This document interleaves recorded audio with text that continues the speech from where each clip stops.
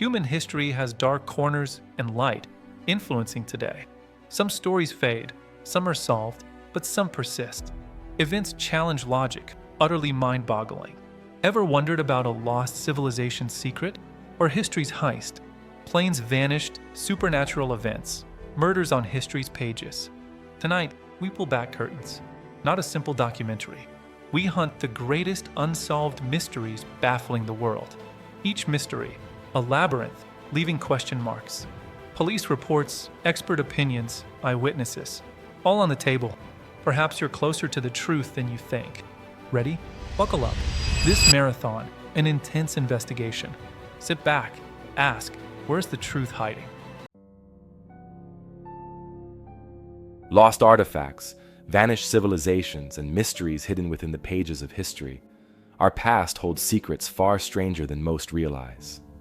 Tonight, we journey into the depths of time to explore real, factual, historical puzzles that remain unsolved, even today.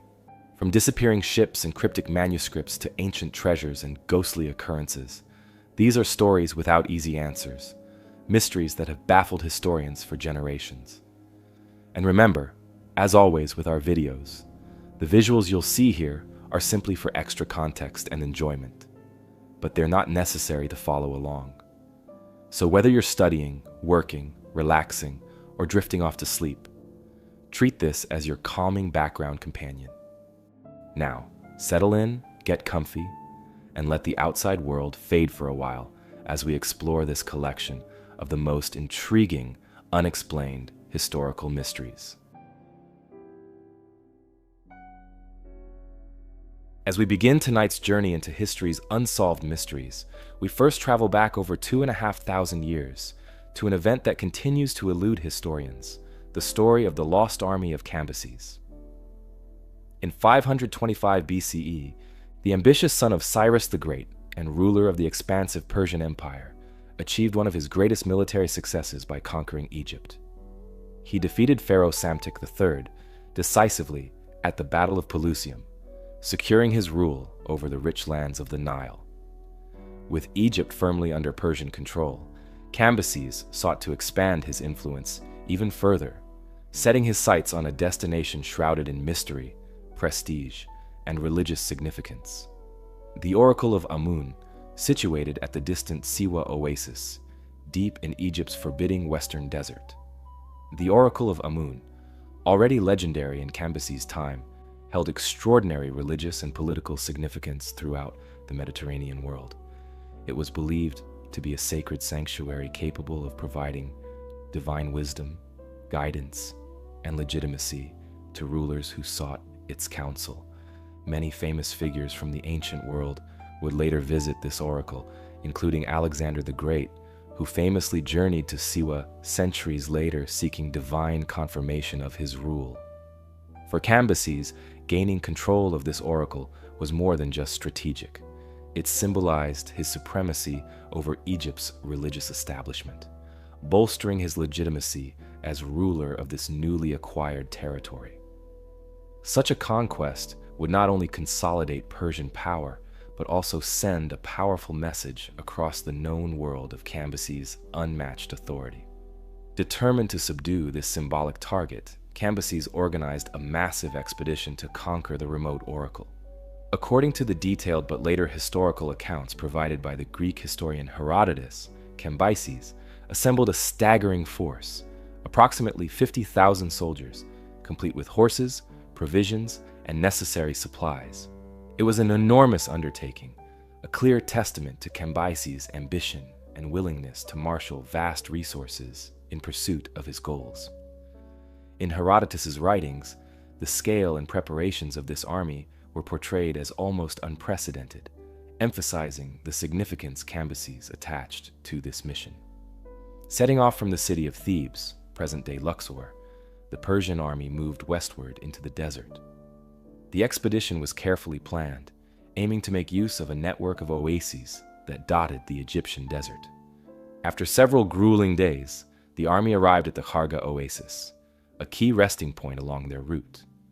Kharga offered essential supplies including fresh water, dates, and shelter from the harsh desert sun. Yet, From Karga onward, the soldiers would face an even greater challenge. The vast, merciless expanse of desert, stretching nearly 200 kilometers, about 124 miles, to their ultimate destination, the Siwa Oasis. The region that lay ahead was, and remains, one of the most inhospitable environments on Earth. Known today as the Great Sand Sea, it is characterized by enormous sand dunes, intense heat during the day, freezing temperatures at night, and almost complete absence of reliable water sources. Crossing this terrain, even with modern technology, is incredibly challenging. In ancient times, it was a near impossible task.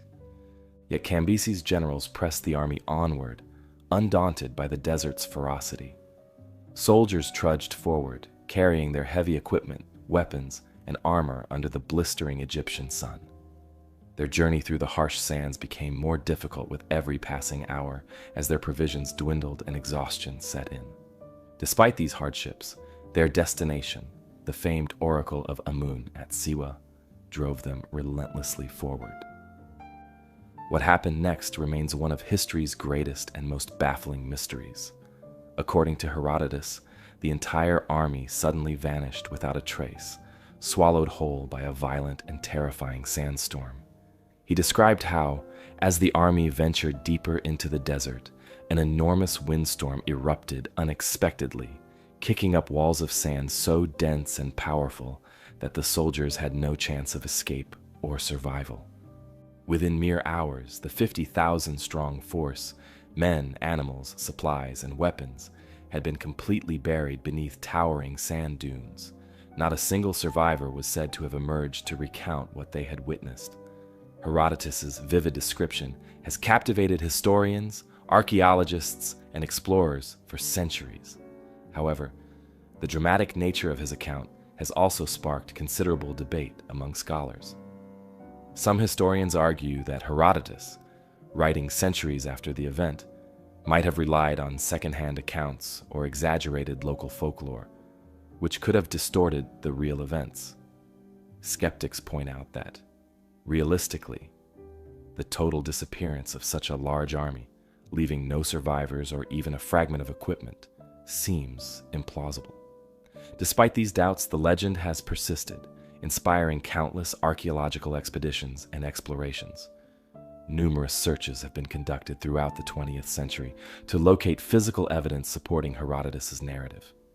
Early explorers such as Ord Wingate and the Hungarian Count Laszlo Almasi undertook extensive searches, but found no conclusive evidence of Cambyses' army. Still, the desert is vast, the sands ever-shifting, and archaeologists remained hopeful that further exploration might uncover the missing army. Excitement surged again in 2009 when Italian archaeologists Angelo and Alfredo Castiglioni announced potentially groundbreaking discoveries near Siwa. Using advanced satellite imaging and ground-penetrating radar, the Castiglionis detected anomalies in the desert sands, unusual formations that appeared unnatural, possibly concealing human remains and Persian-style artifacts. Initial finds included scattered bones, bronze weapons, jewelry, and fragments of pottery, which they cautiously proposed could belong to the Persian expedition. Their findings quickly drew international attention, suggesting the long-lost army might finally have been uncovered. However, further analysis by the broader archaeological community raised significant doubts about their findings.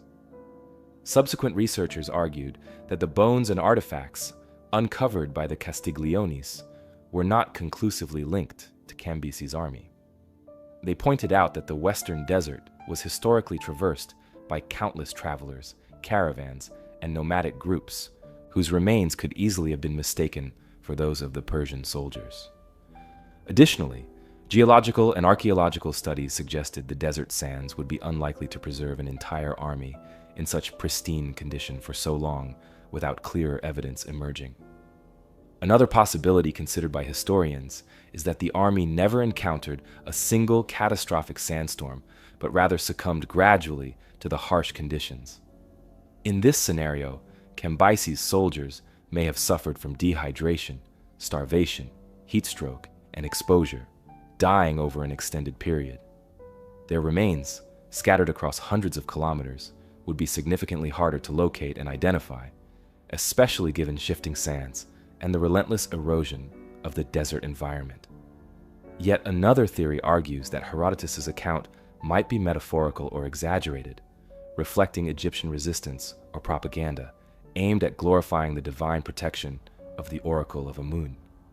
According to this perspective, the Persian army could have simply abandoned their mission and dispersed, possibly integrating with local populations, or returning quietly to Persia, a scenario which would leave minimal archaeological evidence behind. Despite these numerous explanations and extensive exploration efforts, no definitive archaeological discovery has conclusively solved the mystery. The Egyptian Western Desert remains an extremely challenging environment for exploration, with constantly shifting sand dunes capable of concealing or revealing sites unpredictably. Archaeologists and historians continue searching today, driven by the tantalizing prospect of finally uncovering one of antiquity's greatest lost armies. The lost army of Cambyses represents more than just a puzzle from ancient times. It illustrates how difficult historical research can be, especially when relying heavily on ancient texts and limited physical evidence. Herodotus' narrative, while influential, was written centuries after the event and drew on local folklore, making it challenging to distinguish fact from myth. Nonetheless, the historical basis of Cambyses' conquest of Egypt and his campaign against Siwa is widely accepted as genuine. If future archaeological excavations or new technologies can conclusively identify remains or artifacts belonging to Cambyses' army, it would not only solve one of history's enduring mysteries, but also provide invaluable insight into Persian military organization, logistics, and strategies. For now, the fate of Cambyses' lost army remains uncertain, leaving historians and archaeologists alike intrigued and driven to continue exploring this fascinating chapter of ancient history. Today, the search for Cambyses' army continues, aided by increasingly sophisticated technology, historical research, and archaeological methods. As exploration pushes deeper into Egypt's vast deserts, researchers remain cautiously optimistic that someday, beneath shifting sands and weathered dunes, definitive evidence will finally emerge, solving one of history's greatest mysteries. Moving from the sands of ancient Egypt, let's shift our focus thousands of years forward and thousands of miles north to the isolated forests of Siberia to explore one of modern history's most mysterious and powerful events, the Tunguska event. On the morning of June 30th, 1908, deep within the remote Siberian wilderness, near the Tunguska River, something extraordinary occurred. An immense explosion shook the region, unleashing energy equivalent to roughly 10 to 15 megatons of TNT, hundreds of times more powerful than the atomic bomb dropped on Hiroshima. This massive blast flattened an estimated 80 million trees across an area of approximately 830 square miles. Witnesses hundreds of miles away described seeing a bright flash of light illuminating the sky, followed by powerful shock waves that knocked people off their feet and shattered windows in distant villages.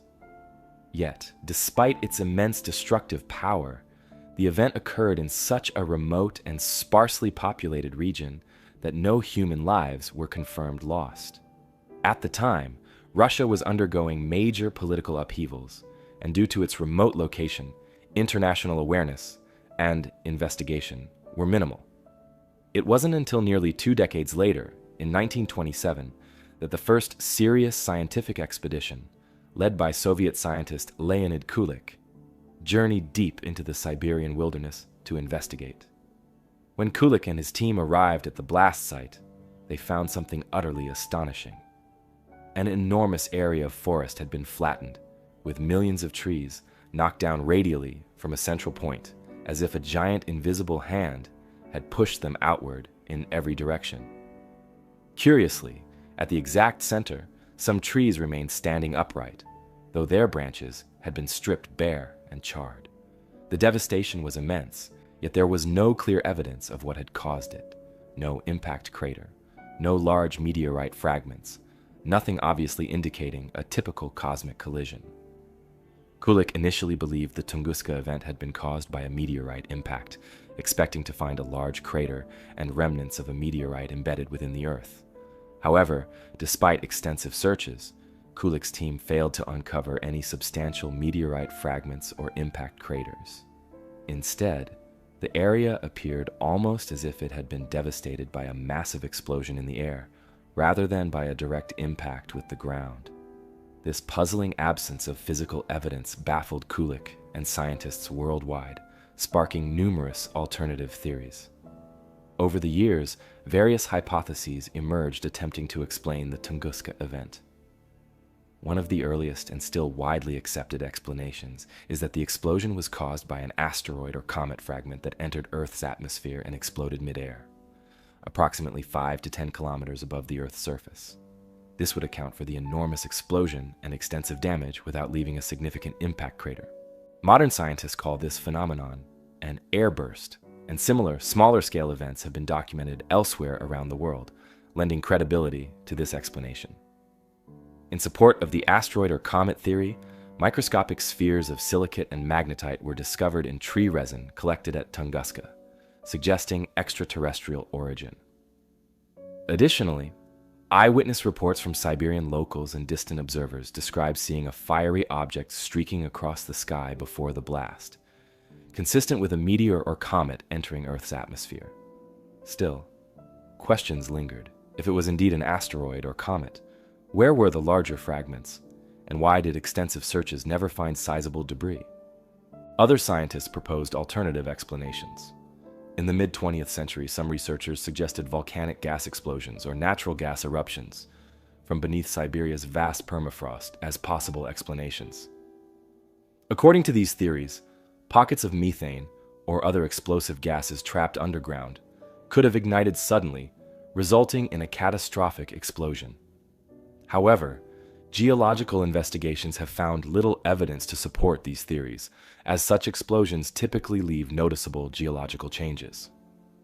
In the Cold War era, more speculative theories also emerged. Some hypothesized that the Tunguska event might have been the result of early experimental technology, perhaps a secret weapon test gone wrong. Nikola Tesla, the famous inventor, was even briefly linked to the event through a theory suggesting he might have accidentally triggered the explosion during experiments with his death ray technology. Yet, historians and scientists largely dismissed these ideas due to a lack of credible evidence. More unusual theories also surfaced, involving extraterrestrial causes, such as a spaceship crash or antimatter collision. These more speculative explanations captured public imagination, but have been mostly disregarded by the scientific community due to their lack of solid supporting evidence. Still, the lack of definitive proof for more conventional explanations has allowed these theories to persist in popular culture, reinforcing the mysterious nature of Tunguska. In recent decades, advances in scientific methods, including computer simulations and modern astronomical research, have provided more detailed insights. Studies involving computer modeling of asteroid and comet explosions have closely matched the damage patterns observed at Tunguska, strengthening the widely accepted airburst hypothesis. Additionally, analysis of eyewitness reports, tree ring studies, and geological examinations have all supported the idea of an atmospheric explosion. In 2013, a strikingly similar event provided modern scientists with valuable context. In Chelyabinsk, Russia, a relatively small asteroid exploded high above the city, injuring over 1,000 people and causing extensive damage. The Chelyabinsk meteor, captured on numerous cameras, vividly demonstrated the destructive potential of atmospheric explosions caused by space objects. This event renewed scientific interest in Tunguska, confirming that such catastrophic airbursts can indeed occur and providing critical parallels for researchers to study. Yet, despite these advances, several mysteries persist.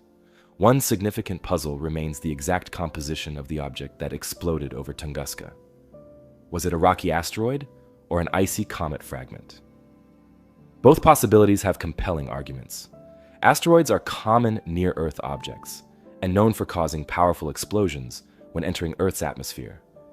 But comets, composed largely of ice, might better explain the lack of large meteorite fragments. The intense heat and pressure from the atmospheric entry could have vaporized most of the material, leaving few physical traces behind. Additionally, some recent scientific expeditions continue to search for potential physical remnants of the Tunguska object in nearby lakes and bogs, where they hypothesize tiny fragments might still be buried deep below the surface. However, despite these efforts, no definitive fragments large enough to conclusively identify the cosmic body have yet been discovered, leaving the Tunguska event's exact nature open-ended. More than a century later, the Tunguska event remains a fascinating historical enigma. It serves as a powerful reminder of Earth's vulnerability to cosmic impacts and continues to inspire scientific study. Each year, astronomers and scientists track thousands of near-Earth objects, working tirelessly to prevent similar incidents in the future.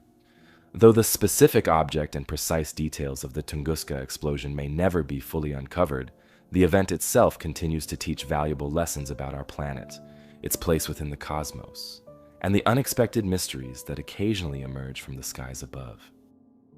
Leaving behind the quiet forests of Siberia and the mysteries hidden within its vast landscapes, we now journey southward across centuries to the sunlit shores of the ancient Mediterranean to explore one of history's greatest puzzles, the mysterious invasion of the Sea Peoples. Around 1200 BCE, a series of events unfolded that reshaped the ancient world. Powerful civilizations, including the Hittite Empire, Mycenaean Greece, and Egypt, faced sudden chaos, instability, and collapse. Historical records from this period are scarce and fragmented, but those that remain hint at a mysterious coalition of seaborne invaders who emerged from the sea, striking swiftly and unpredictably across coastal regions and inland settlements alike. Ancient Egyptians called them the Sea Peoples, and despite numerous references to their devastating raids, the true identity and origins of these invaders remain one of history's enduring mysteries. Egyptian texts, notably from the reign of Pharaoh Ramesses III, offer some of the most vivid accounts of the Sea Peoples. Inscriptions on the walls of his mortuary temple at Medinet Habu describe fierce battles fought along the Nile Delta and the Mediterranean coast. Ramesses portrayed these Sea Peoples as formidable warriors, arriving in fleets of ships intent on invasion and conquest. Egyptian reliefs depict them wearing distinctive helmets and armor, armed with swords, shields, and spears. The inscriptions emphasize their destructive intent and their vast numbers, making it clear that Egypt faced a critical threat during Ramesses III's reign. Historical records from other civilizations in the region also document similar disturbances. Around the same time, the mighty Hittite Empire, located in modern-day Turkey, collapsed abruptly after centuries of dominance. Archaeological excavations of the Hittite capital, Hattusa, have uncovered extensive evidence of destruction, burnt buildings, scattered artifacts, and signs of a sudden violent attack. While it is unclear precisely who caused this devastation, many historians believe that the Sea Peoples likely played a major role. Their presence aligns closely with the time frame of the Hittite collapse, suggesting a coordinated series of invasions that disrupted trade routes and destabilized the region. Mycenaean Greece, home to legendary warriors described in Homer's Iliad and Odyssey, also faced sudden upheaval. Once thriving palaces and fortified cities across mainland Greece collapsed around this time, entering a prolonged period of decline known as the Greek Dark Ages. Ancient Greek historians left few written accounts from this era, making it difficult to pinpoint the exact reasons behind their downfall. Yet archaeological evidence indicates widespread destruction and abandonment, again strongly suggesting involvement by external invaders, possibly the elusive Sea Peoples. Who exactly were these mysterious invaders? The ancient Egyptians left behind a few tantalizing clues. Ramesses III's inscriptions list specific groups within the Sea Peoples coalition, using names such as the Peliset, Shekelesh, Denayan, Shurdan, and Luka.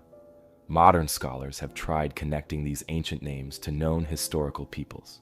For example, the Peliset are often identified with the Philistines, who later settled in what is today the Gaza Strip region.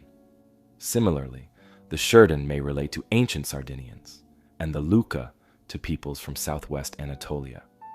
However, these identifications remain speculative, as ancient sources do not provide conclusive details about their origins. Various theories have emerged to explain why the Sea peoples invaded and how they caused such widespread devastation. Some historians believe they were refugees, displaced by drought, famine, or environmental crises in their homelands. As their traditional territories became unlivable, these groups could have banded together, seeking new lands along the Mediterranean coast. Others suggest the Sea peoples were aggressive raiders or mercenaries driven by the prospect of wealth and conquest, capitalizing on the weakened state of established empires. Another popular hypothesis argues that the Sea peoples were not a single unified group, but rather an assortment of different ethnic groups and tribes that shared a common goal of conquest and settlement.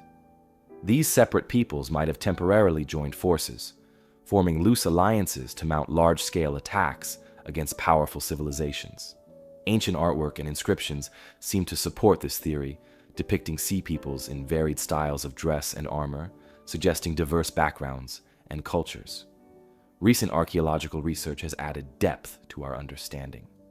Excavations across the eastern Mediterranean region have uncovered layers of destruction dating precisely to the period of the Sea peoples' invasions.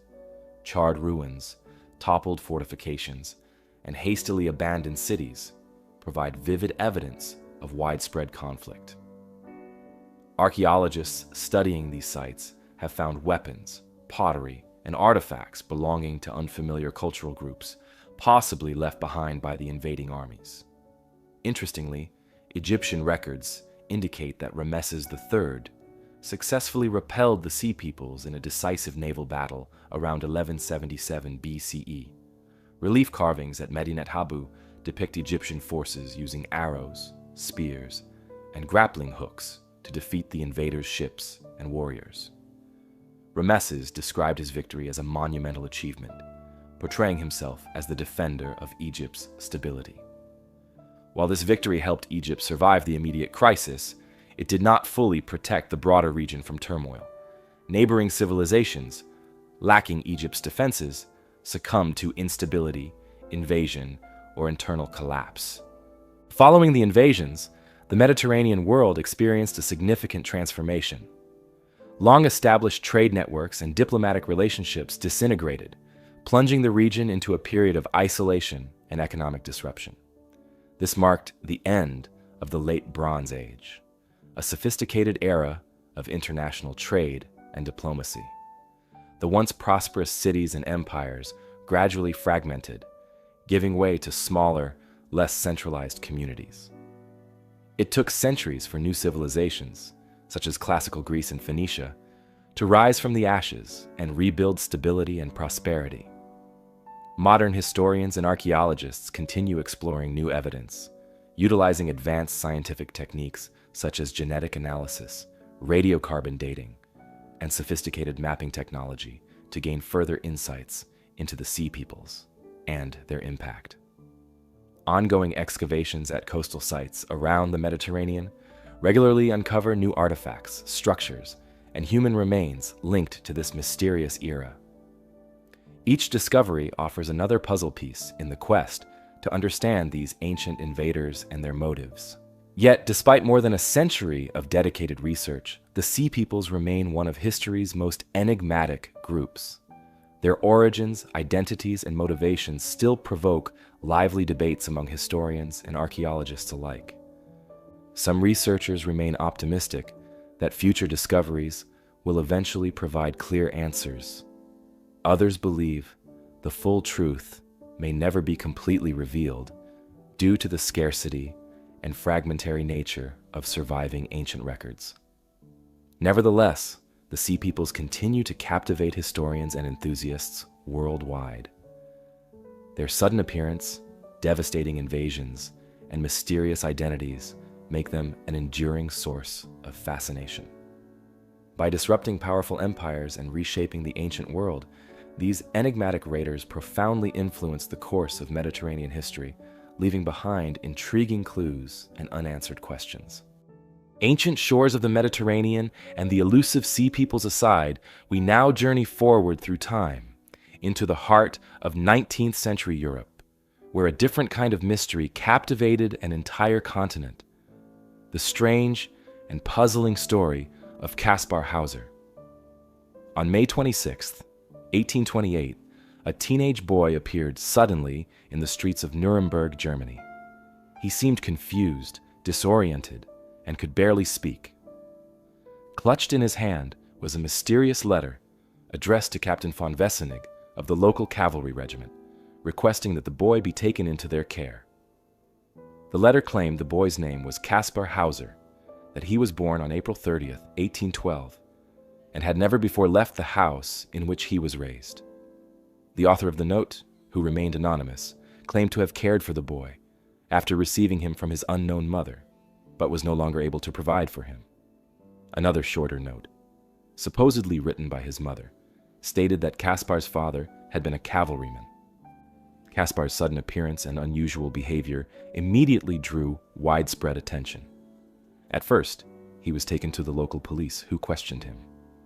They quickly discovered that Kaspar had difficulty communicating and appeared unfamiliar with basic everyday experiences. He seemed unable to walk properly, as though he had been kept isolated for most of his life. His vocabulary was extremely limited. He spoke just a few words and phrases repeatedly. Kaspar appeared to have lived in near total isolation for many years, deprived of normal social interactions or education. The authorities were unsure what to make of Kaspar. Initially, some believed he might be mentally impaired or pretending. However, as news spread, public fascination grew.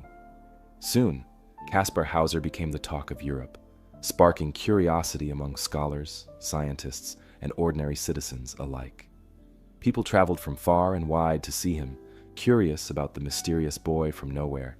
They marveled at his innocence, wondering how someone could grow up completely isolated from human contact.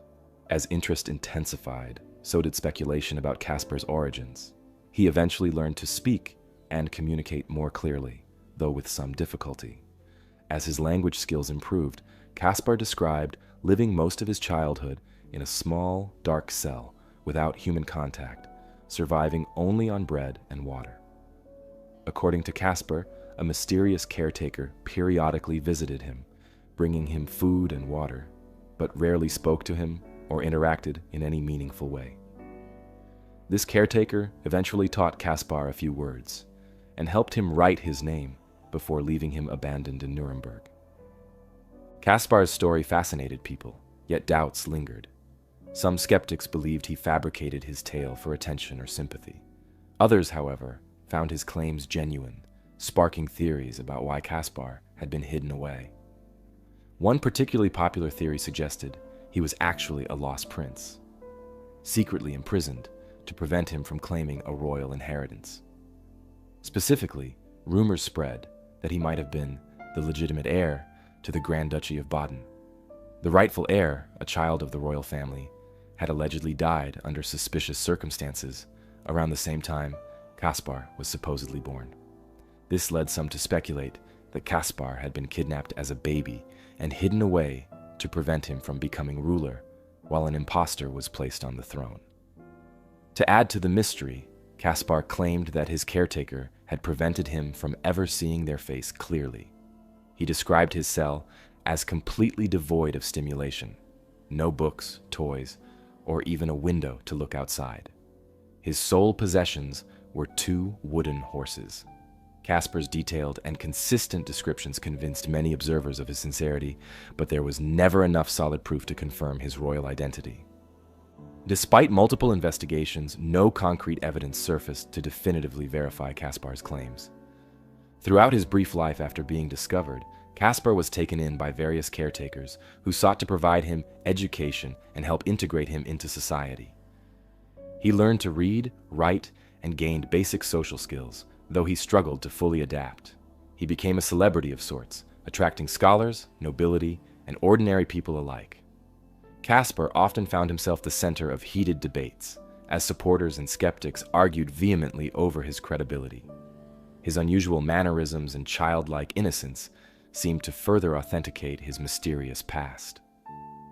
However, the intrigue surrounding Caspar Hauser took a darker turn in 1829. On October 17th, he was discovered bleeding from a head wound, claiming he had been attacked by an unknown assailant. Though authorities investigated, no attacker was ever identified. The incident fueled speculation that someone intended to silence him permanently, possibly to prevent his identity from being discovered. Yet, skeptics also believed Caspar might have harmed himself to gain further attention, keeping his mysterious story alive. Despite lingering doubts and suspicions, Caspar remained popular among his supporters. He continued his education, began writing his own account of his experiences, and even had his portrait painted. But tragedy struck again in December 1833. Caspar returned home one evening, stumbling and gravely wounded, claiming he had been attacked once more in a nearby garden. This time, he had a serious stab wound to the chest. Despite medical attention, Caspar succumbed to his injuries several days later, dying on December 17, 1833. His final words reportedly described his attacker as a stranger who handed him a mysterious note. The note, found at the scene, was cryptic and poorly written, suggesting that the attacker came from a faraway place and might have had a grudge against Caspar. After Caspar Hauser's death, investigations intensified, yet again failed to provide definitive answers. The circumstances of his life and death became the subject of countless theories and speculation, with no conclusive evidence ever emerging. Over the years, historians, criminologists, and forensic experts have continued examining the limited available information. Modern DNA analysis of items reportedly belonging to Caspar has provided conflicting and inconclusive results, only deepening the mystery. Today, Caspar Hauser's true identity remains unknown, and his story continues to intrigue and baffle scholars. Was he genuinely a lost heir to a European throne, hidden away to prevent him from claiming power? Or was he simply an unfortunate victim of neglect, whose unusual upbringing made him famous, but ultimately led to tragedy? Perhaps the truth lies somewhere in between, obscured by time, limited evidence, and human imagination. Caspar's tale inspired countless works of literature, film, and art, highlighting society's ongoing fascination with unsolved mysteries. The enduring intrigue surrounding his life and mysterious origins has cemented his legacy as one of history's most puzzling figures. While the peculiar silence surrounding Caspar Hauser hints at a singular, perplexing origin, the early shores of America bear witness to a far more expansive and unsettling void. The lost colony of Roanoke, an entire community swallowed by history's unanswered questions. This disappearance remains one of the earliest and most enduring puzzles in American history, leaving historians and archaeologists alike searching for answers to what exactly happened to an entire colony of settlers. The story begins in 1587, during the era of Elizabethan exploration.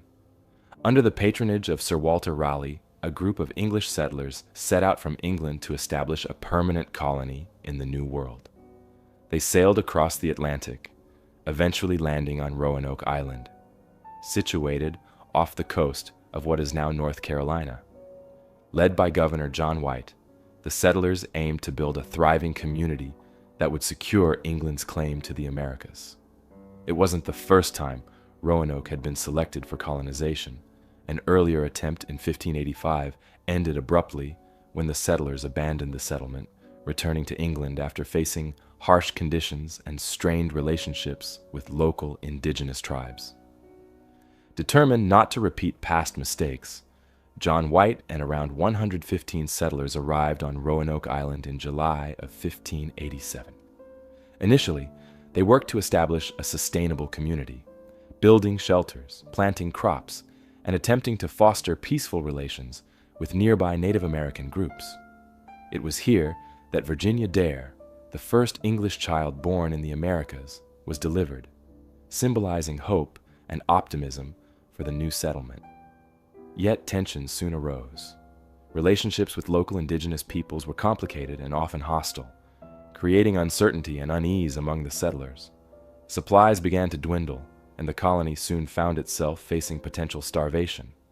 Governor John White, seeing the desperate need for provisions, reluctantly decided to return to England to secure additional supplies and support.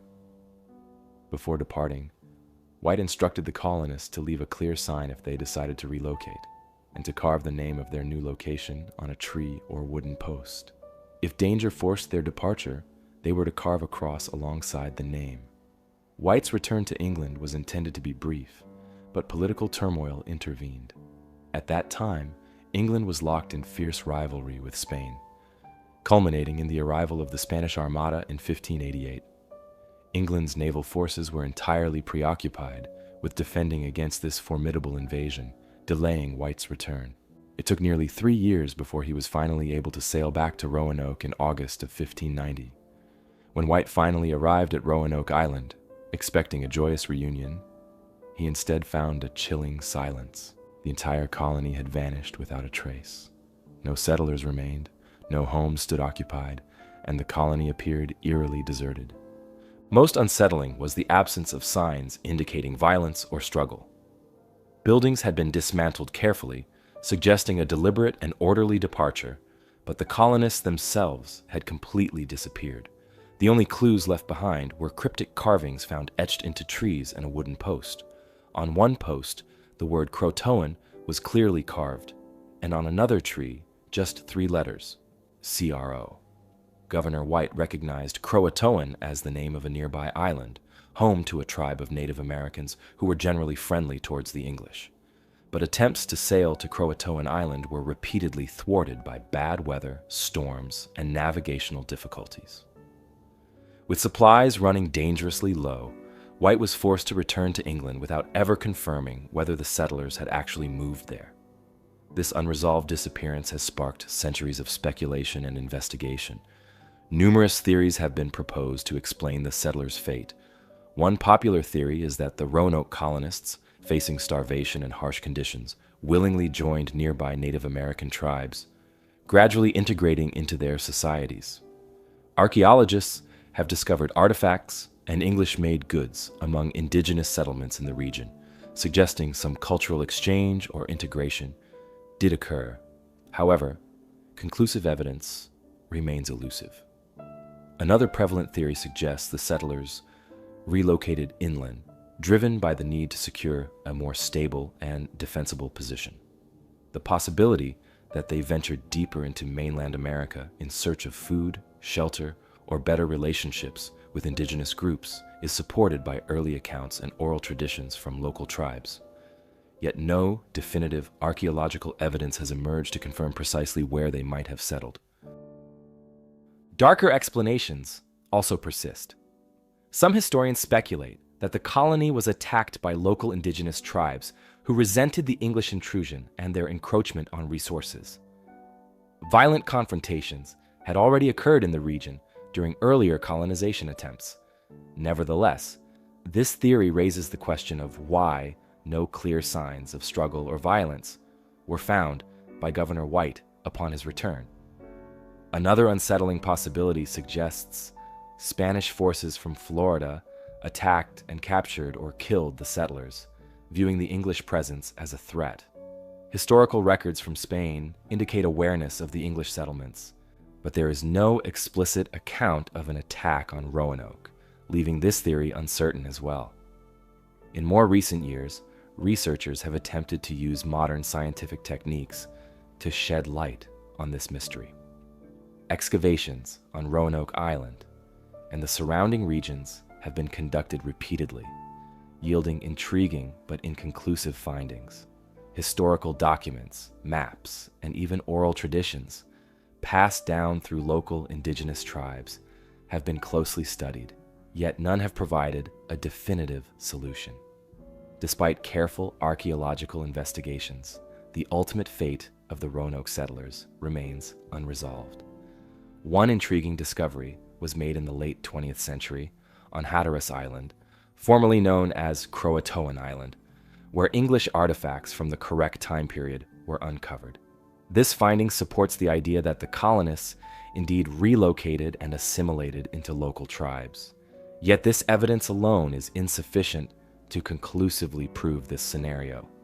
Similarly, recent studies using DNA analysis have attempted to find genetic links between descendants of local indigenous tribes and known families of the original settlers. Such studies have yet to produce definitive conclusions, leaving the mystery very much alive.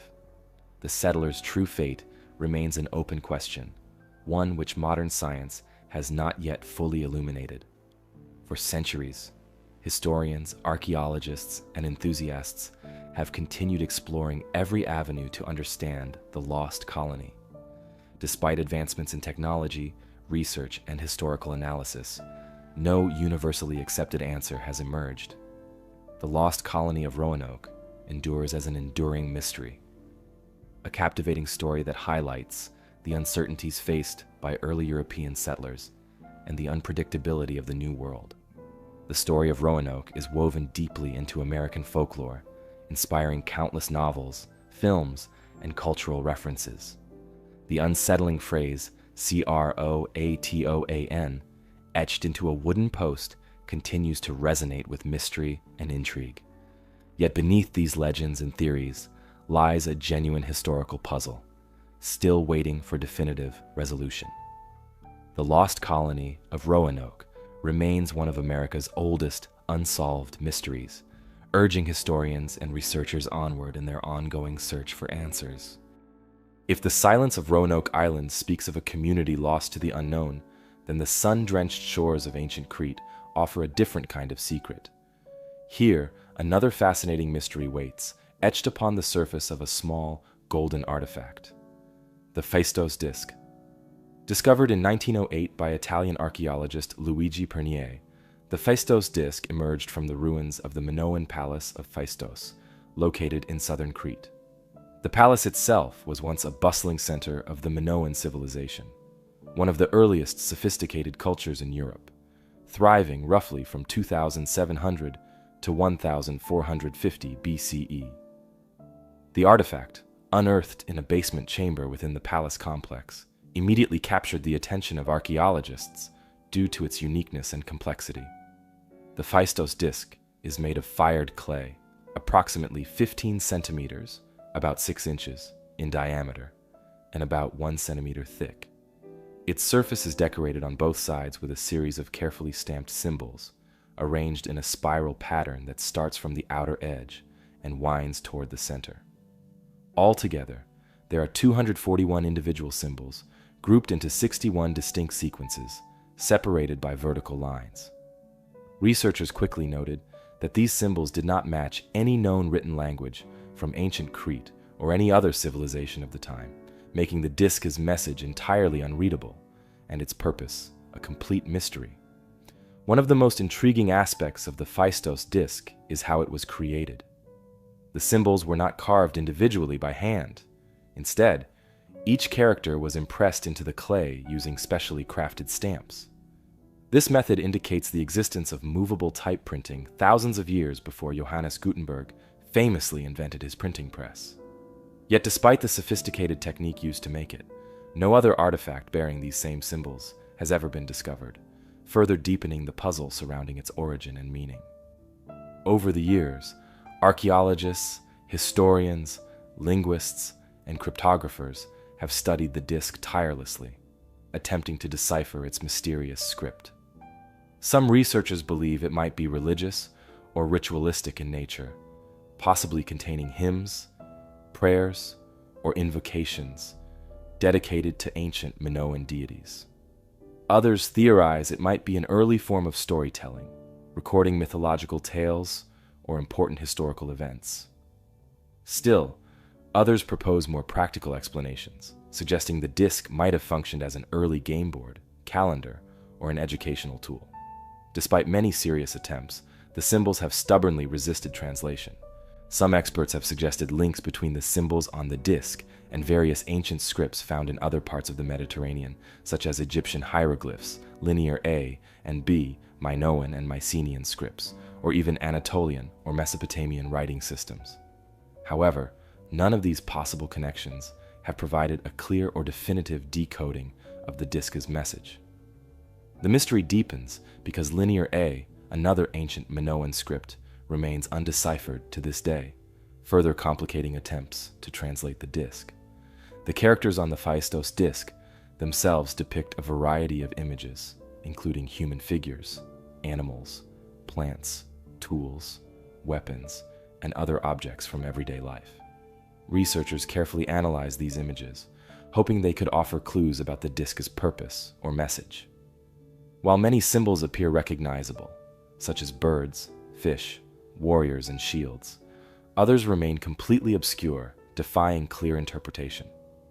The disc's symbols repeat at varying intervals, suggesting some form of structured language or code.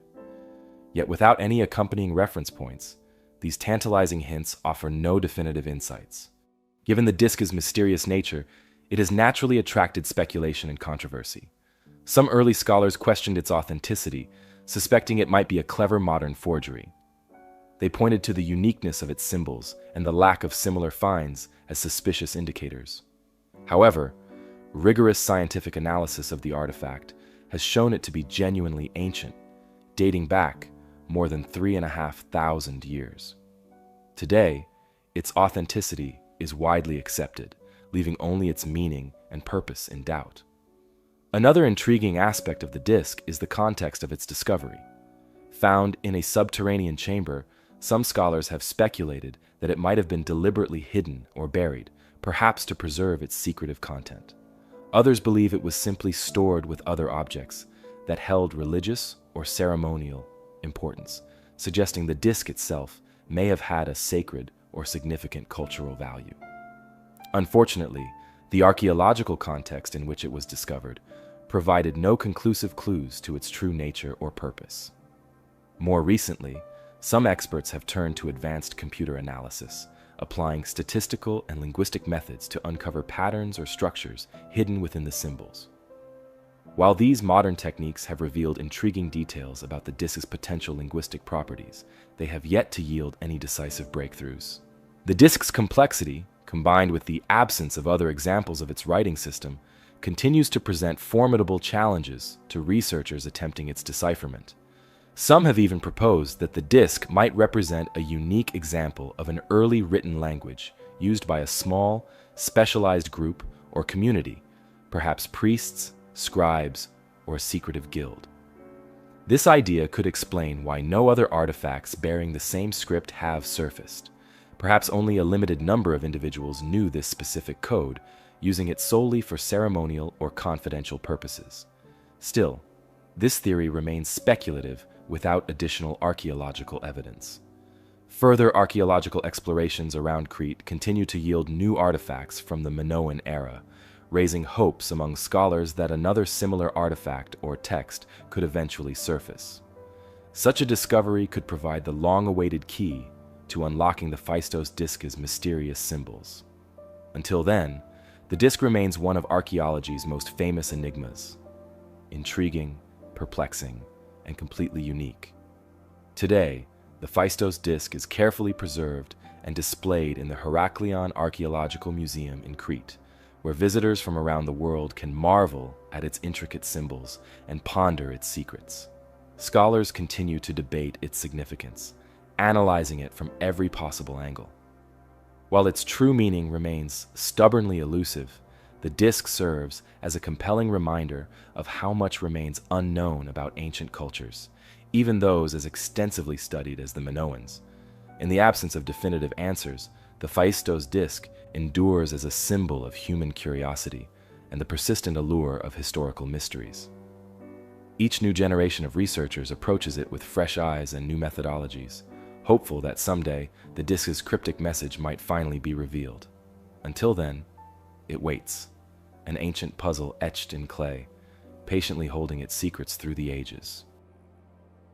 If the undeciphered script of the Phaistos disc hints at a lost language, The medieval courts of England during the Wars of the Roses witnessed a different kind of silencing, the unexplained disappearance of young royalty. The fate of the princes in the Tower remains a poignant and enduring drama of power and vulnerability. In the spring of 1483, King Edward IV of England suddenly died, leaving behind two young sons. His eldest, Edward V, was only 12 years old, while his younger brother, Richard of Shrewsbury, Duke of York, was merely 9. As Edward IV's heir, the young Prince Edward V became king, though his reign would be brief and tragically overshadowed. Because he was still a minor, Edward V was placed under the guardianship of his uncle, Richard, Duke of Gloucester. Richard swiftly assumed the role of Lord Protector, entrusted with safeguarding the young king until he reached adulthood. Initially, young King Edward and his brother Richard were lodged in the Tower of London, not then a prison but rather a royal residence commonly used by monarchs in preparation for coronation. However, as the weeks passed, the mood surrounding the boys grew increasingly tense. Rumors of political intrigue and power struggles rapidly spread throughout England. Suddenly, their uncle Richard made a startling claim. Edward IV's marriage to Elizabeth Woodville, the prince's mother, was illegitimate. Consequently, Richard declared the two young princes illegitimate heirs, and himself the rightful successor to the throne. In July 1483, Richard, Duke of Gloucester, became King Richard III. Following Richard III's coronation, sightings of Edward and Richard, the princes in the Tower, as they came to be called, began to diminish. Soon, they ceased altogether. What exactly happened to the two young princes after that point remains a mystery that historians have sought to unravel for over 5 centuries. Historical accounts from the period offer conflicting and often ambiguous details about the prince's fate. Some chroniclers claimed that the boys were seen playing in the Tower gardens for a time, while others reported increasingly restricted sightings before the brothers vanished entirely. By late 1483, rumors circulated throughout England that the princes had been murdered on the orders of their uncle, Richard III, who was anxious to solidify his hold on the crown by eliminating potential rivals. This dark suspicion was strengthened when Richard III's reign ended abruptly just 2 years later at the Battle of Bosworth Field in 1485. His victorious opponent, Henry Tudor, became King Henry VII. Seeking legitimacy and support for his rule, Henry quickly publicized the theory that Richard III had killed his nephews, casting his predecessor as a villainous usurper. However, Tudor propaganda, aimed at solidifying the new king's rule, inevitably complicated historical clarity, leaving modern historians skeptical of its reliability. Several contemporary and near-contemporary accounts claimed explicitly that Richard III had ordered his nephew's deaths. Most notably, Sir Thomas More wrote an influential history detailing how the princes were smothered in their beds by hired assassins acting under Richard's instructions. More's narrative, written during the reign of Richard III's successors, has significantly shaped popular understanding. Yet, as a product of later Tudor propaganda, historians debate its accuracy, recognizing it as politically influenced rather than fully objective history. In 1674, the mystery took a startling turn. Workers conducting renovations in the Tower of London unearthed a wooden box beneath a staircase containing the skeletal remains of 2 children. The bones were promptly identified as those of the missing princes, and King Charles II ordered them to be reburied in Westminster Abbey. However, these remains were never conclusively proven to belong to Edward V and his brother Richard. Modern forensic analysis could potentially resolve the question, yet the British monarchy has repeatedly denied permission for such examinations, leaving this critical piece of evidence tantalizingly unexplored. Richard III's culpability in the prince's disappearance remains debated today. Some historians assert that Richard had clear motive and opportunity. As long as the princes lived, they represented a significant threat to Richard's rule, offering potential focal points for rebellion and unrest. Yet other scholars argue against Richard's guilt, citing his lack of clear historical evidence and suggesting alternative culprits. One popular alternative theory suggests Henry Tudor himself orchestrated the prince's disappearance, eliminating future rivals to strengthen his claim. Henry had good reason to fear the boys. His own claim to the throne was tenuous and reliant on a combination of military force and political maneuvering. Ensuring that no legitimate claimants survived would have provided Henry VII with critical security, making him another plausible suspect. However, this theory encounters timeline challenges, as the princes disappeared well before Henry's rise to power. Another intriguing possibility points to Henry Stafford, Duke of Buckingham, a powerful noble initially aligned with Richard III. Buckingham possessed both ambition and the means to act independently, potentially plotting against Richard or seeking leverage in England's volatile political landscape. Historical records show that Buckingham eventually turned against Richard, leading a rebellion in late 1483. Some historians speculate that Buckingham might have secretly killed the princes, hoping to place blame on Richard and incite public outrage.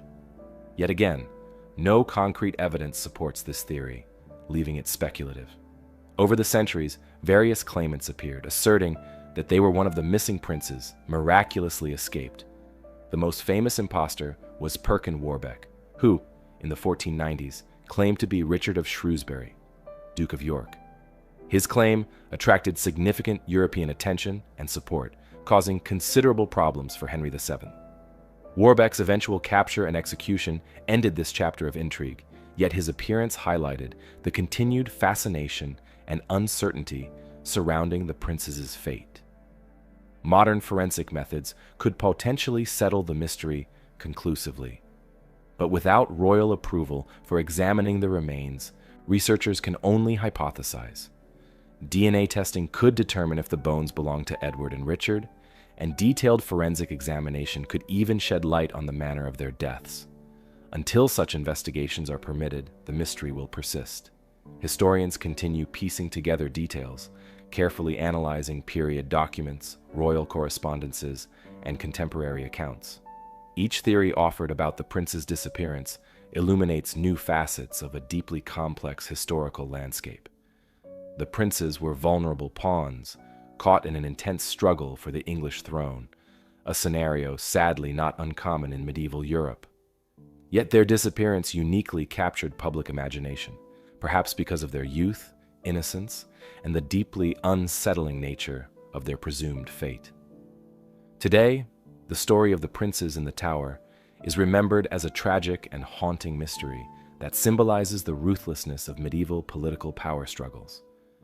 Their fate continues to provoke debate and research, and each new historical discovery or scholarly theory sparks renewed interest and speculation.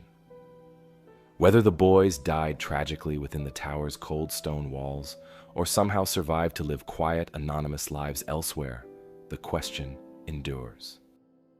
Unlike the human drama of the princes in the tower, played out in the well-documented, albeit turbulent, medieval era, our focus now shifts to a mystery etched not in chronicles, but in stone.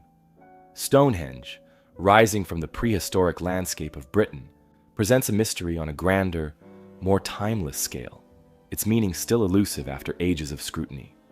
Stonehenge was constructed in several phases, beginning roughly around 3000 BCE and continuing over many generations. At the time, Britain was inhabited by Neolithic farming communities who lived in small settlements scattered across the landscape.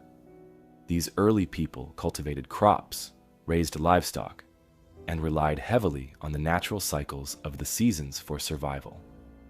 They had no written language, leaving modern researchers reliant on archaeological findings to piece together their way of life.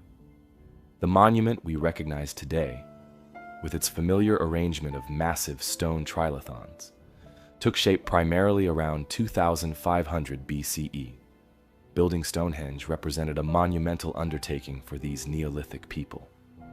The construction required careful planning, sophisticated engineering, extensive cooperation, and considerable manpower, qualities not typically associated with small, scattered agricultural societies. This suggests a remarkable level of social organization and coordination, hinting at leadership structures or collective governance systems whose specifics remain elusive. The colossal stones themselves, some weighing up to 25 tons, were meticulously shaped, transported, and positioned into intricate configurations by builders whose methods still puzzle modern researchers. The iconic larger stones, known as sarsens, came from Marlborough Downs, roughly 20 miles away. Even more remarkably, smaller yet substantial stones called bluestones were transported over 150 miles from the Preseli Hills in Wales. These bluestones, each weighing several tons, would have been moved across challenging terrain, involving hills, rivers, and dense woodlands, without the aid of wheels or advanced technology. Experts believe the builders employed a combination of rolling logs, sledges, rafts, and sheer human effort. This extraordinary logistical feat underscores how significant Stonehenge must have been to these communities, worth such enormous effort and sacrifice. Understanding who built Stonehenge remains challenging, but archaeological findings provide some clues. Excavations around the site reveal artifacts such as pottery fragments, animal bones, and tools, indicating a diverse gathering of people from across different regions. Studies of human remains found near Stonehenge show isotopic evidence that some individuals traveled long distances, possibly from Wales or continental Europe, to participate in rituals or construction activities. This strongly suggests Stonehenge was a focal point that drew people from various cultural backgrounds, enhancing its significance as a ceremonial and social hub. The careful arrangement of Stonehenge clearly indicates intentionality, yet precisely what purpose motivated its construction continues to inspire debate among scholars. One leading theory is that Stonehenge served as a sophisticated astronomical observatory. Many of its stones align precisely with the sunrise and sunset during the summer and winter solstices, demonstrating significant astronomical awareness and observation by these early societies. On the longest day of the year, the summer solstice, the sunrise perfectly aligns with the monument's central axis, casting a beam of light through its stones in a spectacle still witnessed annually. Similarly, the winter solstice aligns precisely in the opposite direction, suggesting that Stonehenge functioned as an early calendar, marking vital seasonal changes that guided agricultural practices, animal husbandry, and ritual life. The ability to align such massive stones so precisely without modern instruments underscores the revolutionary nature of this construction for its time. Stonehenge's builders possessed sophisticated knowledge of geometry, astronomy, and engineering principles, far exceeding what was previously assumed for Neolithic societies. The monument stands as undeniable evidence of human ingenuity and capability long before civilizations with writing or advanced technology arose. Yet Stonehenge's function likely extended beyond astronomy alone. Archaeological findings indicate significant ceremonial activity at the site. Human remains, particularly cremated bones, have been discovered around the monument, suggesting rituals linked to death, ancestry, and spiritual beliefs. For Neolithic peoples, life was deeply interconnected with natural cycles, seasons, birth, death, and regeneration, and Stonehenge likely served as a powerful symbolic center for expressing and reinforcing these beliefs. The stone circle might have represented a gateway between the realms of the living and the dead, a sacred space connecting the physical world with the spiritual. Moreover, Stonehenge appears to have been part of a much larger sacred landscape. Surrounding the monument are numerous burial mounds, ceremonial pathways, and nearby sites like Woodhenge and Durrington Walls, indicating a complex network of interlinked locations dedicated to different aspects of ritual and communal gatherings. Excavations at Durrington Walls have uncovered evidence of large feasts and gatherings, suggesting that communities came together seasonally, perhaps marking solstices or other key events with rituals at Stonehenge. This expansive ceremonial landscape indicates sophisticated social structures and cultural unity that would have strengthened community bonds among dispersed settlements. Yet another theory proposes that Stonehenge functioned primarily as a religious or ceremonial gathering place. Researchers have uncovered evidence of large feasts and communal gatherings nearby, suggesting the monument was an important cultural or spiritual hub. Massive communal celebrations, possibly involving thousands of people traveling from across the region, could have marked significant seasonal events or religious ceremonies. Some experts believe Stonehenge may have symbolized unity or communal identity for widely scattered Neolithic communities, acting as a central meeting point for rituals and celebrations that reinforced social bonds. A different but compelling theory suggests Stonehenge served a healing purpose. Archaeologists studying remains discovered at the site have noticed many skeletons showing signs of injury or illness, hinting that people might have traveled long distances, seeking healing or relief at the monument. Some of the bluestones brought from Wales were believed by ancient cultures to possess healing properties. This theory envisions Stonehenge as an early healing center, a place where people gathered to find spiritual and physical comfort, perhaps believing the stones themselves held mystical curative powers. Recent archaeological discoveries continue to enrich our understanding. New excavations around Stonehenge have revealed that it was part of a larger sacred landscape, filled with smaller monuments, burial mounds, and ritual pathways. Nearby sites such as Woodhenge and Durrington Walls offer further clues about prehistoric rituals and how communities interacted with Stonehenge itself. At Durrington Walls, evidence of large settlements and ceremonial feasting reinforces the idea of Stonehenge as a central place for communal gatherings and spiritual observances, serving as one part of a much larger ritual complex spanning the entire region. In addition to archaeological evidence, modern technologies have brought new insights. Advanced radar scans and ground-penetrating surveys of the surrounding area have revealed previously unknown structures buried beneath the landscape. These hidden features suggest the Stonehenge we see today was just the heart of a broader network of ceremonial sites, connected by carefully constructed pathways and earthworks. Such discoveries strongly suggest the monument had deep cultural, spiritual, and possibly political significance for its creators, far beyond simply marking the solstices or seasonal cycles. Yet despite these fascinating findings, Stonehenge refuses to yield all of its secrets. Even basic questions, such as exactly how the massive stones were transported or precisely who orchestrated their construction, remain stubbornly unanswered. The monument's construction spanned multiple generations, implying a level of organization, collaboration, and continuity across centuries. Yet the identities and motivations of those involved are lost to history. Throughout history, Stonehenge has inspired countless myths and legends, further complicating its historical understanding. Early medieval legends spoke of Merlin, the legendary wizard from Arthurian stories, magically transporting the stones from Ireland. Other folklore suggested giants were responsible for erecting the massive stones, reflecting the awe and confusion medieval observers felt towards this ancient marvel. These fantastical stories, though clearly fictional, demonstrate the enduring mystery Stonehenge held, even in ancient and medieval imaginations.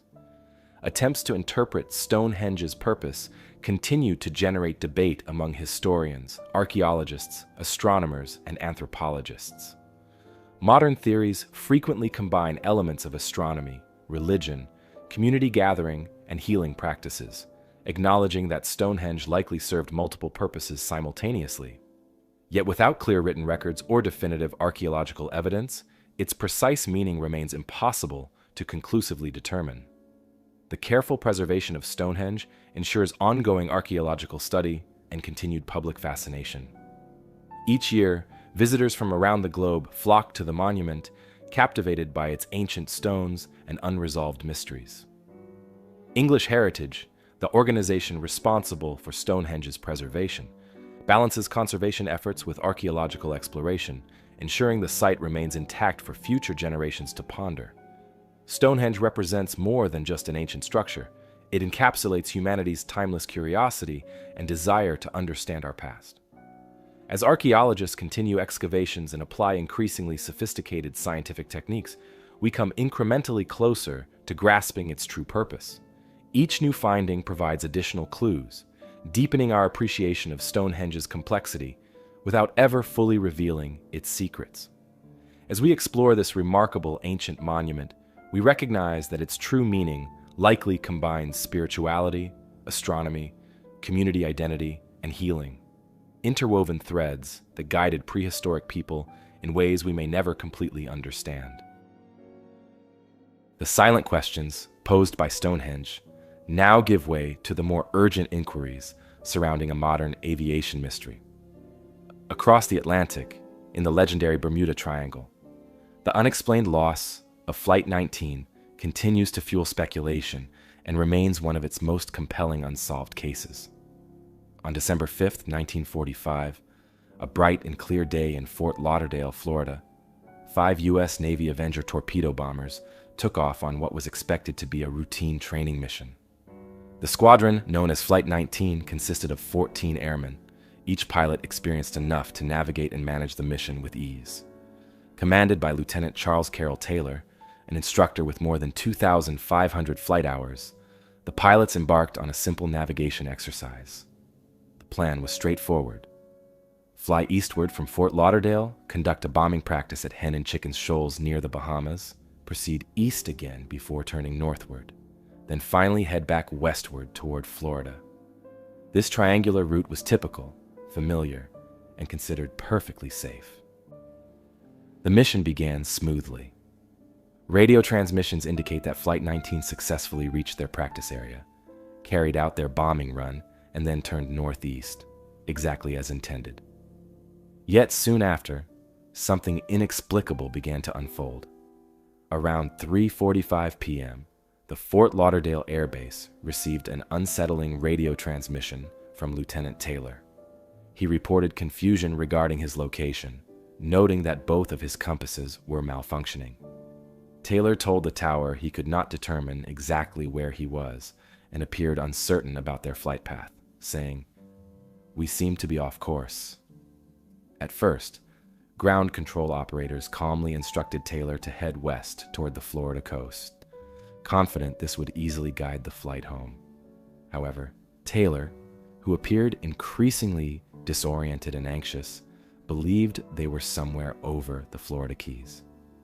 This confusion proved fateful.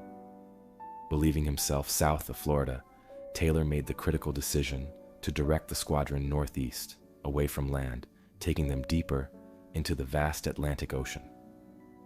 As the hours passed, conditions worsened. The once bright and clear sky began to darken as evening approached, and fuel levels gradually diminished, intensifying the urgency. Ground stations and other nearby aircraft attempted repeatedly to reach Flight 19 by radio, offering guidance and desperately trying to ascertain their exact position. Yet the radio transmissions grew weaker, becoming increasingly distorted and intermittent, adding to the anxiety gripping those listening below. One of the final radio messages, chilling in hindsight, came from one of the pilots who said, "All planes close up tight. We'll have to ditch unless landfall. When the first plane drops below 10 gallons, we all go down together." After this ominous message, the radio fell silent. As night descended, Flight 19 vanished into darkness, never to be seen again. Immediately after the planes disappeared from radar and radio contact, the U.S. Navy launched an intensive search and rescue operation. Hundreds of aircraft and dozens of ships combed the surrounding seas and skies in one of the most comprehensive searches in naval aviation history. Remarkably, the mystery deepened further when one of the rescue aircraft, a Martin Mariner flying boat with a crew of 13, also disappeared without a trace during the initial search efforts. Eyewitnesses later reported a distant explosion, suggesting the Mariner may have experienced a catastrophic accident. But the remains of this rescue plane, like Flight 19 itself, were never recovered. Despite extensive searching over thousands of square miles, no wreckage, no debris, and no signs of Flight 19 or its crew ever surfaced. This baffling disappearance quickly became one of the cornerstones of Bermuda Triangle legend, a region roughly bounded by Miami, Bermuda, and Puerto Rico, infamous for mysterious disappearances of ships and aircraft.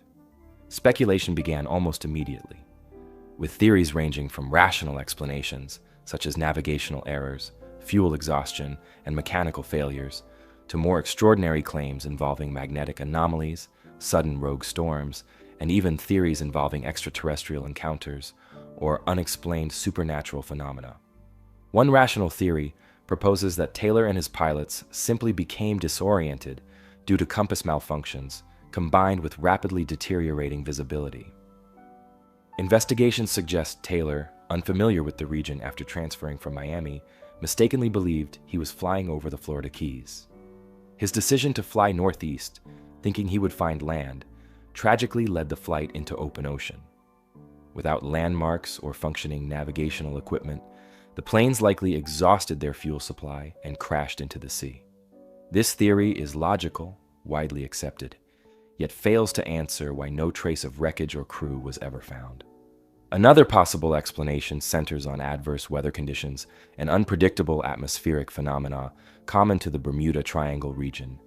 Reports indicate sudden, powerful storms can develop rapidly, creating violent turbulence, waterspouts, and intense lightning, conditions more than capable of bringing down planes and obscuring wreckage from searchers. Still, no solid meteorological evidence conclusively supports this scenario for the day Flight 19 vanished. Over the decades, interest in Flight 19 has persisted, driven largely by its association with the Bermuda Triangle legend. Theories of magnetic anomalies interfering with navigation equipment remain popular, pointing to reports of abnormal compass behaviors, documented by mariners and pilots in the area. The Bermuda Triangle region has a long maritime history of strange occurrences and unexplained disappearances, prompting some to suggest a natural or geological explanation, such as underwater methane hydrate eruptions that could theoretically reduce the density of ocean water suddenly, causing vessels or aircraft to sink rapidly. While intriguing, such scenarios have yet to be conclusively proven. Officially, the U.S. Navy classified the loss of Flight 19 as cause unknown, a stark reminder of the enduring mystery. Modern searches with advanced sonar and underwater imaging technology have periodically attempted to locate the missing aircraft. Occasionally, reports emerge claiming discovery of wreckage potentially linked to Flight 19. Yet each of these findings has been inconclusive or ultimately disproven. Today, Flight 19 remains an iconic symbol of unexplained aviation mysteries, synonymous with the Bermuda Triangle legend. The story has captured imaginations around the world, featured extensively in documentaries, books, films, and popular culture. As aviation technology advanced and navigation became increasingly reliable, disappearances such as Flight 19 became rarer. Yet the story endures precisely because it remains unexplained. The silence that descended over the Atlantic Ocean on that December evening in 1945 continues to echo through history, a reminder of how little we sometimes know about the vast oceans and skies around us. Whether Flight 19 fell victim to navigational confusion, sudden storms, or phenomena we have yet to understand, their story remains both compelling and unsolved. It serves as a powerful testament to the mysteries still waiting in the depths of the world's oceans and skies, reminding us that despite all our modern technology, there remain events whose explanations continue to lie just beyond our reach. The unanswered questions surrounding Flight 19 in the Bermuda Triangle highlight a modern mystery of sudden absence. Our exploration now takes us from the open sea to the secluded valleys of Norway, where a different kind of unexplained occurrence has captured attention. In Hessdalen, a tranquil and remote region, the frequent and baffling appearances of the Hessdalen lights have presented a persistent scientific curiosity since the early 1980s. The Hessdalen lights refer to mysterious, unexplained glowing orbs of light that have appeared regularly in the skies above Hessdalen Valley. These strange illuminations have been observed by local residents, travelers, and researchers alike, sparking curiosity investigation, and speculation for decades. Typically described as bright, luminous spheres of varying colors, often white, yellow, red, or blue, the lights hover silently above the valley, sometimes moving at remarkable speeds, other times remaining perfectly still. Witnesses have reported lights merging together, splitting apart, or disappearing suddenly without a trace. Their unpredictable nature and eerie silence have made the Hessdalen lights an ongoing subject of fascination and investigation. Reports of the lights first surfaced in significant numbers in December 1981. Initially, residents in the small community noticed bright, unexplained lights drifting silently above the valley and nearby mountains. Over the next several months, sightings dramatically increased, reaching a peak between 1981 and 1984, when lights were sometimes reported multiple times each week. Some nights, the lights appeared so frequently and vividly that residents became accustomed to their presence, despite having no clear explanation. The frequency of sightings drew attention from researchers and scientists around the world.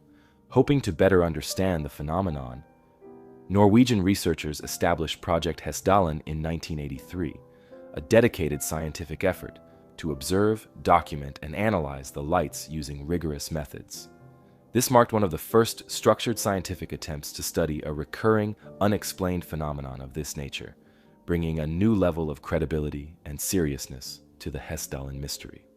Project Hessdalen scientists installed automated observation equipment, including cameras, radar, electromagnetic detectors, and spectrometers, carefully positioned around the valley to collect data whenever the lights appeared. The instruments captured multiple recordings of the phenomenon, providing researchers with valuable scientific evidence and detailed analysis possibilities. Despite extensive efforts, however, Project Hessdalen has not yet conclusively determined the true nature or cause of these mysterious lights. Various hypotheses have emerged from decades of investigation, ranging from natural atmospheric explanations to more speculative ideas. One scientific theory proposes that the Hessdalen lights result from a unique type of plasma phenomenon created by geophysical or atmospheric conditions specific to the valley. According to this idea, the valley's geological structure, rich in minerals and metallic deposits, could generate natural electrical fields. These fields, combined with certain atmospheric conditions, might cause electrically charged gases, known as plasma, to form and emit visible light, creating the glowing orbs observed by witnesses. Another plausible theory relates to piezoelectricity, a natural electrical charge generated under pressure in certain minerals like quartz, abundant in the Hessdalen region. Some scientists suggest that subtle seismic activity or stress within underground rock formations could generate piezoelectric charges, which then manifest as visible glowing orbs when they reach the atmosphere. This geological and atmospheric explanation has gained some support, though it has not yet been definitively proven through experimental observation. Some researchers have suggested that the valley's topography, combined with atmospheric conditions, may lead to unusual reflections or optical illusions, causing observers to misinterpret normal lights from distant locations. However, this hypothesis struggles to explain cases where the lights move rapidly, change direction abruptly, or behave in ways inconsistent with simple reflections or optical phenomena. Eyewitnesses consistently describe lights displaying controlled, purposeful movements, adding further complexity and doubt to this theory. Speculation involving more unusual explanations has also surfaced, including theories suggesting extraterrestrial involvement or advanced military technology tests. These explanations have understandably drawn attention from UFO researchers and enthusiasts. While these theories add intrigue to the Hessdalen phenomenon, they lack strong scientific evidence or verifiable support. Researchers associated with Project Hessdalen have typically focused on natural explanations, choosing to rely on verifiable data and rigorous scientific methods to guide their investigation. Despite extensive observation, the lights remain unpredictable and elusive. They often appear suddenly without warning and can vanish just as quickly. Sightings occur less frequently today than in the early 1980s, but still continue regularly documented and studied. The Hessdalen phenomenon has now been observed for over 4 decades, making it one of the longest-running unexplained luminous phenomena on record, with no definitive explanation yet emerging from scientific investigation. Recent advances in observational technology have allowed researchers to collect increasingly detailed and precise data about the Hessdalen lights. Modern scientific instruments, including high-resolution cameras, advanced spectroscopy equipment, and radar tracking, have provided valuable insights, confirming the lights as physical phenomena rather than illusions or misidentifications. Yet, despite improved observational capabilities, the underlying cause of the lights remains unclear, ensuring continued interest and ongoing research. Scientific efforts to understand the Hessdalen lights have significantly influenced studies of similar phenomena worldwide.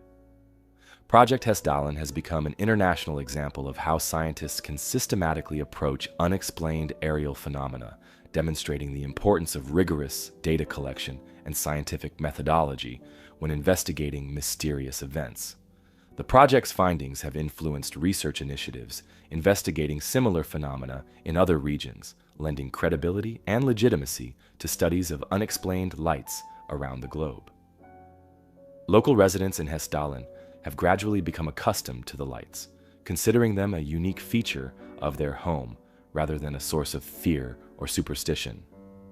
The phenomenon has even become part of local identity, attracting tourists, researchers, and visitors interested in witnessing the mysterious lights themselves. Hessdalen has transformed into a popular destination for those fascinated by unexplained phenomena, bringing new attention and interest to this quiet valley. Ultimately, the Hessdalen lights phenomenon represents a unique scientific puzzle, continuously challenging researchers to expand their understanding of nature's mysteries. As observation and investigation continue, the lights maintain their ability to surprise and intrigue, floating above the darkened valley, visible but unexplained. With each passing year, scientists remain hopeful that further technological advancements, combined with careful observation, may eventually unlock the true explanation behind the Hessdalen lights, bringing clarity to a decades-long mystery shining in the Norwegian night sky. Leaving behind the atmospheric mystery of the Hessdalen lights in the tranquil Norwegian landscape, our journey now transports us to the bustling and ultimately bewildered city of Strasbourg in 1518. Here, a different kind of inexplicable event unfolded, not in the sky, but within the very fabric of the community. The bizarre and unsettling dancing plague, a historical anomaly that continues to defy definitive explanation. It began in the streets of Strasbourg, a bustling city within the Holy Roman Empire, located in what is today modern France. On a warm day in July of 1518, a woman named Frau Trophea stepped out of her home and began to dance. Without music or any apparent reason, she continued to dance persistently and uncontrollably through the day and into the night. Her neighbors watched in confusion as her movements continued tirelessly. What began as a peculiar incident quickly turned into something much more troubling. Within days, the inexplicable urge to dance spread rapidly among the city's residents. Soon, dozens, and then hundreds, joined the strange phenomenon, dancing without rest in streets, squares, and marketplaces. Witnesses described how the afflicted individuals moved their bodies compulsively, seemingly unable to stop. They danced to the point of complete exhaustion, collapsing only when their bodies could no longer withstand the effort. Alarmingly, many danced for days, some reportedly even for weeks, driven by an unknown force. Local authorities, bewildered and concerned by the sudden epidemic, attempted to understand and contain it. Medical professionals of the time offered theories based on prevailing ideas, attributing the dancing to hot blood or supernatural influences. Believing the condition might be alleviated by encouraging the dancers to continue until their energy was spent, city officials established dance halls, provided musicians, and even hired professional dancers to accompany the afflicted. Rather than helping, these measures unintentionally intensified the bizarre spectacle, attracting more participants and prolonging their frantic movements. As weeks passed, the city's situation grew increasingly dire. Records suggest that by August of 1518, approximately 400 people had joined the uncontrollable dancing. The physical toll was severe. Numerous dancers suffered injuries, heart attacks, strokes, and extreme fatigue. Historical accounts report deaths among the afflicted, though exact numbers remain unclear. Eventually, desperate authorities changed tactics, concluding that their initial approach was ineffective and possibly worsening the condition. They banned public dancing, closed music halls, and dispersed musicians from the city, hoping to quell the strange epidemic. Over time, the phenomenon began to subside. Gradually, participants ceased dancing, either exhausted, injured, or finally free of the strange compulsion. By early autumn, Strasbourg returned to a sense of normalcy, though residents remained unsettled and deeply perplexed by the bizarre events they had witnessed. Despite extensive historical documentation, the cause of the 1518 dancing plague remains unclear, and historians, psychologists, and medical researchers have offered various explanations over the centuries. Early theories leaned heavily towards supernatural or religious explanations, attributing the outbreak to demonic possession, curses, or divine punishment. Such interpretations aligned with widespread medieval beliefs, reflecting the cultural understanding of the time. In modern times, researchers have proposed more scientifically grounded theories. One suggestion is ergot poisoning, a condition caused by consuming rye contaminated with a fungus known as claviceps purpurea. Ergot contains chemicals similar to LSD, capable of inducing hallucinations, spasms, and bizarre behavior. Historical records confirm that ergot outbreaks occasionally affected medieval European communities. However, scholars debate the plausibility of ergot poisoning in Strasbourg's case, pointing out that ergot typically caused severe symptoms like gangrene and convulsions rather than sustained dancing episodes. Another widely considered theory is mass hysteria, now more commonly referred to as mass psychogenic illness.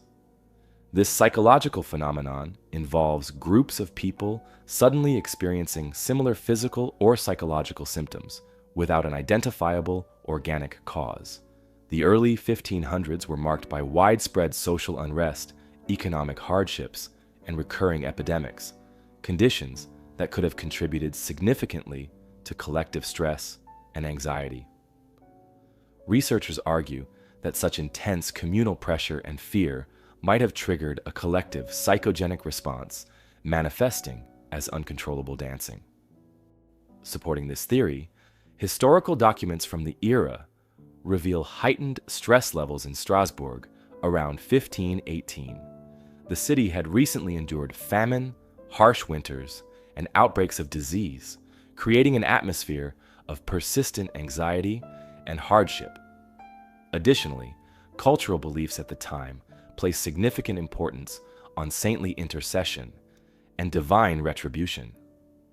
Historical records indicate that residents, overwhelmed by chronic stress, may have subconsciously turned their anxiety into physical expression, resulting in a mass dance phenomenon that provided temporary psychological relief or collective catharsis. Notably, the 1518 incident was not entirely unique in European history. Similar dancing outbreaks occurred sporadically in various towns and cities between the 14th and 17th centuries. Known broadly as dancing manias, these episodes consistently appeared during periods of intense social stress or upheaval. The Strasbourg event remains among the most famous and thoroughly documented examples, yet historical records from other regions reflect strikingly similar occurrences. Modern psychological studies into mass hysteria and collective psychological phenomena lend credence to these interpretations. Researchers have observed contemporary episodes of mass psychogenic illness, characterized by similar patterns of stress-induced physical symptoms rapidly spreading through closely knit communities or groups. Such modern cases reinforce the plausibility of a psychological explanation for historical dancing plagues like Strasbourg's. Despite the advances in understanding human psychology and historical research methods, the dancing plague of 1518 remains fascinating precisely because it resists a singular definitive explanation. The historical accounts of this bizarre event continue to intrigue scholars, inviting ongoing analysis and debate. For historians, psychologists, and casual observers alike, the Strasbourg dancing plague remains a compelling mystery that highlights the complex interplay between collective psychology, social stress, cultural beliefs, and physical symptoms. Today, the city of Strasbourg has embraced its unusual historical legacy, commemorating the event through cultural activities and historical markers. Tourists and historians alike visit the city, curious about the locations where hundreds of people once danced uncontrollably through the streets. The strange phenomenon of the dancing plague of 1518, like many historical mysteries, continues to challenge our understanding of human behavior. Even with modern psychology and medicine, the event remains partly unexplained, a puzzle preserved through historical records and eyewitness accounts. As researchers continue studying similar psychological phenomena, the mystery of why hundreds of people suddenly danced themselves into exhaustion 5 centuries ago still lingers, a curious chapter in human history that, despite extensive inquiry, still dances just beyond our complete understanding. If the dancing plague of Strasbourg presented a psychological and communal mystery played out in the streets, our focus now shifts to a specific archaeological site in Sweden that speaks of a sudden and brutal end. The remains uncovered at the Sandbyborg fortress on the island of Öland reveal a chilling scene. An entire community seemingly massacred and left unburied, posing profound questions about who, why, and the broader context of this violent event in early Scandinavian history. On the tranquil island of Öland, off Sweden's southeastern coast, archaeologists uncovered evidence of a tragic event that had been hidden beneath the soil for more than 1,500 years. In 2010, researchers made a discovery at Sandbyborg, an Iron Age ring fort dating back to approximately 400 to 500 CE. What they found beneath the grassy surface was an unexpected scene of devastation, a snapshot frozen in time, untouched and unnoticed for centuries. Sandbyborg was one of several fortified villages built during Sweden's Iron Age, designed for protection during a period marked by conflict and instability. Typically, these ring forts provided safety for local communities, enclosing their homes within strong stone walls. Inside Sandbyborg, dozens of houses formed a tightly knit community, suggesting a thriving settlement that housed farmers, traders, artisans, and families. However, the archaeological excavation quickly revealed that something had gone terribly wrong. Within the fort's walls, researchers uncovered skeletal remains scattered across the settlement, seemingly exactly where they had fallen. The placement of the bodies indicated a sudden and violent attack, catching the inhabitants off guard. Archaeologists found victims still inside their houses, near doorways, and even alongside fireplaces, implying that the violence struck unexpectedly and swiftly. The bodies showed clear evidence of violent deaths, wounds caused by swords, knives, axes, and blunt force trauma. Yet even more puzzling was the condition in which these remains were found. Normally, ancient communities would bury their dead respectfully, observing ritual customs and ceremonies. But at Sandbyborg, the victims lay abandoned exactly as they fell, untouched and undisturbed. No attempts were made to move or bury them, indicating that no survivors returned to the fort after the attack to care for their loved ones. This eerie abandonment raised significant questions about who the attackers might have been, why the massacre occurred, and why no one ever came back. Further analysis revealed the scale of the tragedy. Archaeologists discovered that all victims appeared to have died within a single event. Even more disturbing, the victims included adults, adolescents, and children alike, suggesting a merciless attack that spared no one. Jewelry and valuables remained untouched, ruling out robbery as the primary motive. Houses still contained personal belongings, cooking utensils, and even partially prepared meals, emphasizing the abruptness and brutality of the massacre. The identity of the perpetrators remains unclear, as does their motivation. Scholars have proposed several theories, One possibility is an internal conflict within the region, perhaps a power struggle between rival clans or families. During the Iron Age, political and social rivalries could escalate quickly and violently. The location and defensive design of Sandbyborg itself suggest an era when conflict was common, making an internal feud plausible. However, this theory does not fully explain why no one returned afterward, leaving the settlement eerily frozen in time. Another theory suggests an external threat, perhaps raiders from overseas or neighboring territories. The 5th century in Northern Europe was marked by shifting power dynamics, migrations, and invasions.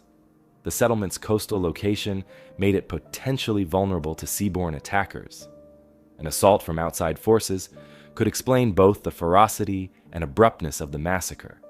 Still, the fact that valuables and wealth remained untouched seems unusual if the attackers were motivated by conquest or plunder. Researchers have also explored whether the abandonment could have been caused by fear or superstition. It's possible the surrounding communities deliberately avoided returning to Sandbyborg after the massacre due to a belief that the site had become cursed or spiritually polluted. Ancient societies often viewed places of violent death as taboo, dangerous, or haunted by restless spirits.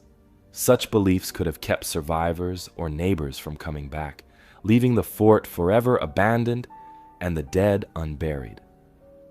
Intriguingly, archaeological findings add support to this idea. The site remained untouched, not only immediately following the massacre, but also for generations afterward. Valuable possessions, including jewelry and coins, were left exactly where they fell, despite their obvious worth. In one house, researchers found a hoard of exquisite Roman gold coins, objects of considerable value at the time, still hidden beneath the floor. No one returned to recover this treasure, reinforcing the notion that Sandbyborg was considered cursed or forbidden. To date, researchers have excavated only a small portion of Sandbyborg, but each excavation uncovers new details that deepen the mystery. Radiocarbon dating and forensic analysis have confirmed the massacre occurred around 480 CE, a period of significant upheaval in Europe, often linked to the decline of the Western Roman Empire. Trade routes shifted, populations moved, and warfare increased throughout the continent, perhaps influencing events even as far north as Öland. Ongoing genetic analysis and osteological examinations of the remains continue to provide insights. Preliminary results suggest that the inhabitants had familial ties, indicating a tightly connected community rather than random settlers. The attackers, on the other hand, remain unidentified. No direct evidence points clearly to their origin, though they may have been culturally similar to the victims, perhaps neighbors or rivals from nearby settlements. The Sandbyborg massacre stands out not only for its brutality, but also because it offers a unique archaeological snapshot of a community caught unprepared by sudden violence. Unlike other ancient massacres, the site remained untouched and hidden until modern excavation. The evidence preserved beneath the soil allows historians to reconstruct vividly the events of a single tragic day in an otherwise forgotten village. The unanswered questions continue to fuel research and debate. Why did the attackers choose Sandbyborg specifically? Why were no survivors allowed to return, bury their dead, or reclaim valuable possessions? How did surrounding communities react to this sudden tragedy? Each discovery at Sandbyborg provides clues that historians piece together, gradually forming a clearer picture of this dark moment in history, yet leaving crucial details frustratingly uncertain. Today, the Sandbyborg massacre is recognized as one of Europe's most compelling archaeological mysteries. Scholars continue excavations, hoping that future findings will help unravel the tangled story of violence and abandonment. They seek not only to identify those responsible and their motives, but also to understand how ancient communities coped with violence, loss, and trauma. Visitors to Öland can now see the site, where low stone walls partially outline what was once a thriving village. Grassy earth now covers the remains, offering few visible clues to the violent history beneath. Yet below the surface, archaeologists continue to uncover more details of the massacre, adding depth to our understanding of life and conflict in ancient Europe. Ultimately, the massacre at Sandby serves as a chilling reminder of humanity's capacity for sudden, unexplained violence. It is a historical puzzle, preserved silently beneath the soil, a moment of tragedy that remains unresolved. Despite ongoing research and technological advances, the complete story behind Sandby and its vanished inhabitants remains tantalizingly just out of reach, a haunting chapter in European history that silently awaits further discovery. The undeciphered script of the Voynich manuscript presents a puzzle for the mind. Now, our exploration shifts to a more tangible, though equally elusive, historical target, the final resting place of a legendary warrior. Deep within the plains and forests of Eastern Europe lies the rumored, and as yet undiscovered, tomb of Attila the Hun, a mystery steeped in ancient secrecy. Known to the Romans as the Scourge of God, Attila the Hun emerged in the early 5th century CE as one of history's most formidable and feared leaders. Born around 406 CE, Attila and his brother Bleda inherited leadership of the Huns following the death of their uncle Rugila in 434 CE. Initially sharing power, the brothers embarked on a series of ruthless campaigns, raiding and subjugating tribes across Central and Eastern Europe. However, in 445 CE, under unclear circumstances, Bleda died. Many historians suggest he was assassinated on Attila's orders, though concrete proof remains elusive. With his brother's death, Attila became the sole and undisputed ruler of the Hunnic Empire. Under Attila's leadership, the Huns transformed into an exceptionally organized and feared fighting force, renowned for their speed, mobility, and devastating tactics. Their success hinged primarily on cavalry warfare, utilizing swift, horse-mounted archers who could quickly encircle enemies, deliver lethal attacks, and withdraw before opponents had the chance to respond effectively. These tactics proved devastating against traditional Roman legions and heavily fortified settlements. During Attila's reign, the Hun Empire stretched across an enormous territory, spanning from the Ural River in the east to the Rhine River in the west, and from the Baltic Sea in the north down to the Danube and Black Sea regions in the south. Tribes and kingdoms throughout this vast expanse paid substantial tribute to Attila, providing him with immense wealth and power. His reputation as a fierce warrior and unyielding leader spread rapidly, ensuring submission from many rivals without the need for prolonged conflict. Attila's campaigns against the Roman Empire are particularly notable in history. In 441 CE, seizing upon the Roman Empire's vulnerability due to internal strife and external threats, Attila launched major invasions into the Eastern Roman Empire, also known as the Byzantine Empire, devastating territories in the Balkans and laying siege to key cities such as Constantinople's suburbs. His relentless attacks forced the Roman Emperor Theodosius II into humiliating negotiations and costly payments of tribute.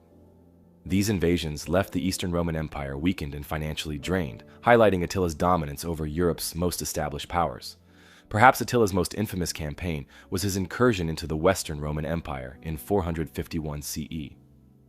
This invasion culminated in the legendary Battle of the Catalonian Plains near modern-day Châlons-en-Champagne, France. Attila faced a massive coalition army composed of Romans under General Flavius Aetius, alongside Visigoths, Franks, and various other tribes who temporarily united against the Huns. The battle was fierce, resulting in staggering casualties on both sides, yet it concluded without a definitive victory for either army. Attila withdrew to regroup, temporarily ending his advance into Western Europe.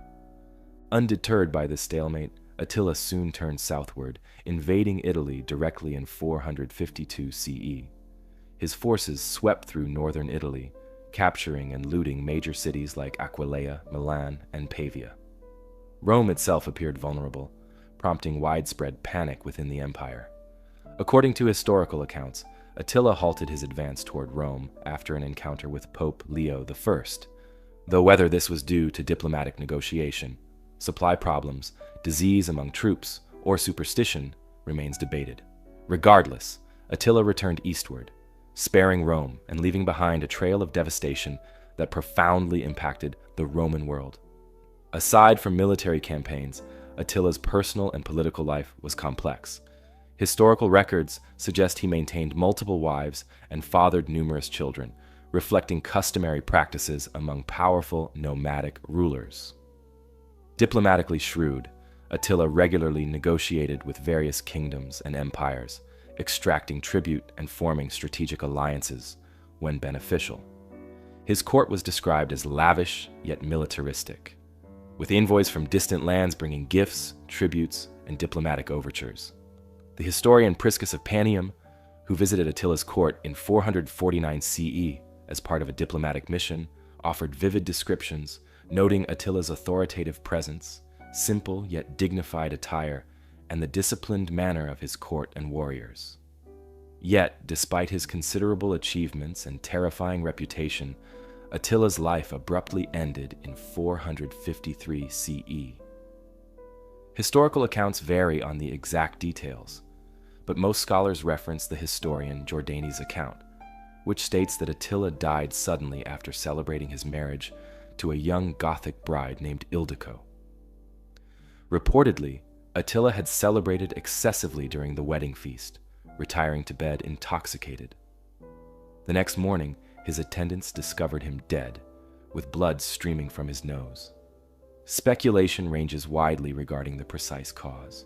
Possible explanations include a fatal nosebleed, choking on his own blood, internal bleeding due to heavy drinking, or even assassination via poisoning. Though some contemporaries suspected foul play, no concrete evidence has emerged to definitively solve the mystery of his death. Attila's sudden demise threw his empire into immediate chaos as his sons and subordinates swiftly engaged in bitter internal conflicts. Without Attila's commanding presence, the once formidable Hun Empire fractured rapidly, disintegrating into smaller factions. The swift dissolution of his empire emphasizes how profoundly Attila's leadership and personal charisma had bound together the diverse tribes and territories under Hun control. According to historical accounts, Attila's funeral was a grand spectacle, demonstrating both the reverence and secrecy that surrounded him. Jordanes described vividly how Attila was placed in 3 coffins, a golden coffin inside a silver coffin, which was then enclosed in an iron one, symbolizing his immense wealth, power, and the respect he commanded. This triple coffin was then interred deep beneath the earth in a secret location, chosen carefully by his most trusted followers. To ensure that Attila's resting place remained forever hidden from outsiders, the slaves who dug the tomb were reportedly executed immediately after its completion, guaranteeing that no living soul would ever reveal the tomb's location. Stories surrounding Attila's tomb grew over centuries, as scholars and treasure seekers alike became fascinated by the immense wealth and priceless artifacts thought to be buried alongside him. Legends spoke of untold gold and precious jewels, weapons, ornaments, and countless treasures plundered from his raids on Roman territories. These rumors only intensified the interest in uncovering Attila's burial site, igniting numerous searches and excavations across the Hungarian plains and surrounding regions. Historians have widely debated the probable locations of Attila's secret tomb. Many suggest it may be situated somewhere within modern-day Hungary, particularly in the Great Hungarian Plain, an expansive area historically associated with the Huns. Several local legends pinpoint the region surrounding the Tisza River as a possible burial site, asserting that the tomb was cleverly concealed beneath riverbeds or marshes, carefully chosen for their shifting landscapes and natural protection from discovery. Over the years, numerous expeditions have attempted to locate the hidden grave. During the 19th and 20th centuries, amateur archaeologists, historians, and treasure hunters conducted exhaustive searches along the banks of rivers, within remote forests, and across expansive grasslands. But despite their efforts, not a single trace of Attila's tomb has been conclusively identified. Modern archaeological techniques, such as aerial photography, ground-penetrating radar, and satellite imagery, have been applied in recent decades, but these too have failed to produce tangible evidence of the legendary burial site. While definitive evidence remains elusive, historical documents provide glimpses into the burial practices of nomadic peoples like the Huns. Typically, these burials included elaborate ceremonies, extensive grave goods, and strategic concealment, particularly for leaders of Attila's magnitude. Archaeological discoveries across Central Asia and Eastern Europe indicate that prominent nomadic rulers were indeed often buried with significant treasures, weapons, and ritual objects. This lends historical credibility to the legends surrounding Attila's burial. One notable theory proposes that Attila's grave was intentionally located in a remote, inaccessible area. Supporters of this theory argue that Attila's followers deliberately chose a site that was difficult to access, then erased all visual traces of burial activity, leaving only vague clues for later generations. Other theories suggest that the tomb was hidden beneath flowing rivers or marshes, which would naturally alter their courses over time, further obscuring the site from discovery. This method of concealment was a known practice among various nomadic groups, adding weight to such hypotheses. In addition to theories and expeditions seeking Attila's tomb, the legend itself has deeply influenced Hungarian culture and identity. Attila is often portrayed as a heroic ancestor figure in Hungarian folklore, and numerous sites across Hungary claim connections to the legendary leader.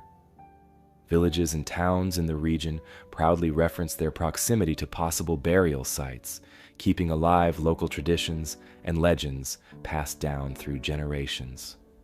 While the existence of Attila's tomb itself is widely accepted among historians, the precise location, condition, and contents of the burial remain purely speculative. Archaeologists caution that even if Attila's tomb were eventually found, centuries of flooding, erosion, and geological changes might have destroyed or dispersed much of the physical evidence. Still, the possibility of uncovering this historically significant site remains a tantalizing prospect, as any genuine discovery would undoubtedly offer profound insights into Hun culture, burial practices, and the historical figure himself. Thus, the search for Attila's tomb continues to captivate imaginations. Whether the burial holds vast treasures or simply offers valuable historical context, the tomb's elusive nature has ensured that it remains one of history's most enduring and intriguing mysteries. Its undiscovered status symbolizes the life of Attila himself, powerful, feared, revered, yet ultimately unknowable, lost within the folds of history, concealed beneath the earth, and waiting, perhaps eternally, to be uncovered. Just as the secrecy surrounding Attila's burial continues to intrigue those who study ancient history, so too does the bizarre tale that unfolded in the rural English village of Woolpit during the 12th century. This medieval case, documented by contemporary chroniclers, offers a glimpse into a world where the unusual was often intertwined with the everyday, creating a mystery that still resists definitive explanation. According to historical accounts by chroniclers such as Ralph of Coggeshall and William of Newburgh, the strange tale began on an ordinary day during the harvest season. As villagers went about their routine work, two children suddenly emerged from the surrounding woods, appearing confused, frightened, and most startlingly, completely green in color. Their skin had a distinct greenish hue, unlike anything the villagers had ever seen before. Both children, a boy and a girl, wore clothing made of unfamiliar material and spoke a language completely unknown to the villagers. Bewildered by their sudden appearance, the villagers brought them into town, where their strange appearance and unfamiliar speech quickly drew curiosity and concern from the entire community. At first, the children refused all food offered to them, seemingly bewildered by the villagers' simple diet. Eventually, after several attempts, they discovered and eagerly consumed raw, broad beans. Gradually, over weeks and months, the children adapted to local food, which slowly diminished the unnatural green tint of their skin. Unfortunately, despite improving in health and diet, the boy grew weaker and eventually passed away, leaving only his sister alive. With time, the surviving girl gradually learned enough English to communicate with the villagers. When she was finally able to speak coherently, she told them an incredible story that puzzled the villagers even further. According to her account, she and her brother came from a land called Saint Martin's Land, a strange realm where the sun never fully shone and everything appeared bathed in perpetual twilight. In this place, she explained, all people shared their distinctive green color. She described how she and her brother had been tending livestock when they heard the distant sound of bells coming from an unknown direction. Drawn by curiosity, they had followed the enchanting sounds through a cavern or passageway, eventually emerging near Woolpit, where the villagers first discovered them. Over time, the girl adjusted to life in Woolpit, losing her green complexion entirely, and eventually adopting local customs and culture. She was baptized, given the name Agnes, and later married a man from a neighboring town, reportedly living a normal life afterward. Despite integrating fully into society, the mystery of her origin never fully faded. Historians and scholars continue to grapple with the strange details she described, details too specific and consistent to dismiss as mere fantasy or childhood imagination. Researchers over the centuries have proposed several theories attempting to explain the Green Children's origins. One prominent explanation suggests that they were Flemish immigrants or orphans who had become separated from their parents, wandering through unfamiliar terrain and eventually stumbling upon Woolpit. This theory notes that Flemish immigrants, fleeing conflicts or persecution, were known to have settled in the region around that time. The children's strange clothing, unfamiliar speech, and confusion might thus be explained as simply the result of cultural differences and their stressful journey. Their initial green complexion could be attributed to a condition called chlorosis, historically associated with malnutrition and anemia, common among impoverished or displaced children of the era.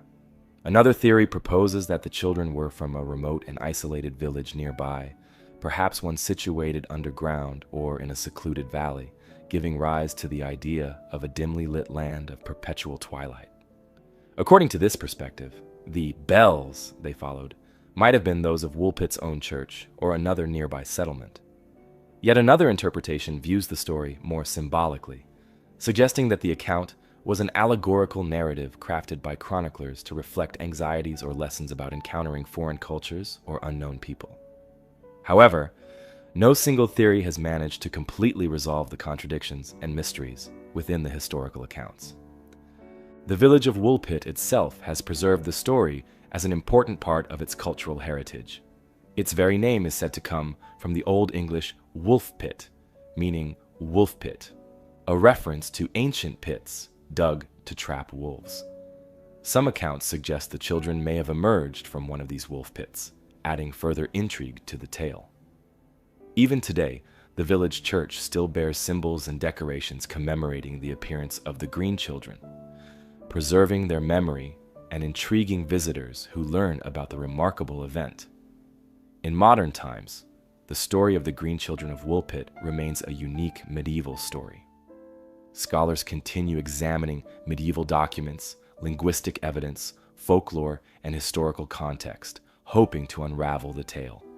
Some have proposed more speculative theories, including the possibility that the children were survivors of poisoning, environmental contamination, or even deliberate experimentation.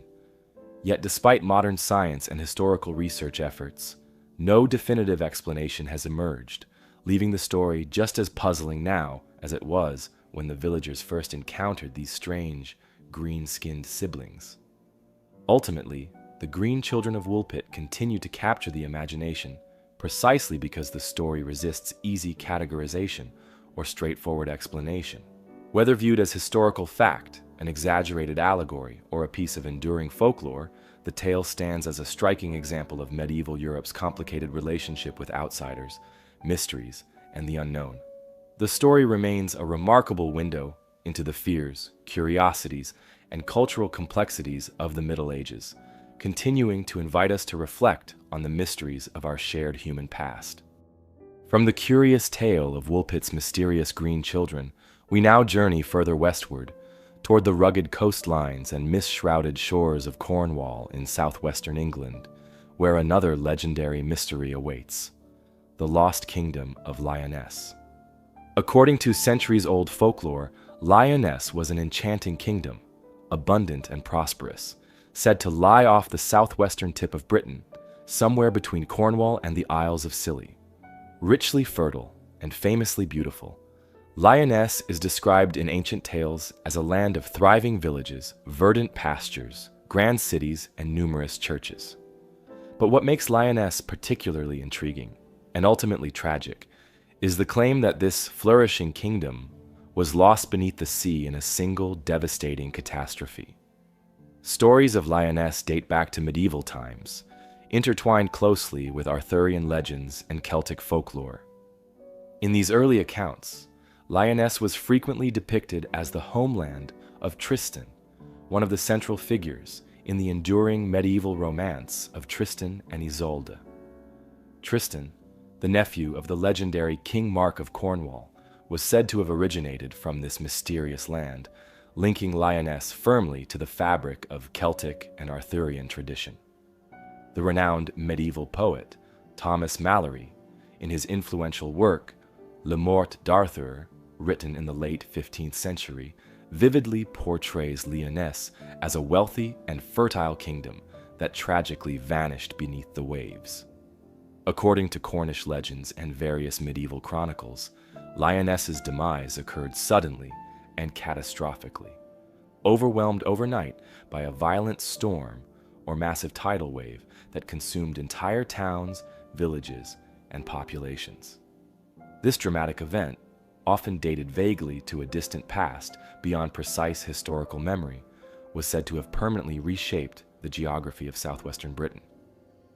What was once described as a broad, prosperous stretch of land, linking Cornwall with what are now the Isles of Scilly, supposedly sank beneath the Atlantic, leaving only fragmented islands and coastal headlands as mournful remnants of a once mighty kingdom. Throughout history, coastal communities in Cornwall and the Isles of Scilly preserved these vivid and haunting oral traditions with remarkable detail. Generations of fishermen, sailors, and villagers shared stories that on rare, calm days, particularly when the waters between Cornwall and the Scillies were crystal clear, one could peer into the depths and make out submerged ruins of Lyonesse. These underwater visions included ancient stone walls, well-defined roads, church spires, and even houses, structures hinting at a sophisticated civilization lost beneath the ocean.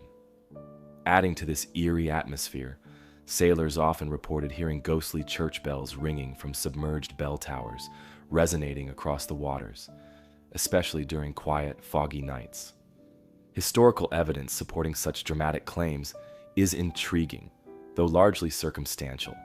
Ancient Roman and medieval maps occasionally depicted islands and landmasses off the southwestern coast of Britain that no longer appear today, hinting at significant changes in coastal geography over centuries.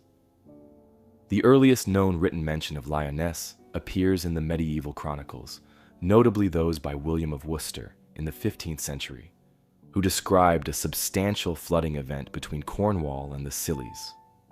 In addition, Cornwall's rich folklore, captured and preserved by 19th century antiquarians and folklorists, consistently references Lyonesse, keeping the legend alive through careful documentation and popular retellings.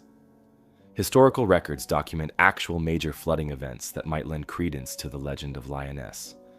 Medieval annals describe devastating storms striking southwestern England with unusual frequency and violence, particularly in the 11th and 12th centuries. The Great Flood of 1099, documented by medieval chroniclers, reportedly submerged significant areas of coastal land around Mounts Bay, a region close to the purported site of Lyonesse.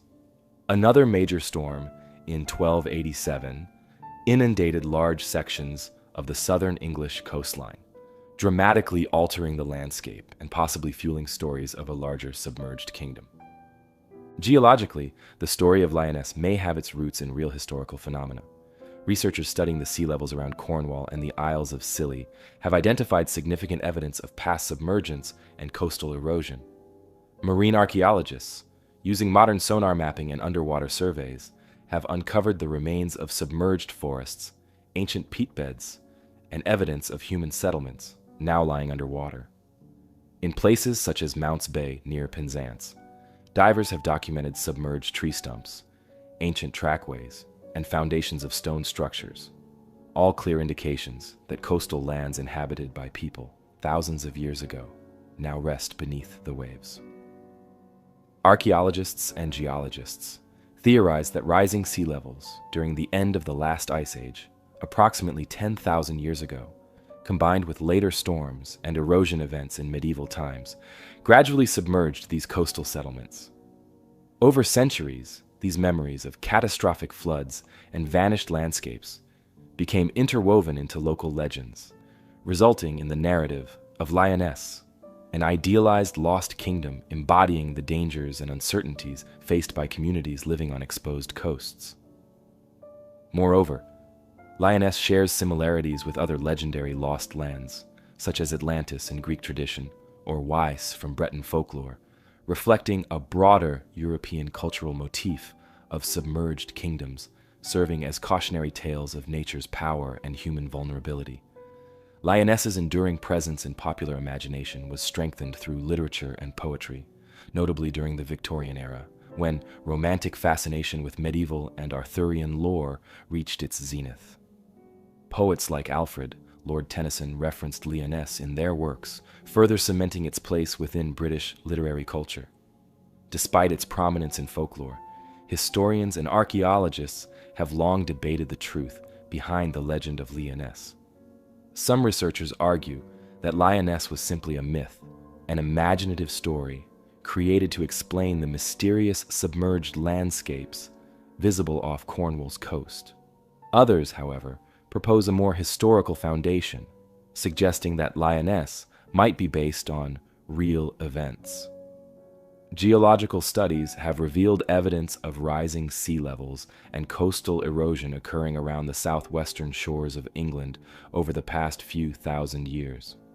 Some researchers theorize that dramatic flooding events could indeed have submerged ancient settlements, leading to the creation of a lasting myth about a lost kingdom. Supporting these theories, divers and marine archaeologists exploring the waters around Cornwall and the Isles of Scilly have discovered intriguing underwater features, including ancient stone walls, roads, and submerged forests preserved beneath the sea. At places like Mounts Bay near Penzance, researchers have uncovered remnants of prehistoric forests and settlements lying underwater, clear signs of ancient lands once inhabited, but now lost beneath rising seas.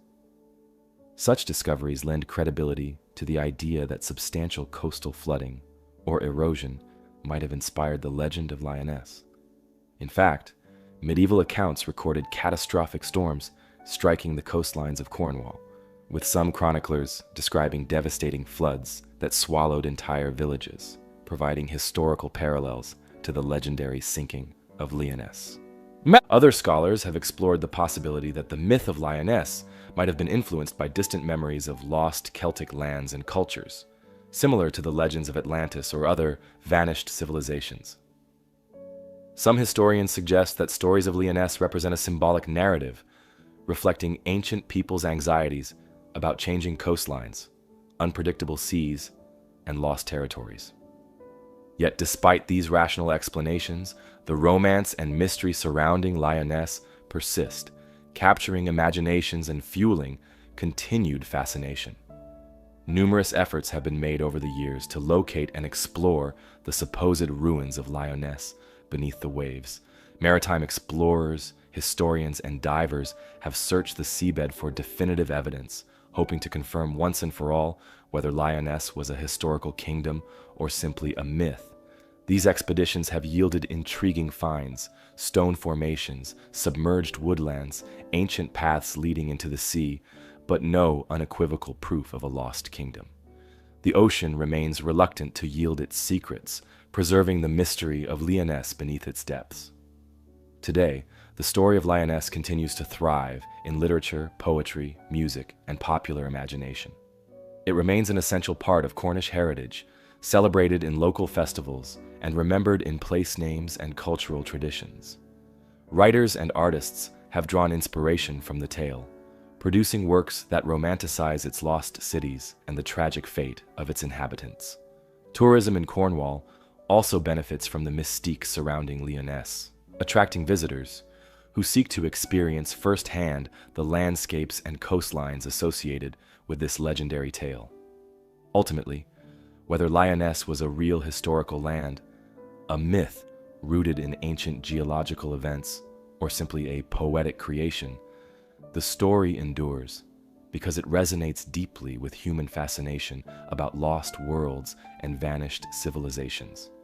The possibility that such a kingdom might once have existed beneath familiar waters keeps the legend alive, a testament to the enduring power of mystery and folklore in shaping our understanding of history and our imagination of the past.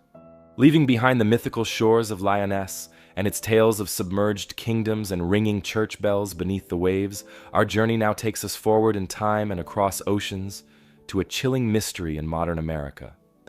A puzzling and unsettling case often referred to as the Yuba County Five. On the night of February 24th, 1978, 5 friends from Yuba City, California, vanished under circumstances so peculiar they continue to puzzle investigators and captivate those who stumble across their story. The group consisted of 5 young men: Bill Sterling, Jack Hewitt, Ted Wire, Jack Madruga, and Gary Mathias. Each had either mild intellectual disabilities or psychiatric conditions, and all were close friends who bonded through their shared enthusiasm for basketball. Together, they made plans to attend a college basketball game in Chico, California, and were last seen driving away from the event, reportedly in high spirits after a satisfying victory for their team. When none of them returned home by the following morning, worried families immediately contacted local authorities. Police soon located Jack Madruga's car, a turquoise and white 1969 Mercury Montego, abandoned and stuck on a snow-covered mountain road in the remote Plumas National Forest, approximately 70 miles off the group's intended route home. This discovery bewildered investigators, as the men had no known reason to travel into such treacherous and unfamiliar territory, especially late at night during severe winter conditions. Even more perplexing, the car was in good working condition, with ample fuel and no sign of mechanical trouble. The tires spun helplessly in the snow, indicating the car had become stuck, but investigators noted that with minimal effort, 5 strong young men could have easily freed the vehicle.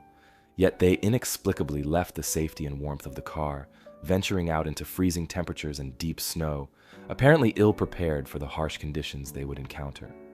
Initially, search efforts were hampered by severe winter weather, heavy snowfall, and poor visibility. The thickly wooded terrain proved difficult, and despite extensive searches involving helicopters, search dogs, and teams of volunteers, no trace of the men surfaced.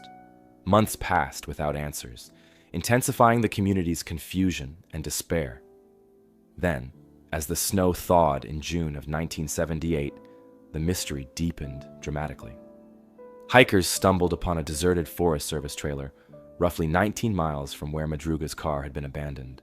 Inside, they discovered the remains of Ted Wire. The scene was deeply unsettling. Wire appeared to have survived for weeks after their initial disappearance, wrapped in layers of blankets on a makeshift bed. Strangely, despite ample provisions stored inside the trailer, including a propane heater, matches, and enough canned food to have fed all 5 men for a year, these resources had barely been touched. Instead, Wire had suffered from starvation and exposure, losing nearly half his body weight before succumbing. Outside the trailer, searchers soon found the remains of 2 more men, Jack Madruga and Bill Sterling, located roughly 11 miles away, their bodies partially scattered along a trail, indicating they had attempted and failed to reach the trailer or return to their abandoned vehicle. Jack Hewitt's skeletal remains were discovered shortly after, located farther from the trailer, deep in the wilderness. Only Gary Mathias remained missing entirely, with authorities finding no trace of him despite intensive searches. His glasses, essential due to his poor eyesight, were later found inside the trailer, further compounding the mystery. Investigators struggled to piece together the events leading to the tragedy. Numerous theories emerged attempting to explain the bizarre behavior exhibited by the Yuba County Five, but each scenario seemed incomplete or inconclusive. Some speculated that they had become disoriented or frightened, perhaps encountering something or someone in the wilderness that drove them deeper into the snow-covered mountains. Others wondered if Matthias, who had a history of schizophrenia and had previously gone missing, experienced a psychiatric episode, inadvertently leading his friends into danger. However, no conclusive evidence emerged to support these theories, leaving more questions than answers.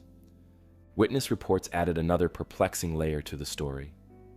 Joseph Shans, a man driving on the same road that night, claimed he had experienced car trouble and suffered a mild heart attack.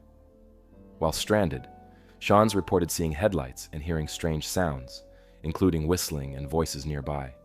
He attempted to call for help, but the lights and noises soon disappeared, leaving him alone in the frigid darkness.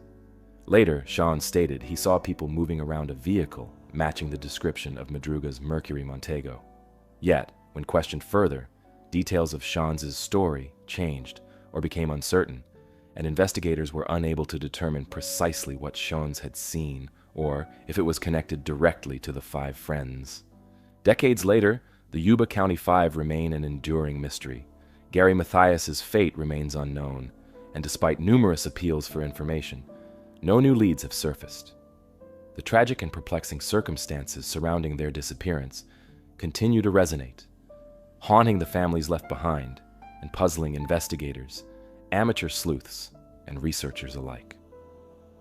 The Yuba County Five's story has often been compared to the equally baffling Dyatlov Pass incident due to its similarly inexplicable elements: abandoned safety, mysterious choices, and tragic consequences in an unforgiving environment. Today, the case endures as an unsettling narrative of human behavior in extreme circumstances. The harshness of the mountains, the unexplained decisions made by the men, and the baffling outcome defy conventional understanding. Authorities have revisited the case numerous times, hoping new technologies or fresh eyes could finally unravel its secrets. Yet, despite advances in forensic science, psychological analysis, and investigative methods, the ultimate truth behind the fate of the Yuba County Five remains beyond reach. What remains certain is the profound impact their disappearance left on their families and community. The unexplained choices they made on that cold February night continue to challenge those seeking understanding. The case of the Yuba County Five is not merely a tragedy, it is a profound puzzle that reminds us how fragile our understanding can be and how quickly ordinary circumstances can become extraordinary.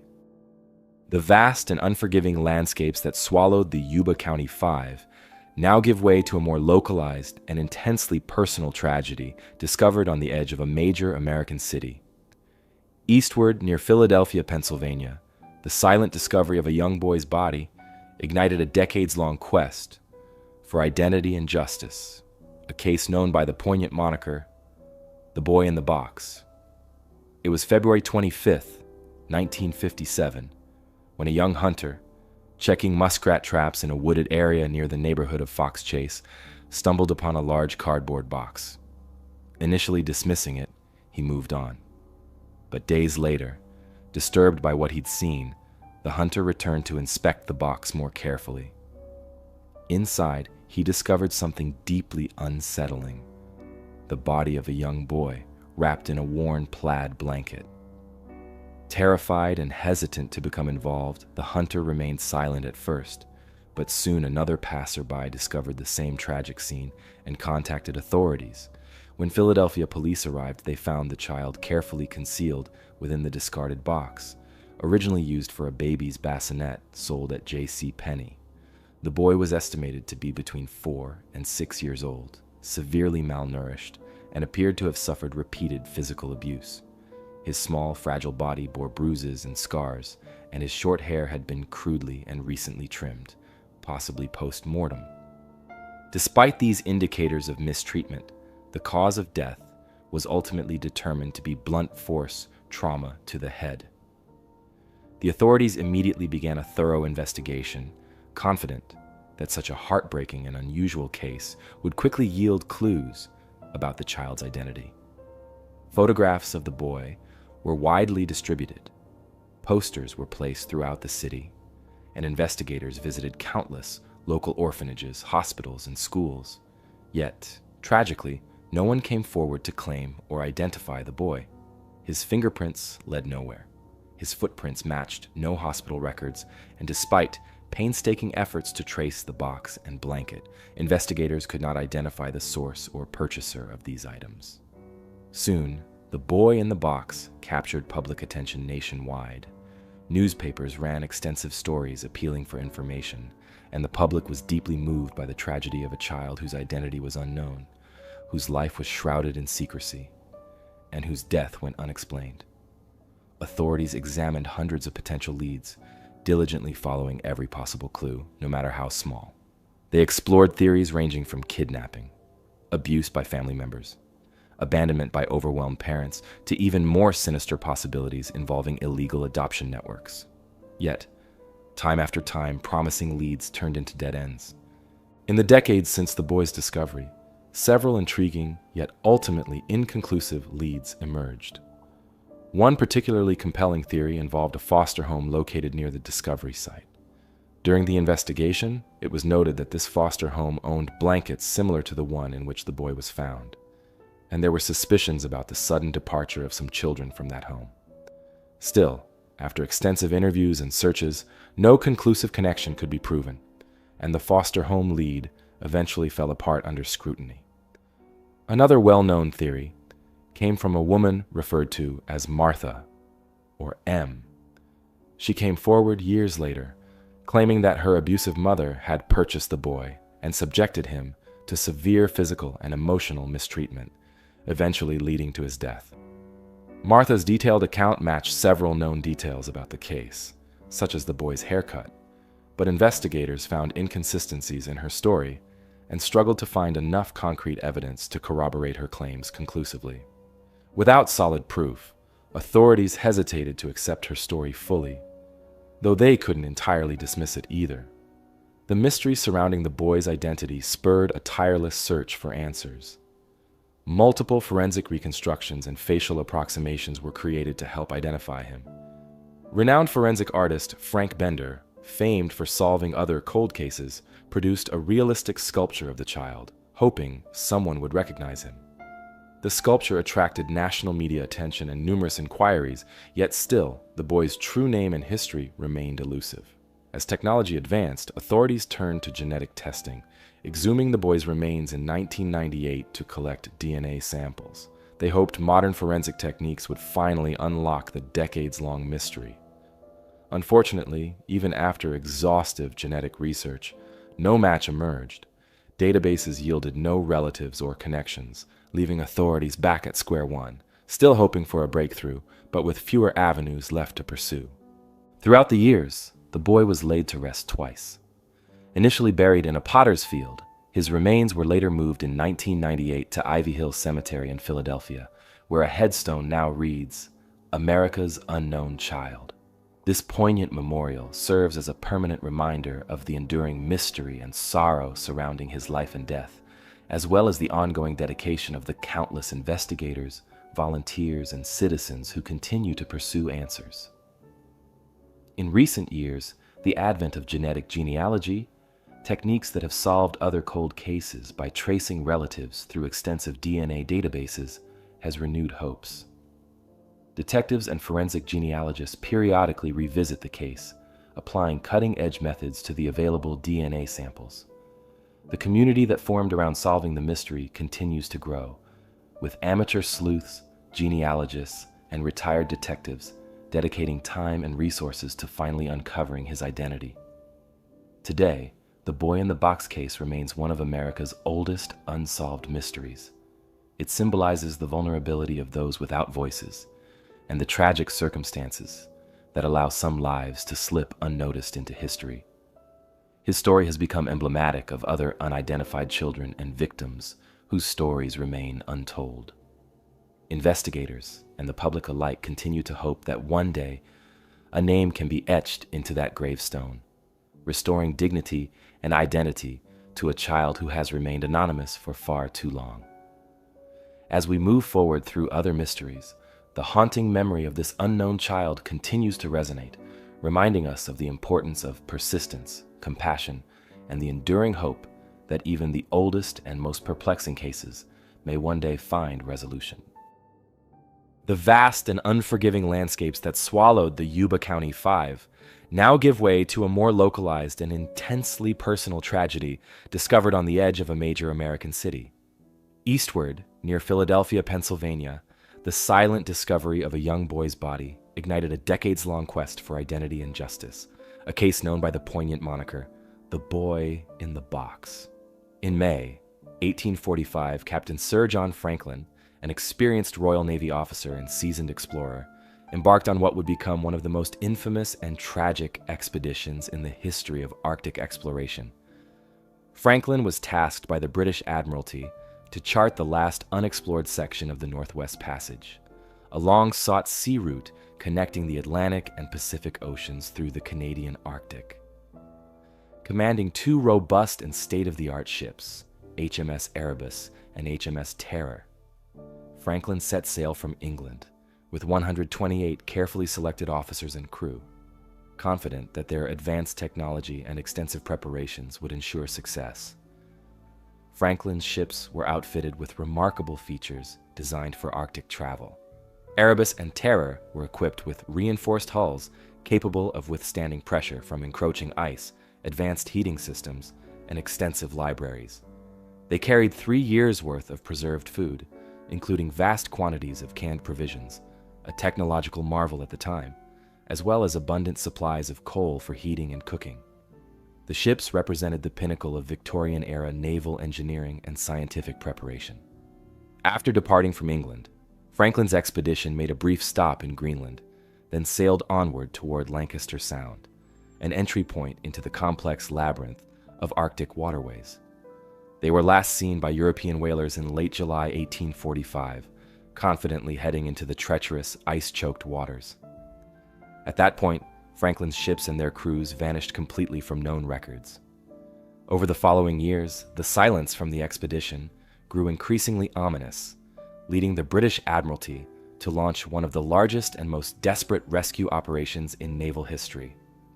From 1847 onward, search parties scoured the Arctic, driven by a mix of hope, concern, and fascination. Both naval and private expeditions combed the northern seas, interviewing local Inuit populations and carefully examining coastlines, islands, and ice sheets for any trace of Franklin's ships or crew. Yet initially, their efforts yielded frustratingly few clues. It wasn't until 1850, on remote Beechy Island, that searchers discovered the first grim signs of what had happened. There they found a hastily abandoned campsite, complete with remnants of food supplies, abandoned equipment, and, most tragically, the graves of 3 crewmen who had perished during the first winter of the expedition. Despite the clues found at Beechy Island, the main fate of Erebus, Terror, and their remaining crews remained unknown, prompting further extensive searches. In 1854, explorer John Ray brought troubling news from Inuit communities. He reported hearing stories describing desperate European sailors who, facing starvation and exposure, resorted to cannibalism in their final months. Ray's reports caused scandal and disbelief in Victorian Britain, where the very idea of British naval officers descending into such desperation was considered unthinkable. However, subsequent expeditions and evidence would later confirm Ray's troubling accounts.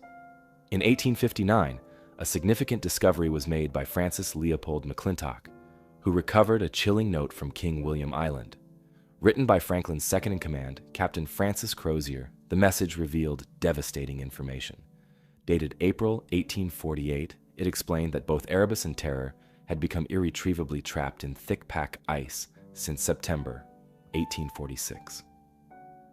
The note confirmed that Sir John Franklin had died on June 11, 1847, along with 23 other men. The remaining survivors, now numbering around 105, had abandoned their ships and were attempting a desperate trek southward across the frozen Arctic landscape, hoping to reach a distant mainland outpost nearly 1,000 miles away. Subsequent archaeological evidence gathered over decades supported this heartbreaking account. Inuit testimony, confirmed by artifacts and human remains discovered along the Canadian Arctic coastlines, revealed the grim fate of the expedition. The men, inadequately dressed for extreme Arctic conditions and suffering severely from malnutrition, lead poisoning from defective canned provisions, and scurvy, had struggled desperately against unimaginable hardships. Relics such as discarded clothing, abandoned sledges, cooking utensils, and human remains scattered along their route indicated that the survivors attempted to make their way south, on foot, but one by one succumbed to exposure, illness, and starvation. Despite these discoveries, the locations of Erebus and Terror themselves remained one of maritime history's greatest unsolved mysteries until very recently. Over a century passed before, remarkably, modern search efforts finally yielded results. In September 2014, a Canadian expedition using advanced sonar technology discovered the wreck of HMS Erebus lying intact in relatively shallow waters near King William Island. 2 years later, in 2016, the remarkably preserved wreck of HMS Terror was found further north, also near King William Island, at the bottom of Terror Bay. These extraordinary discoveries finally provided tangible, poignant evidence of the expedition's tragic conclusion and confirmed Inuit accounts passed down through generations. Modern archaeological research on the wrecks continues to reveal details about life aboard Erebus and Terror in their final, desperate months. Researchers recovered objects that brought vivid glimpses into the sailors' daily lives: boots, navigation tools, plates, and even personal items like combs and eyeglasses. However, despite these recent discoveries, many aspects of the tragedy still remain unclear, including exactly how long some crew members survived aboard the ships after abandonment, and precisely when and how each vessel sank. Today, the Franklin expedition remains one of history's most compelling mysteries and cautionary tales, symbolizing human bravery and ingenuity confronted by the overwhelming power of nature. Sir John Franklin and his crew, driven by the optimistic Victorian spirit of exploration and conquest, ultimately faced conditions beyond their experience and control, highlighting the limits of even the most advanced technology and careful planning. Their tragic fate continues to captivate historians, explorers, and the public alike, prompting countless books, documentaries, and continued research efforts. It also profoundly shaped Arctic exploration, demonstrating the incredible risks associated with navigating these icy, treacherous waters and altering perceptions of human vulnerability in such harsh environments. As the ice continues to reveal its secrets, the legacy of the Franklin expedition lives on as a haunting reminder of courage, tragedy, and humanity's enduring fascination with the unknown, its final chapters still being uncovered beneath the silent Arctic ice.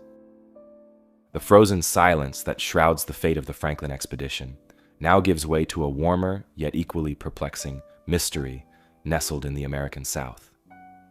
Journeying to the rolling hills of rural Virginia, near Bedford, we encounter the enduring mystery of the Beale ciphers, a coded promise of hidden treasure that has captivated and frustrated seekers for generations. The story of the Beale ciphers begins in 1885, when a small pamphlet was published by an anonymous author using the pseudonym J.B. Ward. According to Ward, he had inherited a mysterious collection of documents from a friend named Robert Morris, an innkeeper from Lynchburg, Virginia. Morris claimed to have received these documents decades earlier from a guest named Thomas J. Beale, who had stayed at his inn during the early 1820s. Beale had been an enigmatic figure, charismatic, adventurous, and secretive. Before leaving Lynchburg for the last time in 1822, Beale had entrusted Morris with a locked iron box containing several sealed letters and a strict instruction. If Beale had not returned within 10 years, Morris was to open the box and attempt to decode its contents.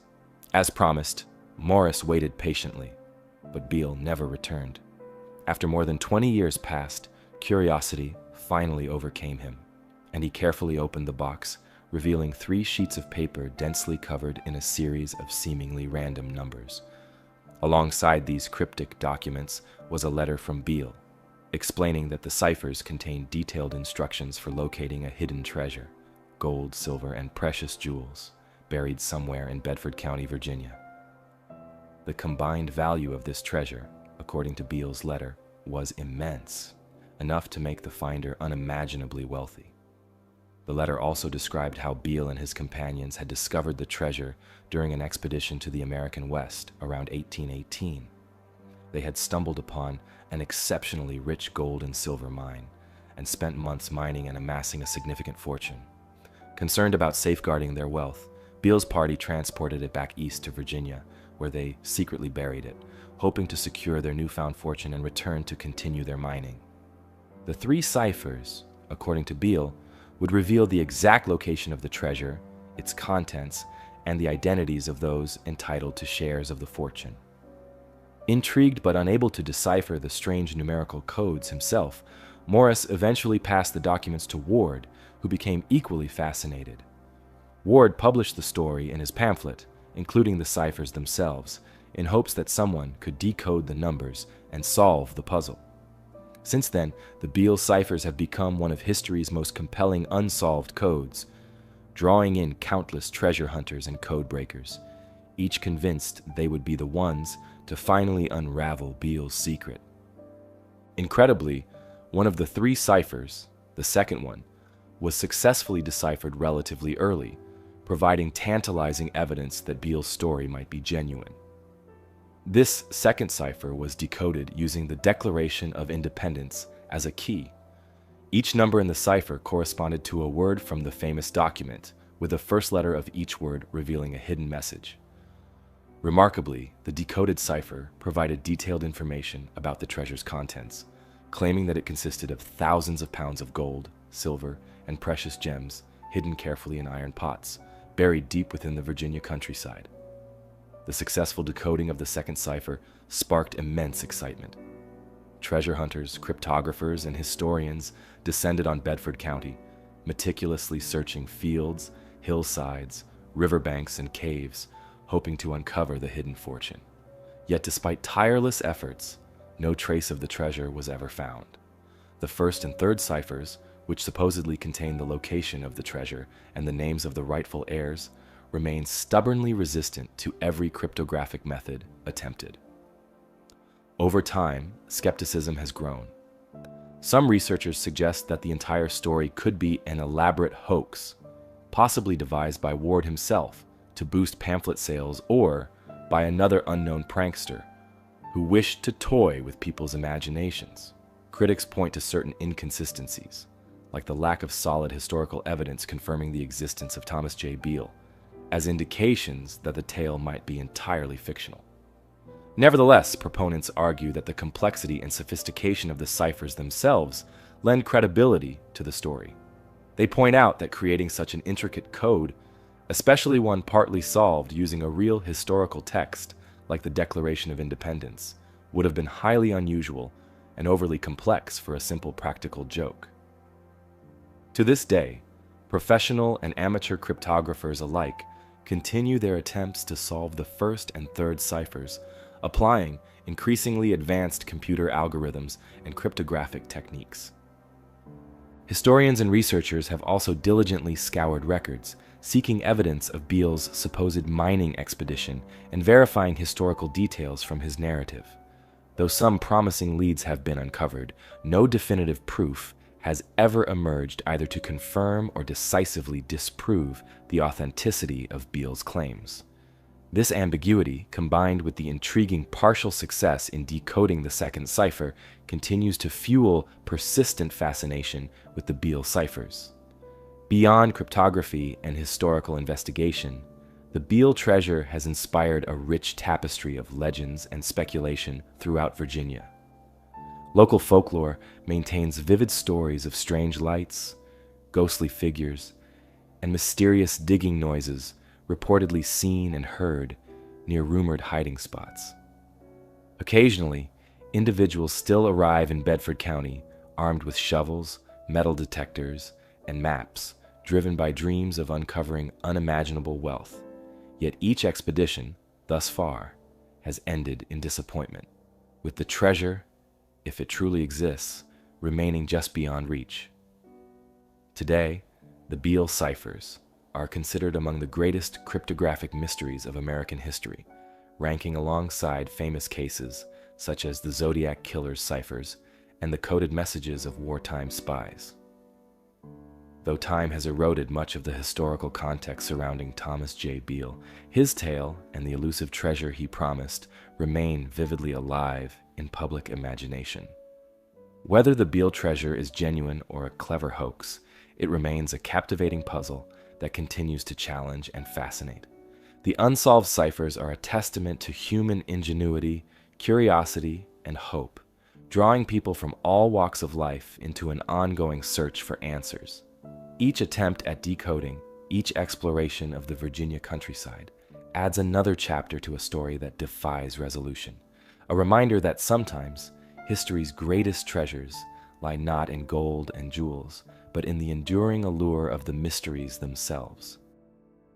While the mystery of the Beale ciphers lies in unlocking a secret through intricate codes, our focus now shifts to a grander, more romantic quest within the dense jungles of the Amazon.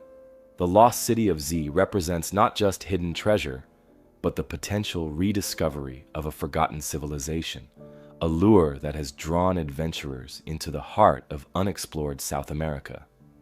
The story of this elusive city revolves around one of the most captivating figures in the history of exploration, Percy Harrison Fawcett.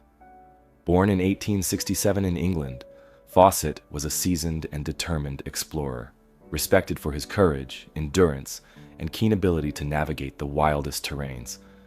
A surveyor by profession and an adventurer by heart, Fawcett became fascinated with the uncharted regions of the Amazon during his numerous expeditions to map previously unknown territories.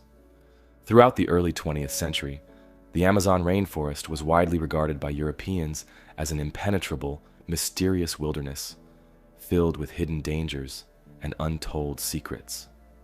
Rumors persisted about civilizations once thriving deep within the jungle, advanced cultures that had risen and fallen, leaving behind only scattered traces and faded legends. Fawcett became convinced these stories held truth and became determined to locate physical evidence of an ancient city he called Zed. Fawcett was not driven solely by rumor or romantic imagination. His belief was fueled by genuine discoveries that hinted at sophisticated civilizations once existing in the Amazon. Reports from early European explorers and conquistadors, along with indigenous stories passed down through generations, described vast settlements with complex social structures, roads, agriculture, and monumental stone architecture. Fawcett envisioned Z as an ancient metropolis hidden from time, potentially predating the Incas, or even rivaling the grandeur of known cities like Machu Picchu. Over the years, Fawcett meticulously compiled evidence, studied historical accounts, and interviewed indigenous tribes. By 1925, he believed he had pinpointed the likely location of the lost city within the unexplored depths of Brazil's Mato Grosso region.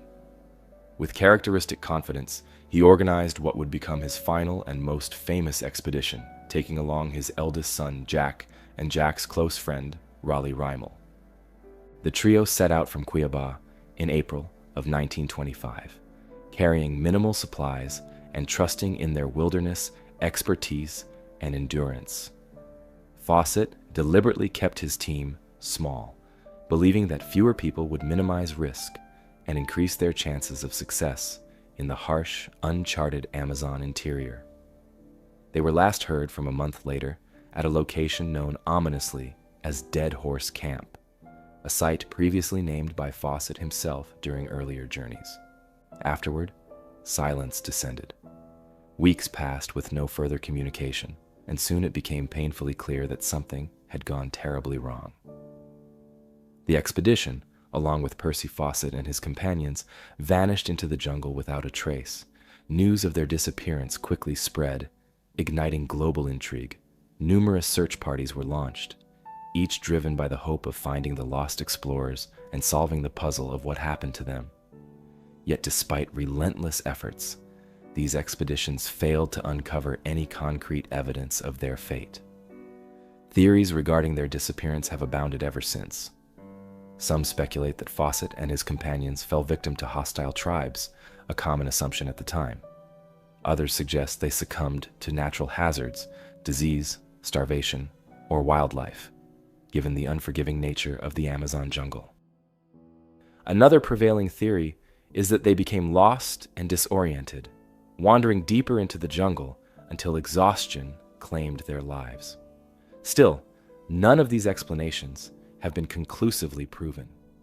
Adding to the intrigue, some indigenous tribes have preserved oral histories that mention encounters with European explorers who ventured into the jungle long ago, describing events or people that might relate to Fawcett's party.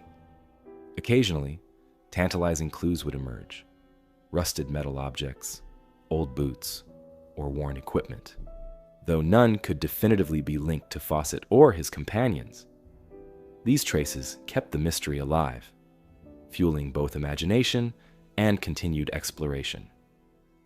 Despite Fawcett's tragic fate, his belief in a sophisticated Amazonian civilization has gradually gained credibility over time. Modern archaeologists have made remarkable discoveries in recent decades, uncovering extensive networks of earthworks, ceremonial mounds, roads, and evidence of large-scale settlements hidden beneath the jungle's dense foliage. These findings have transformed scientific understanding, revealing that complex populous societies indeed existed in the Amazon basin long before European arrival.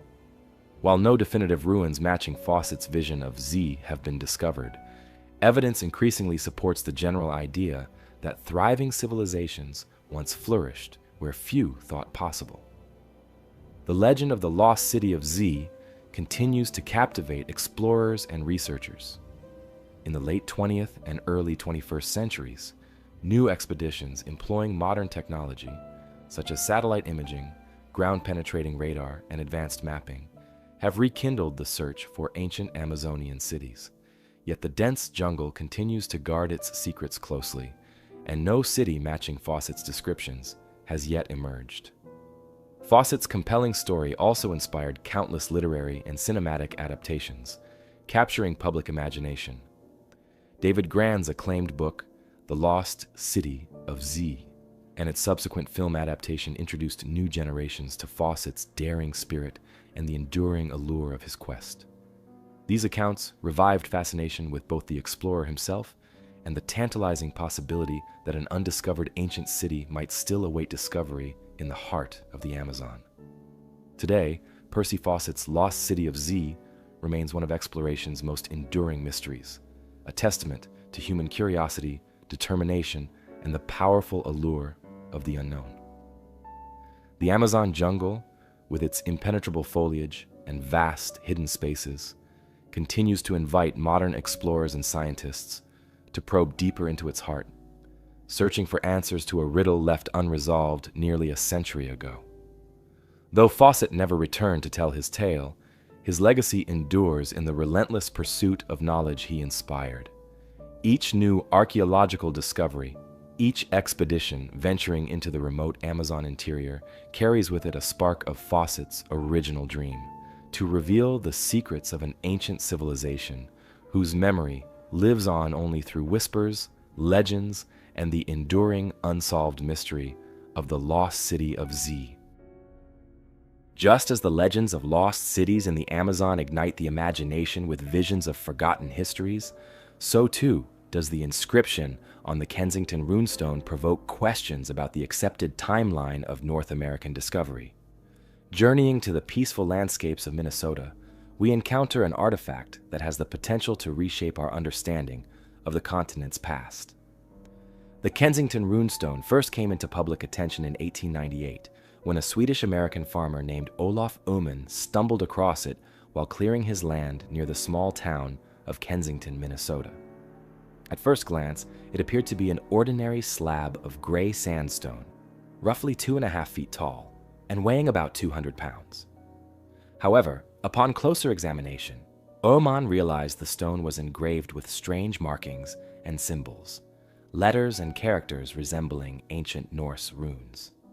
Intrigued and uncertain about the discovery, he sought advice from neighbors and local scholars, unknowingly setting off a debate that would continue for generations.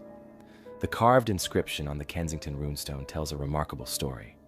According to its runes, a group of Norse explorers traveled deep into the North American continent in the year 1362, more than a century before Columbus sailed to the Americas. The text claims that this group of Vikings embarked on a journey westward, encountering harsh terrain and hostility from local indigenous peoples. It describes the deaths of several men, presumably at the hands of these hostile forces, and concludes with a request for divine protection. If genuine, this remarkable stone would completely rewrite history, proving that Scandinavian explorers reached deep into America's heartland centuries before previously thought possible. Naturally, such a provocative claim immediately sparked fierce debate among historians, archaeologists, and linguists. Some scholars immediately dismissed the runestone as a clever forgery or a well-executed hoax, suggesting Öhman himself or someone within his community fabricated the carving as a playful deception or even a marketing gimmick to attract attention and tourism to the region. The language, grammar, and style of the runes have been heavily scrutinized, with critics arguing they contain inconsistencies or errors uncharacteristic of genuine medieval Norse inscriptions. However, others passionately defended the stone's authenticity, arguing that many features of the inscription align closely with legitimate medieval Norse dialects and writing styles. Proponents of the runestone point to obscure historical references, linguistic subtleties, and ancient runic characters that would have been virtually unknown to late 19th century American settlers, suggesting that if the stone were a forgery, it was extraordinarily sophisticated. To these defenders, the Kensington runestone represented critical proof of Norse exploration deep into America's interior, long before Columbus or other widely recognized European explorers. The stone has since been subjected to numerous scientific studies, analyses, and linguistic examinations, each seeking to shed light on its origins.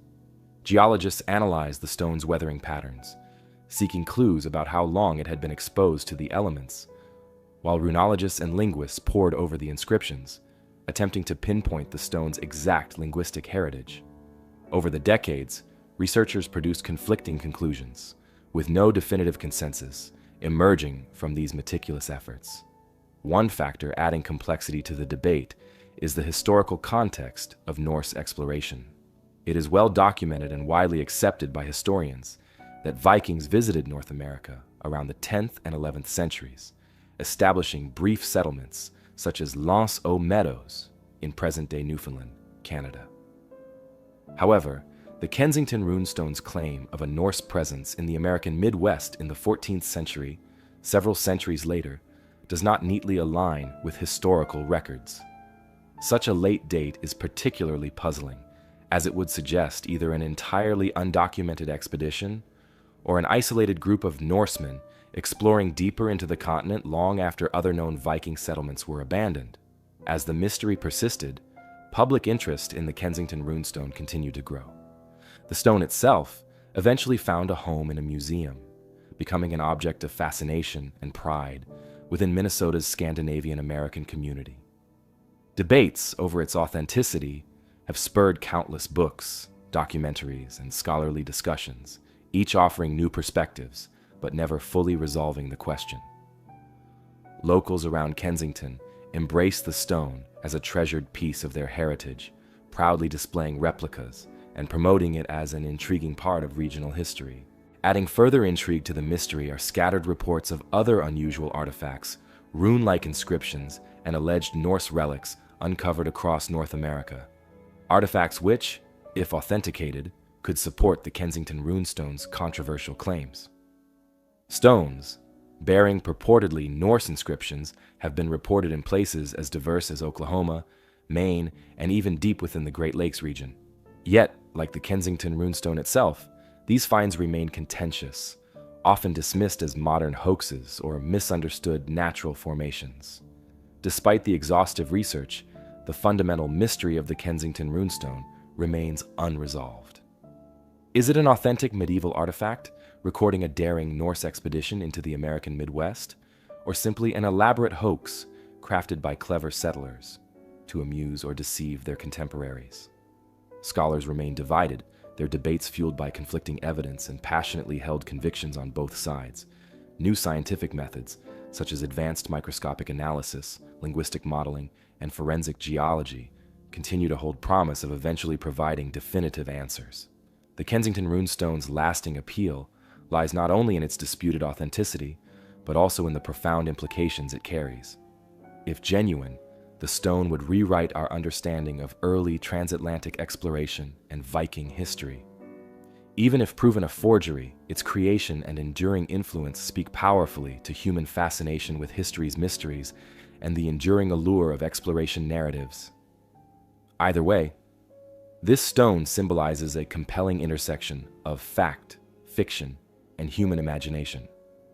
A tangible artifact embodying humanity's perpetual drive to understand our past, explore unknown frontiers, and question accepted truths.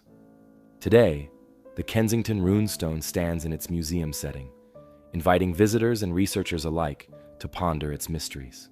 Its inscriptions continue to whisper unresolved questions, challenging scholars, igniting imaginations, and keeping alive the hope of one day fully uncovering its secrets. Until then, the runestone remains one of history's great puzzles, an enduring mystery waiting patiently to be solved. The debate surrounding the single inscribed Kensington runestone in Minnesota now gives way to a far more expansive and visually stunning site etched across the very surface of the earth. Journeying southward to the arid plains of southern Peru, we encounter the breathtaking Nazca lines, a sprawling network of geoglyphs that continue to baffle researchers with their scale, precision, and purpose. Etched into the arid desert sands and clearly visible only from high above, these immense geoglyphs have intrigued explorers, historians, and archaeologists for nearly a century. Composed of hundreds of immense figures and patterns, including animals, plants, geometric shapes, and humanoid forms, these lines have silently endured for centuries, their true purpose and origins still puzzling scholars today. The Nazca lines were first recognized in the modern era in the late 1920s and early 1930s, with the advent of commercial flights over the Peruvian desert. Pilots traversing the region began noticing strange, sprawling shapes etched into the ground below. These shapes, too vast to be discerned from the Earth's surface, quickly drew attention from the scientific community.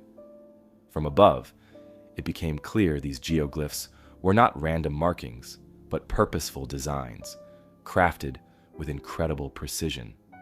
They included depictions of hummingbirds, spiders, monkeys, fish, llamas, and various plants, and intricate geometric forms stretching for miles across the desert floor.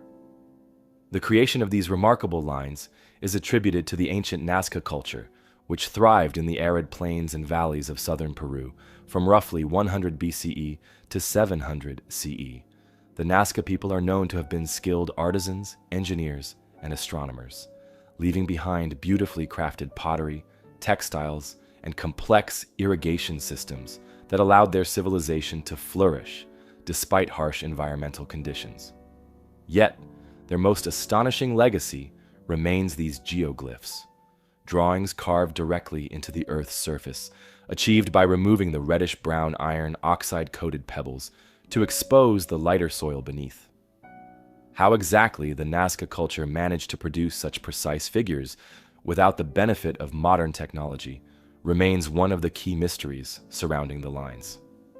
The sheer scale of the designs, some spanning several football fields in length, suggests an advanced understanding of mathematics, surveying, and planning. Researchers believe that the Nazca artists used simple tools and surveying techniques, carefully measuring and plotting their massive designs using stakes and ropes. Their remarkable precision, despite limited technological resources, highlights the sophisticated skills possessed by this ancient civilization.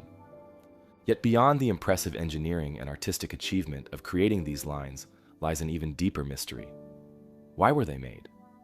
The purpose behind these immense ground-based drawings remains a subject of ongoing debate among archaeologists and historians. Numerous theories have been proposed to explain the significance of the Nazca lines, yet none have been definitively proven.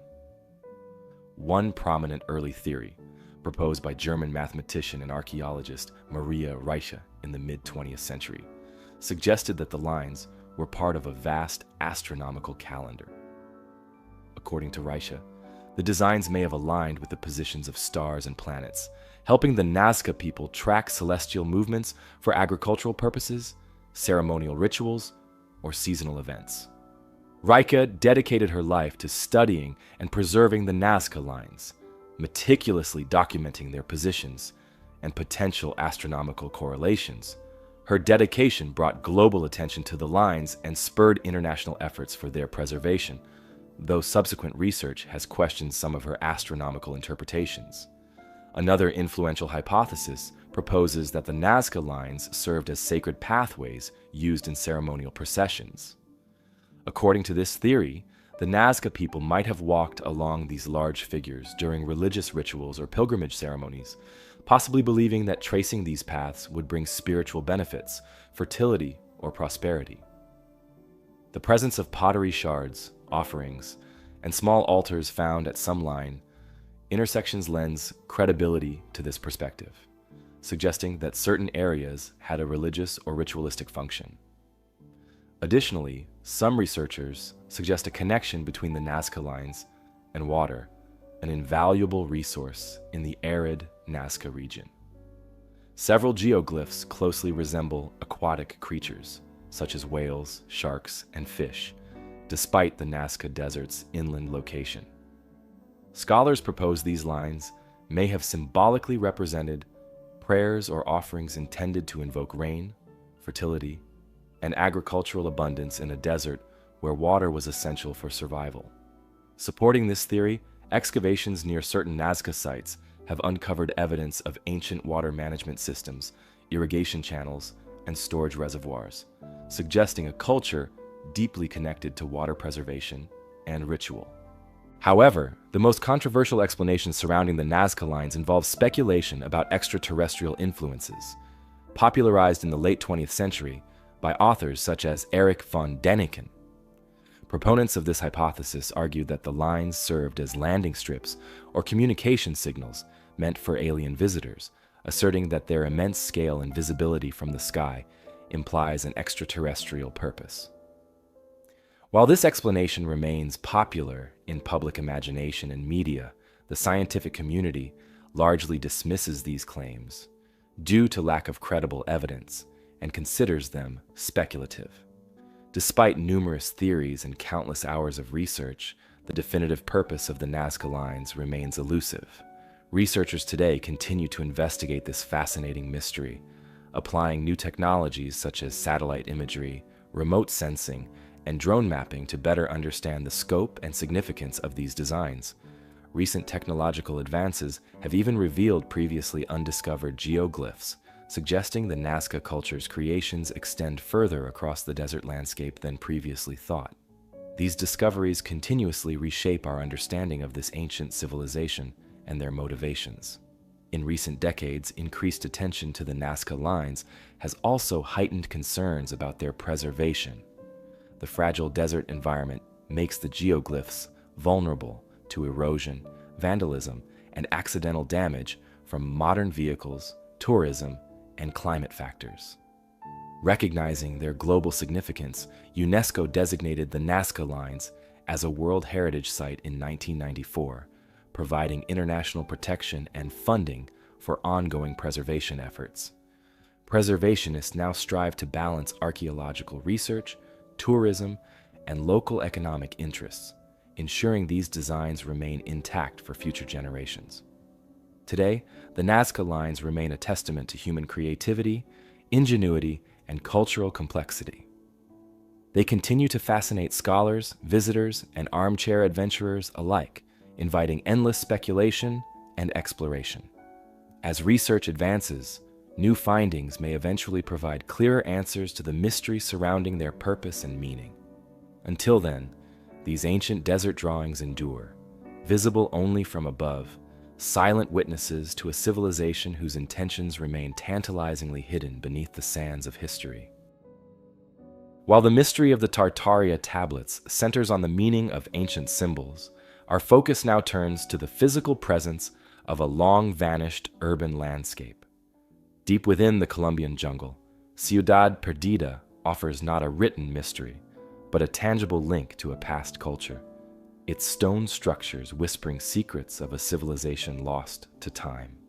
Hidden deep in the dense greenery of the Sierra Nevada mountains lies a forgotten city, its secrets concealed by thick foliage and tangled roots for centuries.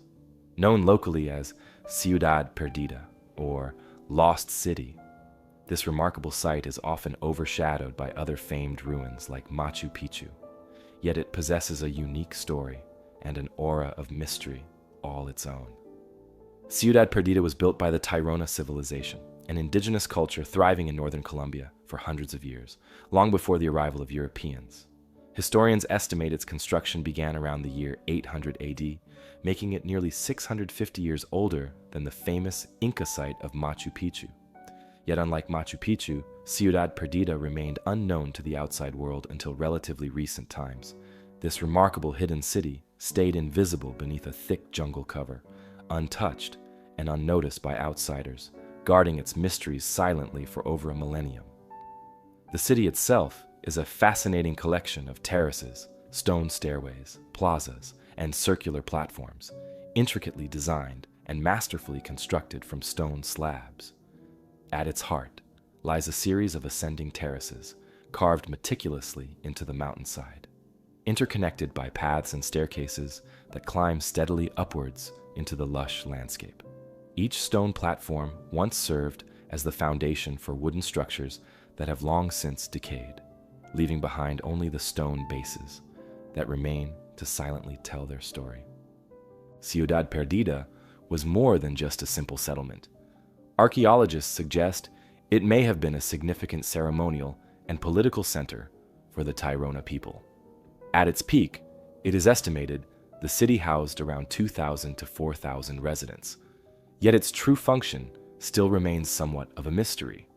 Some speculate it served as an administrative hub, a place of religious worship, or perhaps a combination of both. Its layout, with distinct ceremonial terraces and communal spaces, points to a civilization that valued structured community life and spiritual practices deeply rooted in nature. The discovery of Ciudad Perdida in the modern era is itself a captivating story.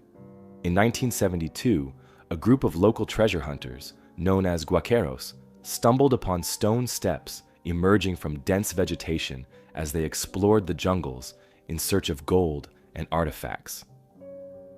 As they cleared the foliage away, an entire network of terraces and ancient structures emerged, dramatically revealing a forgotten city hidden deep in the mountains. Word soon spread about the valuable artifacts found at this site, including ornate gold figures, precious ceramics, and intricate jewelry, drawing treasure hunters from all over the region. For several years, Ciudad Perdida suffered extensive looting and damage as artifact hunters rushed to exploit the forgotten treasures of the Tairona people. Eventually, archaeologists and authorities intervened, realizing the profound historical importance of the site.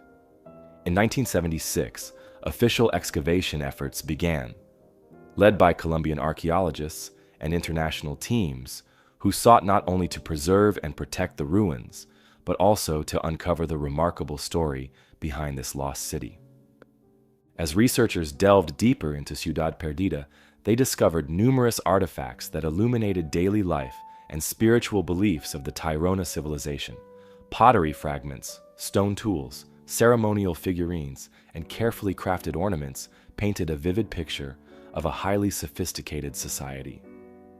These finds confirmed that the Tairona possessed considerable skill in stonework, metallurgy, and agriculture, enabling them to sustain a thriving community in challenging mountainous terrain.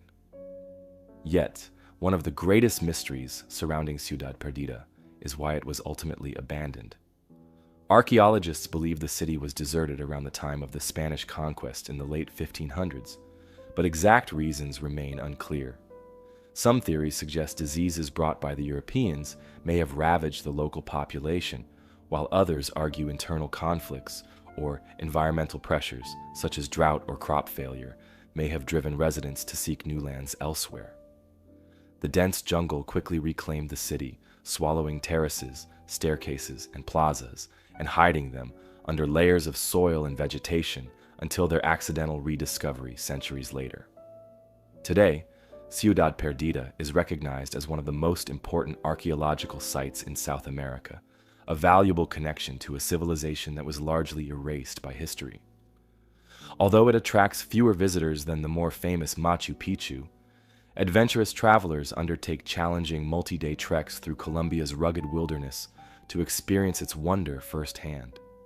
The journey itself is demanding, involving steep climbs, river crossings, and humid jungle paths. Yet, visitors often describe an overwhelming sense of awe upon reaching the lost city, standing atop ancient terraces, overlooking the endless green expanses of the Sierra Nevada. Despite its significance, Ciudad Perdida remains partly shrouded in secrecy.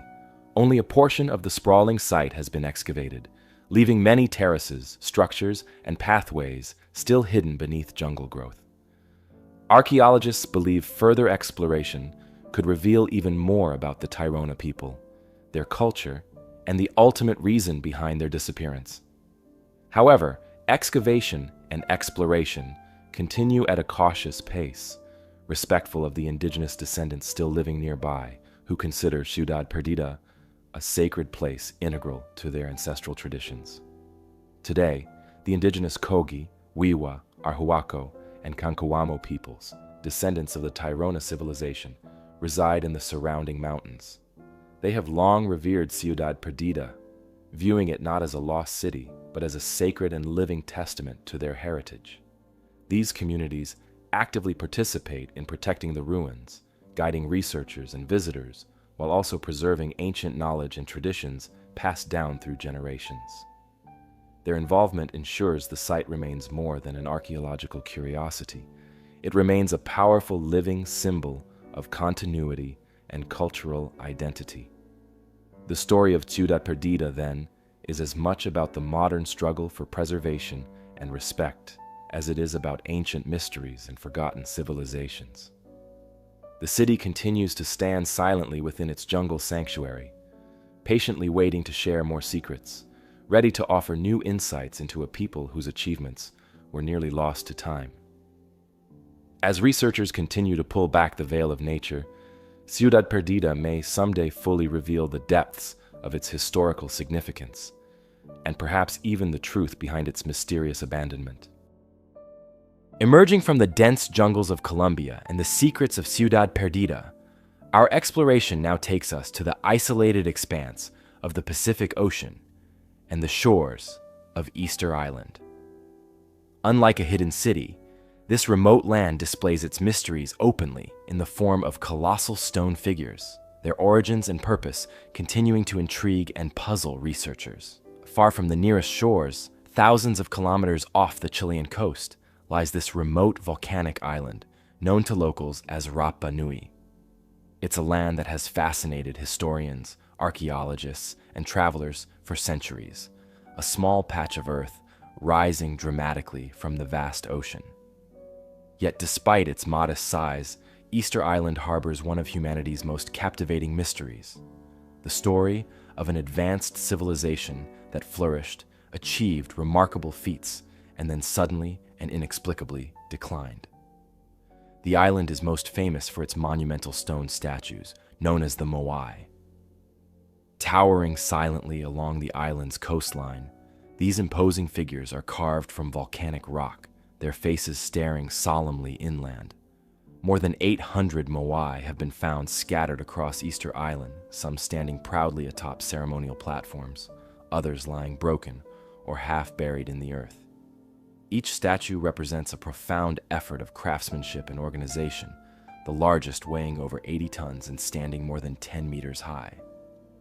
The question that has puzzled researchers for generations is how such a small, isolated population managed to carve, transport, and erect these monumental statues without modern tools or machinery. Polynesian settlers are believed to have first reached Easter Island sometime between 700 and 1200 AD.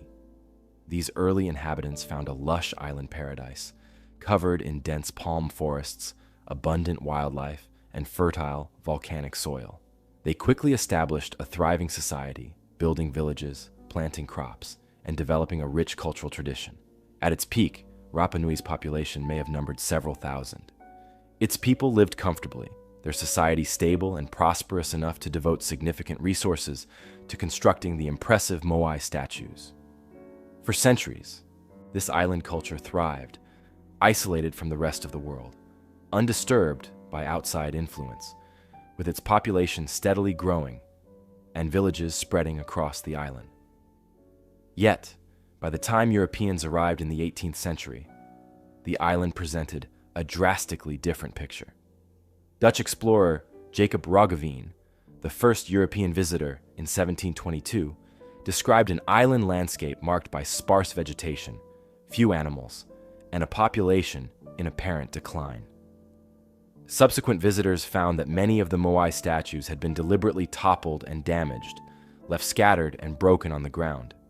The once prosperous society had seemingly descended into conflict and hardship. How could an advanced civilization that had accomplished such incredible engineering and artistic achievements fall into such sudden collapse and chaos? Historians and scientists have debated numerous theories to explain Easter Island's sudden decline.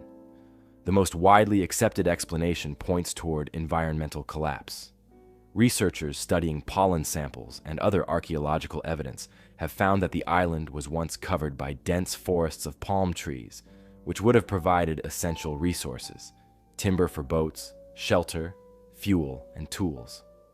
Over centuries, as the population expanded and demands grew, islanders began clearing these forests at an increasingly rapid pace, unaware of the long-term consequences.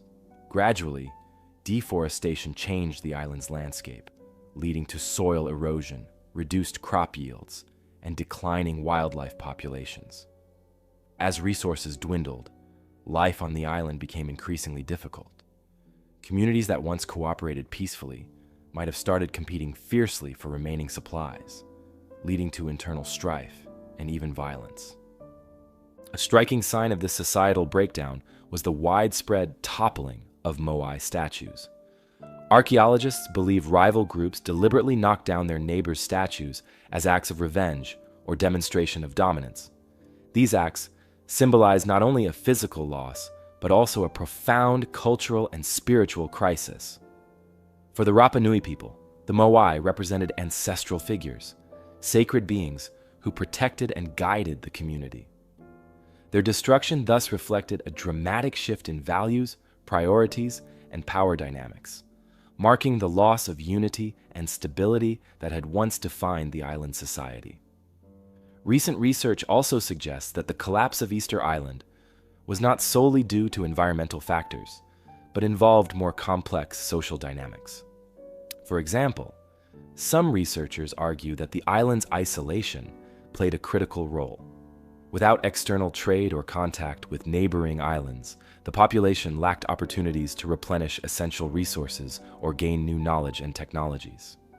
Over generations, the island's finite resources became increasingly strained, creating an environment where even small disruptions could lead to catastrophic outcomes.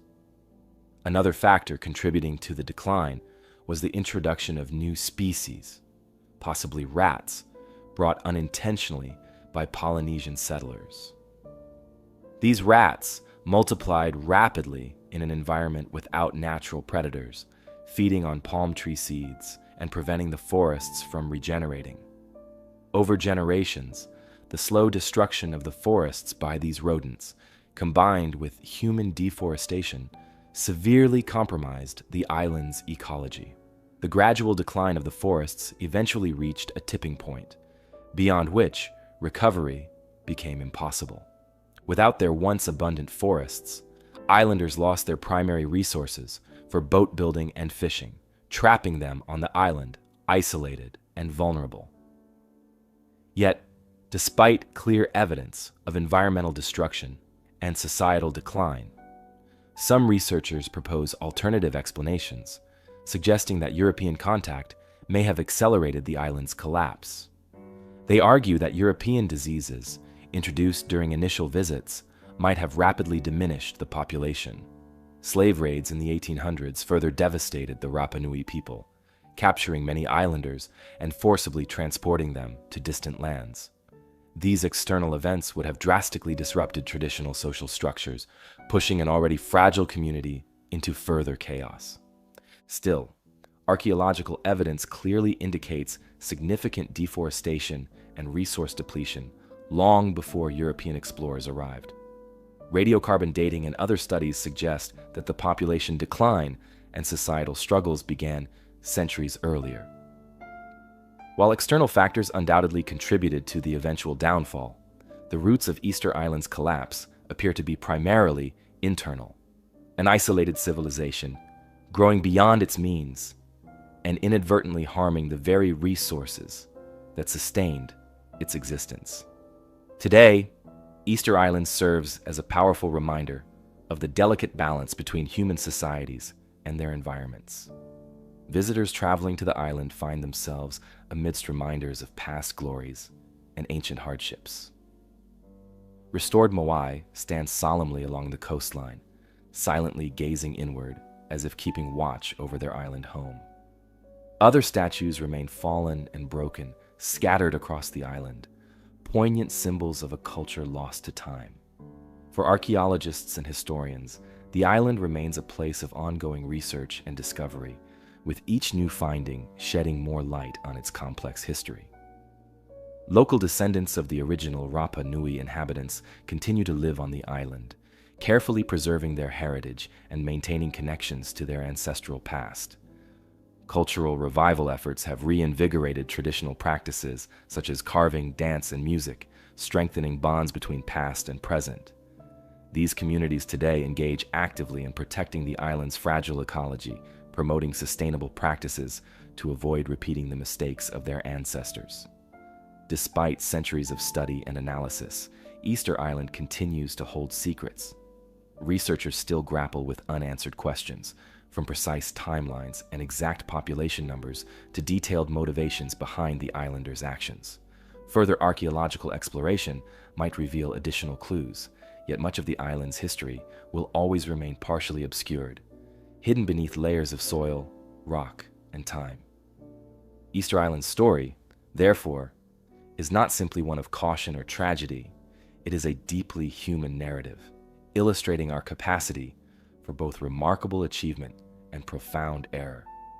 It provides historians and future generations alike with invaluable insights into the complexity of human societies, the consequences of environmental neglect, and the profound importance of respecting nature's delicate balance.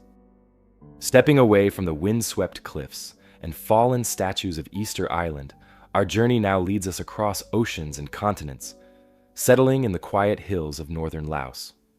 Here, far from the busy cities and crowded markets, rests an open landscape dotted with peculiar stone jars, a place known simply as the Plain of Jars. Stretching across miles of rolling hills and grassy plains, hundreds of massive stone vessels lie scattered, their origins and purpose wrapped in an enduring mystery. Unlike the carefully arranged ruins and sculptures of civilizations we've explored previously, these jars offer a silent, unexplained presence. They stand firm, hinting at a forgotten story that remains largely untold. The Plain of Jars is located primarily in Xiangkhouang Province, in central northern Laos, a region defined by gentle hills, wide valleys, and vast expanses of farmland. At first glance, it appears as any rural landscape, calm, quiet, and pastoral. But then, amidst the waving grasses, giant stone jars appear abruptly, some solitary, and others grouped closely together. These enormous vessels vary widely in size, some standing as tall as 10 feet and weighing several tons, carved painstakingly from solid stone. They give the entire plain a surreal, almost otherworldly feeling. Local legends have long surrounded the jars. Some stories passed down through generations tell of giants who once inhabited the area, using these vessels as cups to celebrate great victories or hold vast amounts of rice wine. Others say the jars served as burial vessels for ancient kings or warriors, designed to guide souls safely to the afterlife. Yet despite these compelling tales, scholars and archaeologists continue to puzzle over their true purpose.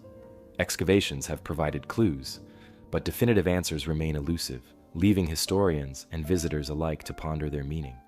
Archaeological studies suggest that the Plain of Jars dates back at least 2,000 years, likely between 500 BC and 200 AD, placing them within the Iron Age. Scholars believe the jars were created by an ancient civilization whose identity has been lost through the passing centuries. While some speculate that the creators may have been early ancestors of modern-day Lao peoples, others propose connections to distant cultures in neighboring regions. However, the lack of written records from that era leaves these theories as mere speculation. Instead, archaeologists rely heavily on artifacts found nearby, such as pottery, beads, and tools, to reconstruct the possible lifestyles and traditions of those who built and used these vessels. Over the years, excavations have revealed important details. Many of the jars were originally accompanied by stone lids, carefully shaped and placed on top. Most lids have since disappeared, lost to erosion or taken by locals to reuse as building material. A few surviving lids still bear intricate carvings of figures, animals, and symbols, possibly offering clues about the civilization's beliefs or social structures. Inside and around the jars, researchers have discovered fragments of bones, pottery, and charcoal, indicating that at least some of these jars likely served as burial urns or ceremonial vessels associated with death and funeral rites. Yet not all jars contained human remains, deepening the mystery around their function. One theory favored by many experts is that the Plain of Jars functioned as a widespread funerary landscape, similar to burial sites seen in other ancient cultures around the world. According to this interpretation, bodies may have been initially placed inside the jars to undergo natural decomposition. After this initial stage, bones would have been removed, cremated, or buried nearby, with the jars serving as a symbolic gateway or resting point for the spirits of the deceased. The sheer number of jars, over 2,000 scattered across more than 90 sites, implies a significant population and complex societal practices. It also suggests the existence of trade networks and organized labor, as quarrying, transporting, and carving. The massive stone vessels would have required considerable effort and skill. The stone itself used to craft these jars came from quarries located several miles away. Transporting huge slabs of rock across rugged terrain would have required extensive manpower and ingenuity, further underscoring the societal importance of these artifacts. Despite this impressive logistical feat, the exact methods used by the ancient inhabitants remain unclear. No written records or artistic depictions survive to shed light on their engineering techniques. Researchers speculate the jars were shaped using iron chisels, stone tools, and a great deal of patience and craftsmanship. But without historical records, these ideas remain hypothetical. Adding to the complexity of unraveling this mystery, the Plain of Jars endured tremendous damage during recent history. During the Vietnam War, Laos became heavily bombarded, making it one of the most bombed countries in history. The Plain of Jars was particularly affected, as intense air campaigns left countless unexploded bombs scattered across the landscape. For decades, these dangerous remnants of conflict hindered archaeological exploration and posed significant risks to local inhabitants and researchers. Only recently, through extensive clearance efforts and careful surveying, have areas become accessible again, allowing archaeologists to resume their investigations and piece together the area's history. Today, the Plain of Jars attracts visitors from around the world, drawn by the enduring allure of these silent monuments. Travelers carefully navigate safe paths through cleared areas, guided by locals who recount traditional legends and share their own perspectives on this ancient site. UNESCO recently recognized the Plain of Jars as a World Heritage Site, highlighting both its archaeological significance and the importance of preserving it for future generations. This designation also underscores the ongoing commitment needed to remove dangerous, unexploded ordnance and protect the landscape's fragile history. While archaeological teams continue their careful excavations, the Plain of Jars remains an enduring mystery.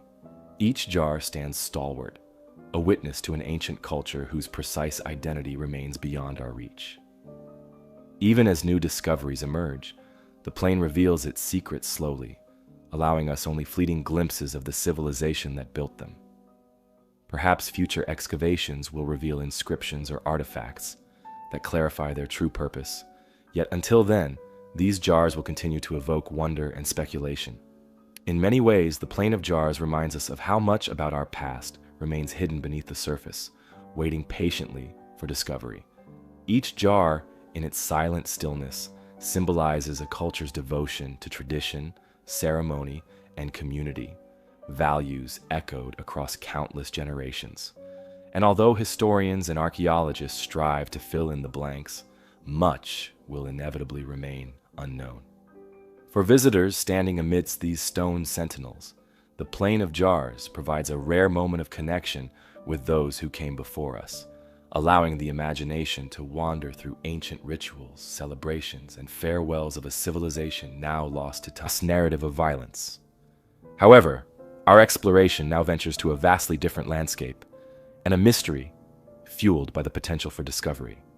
Hidden within the caves near the Dead Sea, the Copper Scroll offers a tantalizing prospect, a detailed, if cryptic, guide to a significant treasure, its existence and location debated and sought after for decades. Discovered in 1952 among the renowned Dead Sea Scrolls at Qumran, the Copper Scroll immediately stood apart due to its unusual material and intriguing contents. The Dead Sea Scrolls themselves represent one of the most significant archaeological discoveries of the 20th century, consisting of around 900 documents found hidden within a network of caves near the ancient settlement of Qumran, located along the northwestern shore of the Dead Sea. These ancient manuscripts, dating primarily from the 3rd century BCE to the 1st century CE, include some of the oldest known copies of the Hebrew Bible, along with other religious texts, legal documents, apocalyptic literature, and historical records. Their discovery dramatically reshaped our understanding of ancient Judaism, biblical history, and the origins of Christianity, providing unparalleled insight into the religious beliefs, cultural practices, and daily lives of the people who lived in this turbulent period. While most of the Dead Sea Scrolls were carefully penned on parchment or papyrus, the Copper Scroll stood uniquely apart, engraved meticulously onto thin sheets of copper, which made its preservation and interpretation significantly more challenging. Heavily oxidized after nearly 2 millennia hidden within a desert cave, the scroll was fragile and brittle, demanding immense caution and ingenuity to carefully unroll and decipher without causing permanent damage to its delicate surface. Archaeologists had to employ specialized techniques, including precisely controlled cutting methods, to safely unravel the scroll and reveal its message to the world. When the Copper Scroll was finally unraveled, researchers were astonished. Instead of religious scriptures, prophecies, or community rules, it revealed something completely unexpected: a detailed inventory describing the locations of vast hidden treasures. Inscribed in ancient Hebrew, it listed more than 60 distinct places, each reputedly containing significant quantities of gold, silver, coins, precious stones, and sacred artifacts of immense value. These entries described secret caches scattered across the Judean wilderness and surrounding regions, hidden in caves, beneath stone floors, in cisterns, tombs, and even under ancient ruins. The scroll's directions were remarkably precise, referencing recognizable landmarks of the era such as temple courtyards, stone walls, water reservoirs, and prominent structures within ancient settlements. Despite this specificity, pinpointing these exact hiding places has proven extremely challenging. Over 2,000 years, landscapes have altered drastically through natural events, human activity, wars, and urban development. Many landmarks mentioned in the scroll have been destroyed or buried beneath successive layers of history, complicating any modern-day attempt to trace these elusive treasure locations. The context and authorship of the Copper Scroll remain unclear, deepening its historical mystery. Scholars generally date its creation to the 1st century CE, closely associating it with the period surrounding the Jewish revolt against Roman rule, 66 to 70 CE. During this turbulent era, the Roman Empire brutally crushed the uprising, culminating in the tragic destruction of Jerusalem and its sacred temple in 70 CE. With Jerusalem besieged and the temple at imminent risk, many speculate that Jewish leaders, priests, or communities created this detailed inventory to safeguard precious temple treasures and religious artifacts from Roman plunder, by carefully hiding their wealth in locations only known through the scroll's directions. They hoped future generations might someday reclaim these sacred and valuable objects. Other historians have proposed alternative explanations. Some suggest the scroll represented the collective efforts of various wealthy Jerusalem families or merchant groups seeking to protect personal fortunes during the Roman advance. Still, others theorize that rebel factions involved in resisting Roman occupation created the scroll to preserve their resources for future campaigns, or as a symbolic gesture of defiance against Roman authority. While some researchers initially considered a connection between the Copper Scroll and the Essenes, a mysterious, ascetic Jewish sect thought responsible for producing many of the Dead Sea Scrolls, significant differences in language, content, and purpose have cast doubt on this direct association.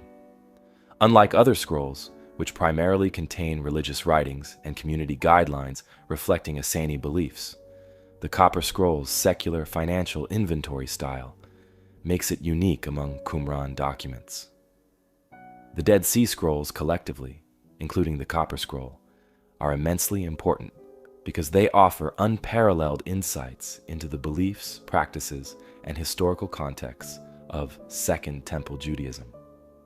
They represent the oldest surviving manuscripts of biblical texts, offering scholars crucial comparisons that help confirm or correct modern translations of the Hebrew Bible.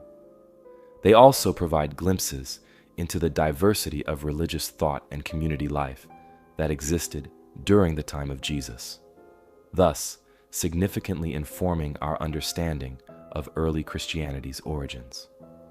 The Copper Scroll itself, though distinct from the others, highlights a different dimension of the era.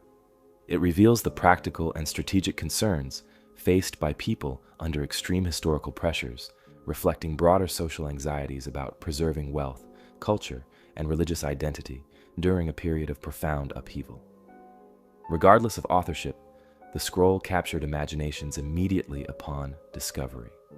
Almost instantly, adventurous individuals and archaeological teams set out to locate the treasures. Guided by translations and clues, researchers scoured the deserts and ruins around Jerusalem, the Dead Sea, and throughout the broader region. Yet each search ended in frustration, with nothing substantial ever found. This lack of discovery puzzled experts. Was the scroll a genuine inventory, or perhaps an elaborate hoax or symbolic narrative?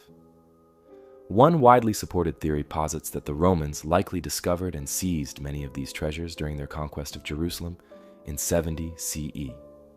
Ancient historians document the Romans' extensive looting of the Jerusalem temple, famously depicted in the Arch of Titus in Rome, where soldiers carry away the temple's golden menorah and other treasures.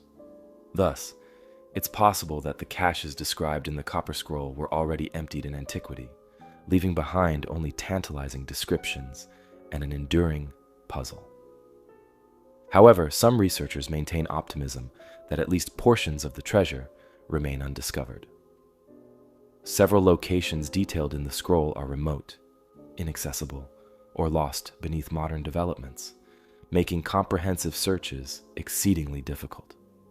Complicating matters further, some of the scroll's descriptions are cryptic or vague, referencing landmarks no longer recognizable or using terms whose meanings have become obscure over the centuries.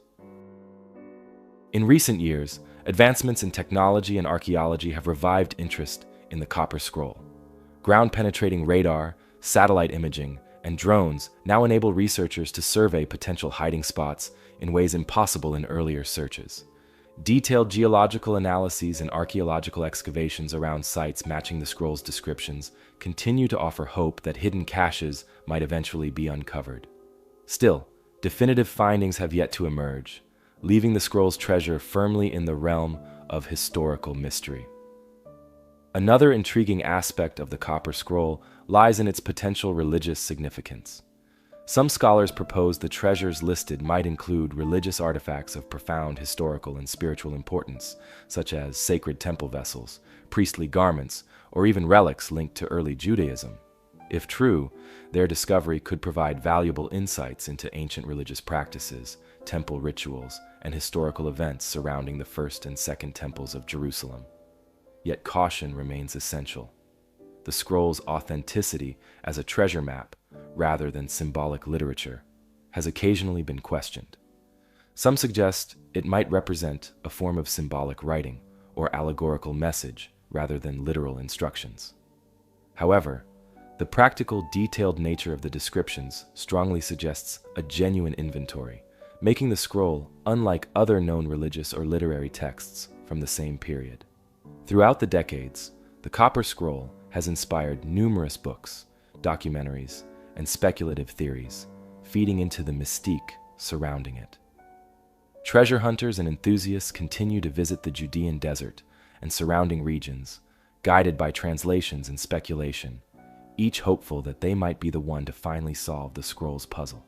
Despite these ongoing efforts, the Copper Scroll's treasure remains hidden, protected perhaps by the very sands and stones described within its ancient engravings. Each archaeological survey or exploration deepens our understanding of the scroll's historical context, but leaves its ultimate secrets frustratingly out of reach. Today, the Copper Scroll is securely preserved in a climate-controlled facility in Jordan, protected as one of humanity's most intriguing archaeological discoveries. Researchers continue to study its inscriptions meticulously, analyzing language, grammar, and historical references, hoping to glean new clues or perspectives. Each new translation or interpretation sparks renewed searches, reinforcing the scroll's ongoing allure. The mystery of the Copper Scroll captivates precisely because it lies somewhere between history, legend, and possibility. A genuine ancient inventory waiting to be solved, it invites speculation, yet resists easy answers. Whether or not its treasures are ever uncovered, the scroll offers profound insights into the turbulent period surrounding Jerusalem's destruction and the desperate measures taken by its inhabitants. As excavations and research continue, the scroll maintains its hold over imaginations worldwide.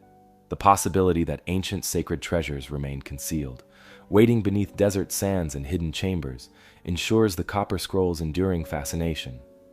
For historians, archaeologists, and treasure hunters alike, it remains an enticing secret, a whisper from the distant past, inscribed in copper, patiently awaiting discovery. Leaving behind the dry desert caves of Qumran and the mysteries of ancient treasures etched in copper, our journey now takes us far eastward to the tranquil shores of early 19th century Japan. It was here, along the remote coastline of Hitachi Province, in what is now modern-day Ibaraki Prefecture, that a curious event unfolded, recorded by local fishermen and villagers, later captivating historians with its enduring mystery. Known as the Utsuro Bune incident, this puzzling story revolves around the unexpected arrival of a strange and beautifully crafted vessel and the obscure woman found aboard. In February of 1803, along the remote coastline near the village of Harashigahama in Hitachi Province, present-day Ibaraki Prefecture. Local fishermen spotted something strange drifting toward their shores. The day was clear, with calm waters stretching out across the horizon, making the appearance of this peculiar vessel all the more intriguing.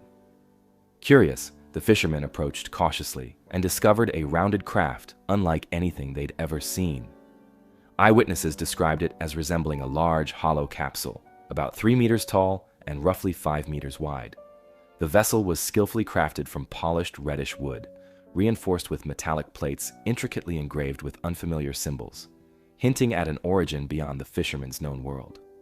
Remarkably, the craft also had clear windows, possibly glass or crystal, a material that was exceedingly rare and expensive in Japan at the time, especially for maritime use. Inside the capsule, to their astonishment, villagers found a young woman. She was strikingly different from anyone they'd seen before. Long, flowing hair of an unusual reddish hue, styled meticulously and beautifully. Her garments were finely woven from fabrics unfamiliar to the villagers, rich in color and texture, suggesting either noble or foreign origins. She appeared composed, courteous, and gentle, yet attempts at communication quickly proved futile. Her language was completely unintelligible to the villagers, and no amount of gestures or signals bridged the gap. Most intriguingly, the mysterious woman carried with her a small, ornate box, exquisitely decorated yet sealed tightly.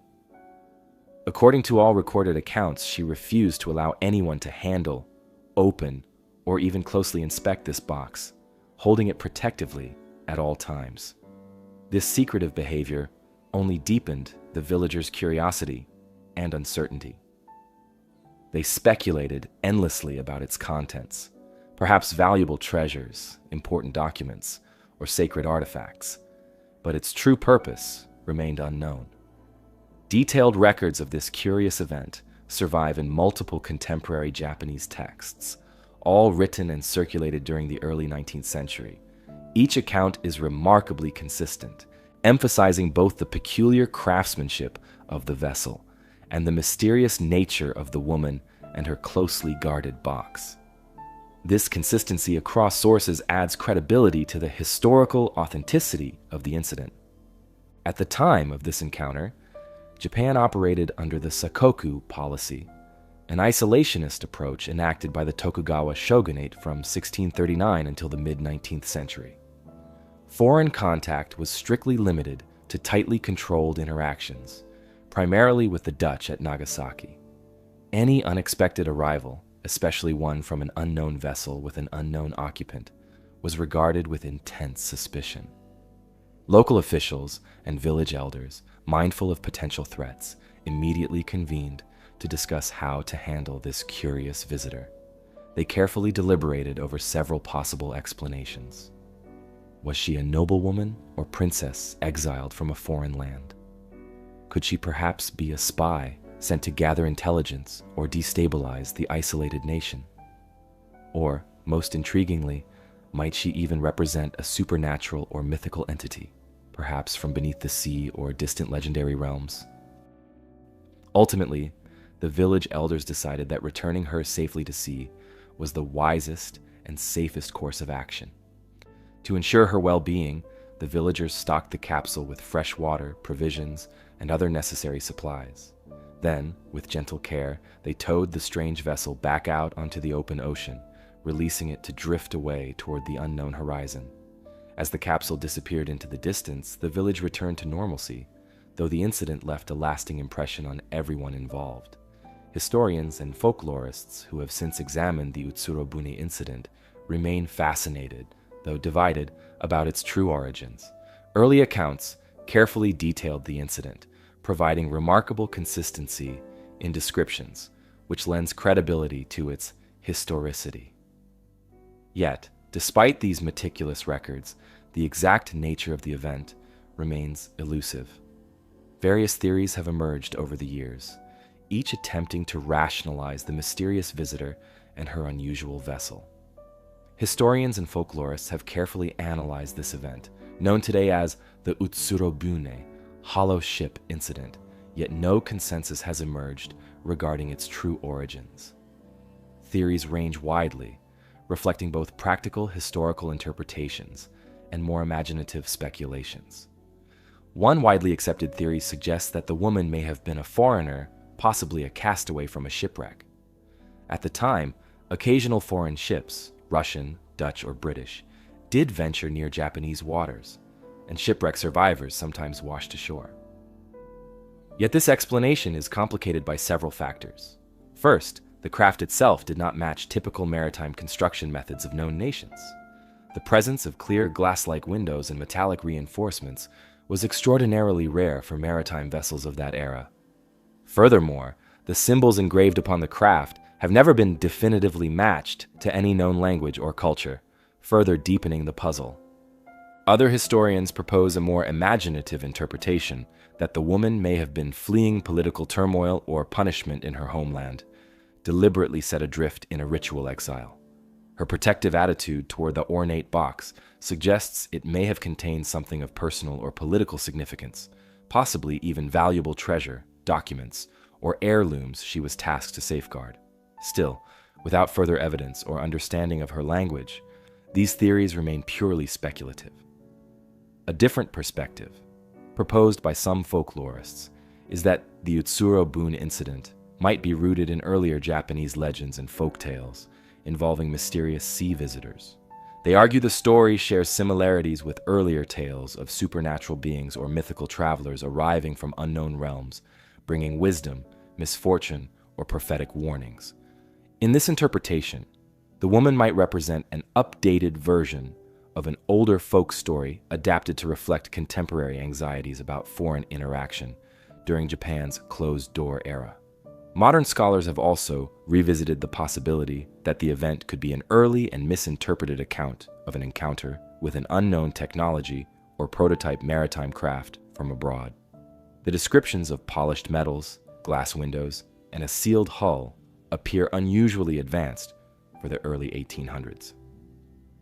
While intriguing, this interpretation faces skepticism from experts who emphasize the lack of concrete evidence supporting such an advanced vessel at that time. Despite extensive historical analysis, no definitive explanation has ever fully satisfied researchers. The event continues to captivate imaginations precisely because it blurs the lines between reality, myth, and historical record. Today, the Utsuro-bune incident is frequently discussed in studies of early Japanese contact with foreign cultures, maritime history, and cultural folklore. It also features prominently in popular culture and speculative literature, often cited as an early example of an unexplained historical phenomenon potentially involving lost travelers, early foreign contacts, or even, according to some enthusiasts, evidence of otherworldly visitation.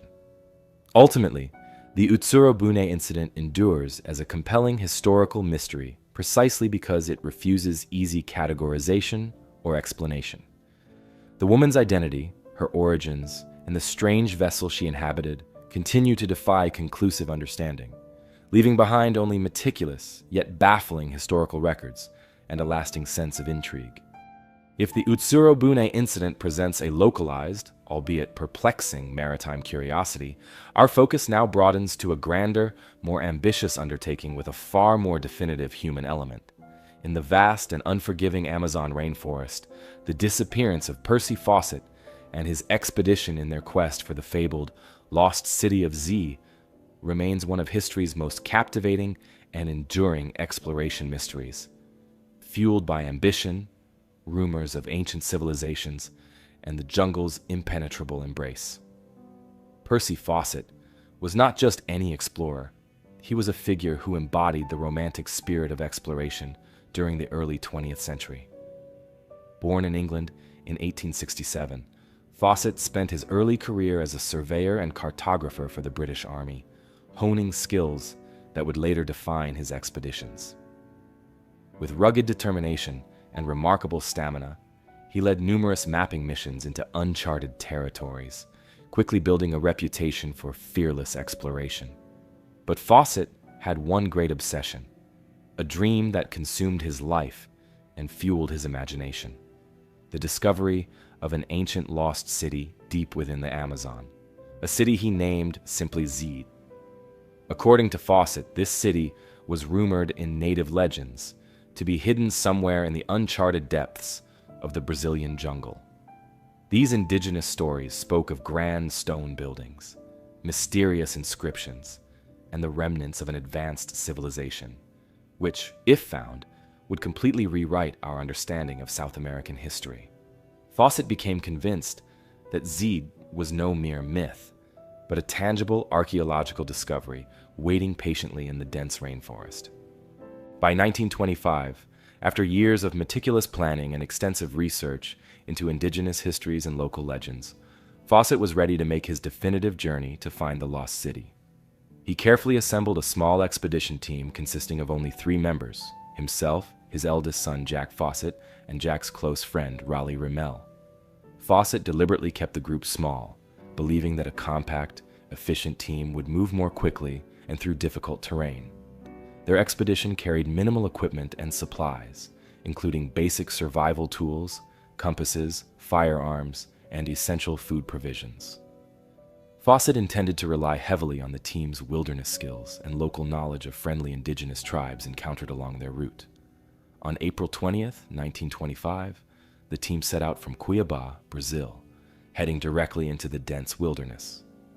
They traveled initially along established rivers and trails, meeting and briefly staying with various indigenous groups along the way.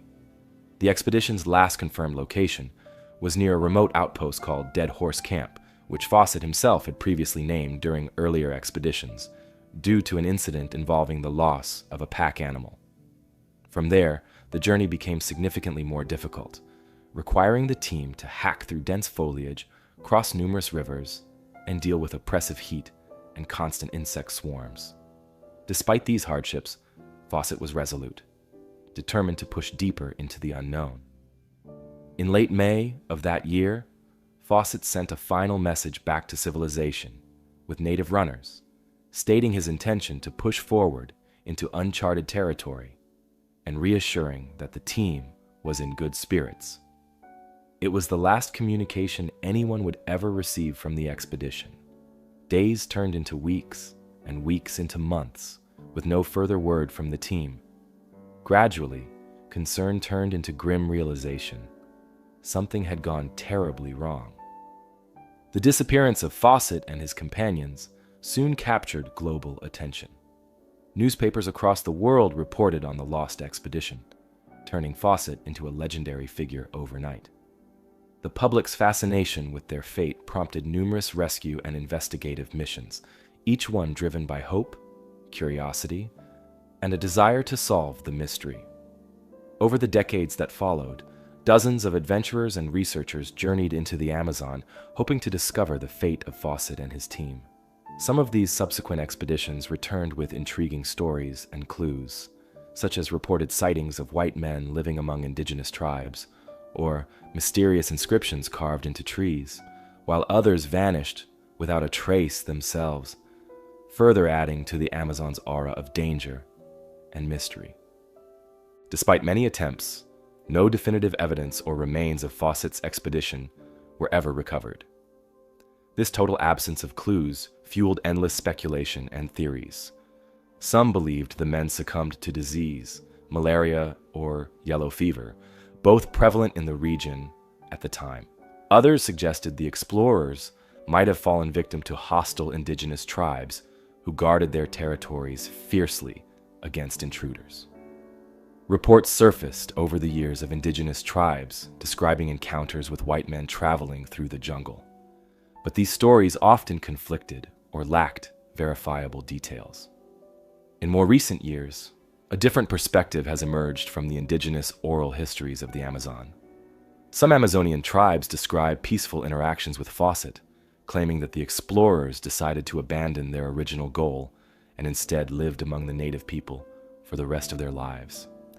According to these stories, Fawcett and his companions chose to stay hidden, preferring the tranquility and freedom offered by life in the jungle over returning to civilization. Yet again, these stories remain difficult to confirm with solid evidence, adding yet another layer to the enduring mystery. Interestingly, modern archaeological discoveries have rekindled interest in Fawcett's theories. Recent excavations and advanced satellite imaging have revealed large, sophisticated settlements scattered across the Amazon basin, some dating back many centuries before European contact. These findings lend credibility to Fawcett's belief in a lost civilization. Archaeologists have discovered intricate networks of roads, earthworks, and foundations of large settlements that strongly suggest the Amazon was home to complex societies, just as Fawcett suspected. These findings suggest that perhaps Fawcett's City of Z was based on genuine historical realities rather than purely imaginative speculation. Despite advances in technology, the Amazon rainforest remains a formidable challenge for exploration even today. Thick jungle canopy, impassable rivers, and harsh environmental conditions make definitive exploration difficult, meaning Fawcett's precise route and final destination remain lost in the wilderness. Historians and adventurers alike continue to examine old maps, journals, and native accounts, hoping for new insights or clues to emerge. Many consider Fawcett's expedition to be a turning point in exploration history, a bold attempt to illuminate the mysteries of the Amazon that, even in its failure, expanded our knowledge and deepened the allure of the unknown. The lost expedition of Percy Fawcett continues to hold a unique place in history. Fawcett himself is remembered as both a heroic explorer and a tragic figure, his fate forever entwined with the mysteries of the Amazon. His story inspired generations of explorers, authors, filmmakers, and historians, capturing the imagination of millions worldwide. In books, documentaries, and films, Fawcett's last journey is revisited repeatedly, each retelling breathing new life into his quest and its unanswered questions. As the dense jungles of the Amazon guard the secrets of Percy Fawcett's lost expedition, another mystery, perhaps even more famous, rests in the shadows of history, drawing millions with its presence. This is the Shroud of Turin, a simple linen cloth, yet one that has captured imaginations for centuries. At first glance, the shroud might appear unremarkable, a piece of fabric measuring approximately 14 feet long and 3.5 feet wide, bearing faint, ghostly impressions of a man's body. However, the implications of this particular cloth have stirred deep fascination, controversy, and debate across the globe. Kept securely in Turin Cathedral in northern Italy, the Shroud of Turin is believed by many to be the burial cloth of Jesus Christ, the fabric that wrapped his body after crucifixion. The haunting image it holds depicts a tall, bearded man bearing wounds consistent with those described in biblical accounts of Christ's crucifixion, nail marks in the wrists and feet, lacerations across the back, and a deep wound in the side. This image is most clearly visible in photographic negatives, where it emerges with startling clarity, heightening the shroud's mystery and appeal. Despite its religious associations, the Shroud of Turin has always been a subject of scientific intrigue. Its first documented appearance in European history dates back to the 14th century when it came into the possession of a French knight named Geoffroy de Charny. From this point onward, the shroud's journey through history is well documented, changing hands through noble families and various religious authorities until arriving at its current resting place in Turin in 1578.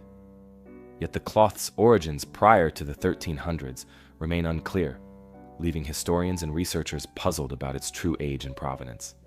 Scientific inquiry into the shroud began in earnest in 1898, when Italian photographer Secondo Pia captured the first detailed photographic negative of the cloth.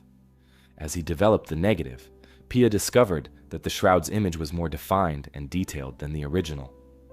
This revelation stunned scholars and sparked widespread interest, transforming the shroud from a revered religious artifact into a subject of scientific study.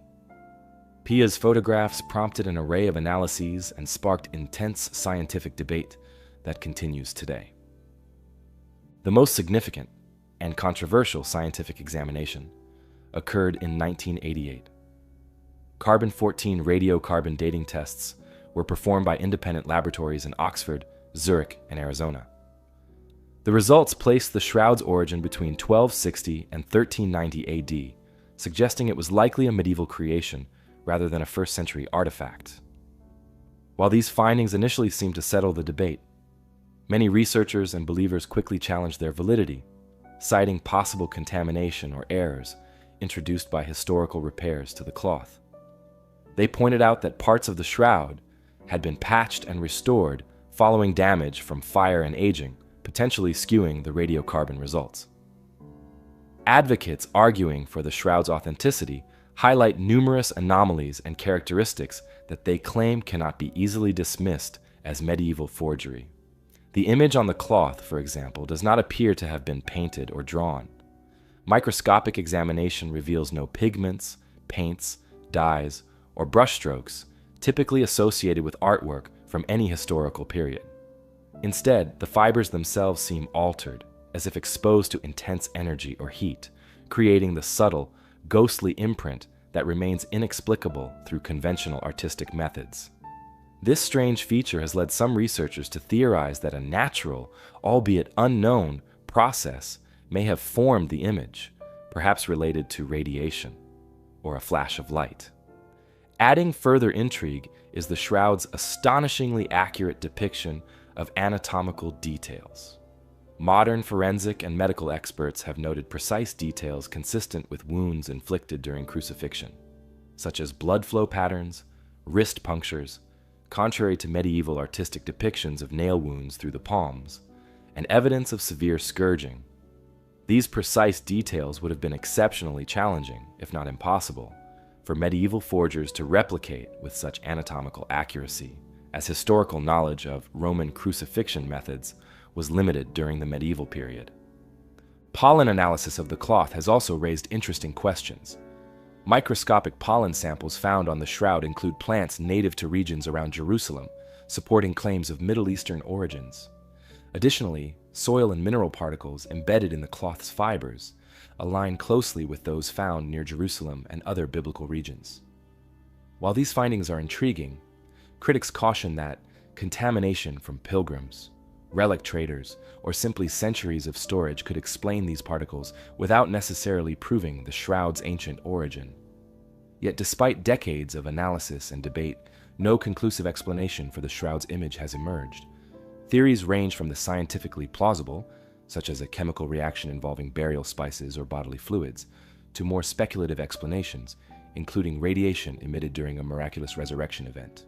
Still, no scientific consensus has been reached, leaving the shroud suspended between faith and skepticism. Throughout its history, the Shroud of Turin has remained central to religious devotion and pilgrimage. For millions around the world, it stands as powerful evidence of faith, a tangible connection to sacred history, and an affirmation of religious belief. For skeptics, however, it remains a compelling historical curiosity, an artifact that exemplifies humanity's desire to connect with the divine, even if it was created as a well-intentioned or elaborate medieval relic. Today, the shroud is rarely displayed publicly due to its fragile condition, yet whenever it is exhibited, it draws vast crowds. In modern times, the Vatican has refrained from declaring an official stance on the shroud's authenticity, maintaining it as an important relic, worthy of veneration regardless of scientific findings. Scholars from a multitude of disciplines continue to study the artifact, utilizing advancements in imaging technology, DNA analysis, and textile research in ongoing attempts to unravel its secrets. In recent years, technological advancements have reignited interest in further tests.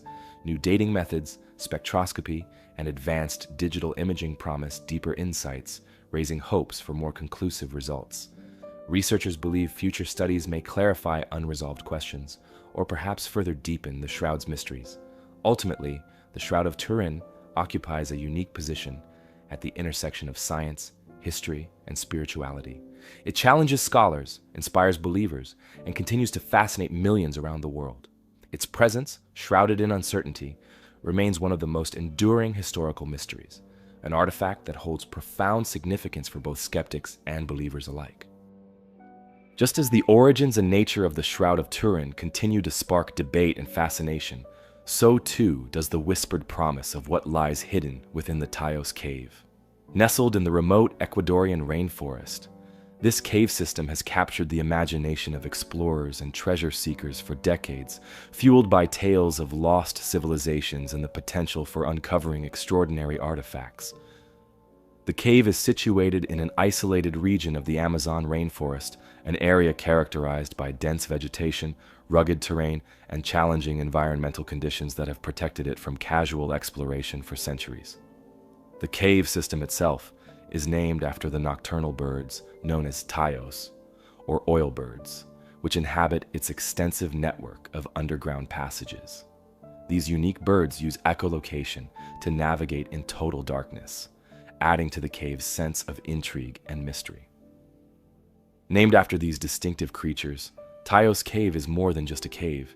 It is a vast subterranean labyrinth of tunnels, passages, and enormous chambers extending deep beneath the jungle floor.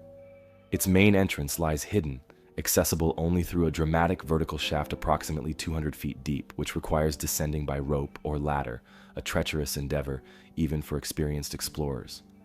Once inside, visitors discover an underground world unlike any other. Massive halls stretch out beneath the earth, with ceilings soaring more than 100 feet high, and walls that appear intentionally carved or polished as if shaped by human hands rather than natural geological processes. These distinctive features have prompted speculation and curiosity, fueling the cave's legendary reputation. The legend of Teos Cave's hidden treasures first captured international imagination in the 1960s and 1970s, largely due to the extraordinary claims of Juan Moric, a Hungarian-Argentine researcher and adventurer. Moric had spent years exploring the remote regions of Ecuador, immersing himself in the customs, traditions, and oral histories of local indigenous communities, particularly the Shuar tribe, who revered the cave as sacred. According to Moritz, local indigenous knowledge hinted at secrets concealed deep within the cave, including historical records and valuable artifacts of ancient civilizations far older and more advanced than any previously known in South America. Moritz declared that within the innermost recesses of Tayos Cave existed an immense underground library constructed of metallic tablets, plates crafted from precious metals, covered in intricate hieroglyphic symbols and script, carefully stored and preserved over millennia. He asserted that these mysterious tablets contained extraordinary information, detailed historical accounts, astronomical observations, and advanced technological knowledge from an ancient civilization that predated known Andean cultures, potentially rewriting the narrative of human civilization in the Americas. His claims were bold and extraordinary, instantly captivating the attention of researchers, archaeologists, and explorers worldwide. Morich's descriptions of these metallic tablets indicated a level of sophistication and complexity previously unknown in pre-Columbian America, leading many scholars to approach his claims with skepticism and caution. However, his vivid and detailed accounts stirred considerable curiosity and debate within both popular and academic circles. Many wondered whether his discovery could represent tangible proof of a forgotten ancient society, possibly even evidence linking South America to other global civilizations, or at least illuminating a previously unknown chapter of indigenous history. While Moritz initially shared only limited documentation and evidence supporting his assertions, fueling both excitement and skepticism, his claims attracted attention from influential figures and sparked extensive international interest. The allure of discovering an ancient library hidden beneath the rainforest, potentially containing records that could reshape historical understanding, quickly transformed Tayos Cave into an archaeological legend, drawing expeditions from around the world eager to verify or debunk Morich's extraordinary story. His extraordinary claims quickly captured the imagination of people around the world, including Swiss author Erich von Däniken, famous for his book Chariots of the Gods, which popularized theories about extraterrestrial contact with ancient civilizations. Von Däniken visited Moritz, toured the caves briefly, and later included descriptions of Tayos Cave in his controversial works, suggesting a possible extraterrestrial connection to the metallic library. While his claims were met with significant skepticism from the academic community, they further fueled global curiosity and fascination with the cave.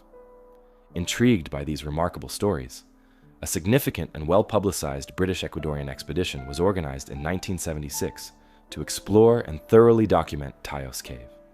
The expedition included a diverse and noteworthy team: British military personnel, archaeologists, speleologists, and even astronaut Neil Armstrong, who participated as honorary expedition leader. Armstrong's involvement generated considerable international media attention, increasing public fascination with the cave's potential mysteries. The 1976 expedition systematically explored and mapped extensive sections of the cave, taking detailed scientific measurements, collecting biological samples, and examining geological formations. Despite their thorough investigation and careful documentation, the expedition did not find the extraordinary metallic library or any definitive evidence of a lost civilization. However, they did discover intriguing archaeological evidence, including pottery fragments, bones, and stone carvings, indicating that ancient peoples had indeed occupied or visited these chambers centuries ago. Local indigenous peoples, including the Shuar community, who have lived in this region for countless generations, hold the caves as sacred and significant cultural sites. Their oral traditions speak of ancient ancestors and legendary figures who inhabited or visited the caves long before recorded history. According to Shuar mythology, the caves represent entrances to the underworld, places of spiritual importance, wisdom, and hidden knowledge. The Shuar's deep respect for these caves adds another dimension to the site's importance, underscoring its long-standing spiritual and cultural value. Further complicating the story, some researchers have suggested a possible connection between Taos Cave and ancient Inca gold, theorizing that the cave may have been used to hide precious metals from Spanish conquistadors. Although historical accounts and archaeological findings confirm the Inca habit of secreting treasures in remote locations during times of conquest, no definitive proof has yet linked Taos Cave specifically to such caches. Still, the idea persists, attracting ongoing interest from professional and amateur explorers alike. In recent decades, numerous smaller expeditions have ventured into the cave, attempting to uncover definitive evidence of Morich's claims or discover hidden treasures and ancient artifacts. While several teams have reported unusual findings, strange stone carvings, intricate passages, and signs of ancient human presence, no credible, conclusive evidence of the legendary metallic library or vast treasures has emerged. Yet, despite the lack of definitive proof, the fascination with Taos Cave remains strong. Researchers continue to debate the veracity of Morich's claims and their potential historical or archaeological merit. Some suggest that the metallic tablets might be symbolic references within indigenous folklore, exaggerated or misunderstood over time. Others maintain that Morich himself either misrepresented or misinterpreted findings, or that the tablets were secretly removed before the 1976 expedition arrived, explaining their absence during formal searches. Beyond the legendary metallic library, the cave itself remains an object of scientific and archaeological significance. Its massive chambers, polished stone walls, and extensive network of passages continue to inspire curiosity. Geologists are intrigued by the cave's unusual geological formations, suggesting a complex geological history. Biologists find the ecosystem fascinating, home to unique species adapted to life deep underground. Archaeologists consider the cave a valuable site for understanding the prehistoric movements, habits, and cultural practices of ancient Andean peoples. Advances in technology and scientific methods may yet reveal new insights into Taos Cave. Ground-penetrating radar, laser mapping, and advanced exploration tools offer potential for future expeditions to survey deeper and previously inaccessible sections. These technologies could uncover hidden passages, sealed chambers, or buried artifacts, providing answers to lingering questions or sparking fresh discoveries. To this day, Taos Cave continues to captivate those drawn to mysteries hidden beneath the Earth's surface. Each year, small teams of explorers, researchers, and adventurers venture into its depths, hoping to uncover something that will clarify its secretive legacy.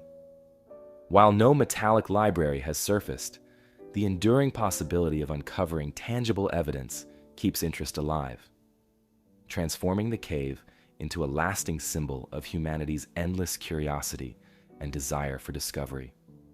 Whether or not Juan Morich's fantastic claims ever prove true, Taos Cave remains undeniably important, a place where ancient folklore, historical intrigue, archaeological interest, and modern scientific inquiry intersect.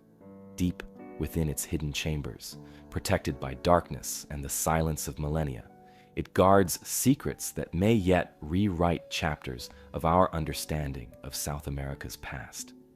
Until such revelations come to light, the cave waits, shrouded in mystery and allure, inviting future generations to seek answers in its depths. Where the dense rainforests of Ecuador conceal the promise of ancient artifacts, the landscape of Brazil holds a more disquieting riddle: the inexplicable absence of an entire village. Joer Verde, once a living community, vanished so completely that its disappearance remains a baffling historical anomaly, a stark contrast to the potential discoveries within the Taos Cave.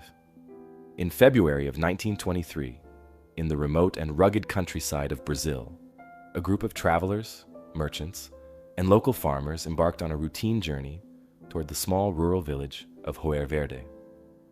Located deep within a region characterized by dense forests, winding roads, and scattered settlements, Joer Verde was known for its isolation and peaceful atmosphere, far removed from bustling cities and towns.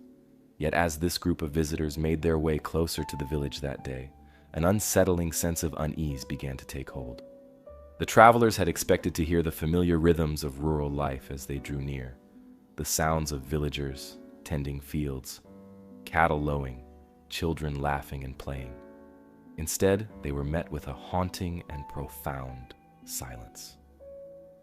Concerned by the unexpected quietness, the group approached cautiously, increasingly uneasy as they came nearer. On entering the village outskirts, their anxiety only deepened. At first glance, Joer Verde appeared completely normal. No signs of struggle or disturbance were immediately apparent. Houses stood silent, neatly arranged along dirt paths, smoke rising from some chimneys, as if daily life had been interrupted only moments before. Food was set on tables, freshly prepared meals that had yet to be touched, pots still warm on stoves, doors wide open as if residents had stepped out for a moment, intending to return quickly. Livestock remained tethered in their pens, grazing idly, clearly unfed and unattended for some time. Laundry hung limply on clotheslines, gently swaying in the breeze. Clothes that were still damp. The village school stood empty, with lessons and books carefully arranged, as if awaiting students who never arrived. As the travelers ventured further into Joer Verde, it became increasingly clear something was terribly wrong. The silence felt heavy, oppressive, and deeply unnatural. Not only had the villagers vanished, but they had done so suddenly, leaving behind all their possessions and essentials, taking nothing with them, not even valuables, money, or personal belongings. There was no immediate evidence of violence or struggle, no broken windows, no signs of panic or chaos. The village seemed simply to have emptied in an instant, as though the entire community had abruptly decided to abandon their homes and lives without warning or preparation. Desperate to understand what had happened, the visitors quickly sent word to authorities in nearby towns, urging them to send help and investigators. When authorities arrived days later, they conducted an extensive and detailed examination of Joer Verde. They combed through houses and public spaces, hoping to uncover some clue or piece of evidence that might explain where the villagers had gone and why. But the more closely they searched, the more perplexing the mystery became. No footprints or trails led away from the village. No notes, letters, or explanations were found. There were no indications that the villagers had packed belongings or prepared for travel. It seemed almost as though the residents had stepped into thin air and vanished entirely. The only potential clue authorities discovered was an eerie and cryptic message written on the village school's blackboard. In hastily scribbled chalk, it read simply, "There is no salvation." This chilling phrase did little to clarify the mystery. Rather, it only deepened investigators' fears and fueled speculation. Some wondered if the villagers had faced some existential threat, a crisis so dire and sudden that escape seemed impossible. Others suggested perhaps an outsider or group had coerced the population to leave, though no evidence of violence or force supported this theory. This haunting message became a focal point of investigation, yet offered no clear solution. Rumors soon spread throughout the region, as word of Jorge Verde's bizarre abandonment became widely known. Neighboring communities, themselves rural and isolated, were gripped by fear and confusion. Stories and theories circulated wildly, ranging from supernatural explanations to secret governmental experiments gone awry, to outbreaks of mysterious disease. Some villagers from surrounding towns reported strange sightings in the days preceding Jorge Verde's disappearance. Mysterious lights in the sky, unfamiliar visitors passing through roads and fields. Others claimed to have heard whispers and unusual sounds drifting through the forests at night. Yet all these accounts remained vague, anecdotal, and unproven, further entangling the mystery. What made the disappearance even more peculiar was that there were no immediate signs of violence, struggle, or disaster. Homes remained untouched, with tables set for meals, food still fresh, and personal belongings left behind, as if everyone had stepped out momentarily. Livestock were left tethered, crops still standing, and laundry hung on clotheslines. It was as though the entire population had vanished into thin air. The only clue to this sudden departure was a cryptic message scrawled on a blackboard in the village schoolhouse, which read, "There is no salvation." This haunting phrase, written in Portuguese, raised more questions than answers and deepened the mystery surrounding Jorge Verde's sudden emptiness. Soon after the discovery, news of the village's disappearance spread quickly throughout Brazil. Local authorities dispatched an investigative team to examine the settlement closely. The investigators meticulously searched homes, farms, and surrounding areas, but found no clear evidence pointing to where the villagers might have gone or why they left. Although various theories emerged, ranging from attacks by bandits or rebels to outbreaks of disease or mass hysteria, none of these theories had solid evidence to support them. The lack of signs of violence or distress seemed to eliminate many plausible explanations, adding further complexity to the case. Adding to the confusion, detailed historical records about Jorge Verde itself are limited. The village, located in a remote, sparsely populated region of Brazil, had minimal outside contact, making it difficult for authorities and historians to reconstruct the precise events leading up to the disappearance. Its residents, mostly farmers and families living a simple rural life, left little documentation of their existence. As a result, tracing their possible destinations or movements after the disappearance proved extremely challenging. Historians and researchers who later investigated the case found themselves facing numerous dead ends. The absence of direct evidence and the passage of time allowed the mystery to deepen rather than resolve. Some theories persisted, suggesting the residents left willingly, perhaps fleeing an unknown threat or hoping for a better life elsewhere. Others speculated they might have been coerced or forced out by an external danger, though no evidence of such coercion was ever uncovered. Despite the passing decades, the story of Jorge Verde continues to capture imaginations, occasionally resurfacing in popular media and documentaries as one of history's most baffling disappearances. While the village itself eventually fell into disrepair and was reclaimed by nature, the haunting memory of the empty homes, abandoned streets, and the message written in the schoolhouse persists.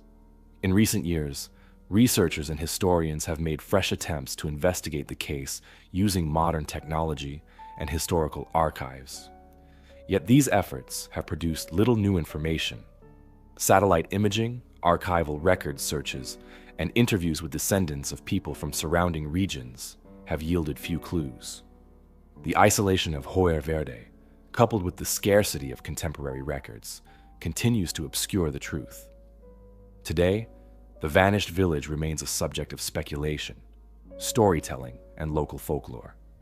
Visitors to the region occasionally trek to the area where Herr Verde once stood, hoping perhaps to find some overlooked clue or forgotten evidence. The lush vegetation now covers most traces of the village, leaving behind only faint remnants of stone foundations and crumbling walls. Despite extensive efforts, the mystery remains unsolved. No one knows precisely what became of Horverde's villagers, why they left, where they went, or whether their descendants might still live somewhere, unaware of their ancestors' mysterious past. Like many unsolved historical mysteries, Horverde remains a compelling puzzle, a reminder of how easily the stories of ordinary people can become lost in the passage of time. As the abandoned village of Horverde faded slowly into history, leaving only echoes of unanswered questions behind, another extraordinary mystery emerged thousands of miles away during the chaos of World War II. This mystery revolved around a stunning masterpiece known as the Amber Room, a luxurious chamber of glittering amber, gold, and priceless craftsmanship. Originally constructed in the early 18th century, the Amber Room was considered one of the most extraordinary artistic achievements ever created. Its loss remains among the greatest unsolved art mysteries of modern times. The story of the Amber Room begins in 1701 in Prussia, when Frederick I commissioned the room for his Charlottenburg palace. Crafted by renowned Danish and German artisans, the Amber Room was a dazzling spectacle.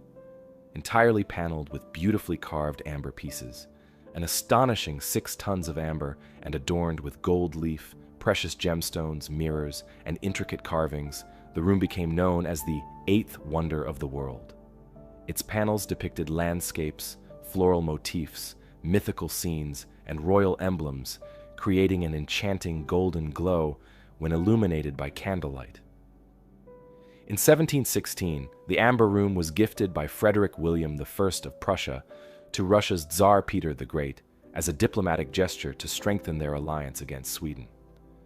The room was then transported carefully to Russia, eventually being installed in the Catherine Palace near St. Petersburg. Petersburg, where it underwent further expansions and embellishments by Russian craftsmen. For nearly 2 centuries, the Amber Room remained a symbol of artistic splendor, attracting visitors and royalty from across Europe who marveled at its breathtaking beauty and unparalleled craftsmanship. Throughout the 18th and 19th centuries, the Amber Room survived political upheavals, wars, and revolutions, its beauty meticulously preserved by curators who recognized its historical significance and immense value. Yet its survival was not to last through the ravages of World War II. In 1941, Nazi Germany invaded the Soviet Union during Operation Barbarossa, and the city of Leningrad, now St. Petersburg, soon found itself under siege. As German forces rapidly advanced toward the Catherine Palace, Soviet authorities scrambled to save their cultural treasures, attempting to hide or evacuate valuable artworks. Unfortunately, the Amber Room was incredibly fragile, and curators feared it might crumble if hastily dismantled. With limited time and resources, they made the difficult decision to cover the precious panels with wallpaper, hoping the Nazis might overlook its value or fail to identify the room beneath. The ruse, however, was quickly discovered. German soldiers, following specific orders from Adolf Hitler himself, who admired and coveted the Amber Room, carefully dismantled the panels, packed them into crates, and transported them to Königsberg Castle in East Prussia, modern-day Kaliningrad. At Königsberg, the Amber Room was reassembled and put on display as a trophy of Nazi conquest. Yet as the war progressed and the Allies began pushing German forces back, the Amber Room once again vanished from history. In 1945, as Allied forces bombarded Königsberg, the room disappeared entirely, this time without a trace. Initial Soviet investigations after the war yielded no clues. There were no clear records of its fate. Rumors abounded, each theory more tantalizing than the last. Some speculated the room had been destroyed by Allied bombings, while others believed it had been secretly moved by retreating German soldiers. Another theory suggested the Amber Room might still be hidden beneath the ruins of Königsberg Castle, buried beneath rubble and ruins, waiting to be rediscovered. Over subsequent decades, numerous investigations and searches were conducted, each driven by hope, curiosity, and occasionally greed. In the 1950s, Soviet and East German authorities extensively searched the ruins of Königsberg Castle, uncovering various tunnels, basements, and hidden chambers. Yet, despite exhaustive efforts, the Amber Room itself was never found. Rumors circulated that the treasure had been moved to secret Nazi bunkers or hidden in remote caves and mines throughout Europe. In the 1960s and 1970s, investigators pursued leads suggesting the Amber Room had been buried in mine shafts, stored beneath lakes, or secreted away in underground facilities, but these explorations yielded nothing concrete. Occasionally, small fragments of amber, claimed to be from the original room, surfaced in the black market, fueling speculation that at least some pieces had survived. Authorities seized several genuine fragments from private collections, but these only deepened the mystery, providing tantalizing hints without concrete answers. In 1997, a detailed tip led German investigators to the town of Deutschneudorf, where hidden compartments and tunnels beneath an old silver mine were carefully explored, yet again yielding no significant results. In recent years, new theories have emerged, including claims that the Amber Room was secretly taken by high-ranking Nazi officials, possibly even Hitler himself, to remote locations across Europe or South America. Historians have combed through recently declassified documents, hoping for fresh clues to the room's final location, yet the Amber Room continues to evade discovery. In 2003, a high-profile reconstruction was completed and unveiled in St. Petersburg. A meticulous reproduction of the original room, based on historical photographs and detailed records. While impressive, this reconstruction serves as a bittersweet reminder of what has been irrevocably lost. Today, the Amber Room remains among history's greatest missing art treasures. Its story has captivated generations of historians, treasure hunters, and art enthusiasts. Modern investigative techniques, archival research, and exploratory technologies continue to fuel searches, yet no definitive answer has emerged. The fate of the Amber Room has transcended mere history, transforming into legend. Countless documentaries, books, and films explore its mysterious disappearance, perpetuating its allure.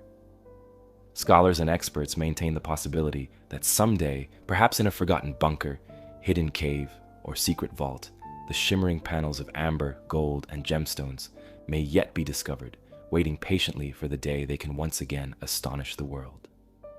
Until then, the missing Amber Room remains an enduring puzzle, an extraordinary masterpiece lost amidst the chaos of war, leaving behind an unsolved mystery as captivating and elusive as the golden glow of amber itself.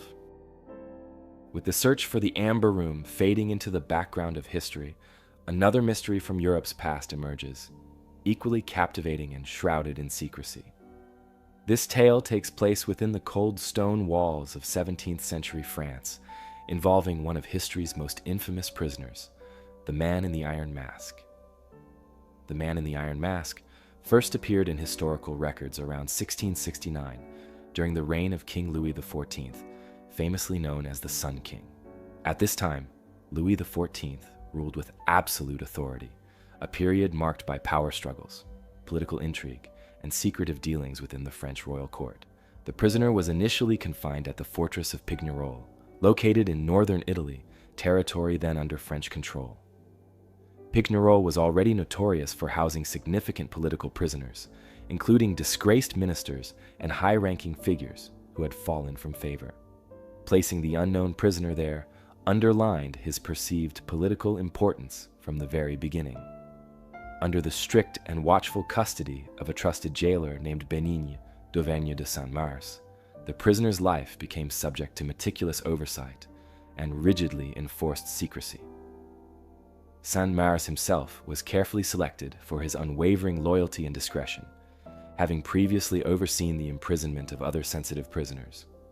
Throughout his imprisonment, the mysterious prisoner was transferred carefully from fortress to fortress, initially from Pignerol to the fortress of Exilles in 1681, then to the island fortress of Sainte Marguerite in 1687, and finally, in 1698, to the infamous Bastille prison in Paris, where he would spend the remainder of his life until his death in 1703.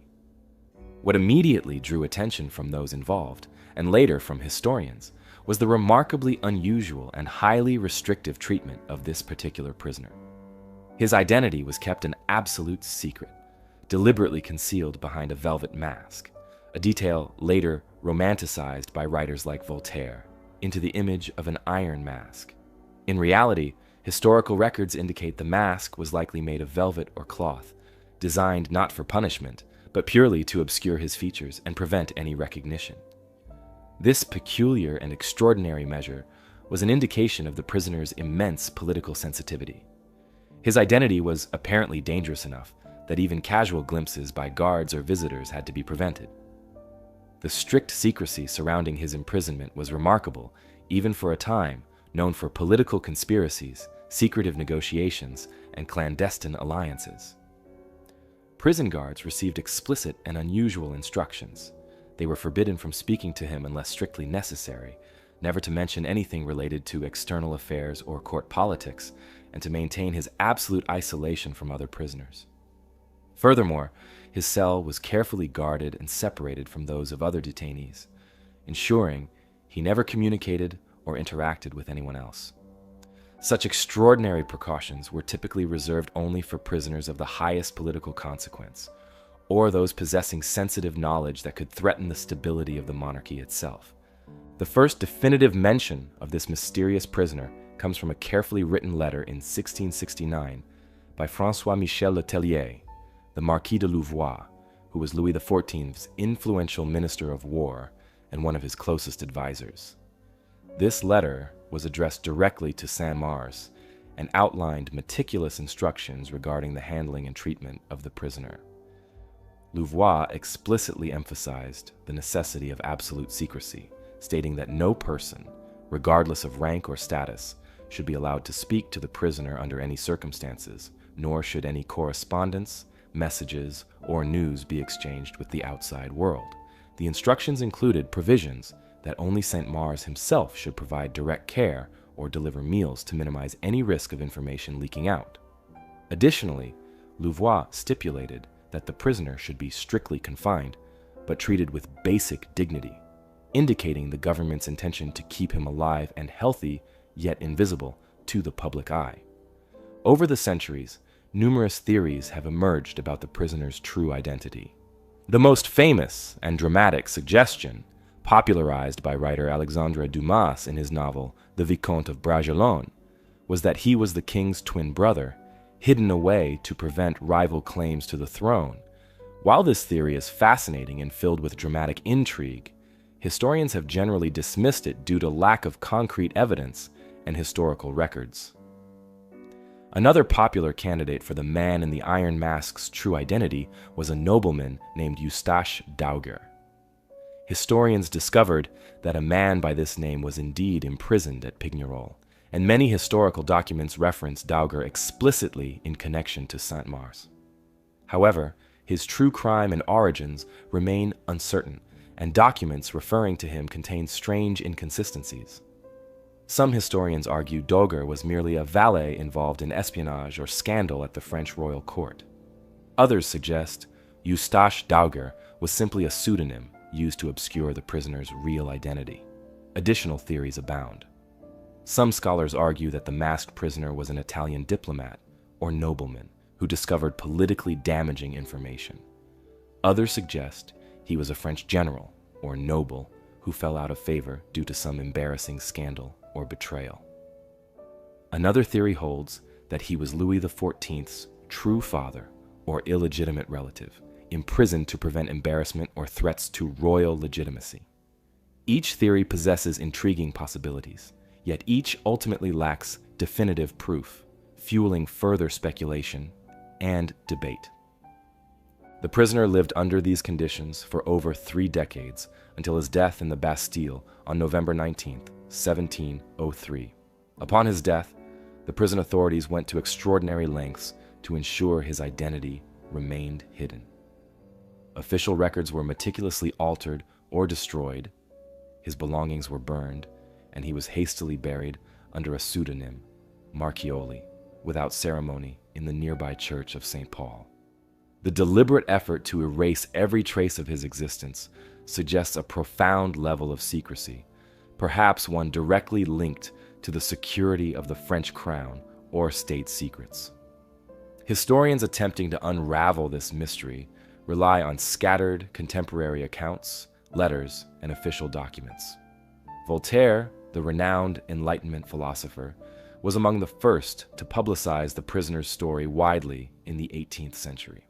While Voltaire introduced the idea that the prisoner wore an iron mask, historians now believe this was likely an embellishment, with the original mask more probably being made of velvet or cloth to hide his identity comfortably yet securely. Still, Voltaire's dramatic retelling sparked public imagination, ensuring the prisoner's tale survived through centuries as a powerful legend. Efforts to conclusively identify the prisoner through archival research have continued into modern times, yet none have yielded definitive answers. A notable breakthrough occurred in the late 19th century when French historian Jules Lair discovered a cache of previously unknown letters referring to Eustache Dauger. Yet even these letters raised more questions than answers, as their ambiguous language and gaps in information provided few concrete conclusions. In recent decades, historians utilizing advanced research techniques, including archival analysis and modern forensic methods, have tried to settle the mystery. Researchers studying the handwriting and language used in letters about the prisoner have attempted to match them to other known documents, hoping to connect the prisoner's jailers and correspondents to other historical figures. Yet despite these efforts, the prisoner's true identity continues to elude historians, with each discovery simply fueling new questions rather than answers. Today, the man in the iron mask remains one of history's most enduring and enigmatic mysteries. His story continues to captivate imagination, inspiring novels, films, and countless historical studies. Despite centuries of research, historians have yet to definitively uncover his true identity or the exact reasons behind his lifelong imprisonment. The extraordinary precautions taken to conceal this prisoner's identity, along with the deliberate destruction of nearly all evidence after his death, suggest he was undoubtedly someone of significant importance. Yet precisely who this mysterious figure was, and why it was so crucial that his face never be seen again, remains lost within the shadows of France's past, silently urging historians to continue their search for the elusive truth. Just as the true identity of the man in the iron mask continues to fuel historical debate and speculation, so too does the legendary fate of the lost treasure of Lima. Shifting our gaze to 19th century Peru, a time of significant upheaval, we encounter a compelling mystery centered around vanished wealth and the enduring allure of discovery. In 1820, Lima, then the prosperous capital of the Spanish colony of Peru, faced a growing threat. Revolutionary forces, led by General José de San Martín, approached steadily, determined to liberate Peru from Spanish rule.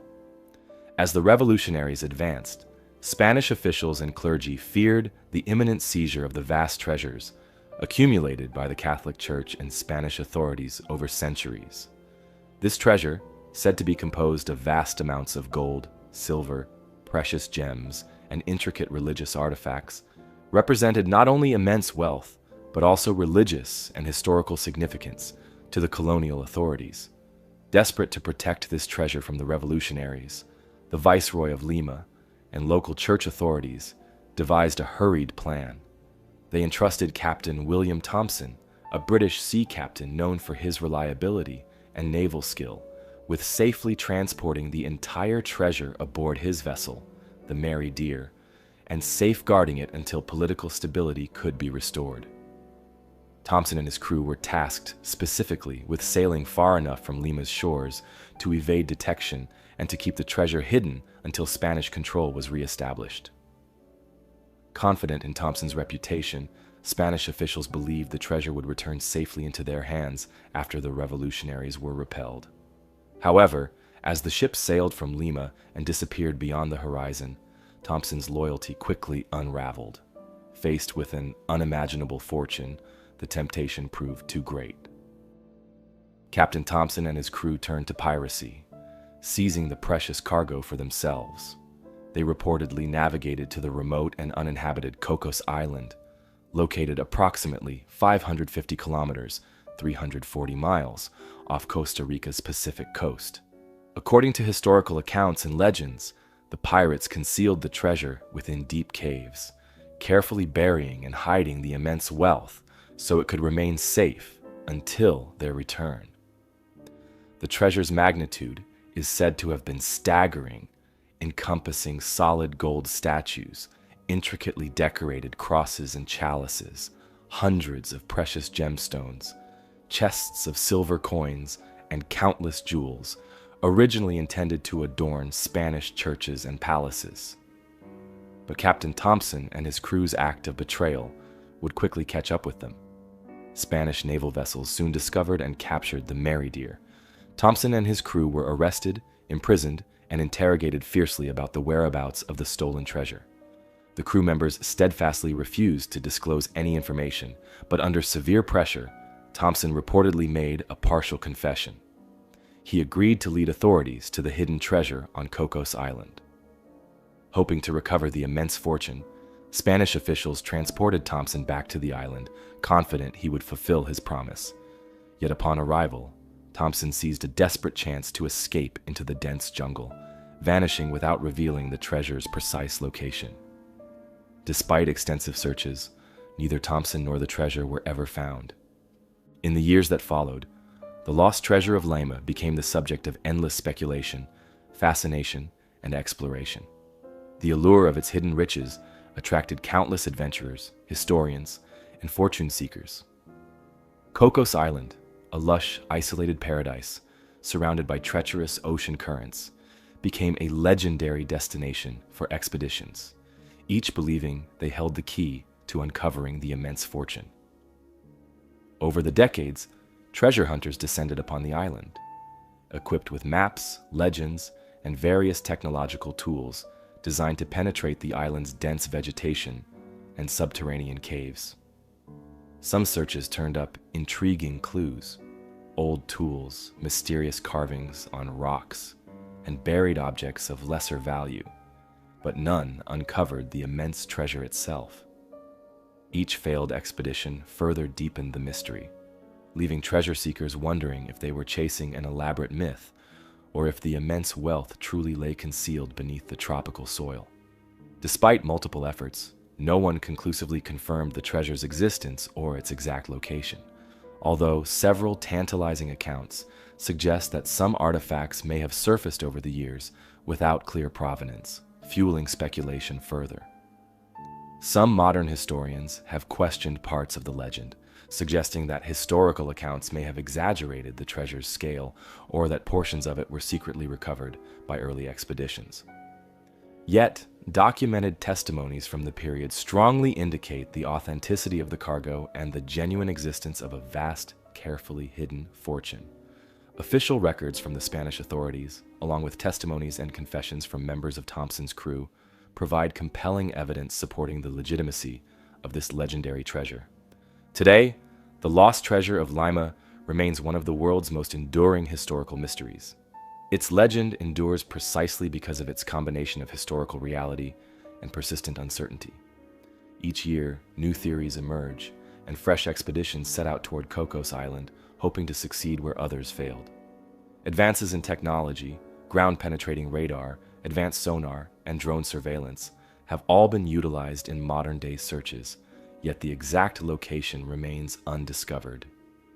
Even now, nearly 2 centuries after Captain Thompson's betrayal and disappearance, the vast fortune remains concealed, awaiting discovery by someone lucky or determined enough to uncover its secrets. The lost treasure of Lima represents more than just material wealth. It symbolizes the shifting tides of history, colonial struggles, and the enduring human fascination with hidden fortunes. Its story vividly captures the tension and turmoil of 19th century South America, marked by revolution, upheaval, and the waning days of Spanish imperial power. The treasure, once destined for Spanish coffers and lavish church ceremonies, instead became an elusive legend, capturing imaginations and inspiring generations of explorers drawn to the distant shores of Cocos Island in search of riches long concealed beneath the earth. England holds its share of historical puzzles, and the tale of the Pollock sisters stands as a particularly compelling one, not for lost artifacts or grand historical events, but for the unsettling questions it raises about the human mind and the potential for phenomena that transcend typical understanding. This small-town story has resonated for decades, intriguing those who seek answers beyond the conventional boundaries of science. In the sleepy town of Hexham in Northumberland, England, John and Florence Pollock lived a seemingly typical family life. They were loving parents to their two young daughters, Joanna and Jacqueline. Life was happy and peaceful until tragedy abruptly struck in May 1957. On their way to church, the two girls, Joanna, aged 11, and Jacqueline, aged 6, were tragically killed when a car suddenly lost control, striking them on the sidewalk. The heartbreaking loss deeply impacted their parents, who grieved profoundly for their beloved daughters. Amazingly, despite the profound trauma, John Pollock maintained a persistent belief in reincarnation, convinced that somehow his daughters would return to him. Florence, his wife, remained skeptical, attributing John's belief to wishful thinking, born of grief.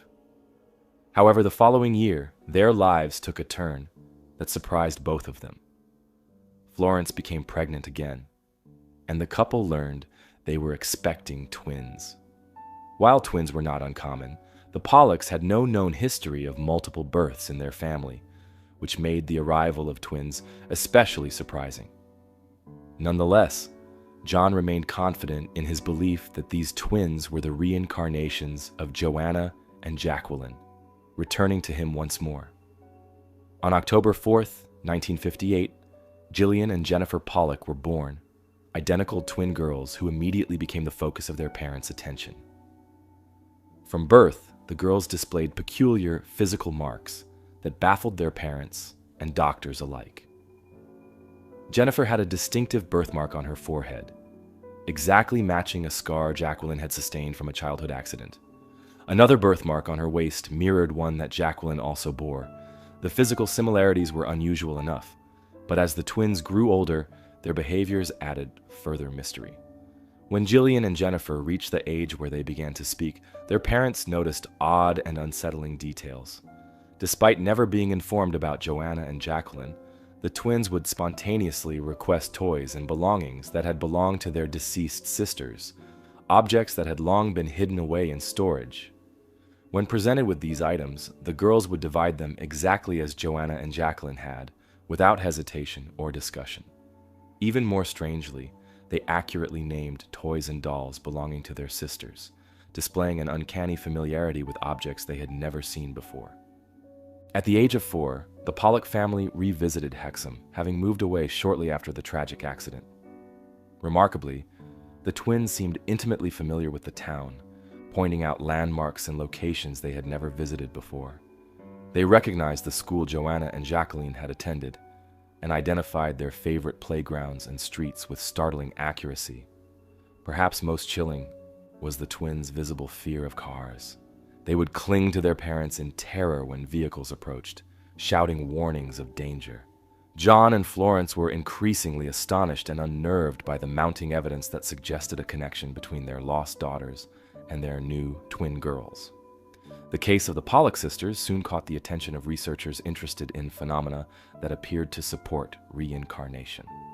Dr. Ian Stevenson, a noted psychiatrist from the University of Virginia, known for investigating alleged reincarnation cases, closely studied Gillian and Jennifer's behavior. Stevenson documented numerous instances where the twins displayed memories or knowledge that seemed impossible to explain through conventional means. He carefully ruled out deliberate deception, believing that the Pollocks themselves were genuinely bewildered and sincere in their experiences.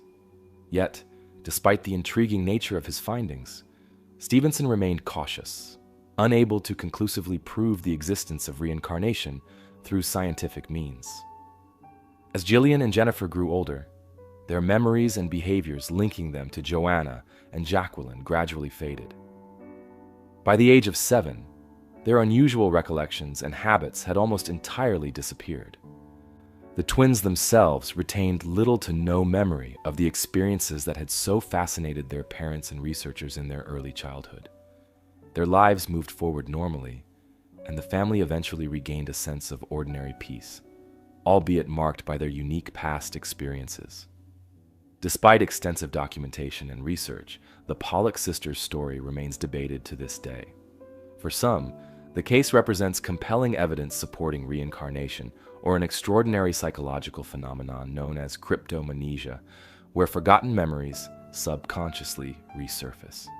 Supporters of reincarnation theories highlight specific aspects, such as the distinct birthmarks matching injuries sustained by Jacqueline, as potential physical evidence of reincarnation. Researchers investigating similar phenomena, particularly Dr. Ian Stevenson from the University of Virginia, have documented numerous other cases worldwide involving children who claim memories of past lives, often accompanied by matching birthmarks or physical traits. Skeptics, however, propose more conventional explanations. Psychological theories suggest that grieving parents could subconsciously influence their children's behavior, unintentionally prompting or reinforcing coincidences or behaviors reminiscent of lost loved ones.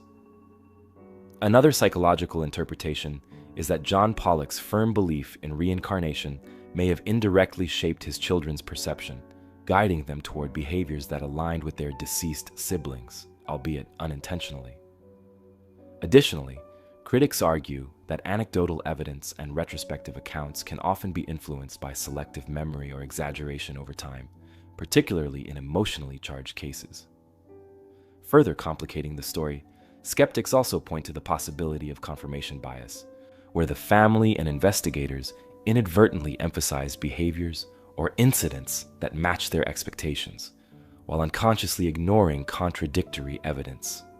It's also proposed that the twins could have overheard conversations between their parents or other family members about Joanna and Jacqueline, unconsciously absorbing details and repeating them later as their own memories.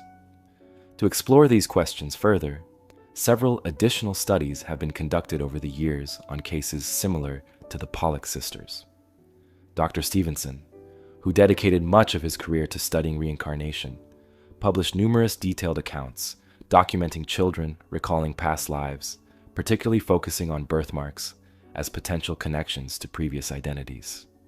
His comprehensive research, spanning decades and multiple cultures, has yet to yield universally accepted conclusions, but continues to provoke serious consideration within academic circles. Other psychologists have investigated the broader implications of trauma, grief, and parental influence on childhood development, arguing that profound emotional loss can deeply shape family dynamics and memory formation, sometimes in unexpected and uncanny ways. Moreover, neuroscientific research has attempted to understand cryptomnesia and related phenomena. Studies have indicated that the human brain has a remarkable capacity for memory retention and subconscious recall, even of seemingly forgotten events.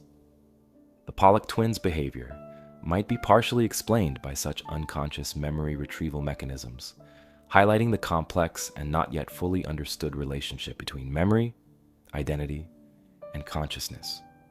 Over time, the Pollock sisters' case became one of the most thoroughly documented and discussed stories in studies of reincarnation and paranormal phenomena.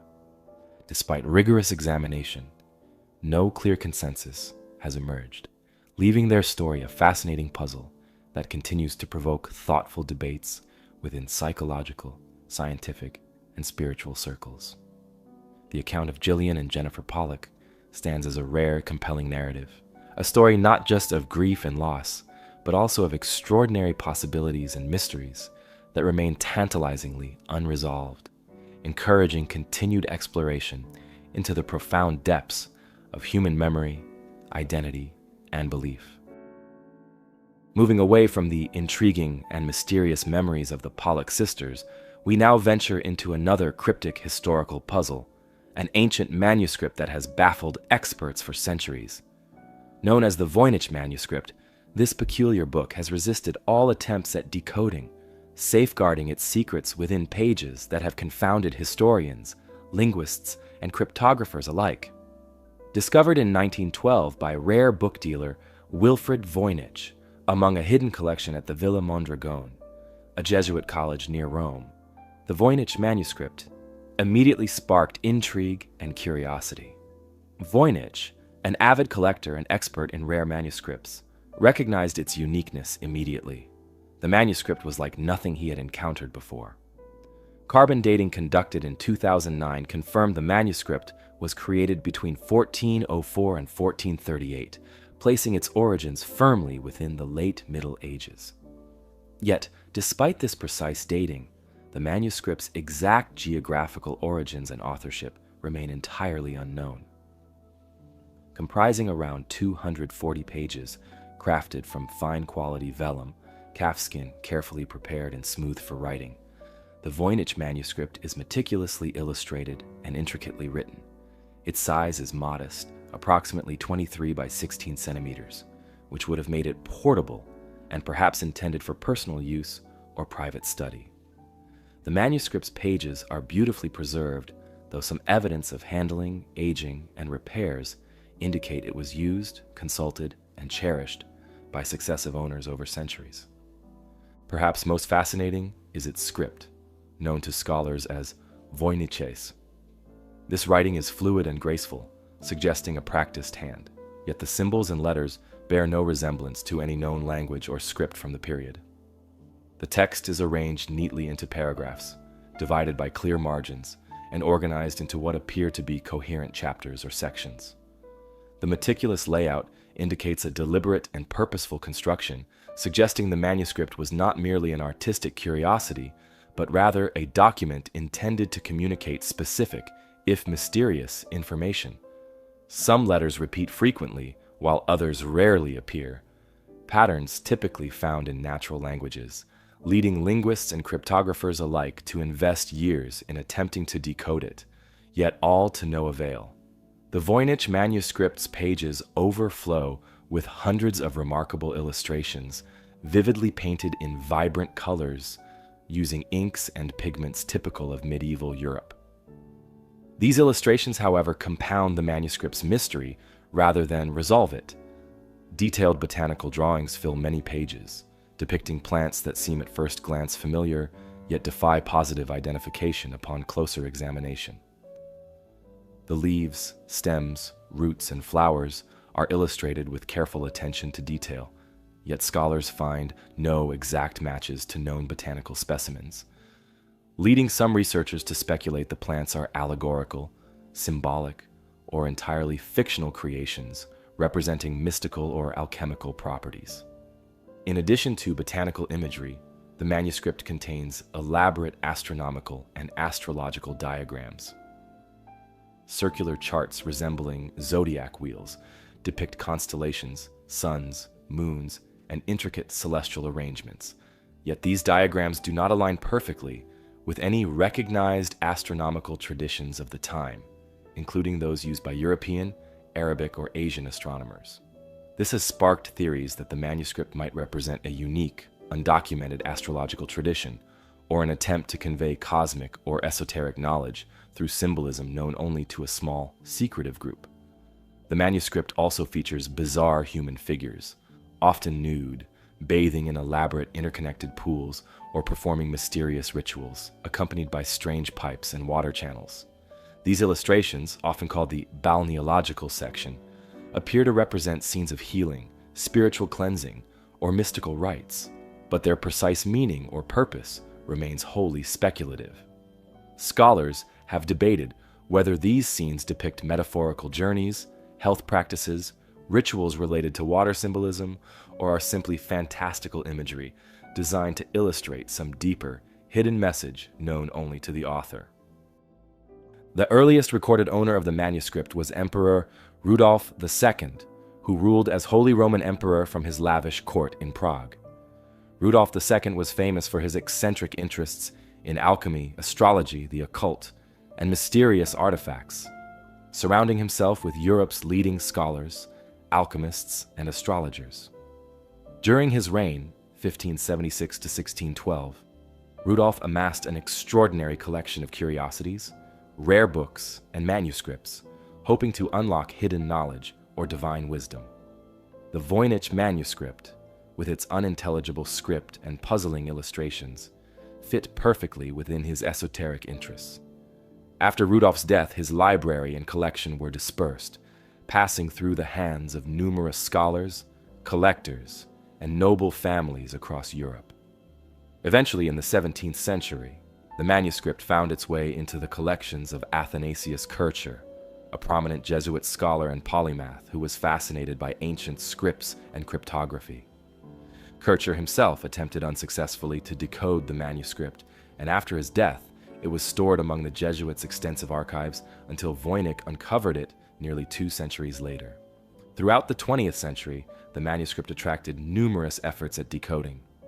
Professional cryptographers, linguistic experts, and even military codebreakers from both world wars attempted to solve the puzzle, employing every known method of linguistic and cryptographic analysis.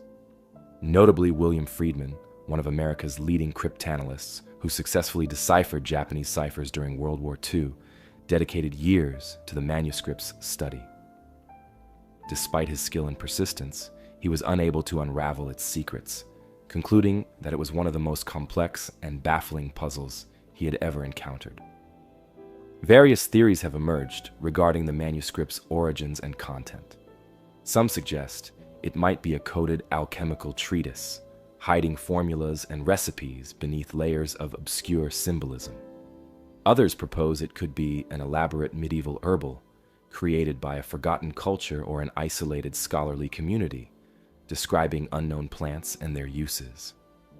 Another popular theory is that the manuscript is a hoax, crafted centuries ago to deceive or amuse its intended audience, though the elaborate detail and complexity make this theory less widely accepted among serious scholars. In recent years, modern technology has provided new avenues of exploration. Advanced imaging techniques, multispectral analysis, and computer algorithms have been used to detect hidden layers or alterations within the manuscript's pages. Computer linguists have attempted statistical analyses of the text, looking for grammatical patterns or recurring linguistic structures. While these studies have revealed intriguing patterns suggesting the text is likely not random or meaningless, no definitive translation or interpretation has emerged from this high-tech approach. Efforts to understand the Voynich manuscript continue to this day, driven by curiosity, scholarly challenge, and the enduring allure of historical mysteries. Each new attempt, whether employing the latest technology or traditional scholarly methods, brings the possibility that the manuscript's secrets might finally be revealed. Until then, this ancient book remains silent, guarding its secrets carefully, a tantalizing testament to the depth and complexity of history's enduring mysteries. Where antediluvian maps leave an intellectual imprint on our understanding of the past, the Devil's Footprints left a literal physical mark on the winter snow of Devon. This strange 1855 event, a silent narrative traced across the countryside, continues to puzzle and intrigue, its origin as elusive as the lands depicted on those ancient charts. On the morning of February 9th, villagers awoke to discover the fresh blanket of snow from the previous night interrupted by an extraordinary set of hoof-like prints. These footprints, unlike those left by any known animal, stretched over a distance of nearly 100 miles, cutting straight through fields, gardens, and towns.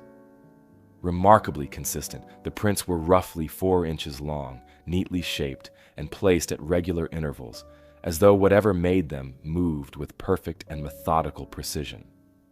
Their mysterious appearance was made stranger still by their path. The footprints passed easily over walls and fences, scaled rooftops, and crossed the frozen rivers as though no obstacle existed. As news spread, a sense of fear and anxious curiosity quickly settled over the communities affected. People gathered around the prints, cautiously examining their peculiar shape and the remarkable distances they covered without deviation. The uniformity of the tracks suggested they had been left by something walking upright, placing one foot neatly before the other, yet no human prints or other traces accompanied them. Observers noted how these mysterious prints often moved in perfectly straight lines, demonstrating a strange disregard for obstacles, buildings, or other natural barriers.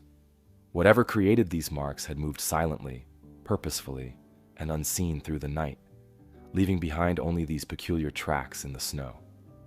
With no clear explanation, theories began to circulate. Given their hoof-like shape and inexplicable behavior, the prints soon took on a sinister reputation, quickly earning the chilling nickname, the Devil's Footprints. This interpretation resonated deeply within local folklore and superstition, sparking fears of a supernatural visitation. Tales spread that the footprints were evidence of the devil himself, walking among the living under the cover of night, marking homes, villages, and communities with unsettling intention.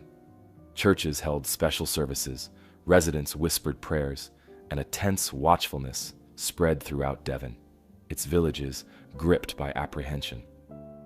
Amid growing unease, investigators began examining the phenomenon carefully. Naturalists, clergymen, and curious amateurs alike offered cautious assessments, each proposing rational explanations to calm the mounting fears. Some suggested animals, such as kangaroos escaped from traveling menageries, might have left the tracks. Others proposed birds hopping along the snow, their footprints distorted by melting or refreezing, could account for the unusual markings. A few believed weather phenomena, perhaps hailstones or atmospheric conditions, had produced the strange prints. However, each of these explanations encountered serious difficulties upon closer inspection. No animals fitting the descriptions had been reported missing, no bird tracks matched the uniform consistency and distance, and no known weather condition could replicate the footprints' precise and methodical nature. Despite careful attempts to explain away the unsettling prints, no single theory emerged definitively convincing. The footprints remained stubbornly mysterious, their persistence fueling further speculation. Newspapers documented each new theory and discovery with keen interest, further amplifying public intrigue and concern. Letters flooded local publications, each writer proposing solutions or sharing personal accounts, yet each explanation unraveled under scrutiny. As weeks passed without resolution, interest gradually faded, though the prints lingered in memory, their mystery unresolved, yet carefully preserved within folklore and local history. In the decades following the strange events of 1855, occasional sightings of similar footprints emerged in other regions, reigniting debate and speculation. Reports surfaced sporadically, describing comparable tracks discovered under similar conditions, snow-covered landscapes marked by inexplicable hoofprints appearing overnight. Yet none achieved the notoriety or extensive documentation of the original Devon incident, reinforcing its status as a unique historical mystery. Investigators and historians have since revisited the incident periodically, examining original accounts and records, hoping new insights or evidence might finally unlock its secrets. Modern researchers have applied scientific methods and technological tools unavailable to earlier investigators, analyzing historical weather records, animal migration patterns, and local geography to develop rational explanations. Yet despite these efforts, definitive answers remain elusive.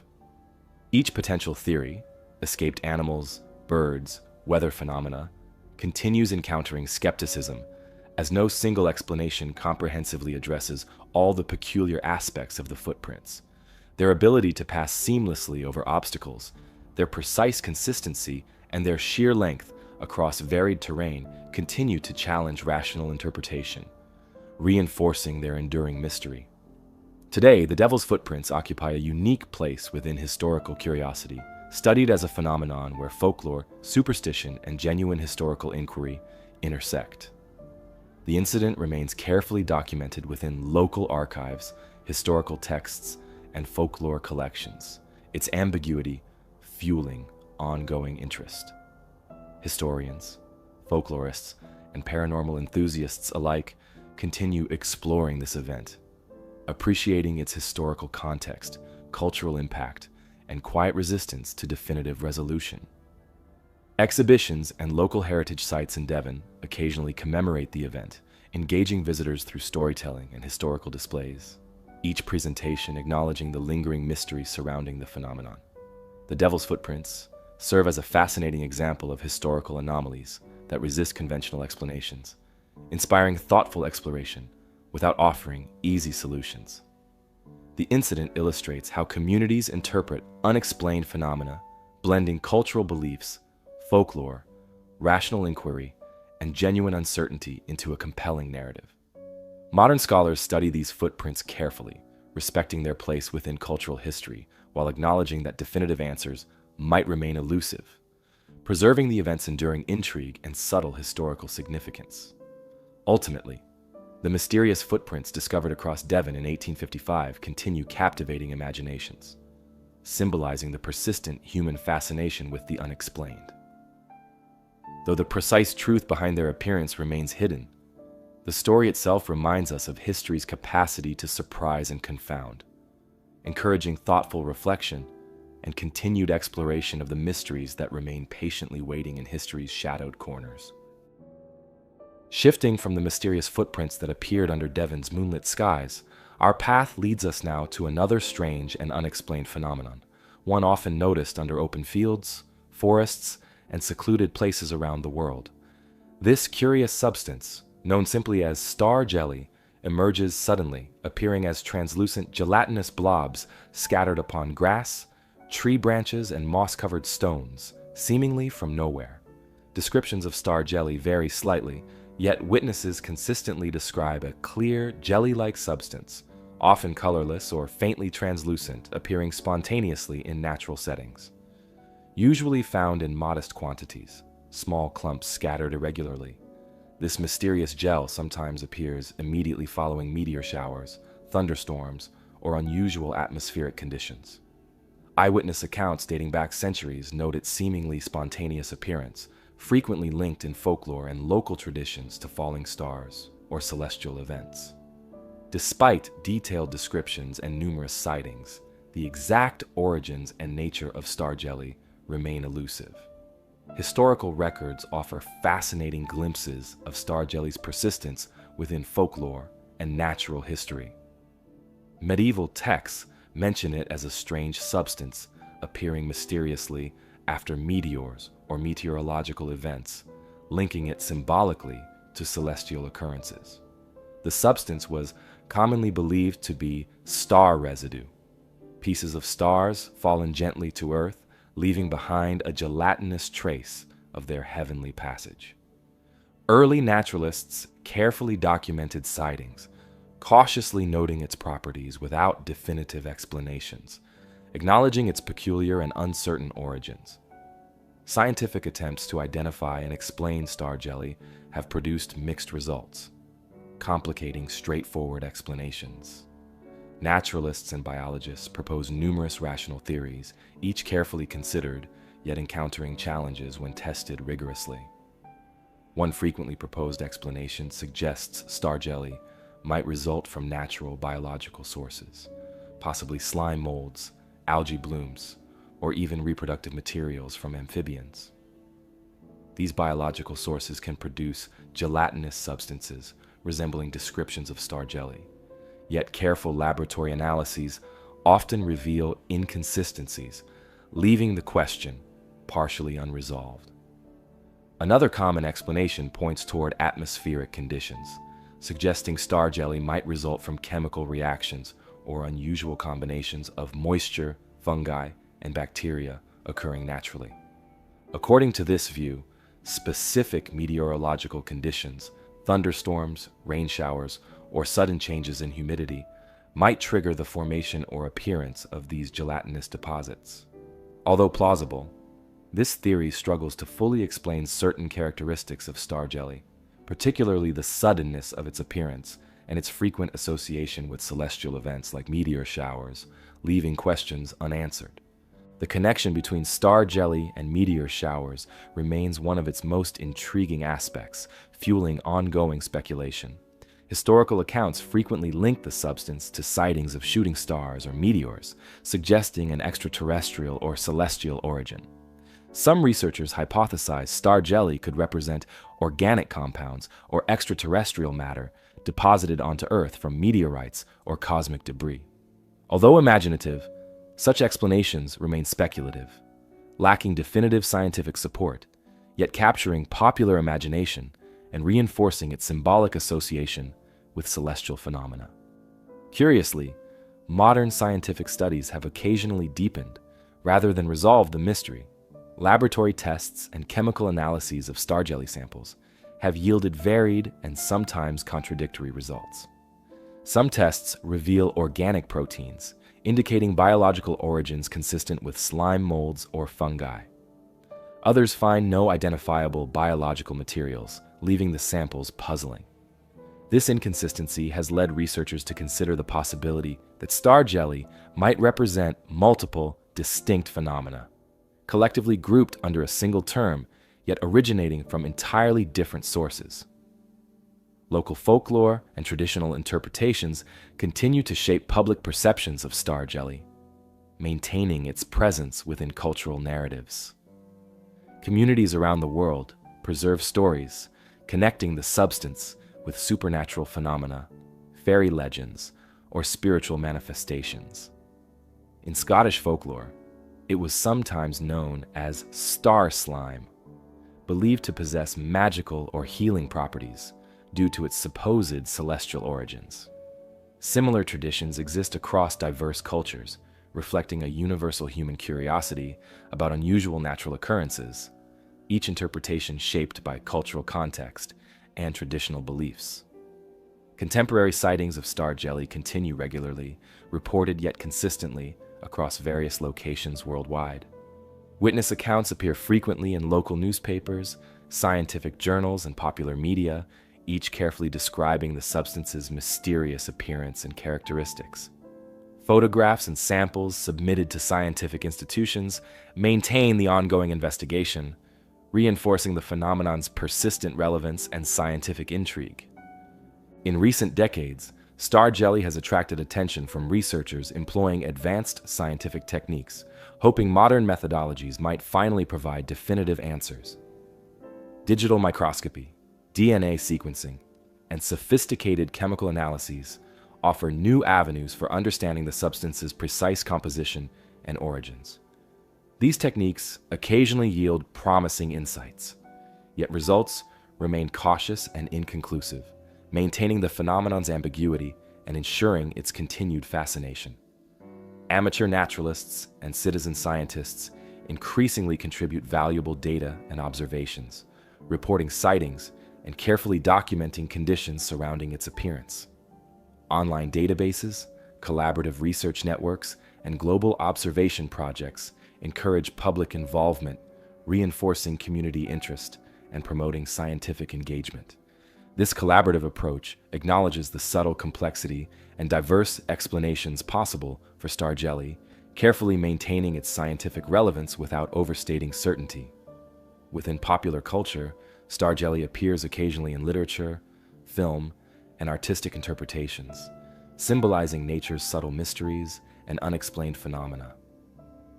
Its gentle persistence as an unresolved natural occurrence resonates deeply, encouraging thoughtful curiosity, creative imagination, and respectful exploration of the unknown. Whether depicted metaphorically or literally, star jelly's presence in cultural narratives reinforces humanity's enduring fascination with mysteries hidden within everyday experiences. As future research progresses, star jelly will undoubtedly maintain its curious allure, challenging assumptions and inspiring thoughtful reflection. Its subtle persistence within natural and cultural history reminds us that the world around us continues holding mysteries, waiting to be observed, documented, and perhaps one day understood.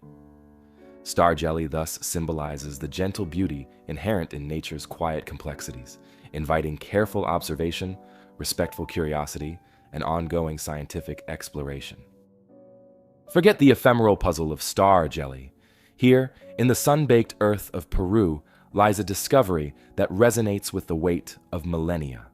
Caral, a city unveiled from beneath the desert's embrace, stands as a stark and silent challenge to our understanding of human origins, its ancient pyramids along the Super River Valley whispering a different story of societal emergence, one predating the familiar narratives of Egypt. Discovered in the early 20th century, yet largely overlooked for decades, Caral gained global attention only in recent times. Archaeologists now understand that this city flourished around 2600 BCE, placing it among the earliest known civilizations in the Americas. The age and complexity of Caral reshapes historical assumptions, revealing an advanced society that thrived independently from other early cultures around the world. This ancient city carefully maintained an intricate social structure, advanced architecture, and impressive urban planning, all existing in peaceful isolation, without evidence of warfare or fortifications. The most striking feature of Caral is its array of massive pyramids, monumental platforms, and carefully aligned ceremonial plazas, arranged harmoniously within the valley landscape. Dominating the site are 6 large pyramidal structures built from stone and earth, each carefully shaped and meticulously constructed. The largest pyramid, known as the Great Pyramid or Pyramid Mayor, stands impressively at the center of the city, its presence asserting authority and significance within the ancient community. Archaeologists estimate it originally reached over 18 meters high and covered a vast area, constructed with immense effort and deliberate design. These impressive pyramids differ distinctly from their Egyptian counterparts. Rather than being burial tombs for rulers, the pyramids at Caral likely served ceremonial or communal purposes. Excavations reveal large plazas in front of each pyramid, suggesting public gatherings, rituals, or communal activities occurred regularly in these carefully designed spaces. The precise alignment of the pyramids with astronomical phenomena, such as solstices and equinoxes, highlights a sophisticated understanding of astronomy and calendar systems, integral to Caral's spiritual and practical life. These alignments would have guided agricultural cycles, ceremonial activities, and the daily rhythms of life, anchoring the community within a carefully structured cosmic order. Around these central pyramids, the city spread outward into carefully planned residential and administrative areas, featuring intricate housing complexes, storage facilities, and communal structures. Archaeologists have uncovered remains of housing areas with clearly defined rooms and layouts, reflecting organized planning and social stratification within the community. Public structures such as amphitheaters, carefully shaped plazas, and communal storage buildings indicate centralized authority and cooperative social systems, essential for sustaining large-scale construction projects and the city's overall stability. Remarkably, despite extensive excavations and thorough study, archaeologists have found no evidence of warfare or military activities at Caral. Unlike many other ancient civilizations, Caral existed peacefully, with no defensive walls, weapon caches, or signs of violent conflict discovered thus far. Instead, evidence suggests the community relied on trade, agriculture, and cooperation to sustain itself, maintaining peaceful relations both within the city and among neighboring settlements. This unique characteristic makes Caral particularly significant, offering insights into alternative pathways to civilization, emphasizing collaboration and commerce rather than conquest and conflict. One enduring mystery surrounding Caral involves its abrupt abandonment around 1800 BCE. Archaeological evidence indicates the city gradually emptied, its residents dispersing and leaving behind carefully constructed pyramids and plazas now reclaimed by desert sands. The exact reasons behind this departure remain unclear. Some researchers speculate environmental changes, such as droughts or shifts in climate, disrupted agricultural productivity, forcing residents to relocate. Others suggest changes in regional trade routes or social structures may have influenced the community's dissolution. Despite careful analysis, however, no definitive explanation emerges, preserving this aspect of Corral's story as an enduring historical mystery. Modern archaeological work at Corral continues yet steadily, uncovering new discoveries that further illuminate its cultural sophistication. Recent excavations revealed musical instruments, carefully crafted textiles, and intricate artifacts demonstrating advanced cultural expression. Flutes made from pelican bones suggest music played an important role in ceremonies or community rituals, reflecting the civilization's rich cultural life.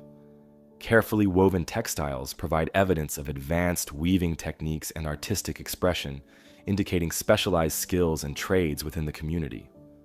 Scientific studies employing advanced radiocarbon dating methods and detailed chemical analyses provide additional insights, accurately dating Corral's structures and uncovering subtle details about ancient diets, trade networks, and daily life. Researchers have identified remnants of fish bones and shells, confirming trade networks stretching to coastal regions, exchanging agricultural products from the valley for marine resources. This network of commerce further underscores Corral's peaceful interactions with neighboring communities, revealing the strength and sophistication of their social relationships. Today, Corral attracts researchers and visitors alike, drawn by its beauty, historical significance, and unresolved questions. Guided tours, archaeological exhibits, and educational programs engage visitors thoughtfully, carefully presenting the site's mysteries, historical context, and cultural importance. Preservation efforts focus, yet diligently, on protecting these ancient structures from environmental threats, ensuring Corral's legacy endures for future generations. UNESCO recognition as a World Heritage Site further emphasizes its global importance, acknowledging Corral's unique contribution to human history and civilization. The discovery and ongoing study of Corral have reshaped perceptions of ancient history, challenging the assumption that advanced civilizations always emerged from conquest and conflict. Instead, Corral stands as evidence of an alternative path to civilization, one emphasizing peaceful cooperation, sophisticated trade networks, cultural expression, and communal harmony.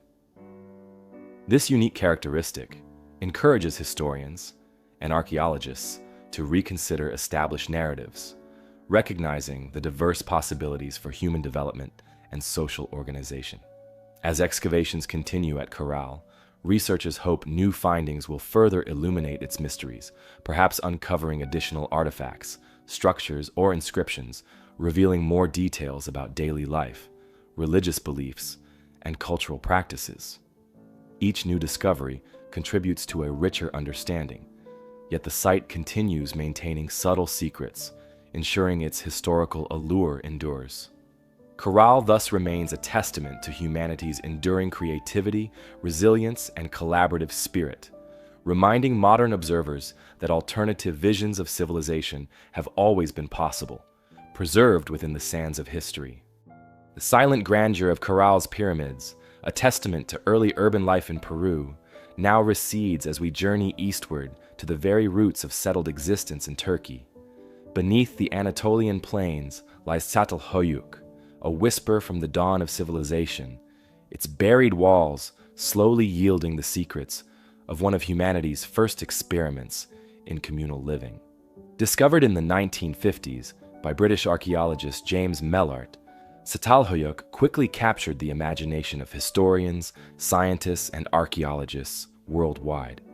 Dated back nearly 9,000 years to approximately 7,500 BCE, this ancient settlement predates even the great cities of Mesopotamia and Egypt. For centuries, Çatalhöyük lay hidden under the grassy plains of central Turkey, preserving an astonishing record of early human society, community life, and spiritual beliefs. Its discovery rewrote the story of human civilization, challenging our understanding of how early societies formed, organized themselves, and expressed their identities. One remarkable feature of Çatalhöyük is its unique architectural style.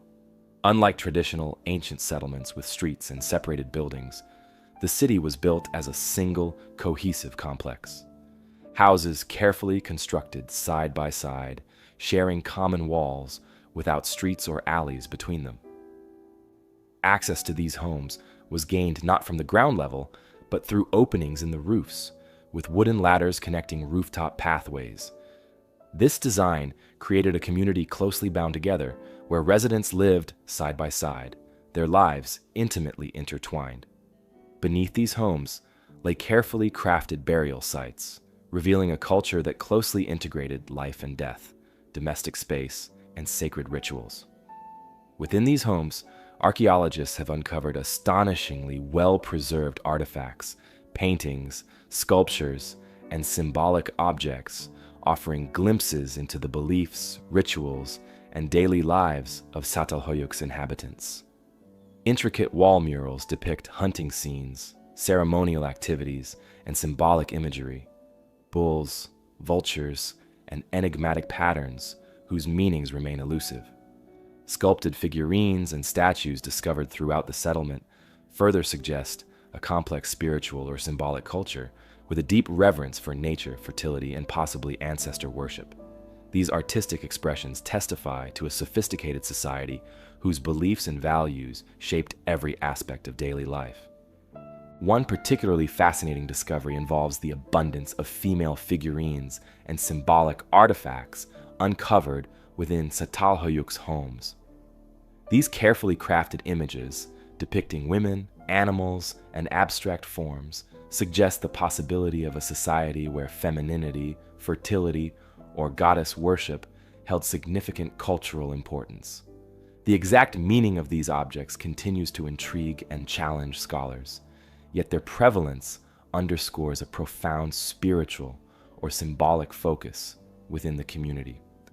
Whether these figures represented deities, ancestors, or symbols of fertility and prosperity, their presence indicates the depth and complexity of spiritual beliefs at Çatalhöyük. Another remarkable feature of the site is the burial practices of its inhabitants. Within homes, archaeologists have discovered careful burials beneath floors and platforms, reflecting a unique integration of domestic life and ancestral remembrance. Bodies were often interred with personal objects, symbolic artifacts, or tokens of remembrance, suggesting deep respect and possibly beliefs in continued spiritual connection with the deceased. These burials hint at a worldview deeply rooted in family, community, and spiritual continuity, yet their precise meanings remain mysterious, carefully hidden within the subtle clues left behind. Remarkably, despite the size and density of the settlement, Çatalhöyük appears to have functioned without centralized leadership or evident social hierarchies. Archaeological evidence reveals no palaces, temples, or monumental structures commonly associated with early complex societies. Instead, the settlement seems to have thrived as a cooperative communal society, organized without rigid class divisions or clear authority figures. This communal approach suggests alternative ways human communities might organize themselves, offering valuable insight into the diversity of early social structures and challenging traditional assumptions about how civilizations must develop. The economy of Çatalhöyük was predominantly agricultural, supported by farming, animal husbandry, and hunting. Archaeologists have uncovered evidence of carefully cultivated wheat, barley, peas, and lentils, along with domesticated cattle, sheep, and goats. Hunting and gathering supplemented this diet, with remains of deer, wild boar, and fish frequently found within the site. This balanced approach to food production and resource management supported a sizable population, estimated at up to 10,000 inhabitants during its peak, remarkable for its era, demonstrating careful planning, cooperative effort, and sustainable practices. After more than a millennium of flourishing community life, Çatalhöyük was eventually abandoned around 5,700 BCE. The reasons for its disappearance remain uncertain, though climate changes, resource depletion, or shifting trade networks might have contributed to its gradual decline. Gradually, residents dispersed, leaving behind their closely connected homes, painted walls, and sacred objects. Over time, the site was reclaimed by nature, hidden beneath grass-covered hills and open plains. waiting patiently for rediscovery. Modern excavations continue carefully, using advanced technologies such as ground-penetrating radar, radiocarbon dating, and microscopic analyses to deepen our understanding of life at Çatalhöyük. International teams of archaeologists collaborate thoughtfully, uncovering layers of history, carefully cataloging each discovery, and piecing together subtle details of daily life, spiritual beliefs, and community organization. Each new artifact, mural, or burial uncovered contributes to a richer, more nuanced understanding of early human societies, reshaping perceptions and historical narratives. Today, Çatalhöyük is recognized internationally as a UNESCO World Heritage Site, drawing visitors, historians, and researchers eager to explore its mysteries.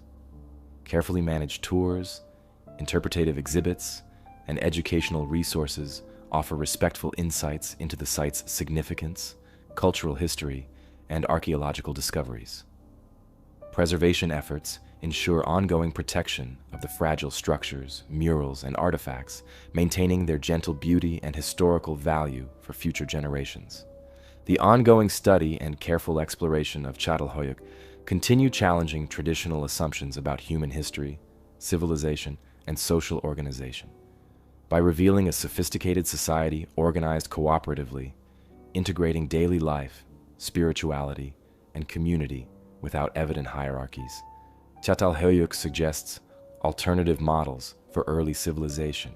These insights encourage historians and archaeologists to reconsider established narratives, recognizing the diverse possibilities for human communities and social organization. As future research progresses, Çatalhöyük promises additional revelations, uncovering new artifacts, murals, and insights into early human life. Each discovery contributes thoughtfully to a deeper, more complete understanding of this remarkable settlement, its people, and its legacy. Though some mysteries may remain permanently hidden within its silent walls, Çatalhöyük continues revealing humanity's earliest stories, reminding modern observers of the rich complexity, creativity, and diversity inherent in our shared history. The interconnected dwellings of ancient Çatalhöyük, a window into early human society, now give way to a singular object of remarkable artistry and enduring mystery from the heart of ancient China. Journeying eastward, we encounter the Sword of Gujian, a blade forged millennia ago whose legendary sharpness continues to defy explanation, a testament to the lost skills of its ancient creators. Discovered in 1965 by archaeologists excavating an ancient tomb near Jiangling in Hubei province, the Sword of Gujian instantly drew attention for its exquisite beauty and startling preservation. Unearthed from a wooden coffin, carefully protected within an airtight scabbard, the sword emerged from centuries of darkness into the gentle light of modern examination, astonishingly untouched by corrosion. Its blade, crafted from bronze yet still razor-sharp, reflected softly in the excavation's dim light, hinting at the mastery of the ancient artisans who created it. Upon closer examination, archaeologists found inscriptions delicately etched into the sword's blade, identifying it clearly as belonging to Gujian, the legendary king of Yue, who ruled during China's spring and autumn period around 496 to 465 BCE. Gujian's reign was a time of turbulent conflict, rivalry, and profound cultural developments, marked by both warfare and advances in craftsmanship. The sword's careful inscriptions confirmed its historical authenticity, linking it unmistakably to a king whose life and rule had long been woven into Chinese historical and cultural narratives. The Sword of Gujian itself is remarkable not only for its age, but also for its extraordinary craftsmanship. Approximately 55 centimeters in length, the blade exhibits a graceful balance and elegant design. The intricate patterns along its surface, a result of sophisticated bronze casting techniques, shimmer beneath museum lights, revealing the subtle beauty of ancient metallurgy. Embedded carefully in its hilt, turquoise and crystal gemstones adorn the sword, adding to its elegance and signifying its royal status.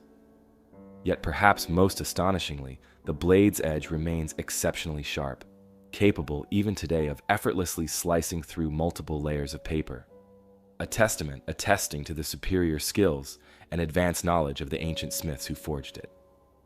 This extraordinary sharpness and resilience puzzled modern metallurgists, prompting extensive scientific analyses to understand the precise techniques and materials used in its creation.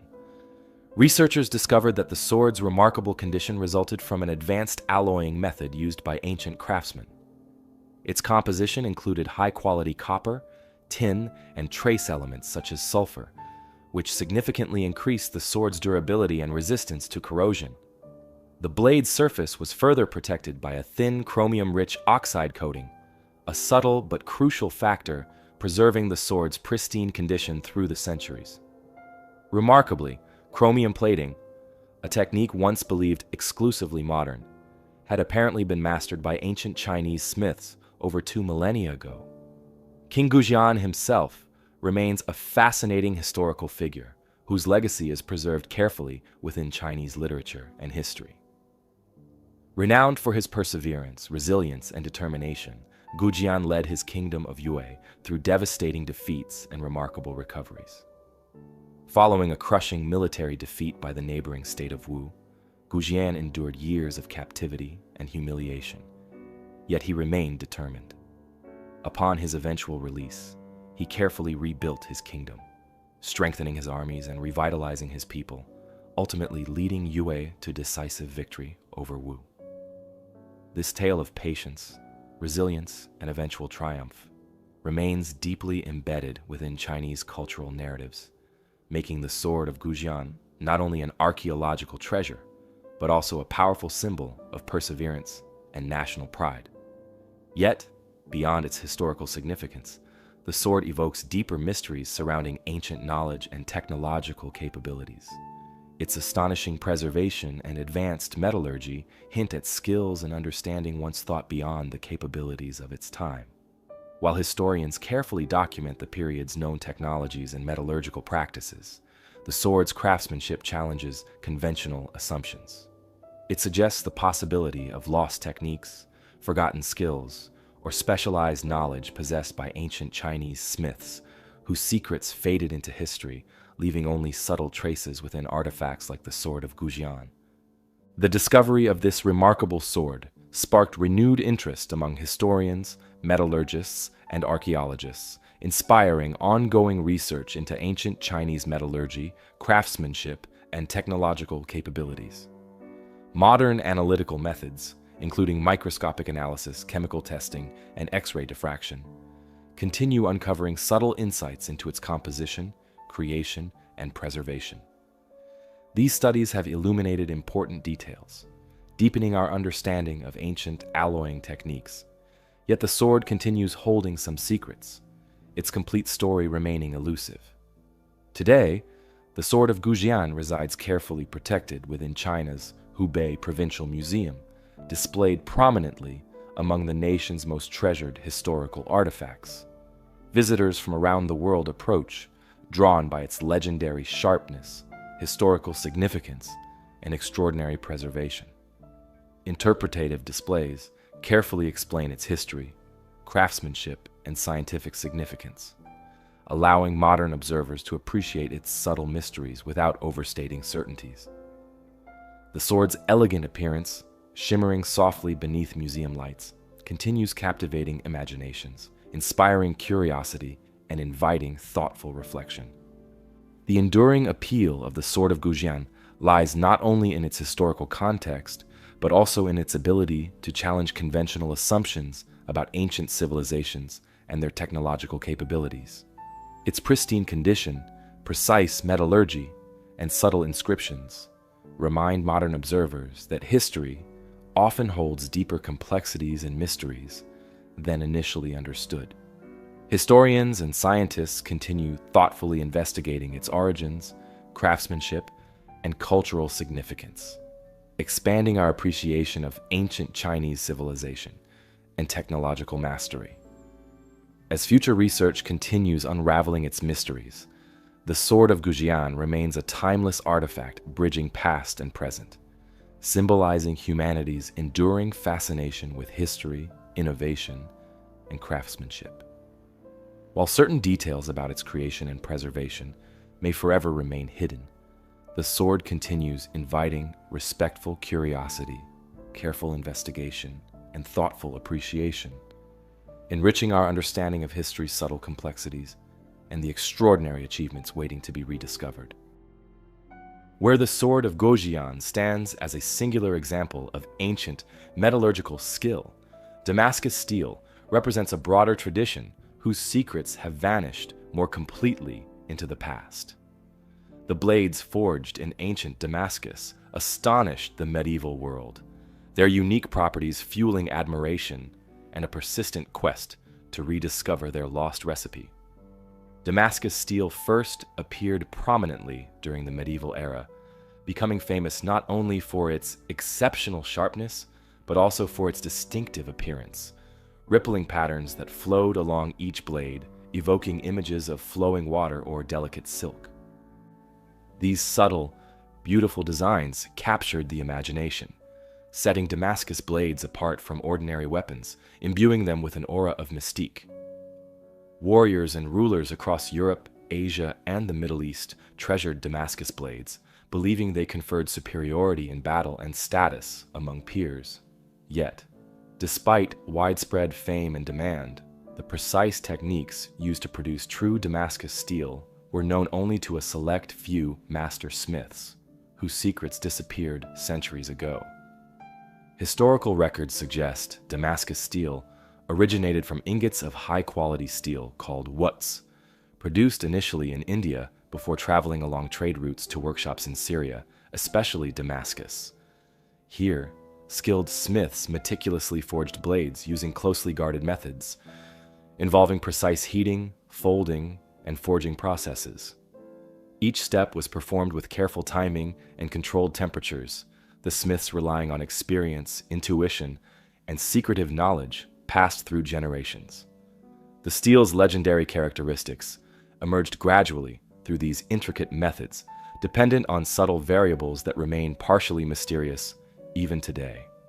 Throughout the Middle Ages, Damascus steel swords became symbols of prestige, often appearing in historical accounts, legends, and cultural traditions. Crusaders returning from the Holy Land spoke in hushed tones about blades that could slice effortlessly through chainmail, maintaining their sharpness despite repeated use in fierce combat. Middle Eastern warriors wielded these blades proudly, their weapons reflecting the refined craftsmanship and profound technological knowledge embedded within each carefully forged sword. Yet, as centuries passed, the knowledge and skill required to produce authentic Damascus blades diminished, eventually fading entirely by the mid-18th century. The sudden loss of Damascus steel's crafting techniques remains an enduring historical mystery.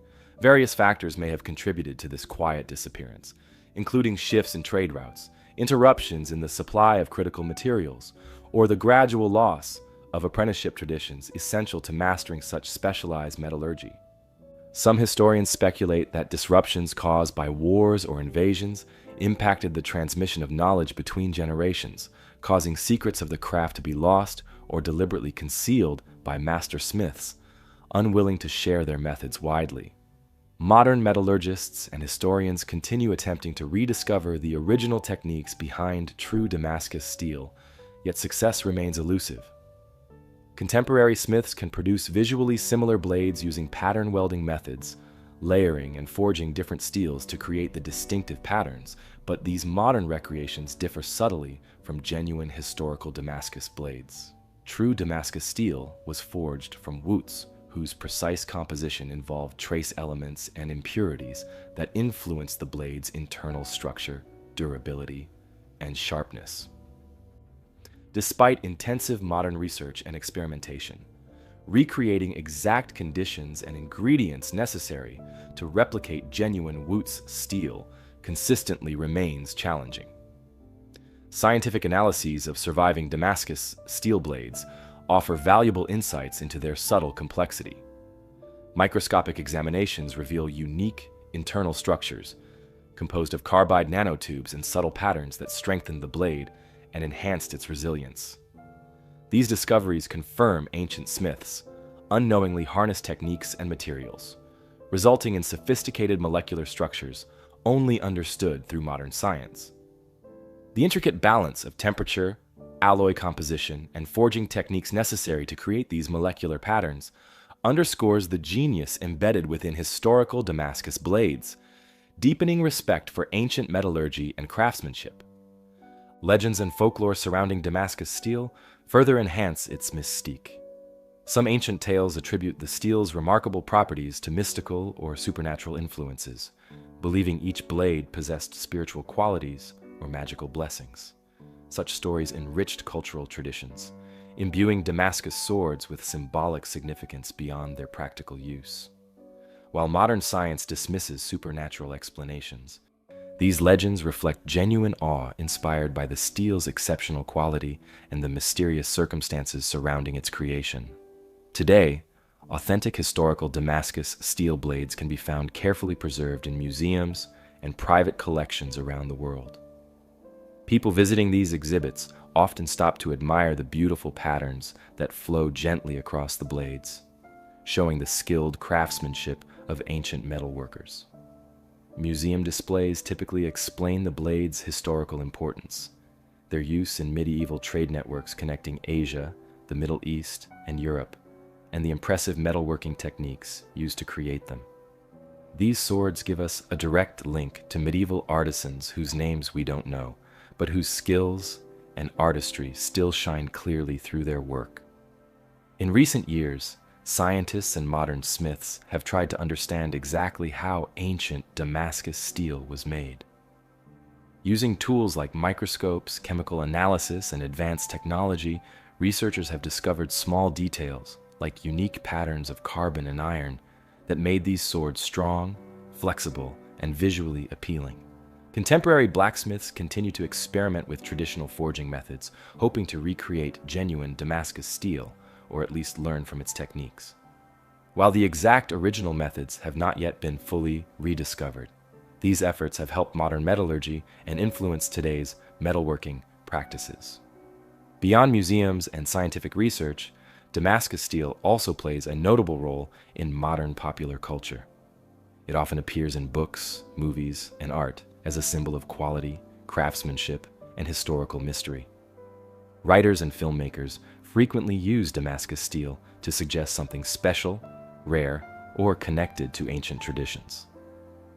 This cultural presence keeps Damascus steel familiar to many people today, helping maintain its reputation as a special type of historical artifact.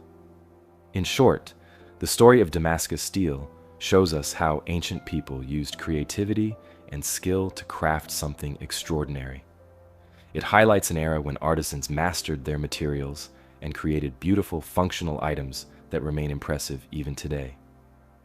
As research continues, Damascus steel will stay important both historically and culturally, reminding us of how much we can learn from the past. The heat of the Damascus forges and the mystery of their lost techniques now fade as we arrive under the vast, silent skies of the Egyptian Sahara.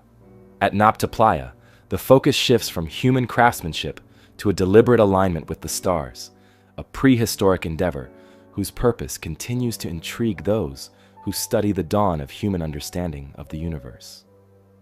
Discovered relatively recently, in the late 20th century, Nabta Playa challenged conventional narratives of early African civilization and astronomy.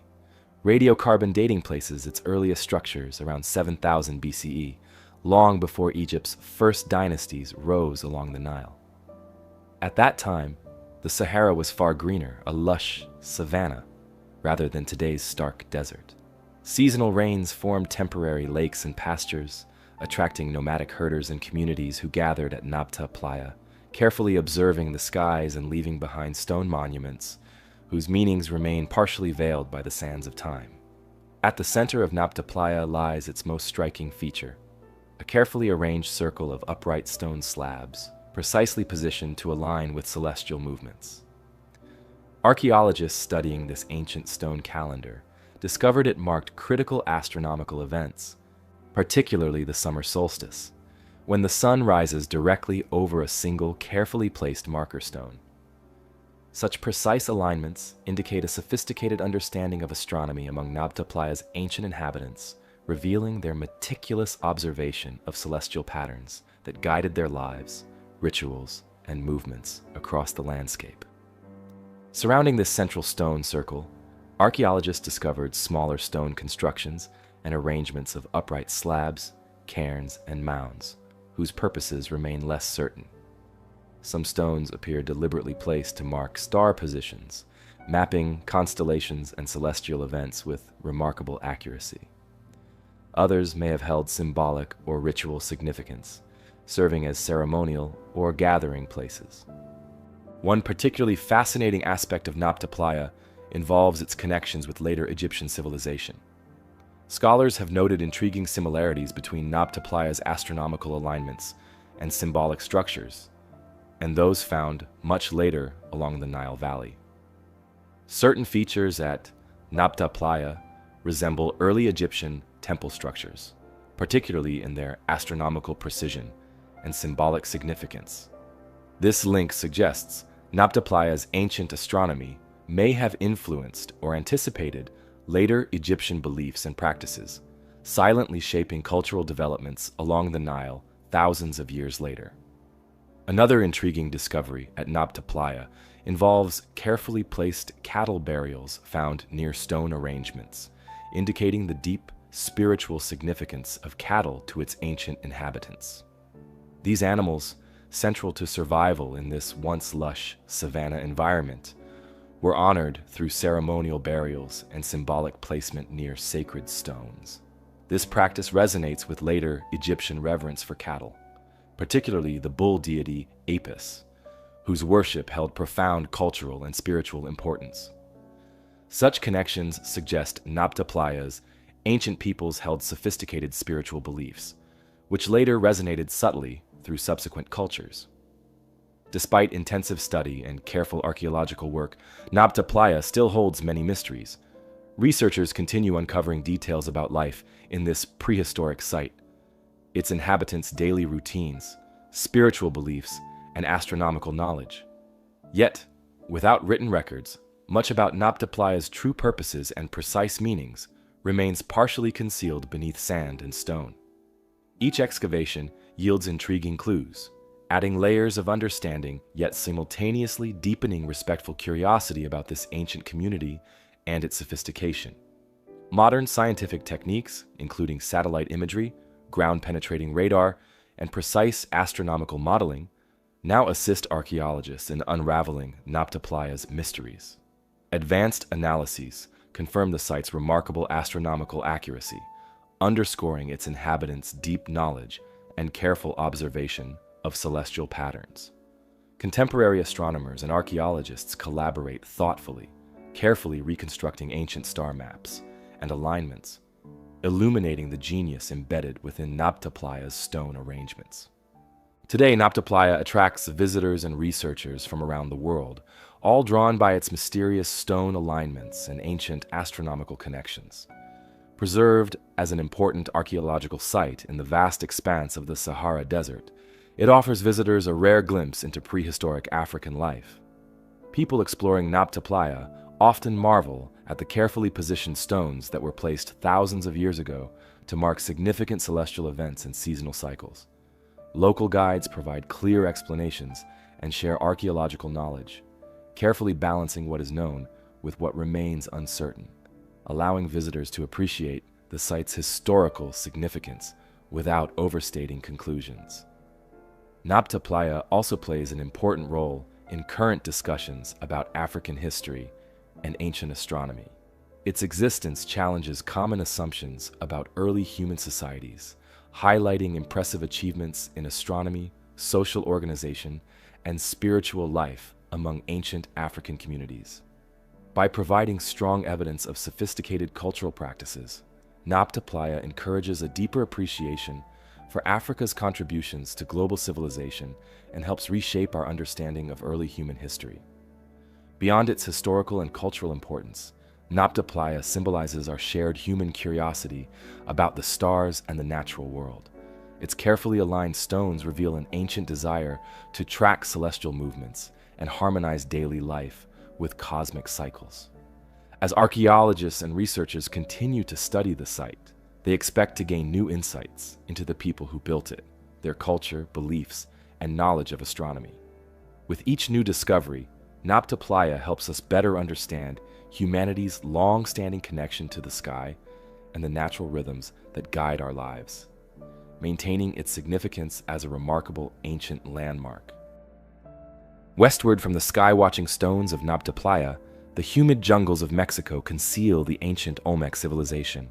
This mother culture of Mesoamerica predates the Aztec and Maya empires, yet their influence is evident in the colossal stone heads they carved and the unique artistic traditions they established. These early cultural developments laid important groundwork for the societies that came after. Emerging around 1500 BCE in the humid, fertile regions along Mexico's Gulf Coast, the Olmecs established thriving settlements amid tangled rainforests and winding rivers. From San Lorenzo to La Venta and Tres Zapotes, their communities flourished, creating ceremonial centers and monumental architecture that spoke of a sophisticated society. Despite the harsh conditions and dense foliage, the Olmecs constructed impressive plazas, earthen mounds, and pyramidal structures, carefully aligned with celestial movements, suggesting deep astronomical awareness. These ceremonial spaces likely hosted elaborate rituals, community gatherings, and sacred practices that form the spiritual heart of Olmec life. Yet, perhaps the most striking legacy of the Olmecs lies in their colossal stone heads. Massive basalt sculptures weighing several tons, each carved from a single volcanic stone transported over long distances through jungle paths and river channels. Each head depicts a distinct face, marked by carefully detailed expressions, powerful jaws, thick lips, and helmet-like headdresses, hinting at individual identities, rulers, or revered figures. Scholars speculate these immense portraits represented powerful Olmec leaders or ancestral figures, embodying their strength and authority in stone.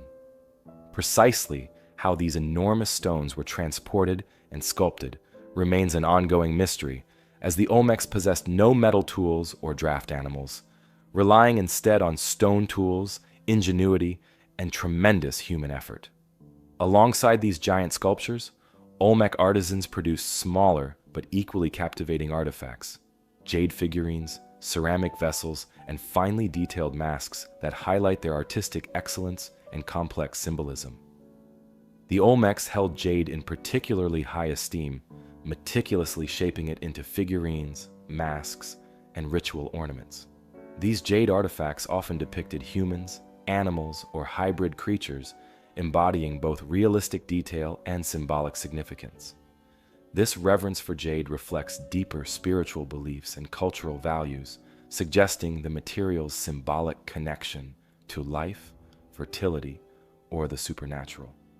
The Olmecs also displayed remarkable skill in ceramics, crafting delicate vessels decorated with intricate designs, patterns, and motifs that subtly reflect their worldview. Images of jaguars, serpents, birds, and mythical creatures recur frequently, symbolizing aspects of power, transformation, or spirituality in Olmec mythology. The jaguar in particular held deep significance, appearing prominently in Olmec art and iconography as a symbol of strength, authority, and spiritual transformation. These carefully rendered motifs provide vital clues into Olmec beliefs, cosmology, and their intricate relationship with the natural and supernatural worlds. Despite their clear artistic achievements and cultural sophistication, much about the Olmecs remains unknown. One particularly compelling mystery surrounds their writing system, an early form of hieroglyphic symbols appearing on monuments, pottery, and small artifacts. Scholars agree the Olmecs developed one of the earliest known forms of written language in the Americas, yet despite dedicated study, their script remains largely undeciphered. Occasional glyphs and symbolic motifs appear repeatedly, suggesting a coherent system for recording information, history, or rituals. Still, without a clear translation, their meanings remain tantalizingly out of reach, leaving only hints about the stories, rituals, or histories they once conveyed. Another remarkable, yet elusive aspect of Olmec civilization involves their widespread influence. Artifacts and architectural styles reflecting Olmec motifs and techniques appear throughout the broader Mesoamerican region, from present-day Mexico to Central America, indicating extensive trade networks and cultural interactions. Olmec-style artifacts, jade ornaments, ceramic vessels, symbolic figurines, found far beyond their heartland, suggest the civilization's far-reaching impact, shaping traditions, beliefs, and artistic practices across diverse communities. Yet, exactly how this influence spread and was maintained remains unclear, with researchers exploring whether it resulted from peaceful trade relationships, shared religious beliefs, or more complex interactions still not fully understood. The eventual decline and disappearance of the Olmec civilization around 400 BCE presents yet another intriguing puzzle. Archaeological evidence indicates that their major ceremonial centers, once bustling hubs of cultural and spiritual life, gradually fell into abandonment and decay. Possible explanations include environmental factors such as changing climates, disrupted agricultural practices, or natural disasters. Alternatively, shifts in trade routes, internal social conflicts, or cultural transformations may have contributed to their civilization's gradual dispersal. While researchers carefully examine these possibilities, no single explanation conclusively explains the Olmec's mysterious retreat into history. Modern archaeological efforts continue shedding new light on Olmec society. Excavations at La Venta, San Lorenzo, and Tres Zapotes reveal complex social structures, sophisticated urban planning, and intricate religious practices. Burial sites uncovered near ceremonial centers suggest hierarchical societies with clear social distinctions, elite rulers, and specialized roles within the community. Analysis of remains and artifacts provides valuable insights into Olmec diet, agricultural practices, and daily life, helping reconstruct a more comprehensive image of this influential, yet still confusing civilization. Today, Olmec sites attract visitors and researchers from around the world, drawn by the fascinating artifacts and mysteries left behind by this ancient civilization. Museums across Mexico proudly display Olmec sculptures, including the famous giant stone heads, intricately carved jade figures, and detailed ceramic pottery, helping visitors appreciate the remarkable artistic achievements of the Olmec people. At archaeological sites, guided tours lead visitors through ceremonial plazas, impressive stone monuments, and ancient residential areas, offering deeper insight into Olmec daily life while highlighting questions that still remain unanswered. The Olmec civilization continues to intrigue us precisely because so much about it remains unknown. This ancient culture challenges common ideas about how early societies developed in the Americas, showing surprising sophistication in art, trade networks, and technology. Each new artifact discovered provides valuable clues that deepen our understanding and spark fresh curiosity, while also reminding us that many important details still lie hidden beneath dense jungle soil. Although many mysteries about the Olmecs persist, such as their undeciphered writing system, the reasons behind their civilization's decline, and how their cultural influence spread so widely, their legacy remains undeniably significant. With ongoing archaeological excavations and advances in research technology, historians and scientists anticipate uncovering new evidence that could eventually answer some of these lingering questions. Each discovery moves us closer to understanding the Olmec people and ensures their place as one of the most fascinating civilizations in ancient history. Leaving the Olmec civilization's jungle monuments in Mexico, we now travel east to medieval Europe and the scriptoria of ancient monasteries.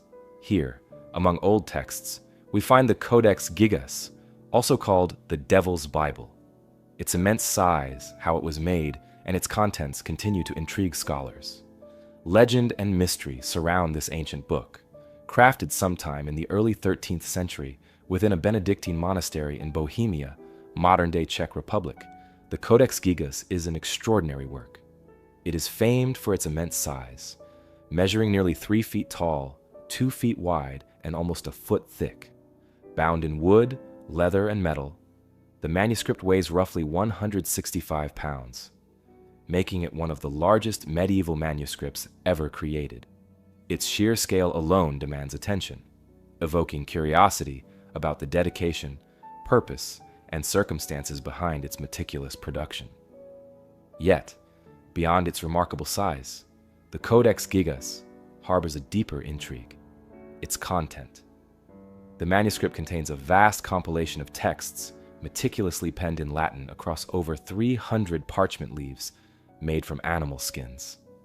These include complete versions of the Old and New Testaments, historical chronicles, medical treatises, magical formulae, and various other writings that offer insight into medieval beliefs, practices, and worldviews. The careful organization and extensive range of subjects suggest the Codex Gigas served multiple purposes, both spiritual and practical, for the monastic community who first owned it. However, among its diverse content, one particular illustration has earned the manuscript its sinister nickname, the Devil's Bible. Toward the center of the volume, spanning an entire page, lies a striking and unsettling depiction of the devil. Rendered vividly in shades of red, green, blue, and gold, this figure stands boldly against the parchment background, bearing a distinctly grotesque appearance: sharp claws, horns, a fierce expression, and a grimacing mouth filled with menacing teeth. This unsettling portrait contrasts sharply with the religious texts surrounding it, raising questions about the intent, meaning, and context behind its inclusion. Legends surrounding the Codex Gigas speak of its creation in a single night by a desperate monk seeking redemption for his transgressions. According to the story, having committed a grievous sin and facing severe punishment, the monk pleaded for mercy, promising to produce a manuscript containing all human knowledge in exchange for his life. Recognizing the impossibility of the task, the monk allegedly summoned the devil, bargaining his soul in exchange for assistance. Thus, the devil supposedly aided the monk, completing the massive tome by dawn, leaving behind his own ominous portrait as a mark of his involvement. While historians regard this legend with skepticism, it undeniably adds to the Codex's mysterious allure. Modern analysis, however, suggests a more plausible yet no less impressive origin. Scholars estimate the manuscript required decades of meticulous labor, likely created by a single dedicated scribe or a small team of monks working together. Consistency in handwriting, ink quality, and meticulous formatting support the theory of a single scribe working steadily over many years, a lifetime commitment to creating this comprehensive compilation. The devil's portrait, therefore, may have been intended symbolically, possibly serving as a reminder of spiritual dangers, the constant presence of evil, or simply as a warning to readers against straying from the path of righteousness. Throughout its existence, the Codex Gigas has endured a turbulent history, passing through numerous hands, monasteries, and royal collections.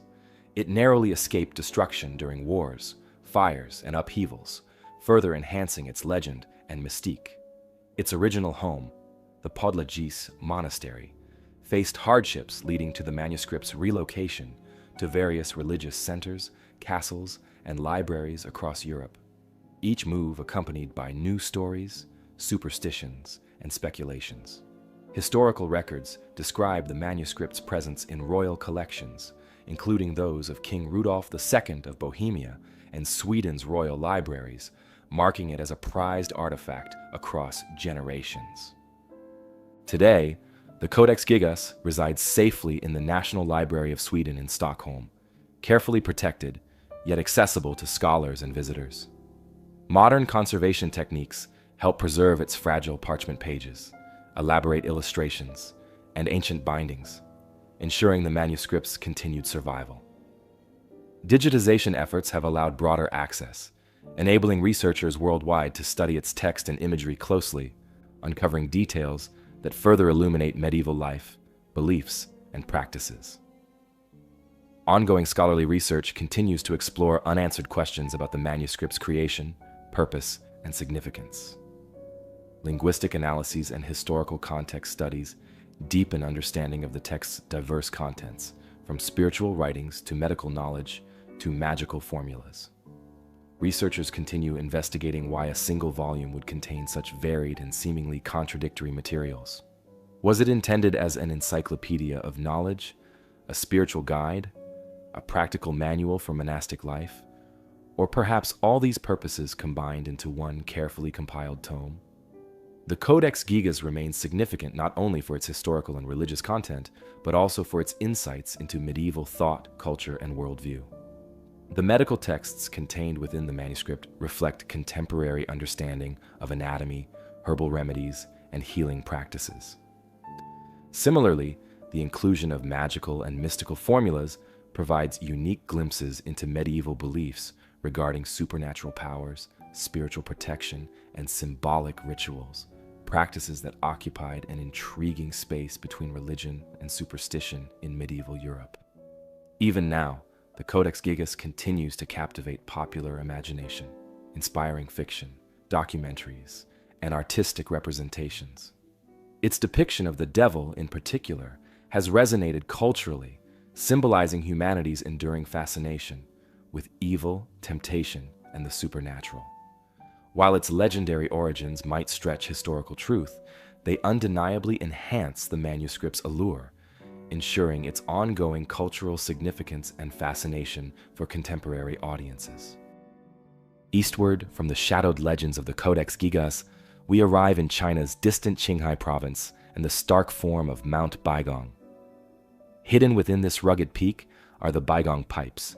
Here, far from bustling cities and quiet villages, stands Mount Baigong, a solitary formation rising starkly against the barren backdrop of Qinghai province. At first glance, it seems simply another rugged peak, untouched by human hands. Yet, hidden within its rocky slopes, a mystery that defies straightforward explanation: the Baigong Pipes. Discovered in the early 20th century by local inhabitants and later documented by explorers, these peculiar structures immediately sparked curiosity and intrigue. They consist of an unusual network of metallic-looking tubes, embedded deep within Mount Baigong's caves and along its shores. Some pipes measure only a few centimeters, while others stretch much longer, disappearing into rock formations and reappearing in unexpected places. Visually striking and structurally puzzling, the pipes suggest deliberate placement and craftsmanship, yet their true origins remain unknown. Initial examinations of the pipes puzzled researchers. Made predominantly of iron and other metallic compounds, they appear astonishingly well-formed, resembling human-made plumbing systems or industrial conduits. Chemical analyses indicate iron oxide, calcium oxide, and silica, among other substances, suggesting a complex composition not typically found in purely natural formations. Their presence within rock and sediment layers estimated to be tens of thousands of years old further complicates any straightforward explanation, fueling debate among scientists, historians, and enthusiasts. Naturally, numerous theories emerged, attempting to unravel the mystery of these remarkable structures. One common early hypothesis was that they represented ancient industrial technology, perhaps remnants of forgotten civilizations or hidden societies whose history vanished beneath shifting sands and passing centuries. The organized arrangement and consistent shapes lent credibility to the idea of human craftsmanship, implying that perhaps a lost culture once possessed advanced metallurgy and engineering skills long before commonly accepted historical timelines. However, archaeological evidence supporting such ancient industrial activity remains elusive, and no known civilizations of that era could realistically account for these enigmatic pipes. Another theory proposes natural geological processes as explanations for the Baigong Pipes. According to this view, the formations might have resulted from mineral-rich waters flowing through underground fissures, depositing iron-rich sediments over millennia and gradually solidifying into pipe-like shapes. Geological examples exist elsewhere of similar naturally occurring formations, lending some support to this interpretation. Yet, the Baigong Pipes differ significantly from typical geological structures in their remarkable uniformity, alignment, and intricate patterns, which seem improbably precise to have been created solely by chance. The unusual age of these formations adds further complexity. Some tests date certain pipes to approximately 150,000 years old, placing their origin well beyond accepted timelines for sophisticated human metallurgy. While some critics argue that such dating might be inaccurate due to environmental conditions or contamination, the sheer magnitude of these dates continues to intrigue and confound researchers. Consequently, debates persist over whether the pipes truly represent human or natural creations, or perhaps an unknown combination of both, further deepening their mystery. Intriguingly, local folklore and legend from nearby communities around Mount Baigong speak of mysterious lights, strange occurrences, and hidden entities inhabiting the region. Some stories suggest ancient beings or mythical cultures residing within or beneath the mountain, implying that perhaps these pipes served as passageways, conduits, or symbolic structures created by unknown inhabitants. While these legends offer fascinating cultural context, they add another layer of mystique rather than providing clear answers. Further examinations conducted by scientists yielded interesting insights, but no definitive explanations. Microscopic analyses of pipe samples revealed complex crystallization patterns and mineral compositions rarely observed naturally or artificially, deepening the enigma. Some researchers speculate the pipes might represent fossilized plant roots or ancient tree trunks petrified through unique geological conditions. Yet, despite plausible explanations proposed by botanists and geologists, no singular theory fully accounts for all observed features, leaving many questions unanswered. Over the past several decades, the Baigong pipes have attracted growing international interest, prompting visits and detailed studies from Chinese researchers and global scientific teams. Experts in archaeology, geology, metallurgy, and chemistry have traveled to the region, drawn by the unusual nature of these artifacts and the possibility of new insights into Earth's geological or cultural history. Despite thorough investigations, consensus remains elusive, preserving the mystery and scientific intrigue surrounding these formations. Today, travelers and researchers visiting Mount Baigong are fascinated by the unusual pipes embedded within the rock formations, prompting them to wonder about their origins and purpose.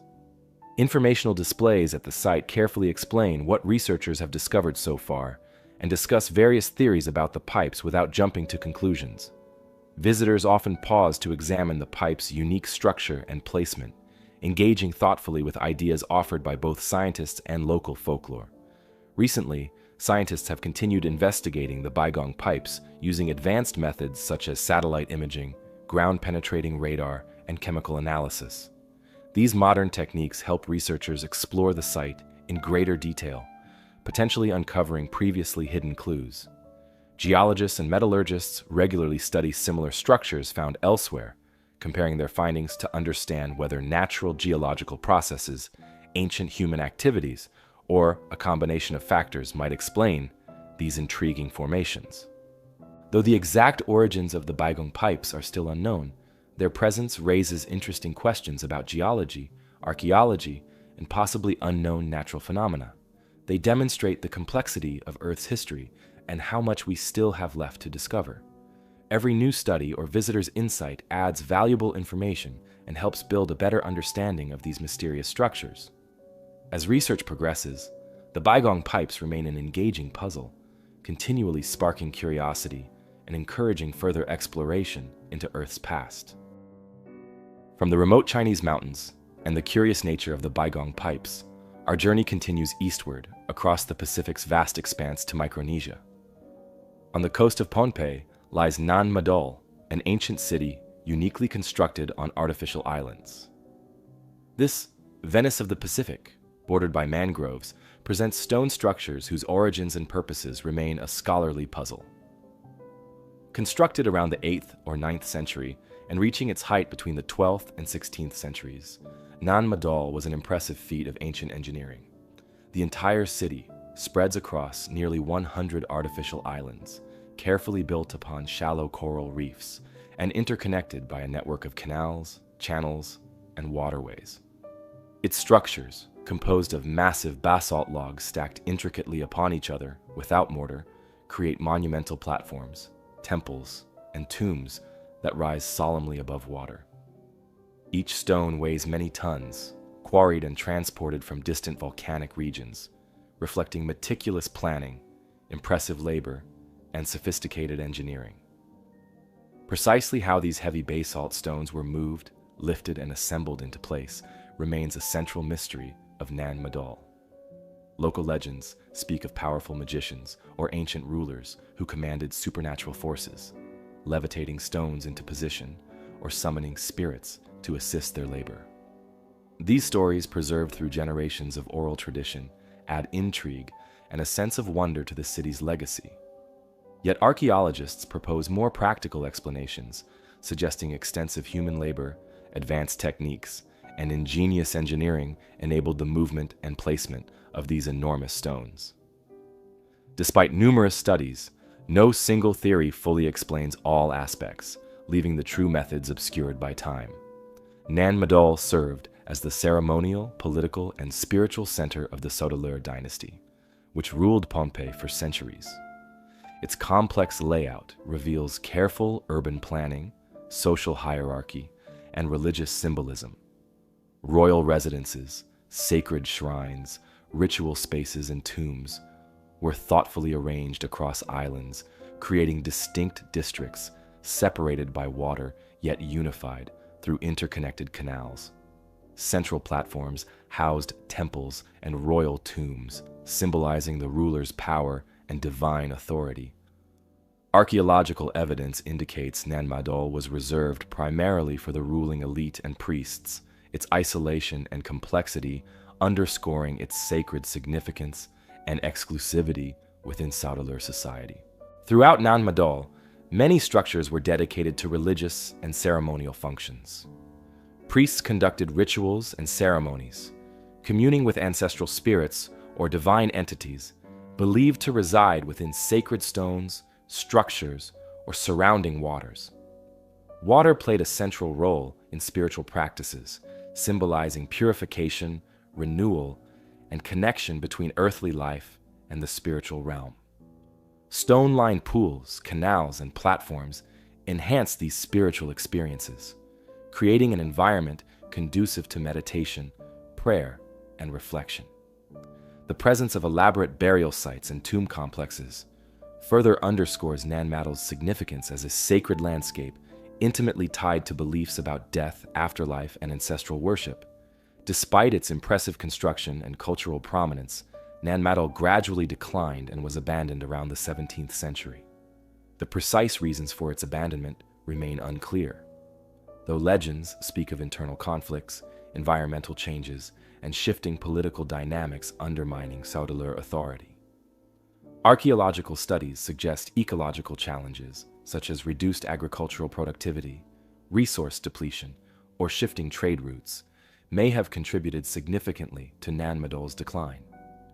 Eventually, the city's elaborate canals became choked with silt, mangroves reclaimed islands, and the stone structures slowly succumbed to natural forces, their grandeur softly fading beneath tropical vegetation and encroaching waters. European explorers first encountered Nan Madol in the 19th century, struck by its unexpected presence and mysterious origins.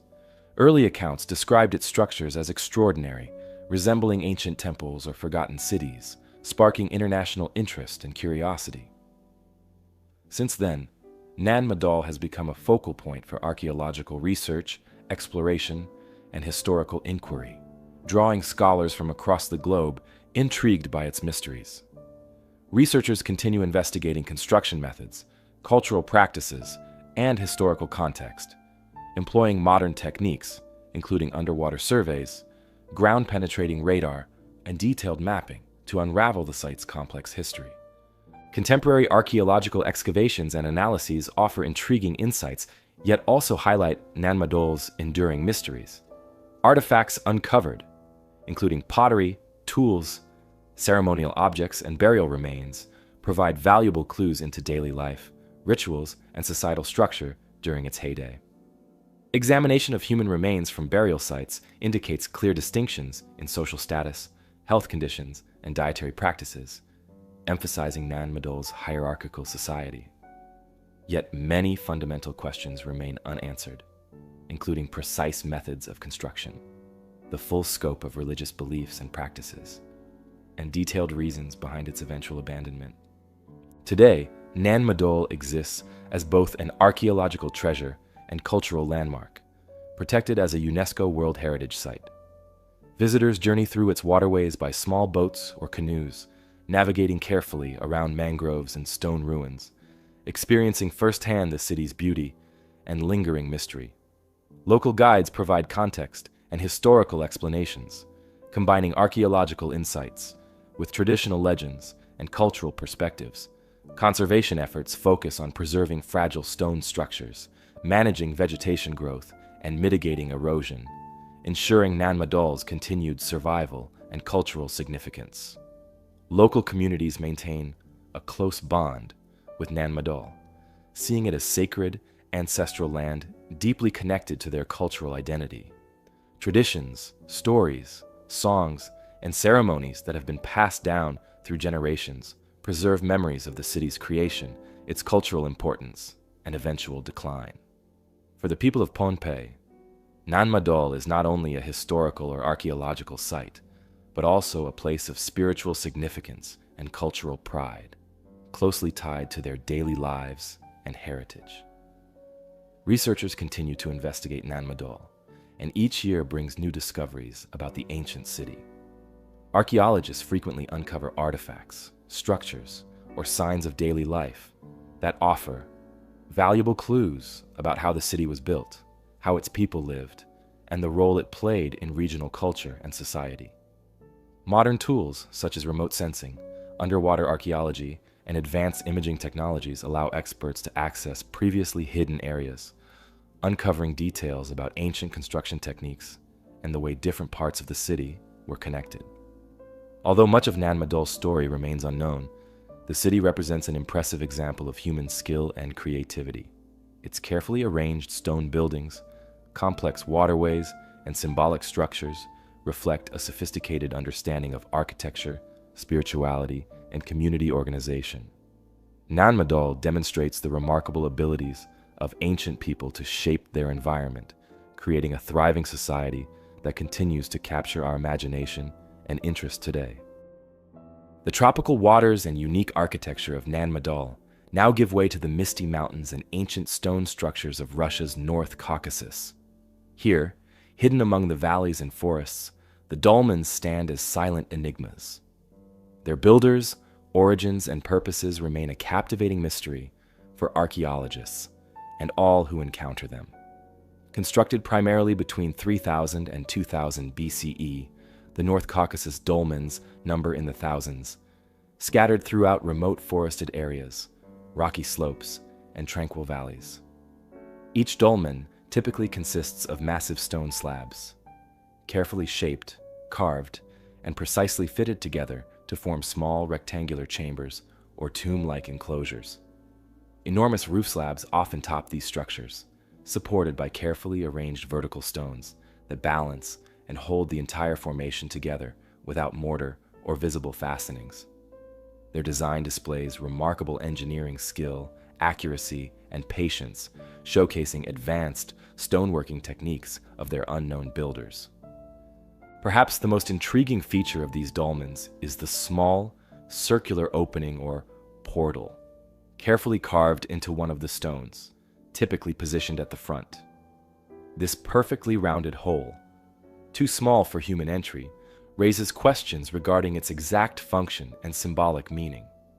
Some researchers suggest these portals allowed offerings, ceremonial objects, or spiritual communications to pass between the living and the deceased ancestors interred within the dolmen chambers. Others theorize the openings might align with specific celestial events, acting as symbolic passages for sunlight or moonlight, connecting earthly structures to cosmic rhythms. Inside many dolmens, archaeologists discovered human remains, artifacts, pottery fragments, tools, and jewelry, suggesting they primarily served as burial structures or ceremonial tombs. Careful analyses indicate that dolmen burials typically belong to individuals of significant social or spiritual status, their remains often accompanied by valuable grave goods or ritual offerings. Yet precisely who these ancient peoples were, their cultural identity, beliefs, and traditions remains largely mysterious. No clear written records, inscriptions, or historical accounts survive, preserving their cultural heritage through these stone monuments alone. The careful orientation and placement of many dolmens hint subtly at sophisticated astronomical awareness and spiritual significance. Researchers noted that certain dolmens align with sunrise or sunset during equinoxes and solstices, indicating deliberate positioning that links these structures closely to celestial phenomena. Such alignments suggest ancient builders observed and celebrated solar cycles, incorporating these celestial rhythms deeply into spiritual practices, beliefs, and rituals. Local folklore and legends surrounding the dolmens add another intriguing dimension to their mystery. Stories passed through generations in nearby villages describe dolmens as sacred spaces inhabited by ancestral spirits, guardians, or mystical beings. According to traditional beliefs, these stone structures served as gateways or portals connecting the human world with spiritual realms, allowing communication between the living and ancestors who watched over communities. Folklore attributes healing properties, protective powers, or spiritual energy to dolmens, reinforcing their ongoing cultural significance and symbolic resonance among local populations. Over centuries, many dolmens suffered damage or destruction due to natural forces, erosion, and human interference. Yet remarkably, countless structures remain intact, preserved in remote mountain locations or protected within national parks. Conservation efforts and archaeological studies today focus on documenting, preserving, and analyzing dolmen sites, recognizing their cultural and historical importance. Advanced technologies such as laser scanning, photogrammetry, and detailed mapping assist researchers in understanding construction techniques, astronomical alignments, and cultural contexts.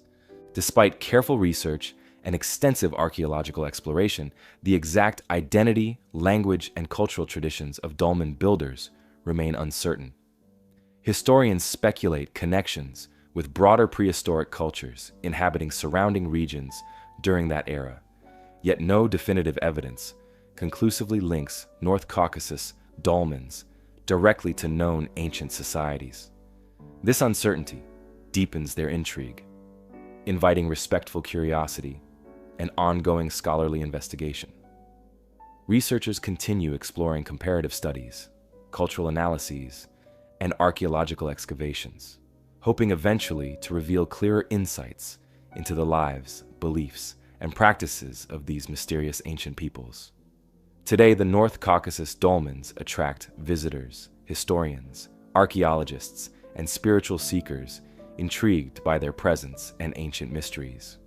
Travelers journey along winding mountain paths, exploring remote dolmen clusters hidden amid forests, streams, and peaceful valleys. Local guides provide historical context, archaeological insights, and traditional legends, combining academic knowledge with cultural narratives. The ongoing archaeological and cultural study of North Caucasus dolmens promises additional discoveries and insights, enriching understanding of ancient peoples, societies, and spiritual practices. New excavations regularly uncover intriguing details, grave goods, artifacts, ritual items, contributing thoughtfully to scholarly interpretations and historical narratives. Advanced research methods continually enhance exploration possibilities, potentially uncovering hidden chambers, unknown alignments, or deeper cultural connections still awaiting careful discovery. Westward from the enigmatic dolmens of Russia's North Caucasus, our journey leads us to the Valley of Mexico and the ancient city of Teotihuacan. Built centuries before the Aztecs arrived and named it the City of the Gods, Teotihuacan's massive pyramids and urban design silently testify to a sophisticated civilization whose true origins and identity continue to intrigue researchers. At its peak, around the 5th century CE, Teotihuacan was one of the largest cities in the ancient world, home to an estimated population of over 100,000 inhabitants. Carefully designed with geometric precision, the city's wide central thoroughfare, known today as the Avenue of the Dead, connected grand ceremonial structures, residential districts, and marketplaces. Dominating this landscape were two monumental pyramids, the Pyramid of the Sun and the Pyramid of the Moon.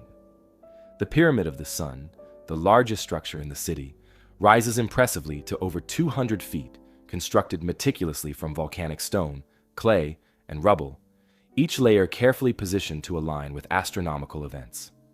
The careful astronomical alignment of Teotihuacan's structures indicates a profound understanding of celestial patterns. Archaeologists have observed precise orientations of its major pyramids and buildings toward key astronomical events, such as solstices, equinoxes, and specific star positions. These alignments hint at a sophisticated cosmology and spiritual belief system that govern daily life and ritual practice. Such celestial connections likely shaped ceremonial calendars, agricultural cycles, and communal events, reinforcing the city's symbolic role as a nexus between the heavens and the earthly realm. Yet, despite extensive study, much about Teotihuacan's original inhabitants remains unknown. No written records or inscriptions from the city's peak have been found, leaving its builders, language, and specific cultural practices a persistent mystery. Scholars speculate that the city's founders were possibly multi-ethnic, comprising diverse peoples from surrounding regions, who merged their traditions and technologies into a unified cultural identity.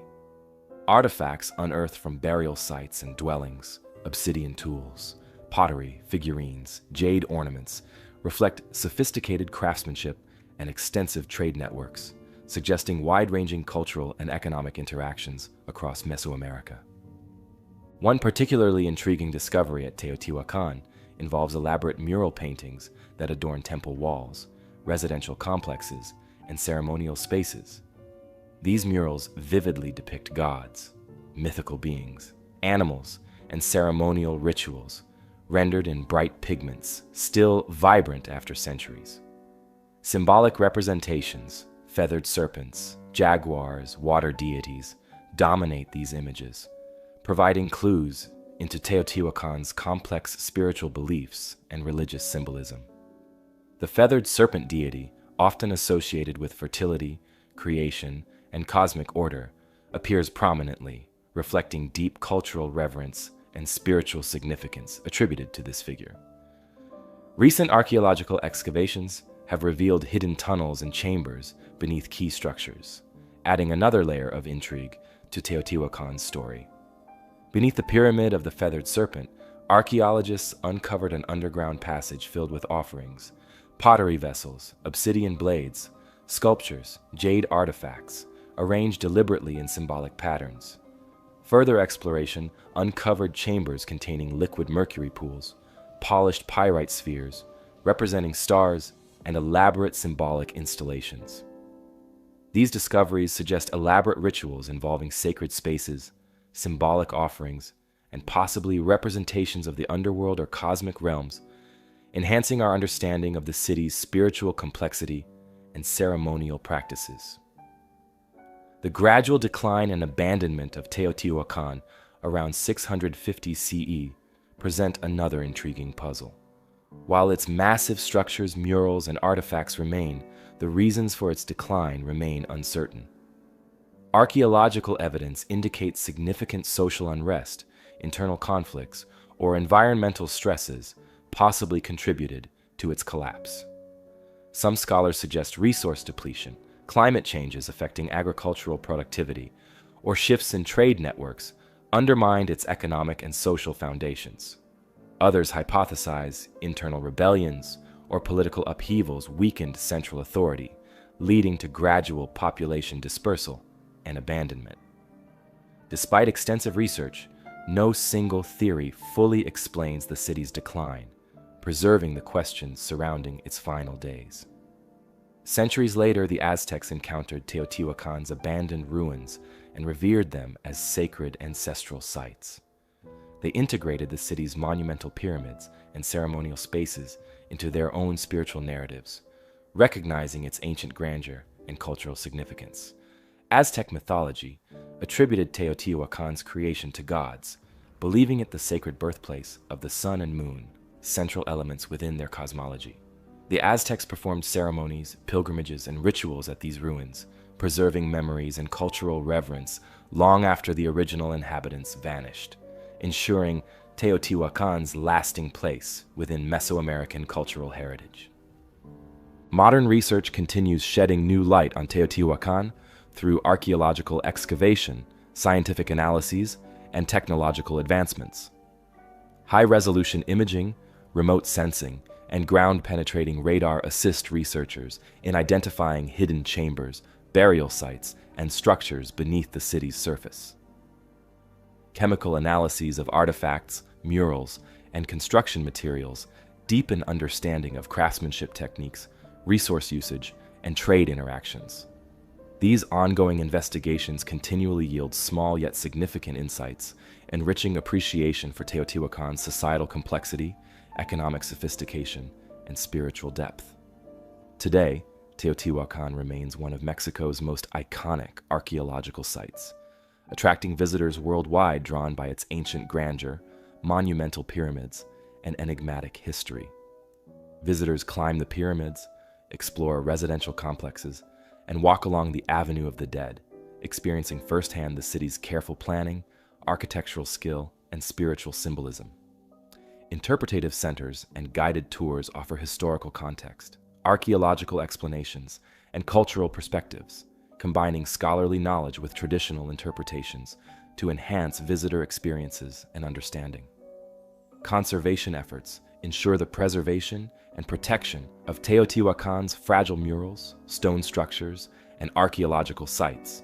Restoration projects carefully stabilize ancient buildings, manage environmental threats, and mitigate human impact, safeguarding the city's historical integrity for future generations.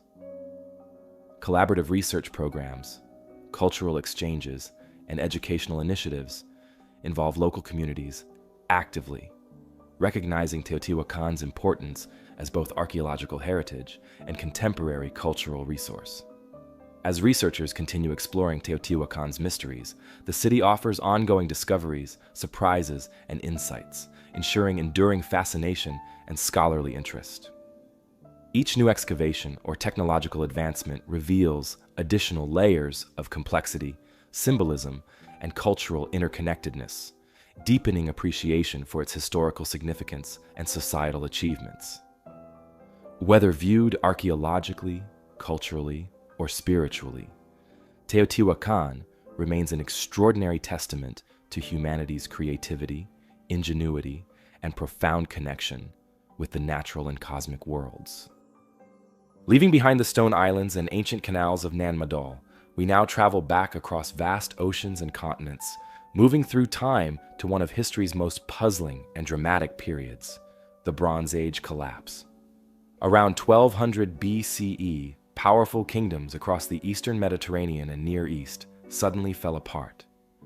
Empires that had thrived for centuries, such as the Hittites in Anatolia, the Mycenaeans in Greece, and powerful city-states like Ugarit along the coast, quickly crumbled into ruin and disappeared from historical records. Within just a few decades, societies once bustling with trade, industry, and vibrant culture were reduced to abandoned cities, deserted palaces, and silent ports. The Bronze Age had been a period marked by remarkable advancements and international connections. Bronze, an alloy of copper and tin, formed the foundation of ancient economies. The trade in bronze linked civilizations from Egypt to Mesopotamia, from Greece to the coastlines of the Levant, creating prosperous economies, artistic achievements, and powerful militaries. These societies exchanged not only goods, but also knowledge, culture, and technology, making the Bronze Age one of history's earliest eras of globalization. Yet, around the 12th century BCE, something drastic occurred. The historical record from this period is sparse and fragmented, but archaeological findings paint a vivid picture of widespread destruction. In city after city, excavations reveal layers of ash and burned structures, indicative of fierce attacks and sudden collapse. Palaces in Mycenae and Tiryns in Greece show evidence of violent destruction. In Anatolia, the great Hittite capital of Hattusa was abandoned, its once grand temples and administrative buildings reduced to rubble.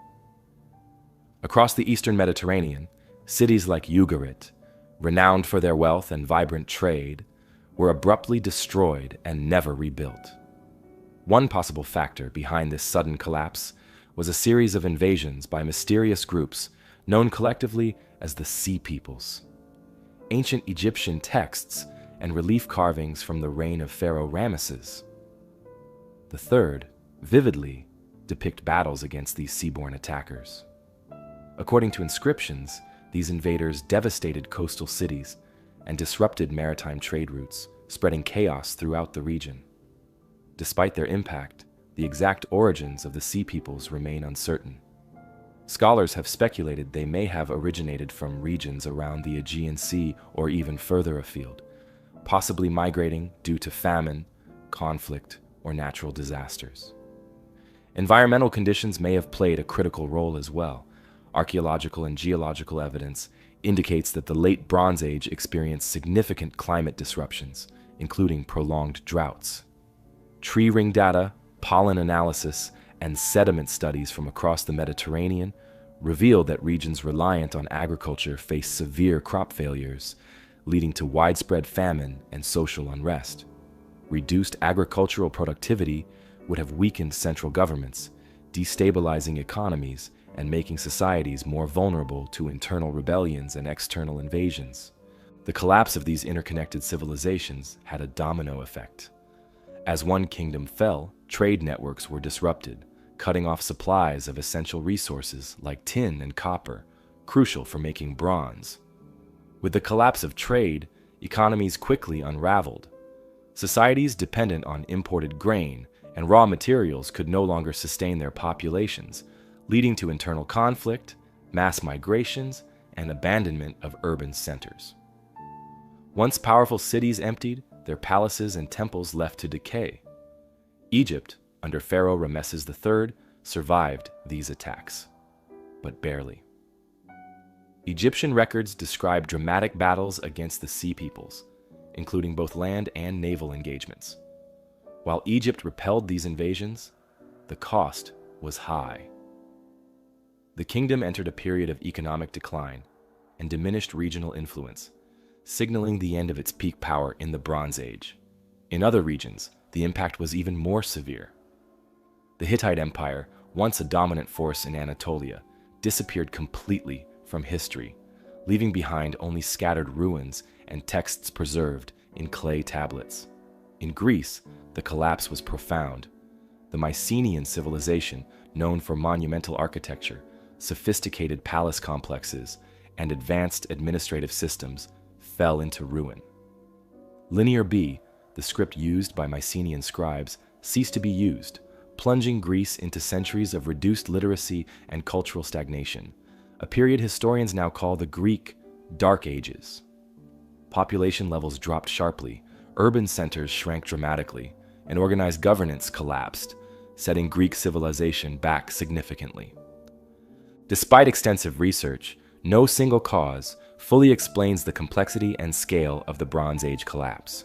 Scholars widely agree that a combination of factors, including invasion, environmental crisis, internal conflict, and economic breakdown, converged simultaneously, overwhelming even the strongest kingdoms. The collapse reshaped the political and cultural landscape of the ancient Near East and Mediterranean, profoundly altering historical trajectories. In the aftermath, the Mediterranean region entered a long period of transformation. New peoples moved into abandoned areas, eventually establishing new societies and laying foundations for future civilizations. In Greece, for instance, smaller, more localized communities emerged, eventually developing into the classical Greek city-states such as Athens and Sparta, which later became influential centers of Western civilization. In the Levant, Phoenician city-states rose from the remnants of collapsed kingdoms, becoming renowned maritime traders who would spread their influence across the Mediterranean. Modern researchers continue to piece together this critical historical puzzle, using advanced archaeological techniques and scientific analyses to better understand the sequence of events. Satellite imagery, ground-penetrating radar, and chemical studies of soil and artifacts provide valuable insights into environmental changes, trade disruptions, and societal impacts of the collapse. Every new excavation and scientific study adds clarity, yet significant questions remain unresolved. Today, the Bronze Age collapse stands as a dramatic example of how interconnected and interdependent ancient civilizations could rapidly fall apart under combined pressures of environmental change, economic strain, and societal instability. The archaeological and historical records of this era continue to offer valuable lessons, reminding us that even powerful, advanced societies can prove vulnerable when faced with unexpected disruptions. As ongoing research reveals more details about this turbulent period, the Bronze Age collapse will continue to fascinate historians, archaeologists, and anyone intrigued by the rise and fall of ancient civilizations, leaving the Mediterranean world of collapsing kingdoms and shadow. The ancient Mediterranean shores hold countless secrets, and among them lies a particularly intriguing one written not in stone, but on linen, the Liber Linteus. Far removed from the open-air mystery of Laos's Plain of Jars, this carefully preserved artifact presents a linguistic puzzle, its Etruscan text a silent challenge to modern understanding. Discovered under circumstances as intriguing as the artifact itself, the Liber Linteus, which translates simply as the Linen Book, first appeared in the mid-19th century. Unlike most ancient texts, this particular manuscript was not written on parchment, papyrus, or stone. Instead, it was carefully inked onto linen, a delicate and rare choice of writing surface. This strange decision alone captured the attention of historians, archaeologists, and linguists alike. The Liber Linteus quickly became famous, not just for its unique material, but also for the fact that it was found in an unlikely place, wrapped around an Egyptian mummy. In the 1840s, Croatian explorer Mihajlo Baric traveled to Egypt and acquired a sarcophagus containing the mummy of a young woman. Returning home to Zagreb, he kept this curious acquisition as a souvenir. Years later, as scholars began examining the mummy in detail, they realized that the linen wrappings were not plain, as expected, but instead covered in neatly written lines of text. Initially mistaken for Egyptian hieroglyphs, closer inspection revealed something altogether different and far more mysterious. This writing was not Egyptian at all, but rather a completely unknown script. After careful research and extensive linguistic studies, scholars identified the text as belonging to the ancient Etruscan language. The Etruscans were a civilization that thrived in present-day Italy long before the Romans rose to prominence. Although much about Etruscan culture and daily life has been uncovered, their language remains famously difficult to understand.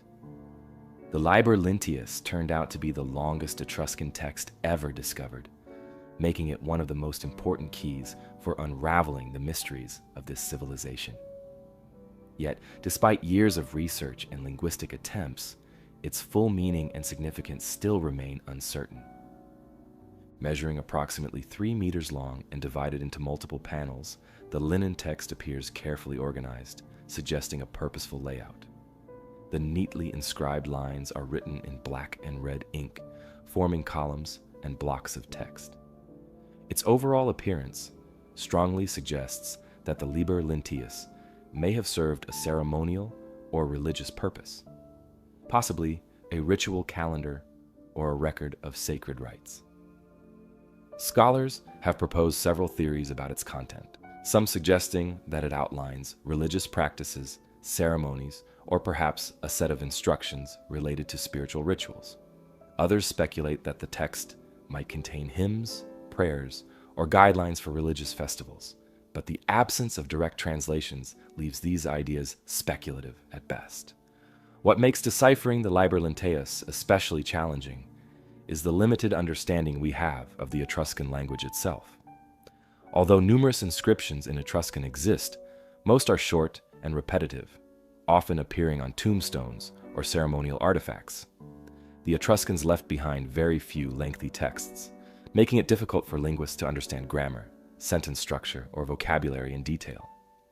The Liber Lenteus, therefore, represents a rare and precious resource for linguists, who carefully compare it with known inscriptions, hoping to find meaningful connections or patterns that can provide clarity. Still, the manuscript resists full interpretation, maintaining its secrets within carefully arranged lines of ink on ancient fabric. One fascinating question surrounding the Liber Lenteus is how an Etruscan manuscript found its way to Egypt, ultimately wrapping the mummy of a young Egyptian woman. Historical records offer few clear answers. It is generally assumed that the linen manuscript reached Egypt during the height of ancient Mediterranean trade and cultural exchange.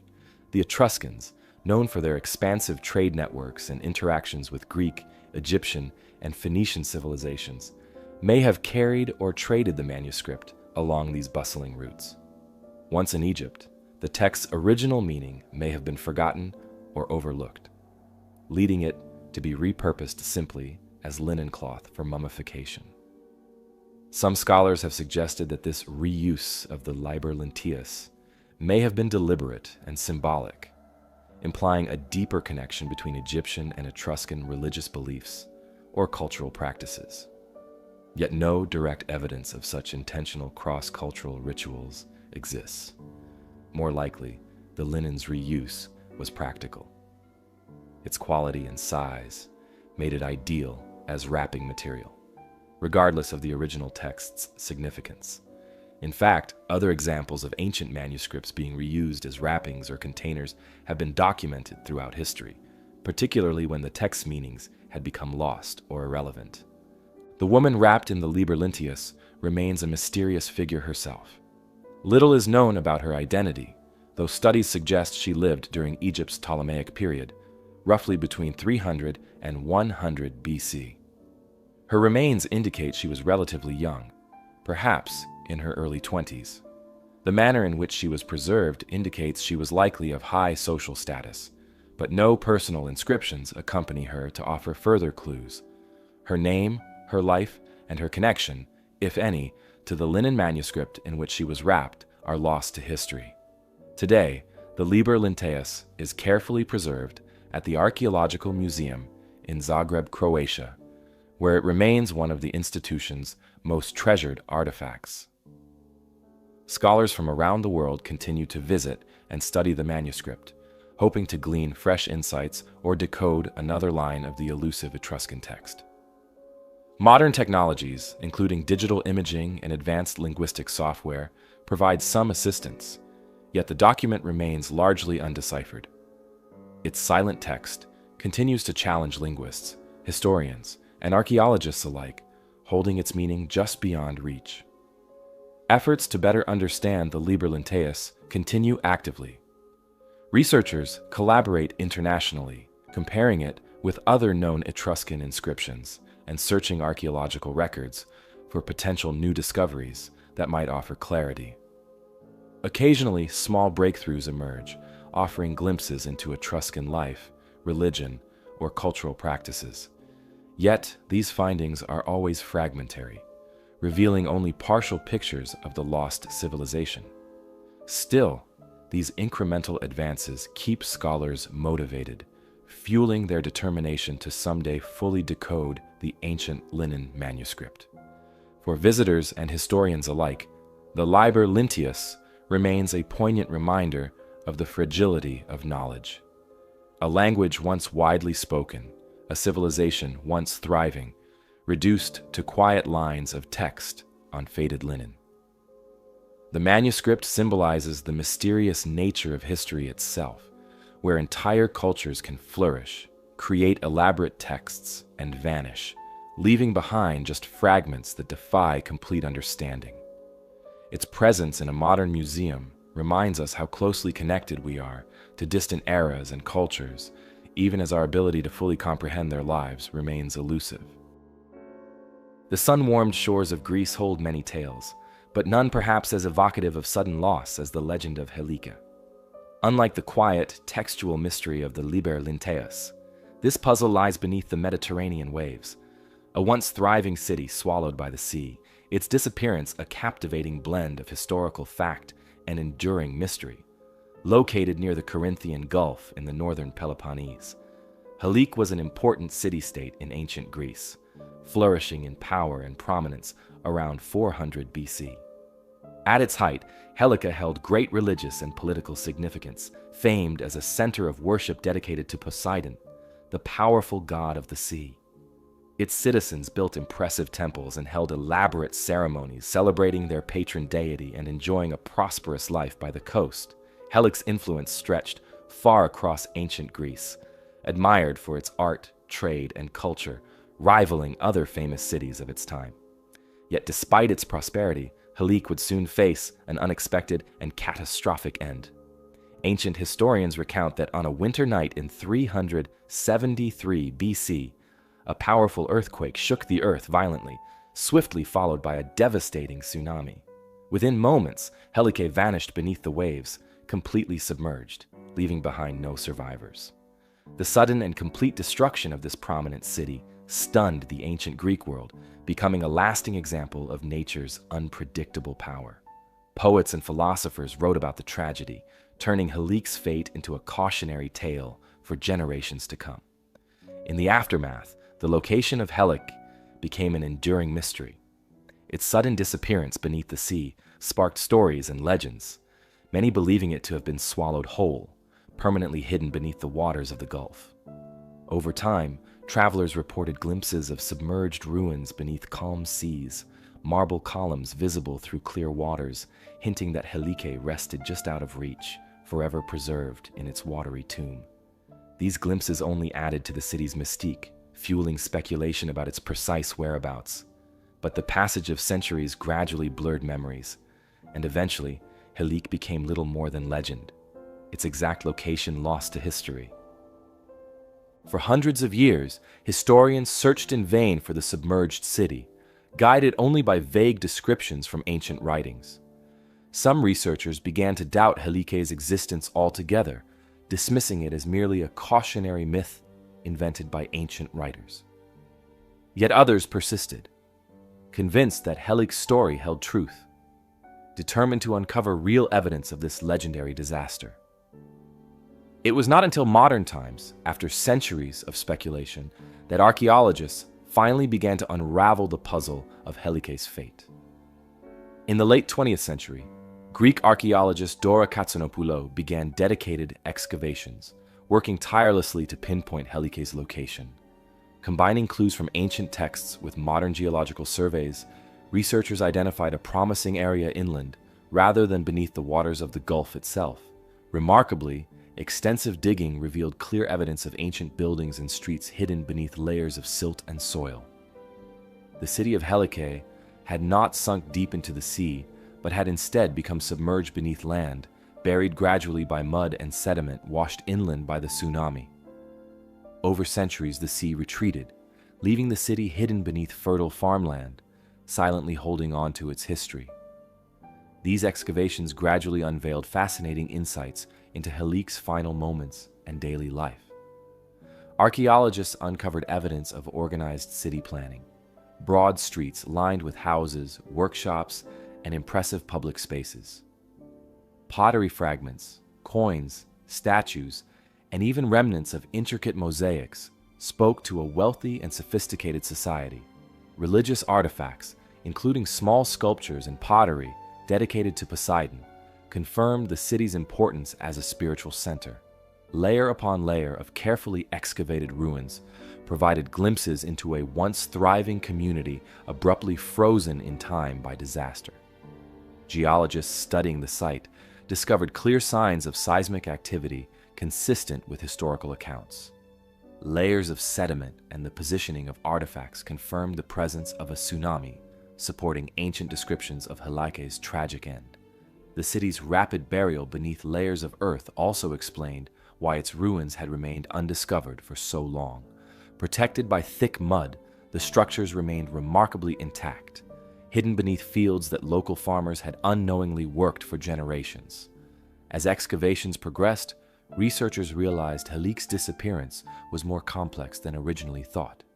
Rather than simply sinking beneath the sea, the earthquake dramatically reshaped the landscape, lifting some areas and submerging others.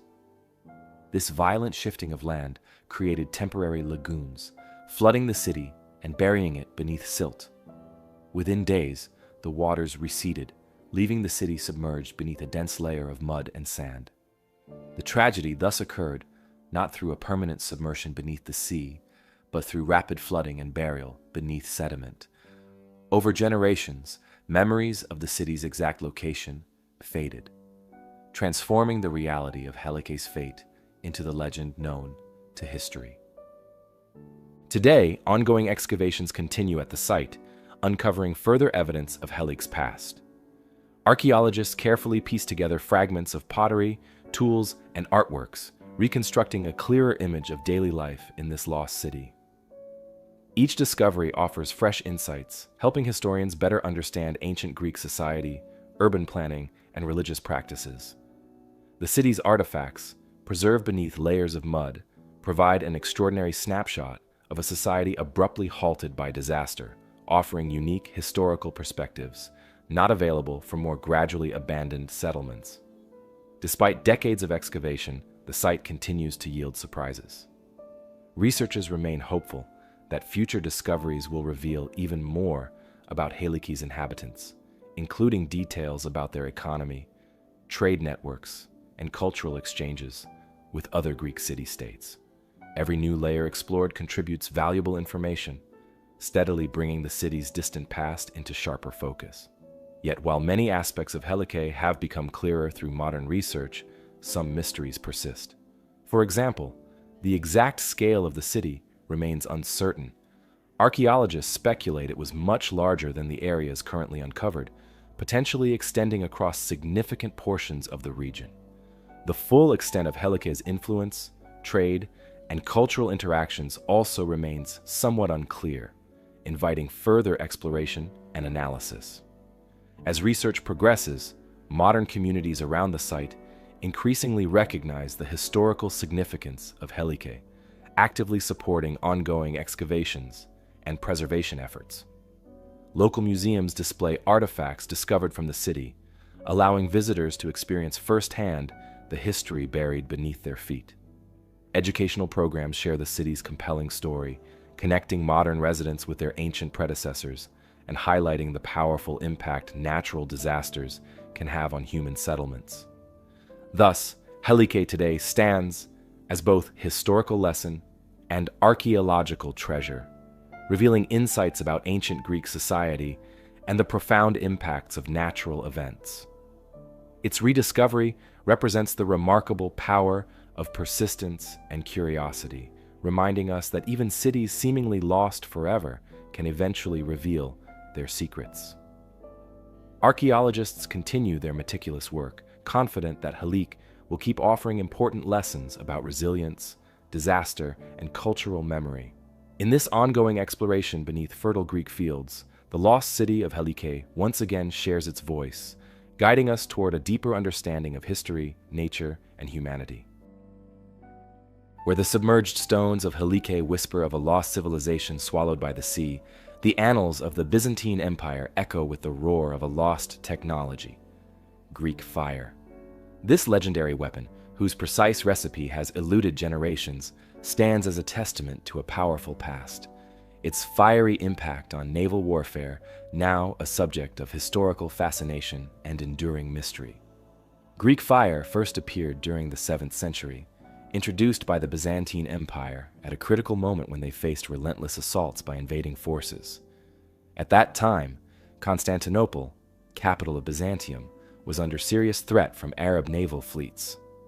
It was at this desperate moment that Greek fire emerged, credited to a Byzantine architect and engineer named Kallinikos, who hailed from the region of Syria.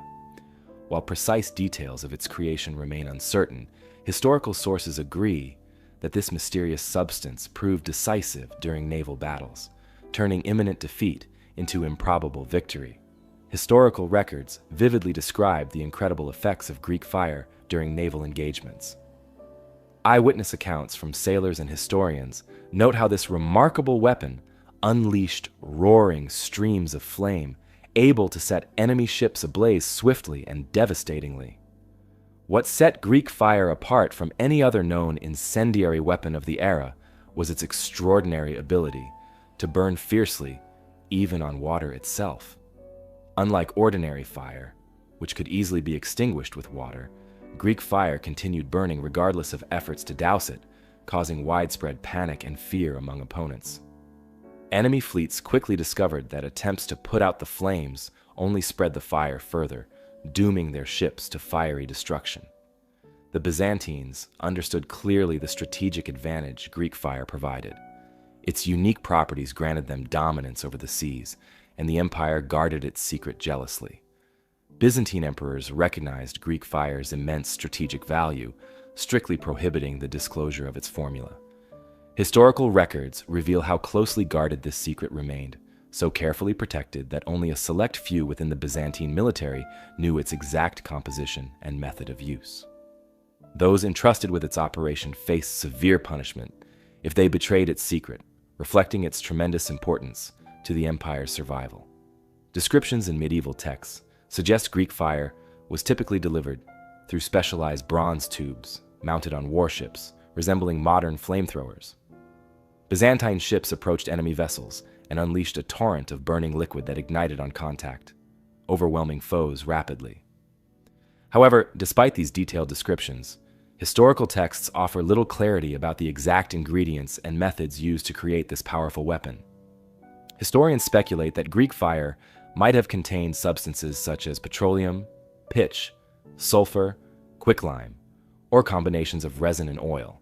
Yet, despite numerous attempts, modern researchers and chemists have never managed to precisely replicate its effects, deepening its mystery further.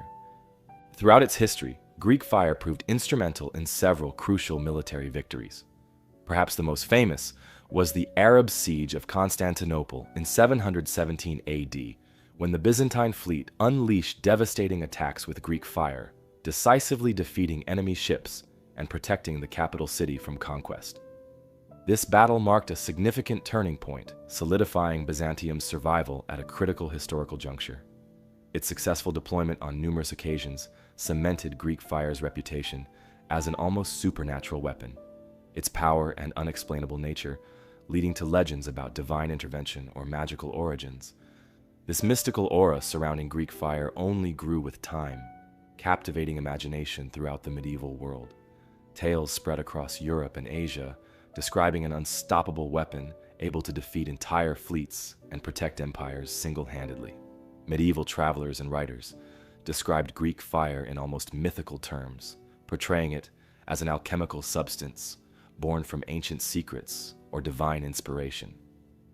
The fascination with Greek fire continued long after its disappearance, with later generations attempting desperately to rediscover or replicate it, hoping to harness its legendary power once more. Interestingly, despite its effectiveness, Greek fire vanished from historical records around the 13th century, its precise formula slipping from memory. Historians remain uncertain why exactly this occurred, but several factors likely contributed. The Byzantine Empire itself gradually weakened due to internal struggles, political instability, and external threats. Knowledge of Greek fire, kept intentionally limited to a select few, may have simply faded away as these individuals passed on or became fewer in number. Additionally, shifts in military tactics and emerging weaponry, such as gunpowder-based artillery, gradually replaced the need for Greek fire. As time passed, this formidable weapon slipped into obscurity, remembered only in fragmented historical accounts. The disappearance of Greek fire's precise recipe represents one of history's enduring puzzles. Despite numerous historical descriptions and repeated modern attempts to recreate it, no exact replication has ever succeeded. Modern scientists and historians remain fascinated by Greek fire's properties, carefully studying ancient texts and conducting experiments in search of its elusive secrets. Even contemporary methods, using modern chemical knowledge and resources, fail to achieve the distinctive characteristics that historical accounts describe. These efforts underscore the sophistication and complexity of ancient Byzantine science, highlighting how advanced their technological knowledge truly was. Today, Greek fire remains one of the most fascinating and enigmatic chapters of military and technological history. Historians still debate vigorously about its possible ingredients, methods of production, and reasons for its eventual disappearance. Scholars pore carefully over ancient documents, seeking overlooked clues or hidden hints that might finally unlock its secret. Although some ancient texts mention potential ingredients, no definitive source provides a complete or accurate recipe. Each historical reference adds another layer of intrigue, deepening the mystery rather than solving it. In many ways, Greek fire symbolizes the broader ingenuity and creativity of ancient civilizations. It represents human innovation and our persistent desire to overcome challenges through technology and invention. At the same time, Greek fire also serves as a cautionary example, reminding us how quickly important knowledge can become lost or forgotten. Its mystery encourages ongoing research, inspiring historians, chemists, and archaeologists to collaborate and explore, continually pushing the boundaries of our understanding. In modern times, Greek fire continues to appear in literature, films, and popular culture, its legendary status intact. Writers and filmmakers frequently depict it dramatically, emphasizing its terrifying power and mysterious nature. Its enduring appeal lies precisely in this intersection of fact and fantasy, an authentic historical weapon wrapped in legend, mystique, and secrecy. Greek fire fascinates precisely because we know it existed, and we have historical evidence of its remarkable effectiveness, yet its true composition and creation remain just out of reach. As researchers continue exploring the Byzantine world, the story of Greek fire reminds us how many aspects of ancient civilizations remain partially hidden from view. Even with modern scientific tools and methods, certain secrets continue to elude us, keeping history vibrant, engaging, and alive. Greek fire stands today as a testament to human ingenuity, innovation, and imagination, a weapon that defended empires, inspired legends, and still captivates our curiosity. Its story gently invites us to continue our careful exploration, always aware that beneath the surface of history lie countless mysteries waiting patiently to be discovered. The fiery legacy of Byzantine Greek fire, a secret of ancient warfare, now cools as our focus shifts to a more recent and equally baffling maritime riddle. On the open seas, where the echoes of past voyages linger, the disappearance of the SS Waratah remains a chilling void in modern shipping history, a passenger liner swallowed not by flames, but by the silent expanse of the ocean.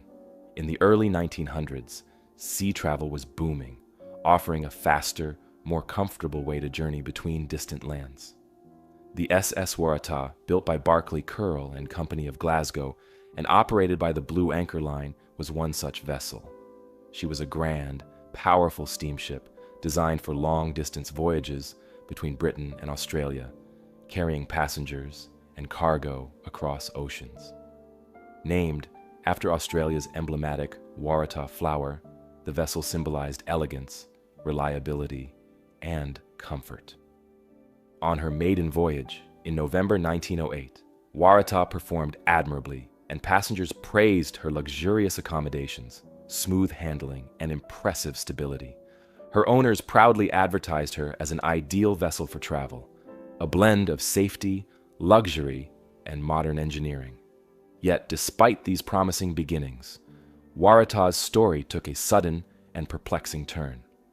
On July 26, 1909, Waratah departed Durban, South Africa, heading for Cape Town with 211 passengers and crew aboard. Conditions were reportedly clear, and no immediate threats loomed on the horizon. Initially, nothing seemed unusual as Waratah sailed calmly southward along a familiar route. Witnesses aboard passing ships reported seeing her moving steadily along the coast, appearing perfectly seaworthy. However, somewhere along this routine journey, Waratah mysteriously vanished, never to be seen again. The great steamship and every soul aboard simply disappeared without leaving a single piece of wreckage or evidence behind. When Waratah failed to arrive in Cape Town as scheduled, concerns quickly grew into alarm. Initial explanations assumed the vessel might have encountered mechanical difficulties, briefly delaying her arrival. As days passed without any sign or communication, worry intensified, prompting immediate search and rescue efforts. Authorities dispatched naval ships, private vessels, and coastal patrols, meticulously combing hundreds of square miles of open ocean. Rescue teams searched tirelessly, scanning the waves for wreckage, lifeboats, or even simple signs of distress. Yet despite exhaustive efforts and careful searches, nothing emerged. Waratah had completely vanished, leaving no trace or explanation for her disappearance.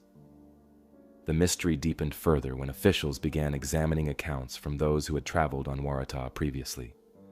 Several passengers had reported concerns about her stability. Although praised for her comfort, the ship allegedly tended to roll and pitch heavily, especially in rough weather. These reports were troubling enough that several crew members and passengers publicly expressed doubts about the vessel's seaworthiness. Some described Waratah as top-heavy, prone to listing dangerously when encountering large waves or adverse conditions. Yet official inspections before departure had certified the vessel seaworthy, dismissing these concerns as exaggerated or unfounded. Theories quickly multiplied, attempting to explain Waratah's sudden disappearance.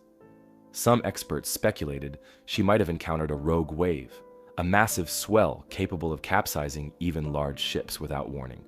Others suggested mechanical failures, perhaps boiler explosions or steering malfunctions, which could have rendered her helpless at sea. Still, these explanations failed to address the complete absence of debris or distress signals. Typically, even the most severe maritime disasters leave floating wreckage, lifeboats, or other remnants. Waratah's absolute disappearance defied conventional explanations, fueling speculation of more unusual fates. With conventional theories unable to fully explain Waratah's fate, some observers proposed that she might have encountered an oceanic phenomenon capable of swallowing vessels whole, perhaps sudden underwater earthquakes, or unexpected whirlpools. Legends about paranormal occurrences also emerged, inevitably capturing public imagination. Reports circulated of strange lights or phantom ships sighted in the area where Waratah vanished, suggesting mysterious forces at play. Although these stories fascinated readers and sailors alike, they remained firmly speculative, with no concrete evidence supporting supernatural explanations. Over time, interest in Waratah's fate persisted, driven by continued fascination and public intrigue. Numerous expeditions set out to locate her wreckage, exploring ocean depths with advanced sonar and diving technology. These modern efforts, often funded privately or by maritime research groups, meticulously searched seabeds, reefs, and coastal waters near her last known position. Despite deploying cutting-edge equipment and careful, methodical searches, researchers found no conclusive evidence of the ship. Each failed expedition only added layers to the mystery, making Waratah's disappearance even more puzzling. Historians have also reconsidered old theories in new ways, attempting to reconstruct the events leading to the vessel's disappearance. One compelling theory suggests a cargo-related disaster.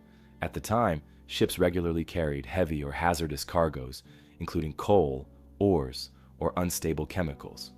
Waratah herself was transporting a significant cargo load, which might have shifted dramatically in rough seas, triggering instability or structural failure. Another possible scenario involved fire or coal explosions within the ship's cargo holds, common maritime hazards of the era. Yet even these plausible theories remain speculative, without definitive evidence.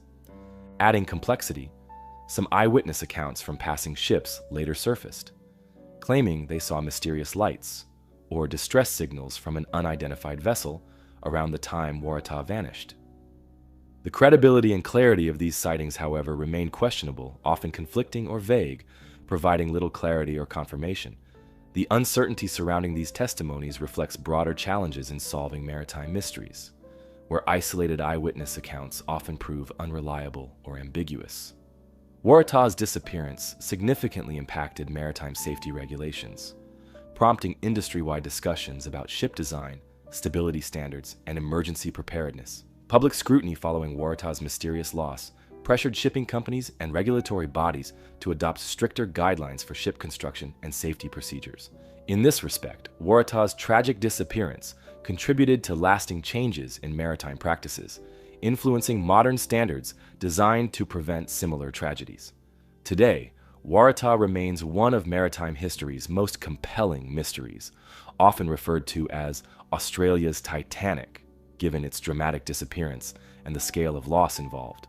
Books, documentaries, and historical studies regularly revisit its story, each attempt highlighting different aspects or proposing new theories. Maritime historians continue analyzing archival documents, personal letters, and inspection reports, hoping to uncover overlooked clues or insights that might finally explain what happened aboard Waratah that fateful night. More than a century after she sailed from Durban, the SS Waratah continues to captivate imaginations, reminding us that even in the modern era, nature and the open sea can hold secrets beyond our grasp. Her disappearance speaks to the vastness and unpredictability of oceans, as well as the persistent human desire to seek understanding, clarity, and resolution. Waratah's story endures, guiding us toward appreciation for maritime history, human curiosity, and the humility that comes with accepting the limits of what we know. Where the fate of the SS Waratah remains hidden beneath the ocean's surface, another ancient narrative lies subtly inscribed across the sprawling plains of Kazakhstan. The steppe geoglyphs, vast earthworks unseen by ground-level travelers for millennia, now emerge from obscurity through aerial perspectives, offering a glimpse into the minds and artistry of a long-vanished people. The steppe geoglyphs of Kazakhstan are large-scale patterns and shapes carefully arranged from raised earth, stones, and ditches. These figures stretch across extensive areas of remote grassland, invisible from ground level, but clearly recognizable from high above. Among these shapes are massive squares, circles, crosses, and even intricate designs resembling swastikas or labyrinths. Some of these geoglyphs measure several hundred meters across, their sheer size suggesting careful planning, considerable effort, and significant resources by their creators. Yet despite their impressive scale and precision, no clear historical records survive to explain exactly why they were constructed or who built them. The geoglyphs came to widespread attention relatively recently, as satellite technology began mapping Earth's landscapes from space. In 2007, Dmitry Day, a Kazakh archaeologist and enthusiast, discovered these massive shapes while examining satellite images of the Turgai region in northern Kazakhstan. From above, the outlines of geometric shapes stood out clearly against the natural landscape, prompting immediate curiosity. Further satellite surveys and aerial photographs soon revealed dozens more geoglyphs scattered across this remote region, turning the steppe geoglyphs into one of archaeology's newest and most intriguing puzzles. Upon closer examination, archaeologists discovered these geoglyphs were constructed with surprising accuracy. Builders deliberately removed the top layers of earth, or created raised banks, carefully outlining each shape to precise measurements. Some of these structures are so meticulously aligned that modern researchers believe the ancient builders must have had significant understanding of geometry, astronomy, or surveying techniques. Carbon dating and excavation at some sites suggest that many of these formations are over 2,000 years old, placing their creation in the Iron Age, around the time of the Scythians and other nomadic peoples who roamed Central Asia. Yet, while archaeologists can date the geoglyphs, determining their precise function remains challenging. Without written records or direct historical references, researchers rely on careful interpretation and comparison with other ancient sites. Some archaeologists speculate that the geoglyphs serve ceremonial purposes, perhaps used for rituals or celebrations observed from high vantage points. Their deliberate design and immense scale suggest that they may have had symbolic or religious meanings, possibly connecting the earthly realm with celestial patterns. Several of these formations align intriguingly with the sun, moon, or stars, suggesting potential astronomical significance. Such alignment might have marked seasonal events, religious ceremonies, or served as calendars for ancient communities. Another theory proposes that these geoglyphs served as territorial markers or signals visible from considerable distances. In the vast steppes of ancient Kazakhstan, nomadic tribes frequently moved between grazing lands, making clear territorial boundaries or recognizable landmarks especially important. Huge, easily identifiable symbols carved into the earth would have helped guide travelers or clearly communicate claims to land. This practical interpretation complements the symbolic theories, suggesting these geoglyphs may have combined spiritual meaning with pragmatic function. The complexity and variety of the steppe geoglyphs also point to a sophisticated social organization among their creators. Constructing these large formations required coordinated effort, advanced planning, and significant labor. Such organized activity indicates settled or semi-settled communities capable of sustained collaboration rather than purely nomadic societies. Thus, the geoglyphs provide valuable insight into the social structures, cultural practices, and capabilities of ancient peoples inhabiting the Central Asian steppe. Despite growing academic attention and detailed surveys, many questions remain unanswered. Each new discovery brings fresh intrigue, expanding the mystery further rather than fully resolving it. Researchers have identified at least 50 separate geoglyphs, though the full extent of these patterns across the region is still uncertain. Ongoing satellite surveys continue revealing previously unknown shapes hidden beneath vegetation or eroded by time. Modern archaeological methods, including drone photography and ground-penetrating radar, help uncover hidden details, gradually filling in the picture. Yet even these sophisticated tools cannot entirely solve the questions surrounding these immense ancient symbols. Particularly fascinating is the question of how these enormous shapes went unnoticed for so long. The answer lies partly in their remote locations and subtle appearance from ground level. Visitors standing directly atop a geoglyph would see only shallow ditches or low earthen ridges, easily mistaken for natural landscape variations. Their true form becomes clear only from above, an elevated perspective unavailable to their ancient builders. The fact that ancient people could create such precise designs without modern aerial views adds significantly to their mystery, highlighting remarkable ingenuity and understanding of their environment. Today, the steppe geoglyphs attract researchers from around the world, eager to uncover new details and piece together the historical context of these ancient monuments. Archaeologists collaborate closely with historians, astronomers, and local Kazakh experts, carefully documenting each discovery.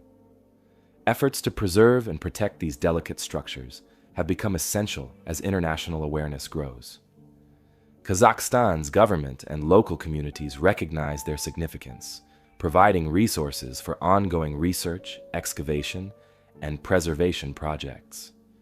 These collaborations highlight the value of cultural heritage as modern people connect more deeply with their ancient ancestors. For visitors exploring this remote region, seeing the geoglyphs firsthand offers a profound experience. From ground level, these shapes appear understated, blending into the steppe landscape. It is from above, viewed by drone footage or aerial photographs, that their true scale and complexity fully reveal themselves. Each design becomes a testament to human creativity, cooperation, and ingenuity, qualities shared across countless cultures and civilizations worldwide. In recent years, these formations have increasingly attracted international attention, appearing in documentaries, research papers, and popular media. Yet, despite growing fame, they retain their dignity, preserving their secrets. The steppe geoglyphs do not loudly proclaim their presence, but rather invite us to contemplate the unknown lives, beliefs, and practices of their creators. Their gentle mystery reminds us how many aspects of our shared human past remain hidden or partially understood, encouraging continued exploration and curiosity. As archaeologists continue uncovering these ancient symbols etched into Kazakhstan's expansive grasslands, they steadily reveal important lessons about ancient human societies, about their beliefs, their skills, and their connections to the natural world. Yet even as we slowly come to understand these magnificent earthworks, some mysteries inevitably persist, keeping alive our fascination and reminding us that some secrets of the past might always remain just beyond our reach. The dry, ancient air of Kazakhstan and its silent earthworks now yield to the damp, mysterious atmosphere of Norway's fjord country. Within the shadowed beauty of Isdalen, close to Bergen, a tragic and perplexing story unfolded in 1970, the identity and fate of the Ice Valley woman remaining a haunting unknown. On the morning of November 29, 1970, a local man and his daughters were hiking through Isdalen, a secluded valley popular among nature enthusiasts but known locally for its eerie silence and dense woodland. As they moved carefully along the rocky terrain, they discovered something disturbing: a partially burned body lying concealed among scattered rocks. Immediately, authorities were called to the scene. Investigators found a young woman whose identity was not clear. Her belongings had been meticulously stripped of labels and identifying marks. Her fingerprints appeared to have been carefully removed, making identification nearly impossible. Thus began one of Norway's most baffling and enduring investigations. Initial investigations revealed curious details. Scattered around the scene were fragments of burnt clothing, bottles, an umbrella, and various personal items, all deliberately altered to obscure her identity. Autopsy results determined the woman died from a combination of severe burns and inhalation of smoke, but intriguingly, there was also evidence suggesting sleeping pills had been ingested. Investigators quickly suspected suicide, yet certain unusual details cast doubts upon this theory. For instance, the remote location chosen, the careful removal of identifying features, and strange evidence that suggested a meticulous and intentional erasure of identity raised further questions. As police delved deeper, they uncovered an intricate web of clues, pointing toward a figure who seemed to move seamlessly between identities and cities. Witness testimonies began to piece together a portrait of the woman's recent activities. Hotel employees and travelers recalled a young, elegant woman who frequently changed hotels, always paying in cash, and consistently providing different names and passports. Her appearances shifted subtly, yet noticeably between locations, her hair and style changing frequently, perhaps deliberately to avoid being recognized. Investigators soon realized they were dealing with someone who appeared to lead a purposeful double life, or possibly even a spy, a possibility strengthened by the Cold War tensions prevalent at that time. This mysterious woman spoke multiple languages fluently: English, German, French, and Flemish, among others, indicating a high level of education or extensive travel experience. Witnesses described her as sophisticated, yet reserved, seldom engaging deeply with others. At each hotel, she requested rooms overlooking busy streets, possibly to observe her surroundings. Hotel staff remembered her as polite, yet withdrawn, never volunteering personal details or engaging in casual conversations. This pattern reinforced the impression of someone deliberately keeping a low profile, carefully maintaining distance from those around her. Adding to the mystery were several coded entries found in notebooks hidden among her belongings. These cryptic notations seemed like shorthand messages referencing various locations and dates, possibly indicating secret meetings or instructions. Police attempts to decipher these codes yielded little useful information, suggesting a sophisticated method or personal cipher known only to the woman herself or her contacts. Despite considerable effort, the true meaning of these codes remains elusive, further deepening the intrigue around the case. Another intriguing clue emerged from the woman's teeth. Analyzing dental work, investigators concluded that the woman had visited dentists in multiple countries, suggesting frequent international movement. Forensic experts traced her dental records to specific clinics across Europe, yet still, her true identity remained stubbornly elusive. This confirmed she had access to considerable resources, as frequent international travel and sophisticated dental care implied either substantial wealth or official backing from a governmental or intelligence organization.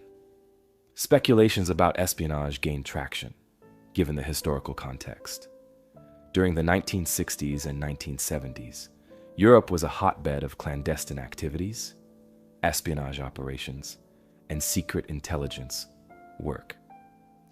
Bergen itself, with its strategic location and military significance during the Cold War, would have attracted considerable attention from international spies and intelligence agencies. The precise, deliberate removal of identifying features strongly indicated professional spycraft, measures designed specifically to obscure identity and prevent recognition. Yet despite substantial investigative resources and cooperation from international agencies, no definitive proof of espionage activity surfaced, leaving the theory plausible but unproven. Further efforts were made to identify the mysterious woman through international appeals, media coverage, and collaboration with foreign police agencies. Photos of her belongings, clothing, and reconstructed portraits circulated widely, eliciting responses and potential identifications from several countries. However, each promising lead eventually fizzled out, leaving police no closer to understanding her true identity. It seemed as if this woman appeared from nowhere, lived briefly yet carefully among others, and then disappeared, leaving only scattered, fragmented clues behind. Over the years, authorities revisited the Isdal woman case repeatedly, employing advanced forensic techniques and modern DNA analyses in hopes of finally identifying her. Recent DNA testing has suggested she was likely of European origin, possibly with German or French heritage. Further testing and genealogical studies continue, fueled by renewed international interest and advancements in genetic research. Despite these modern developments, however, her precise identity, motivations, and the circumstances leading up to her death remain uncertain. The case continues to challenge researchers, forensic scientists, and historians, offering fragments but never complete resolution. Today, the Isdal woman's case retains a powerful hold over public imagination, occupying a place among Europe's most enduring mysteries. Her story frequently appears in documentaries, books, and podcasts, each recounting careful details and puzzling contradictions. Researchers continually examine evidence, hopeful that future breakthroughs in forensic science or archival research will finally unlock her secret. Each new development adds another layer to the puzzle, sustaining interest and keeping her memory alive. For visitors to Bergen, Isdalen itself remains a quiet and haunting place. The valley retains an atmosphere of gentle mystery, surrounded by dense forests and rocky hillsides. Those who walk its paths may find themselves wondering about the mysterious woman who appeared there briefly, whose true identity remains hidden beneath decades of speculation and investigation. The valley itself offers no easy answers, only the whisper of trees and the distant sounds of nature, perhaps echoing the solitude and secrecy that surrounded her in life. The shadowed woods of Norway, concealing the secrets of the Isdal woman, now lead us to the sunlit ruins of the Roman Empire, where a different kind of mystery awaits. The Roman dodecahedron, a small, intricately formed object, silently resists definitive explanation, its purpose lost to the passage of time, despite the vast knowledge we possess of this ancient civilization.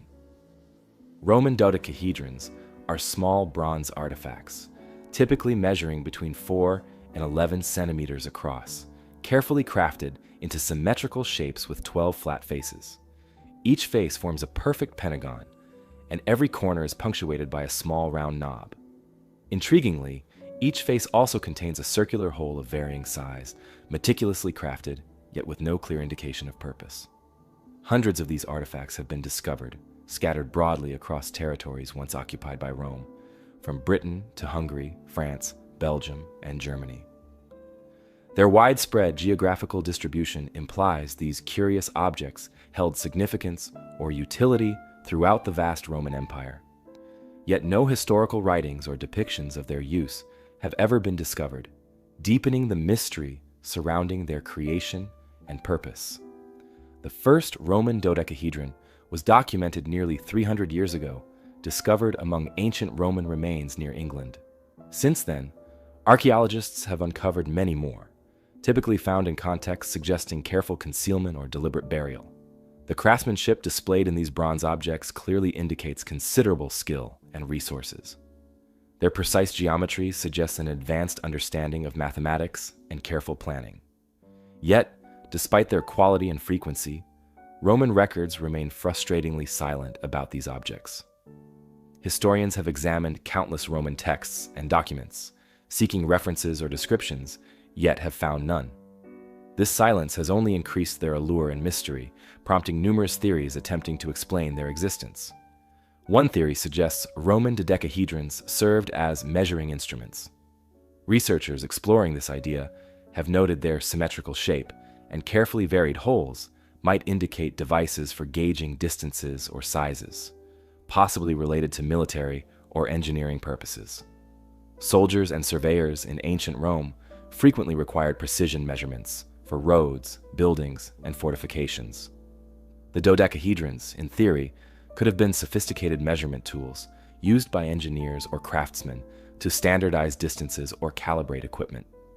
However, critics of this theory note the absence of consistent markings or numbers, which would typically be present in Roman measuring instruments. The variations in size and hole diameter across different artifacts further complicate this interpretation, leaving uncertainty and doubt. Another compelling theory proposes a religious or symbolic purpose. Romans frequently utilized symbolic objects in spiritual rituals, often crafted with precise geometry, believed to represent divine or cosmic harmony. Given their intricate symmetrical form, dodecahedrons might have functioned as sacred objects within religious ceremonies, perhaps as symbols of the zodiac, calendar markers, or cosmic representations used by priests. Their deliberate concealment or burial might suggest a ritualistic function, items perhaps dedicated as offerings or protective charms. Yet again, this theory lacks direct archaeological evidence, and no confirmed depictions or descriptions of their religious use exist in surviving Roman texts. The dodecahedron's unusual structure has also inspired a more practical hypothesis, that they were specialized tools used for knitting or glove making. Some enthusiasts experimented practically, recreating similar bronze objects to test their effectiveness. These tests demonstrated that dodecahedrons could indeed assist in weaving or knitting patterns, guiding yarn through various sized openings. While intriguing, historians express skepticism, noting no direct archaeological evidence connecting these artifacts to textile production, or any Roman depictions supporting their practical use in knitting or weaving. Similarly practical is the suggestion they served as candle holders or lamps. Proponents of this theory highlight the holes and knobs as ideal for holding candles or oil lamps, with each size offering different light intensities or angles. Experimental reconstructions have supported this use practically. Yet, skeptics again highlight the complete absence of candle wax or oil residue on discovered artifacts, undermining the practicality of this interpretation. Given the lack of definitive evidence, some scholars consider the possibility that Roman dodecahedrons served multiple or flexible purposes, depending on local customs or needs. Ancient Roman society, known for its pragmatic adaptability, often repurposed tools and objects based on immediate circumstances. Perhaps the artifacts functioned simultaneously as measuring instruments, symbolic items, or even decorative objects, their versatility reflected by their careful design and widespread distribution. While plausible, this explanation provides little concrete clarity, further underscoring how elusive definitive conclusions remain. In recent times, the enduring mystery of Roman dodecahedrons has drawn significant interest from historians, archaeologists, and enthusiasts. Modern technological tools, including digital reconstruction and 3D modeling, allow detailed examinations of their construction, exploring subtle design details previously unnoticed. Archaeologists continue uncovering more artifacts during excavations, expanding geographical distributions and adding fresh data to ongoing debates. Each discovery nudges forward understanding, though no single breakthrough has yet emerged to resolve their true purpose definitively. Museums across Europe showcase Roman dodecahedrons prominently among their exhibits, highlighting their mystery and encouraging public curiosity. Visitors encountering these small, intricate bronze objects often find themselves intrigued, captivated by their presence and unanswered questions. Their subtlety and beauty capture attention, inviting contemplation without easy resolution. Visitors often leave exhibitions considering possibilities, tools, sacred objects, decorative symbols, yet without firm answers. It is precisely this unresolved quality that maintains their enduring appeal, connecting modern observers directly with ancient Roman lives, struggles, and mysteries. Ultimately, the Roman dodecahedrons remind us how much we still have to learn about even well-documented civilizations. They highlight the gaps in historical knowledge, underscoring the limitations of surviving records and artifacts. Their silence speaks volumes about the hidden details of daily life, spirituality, and technology in ancient times. These mysterious objects challenge scholars to continue searching, hypothesizing, and exploring possibilities, even while accepting some aspects of history may remain stubbornly unknowable.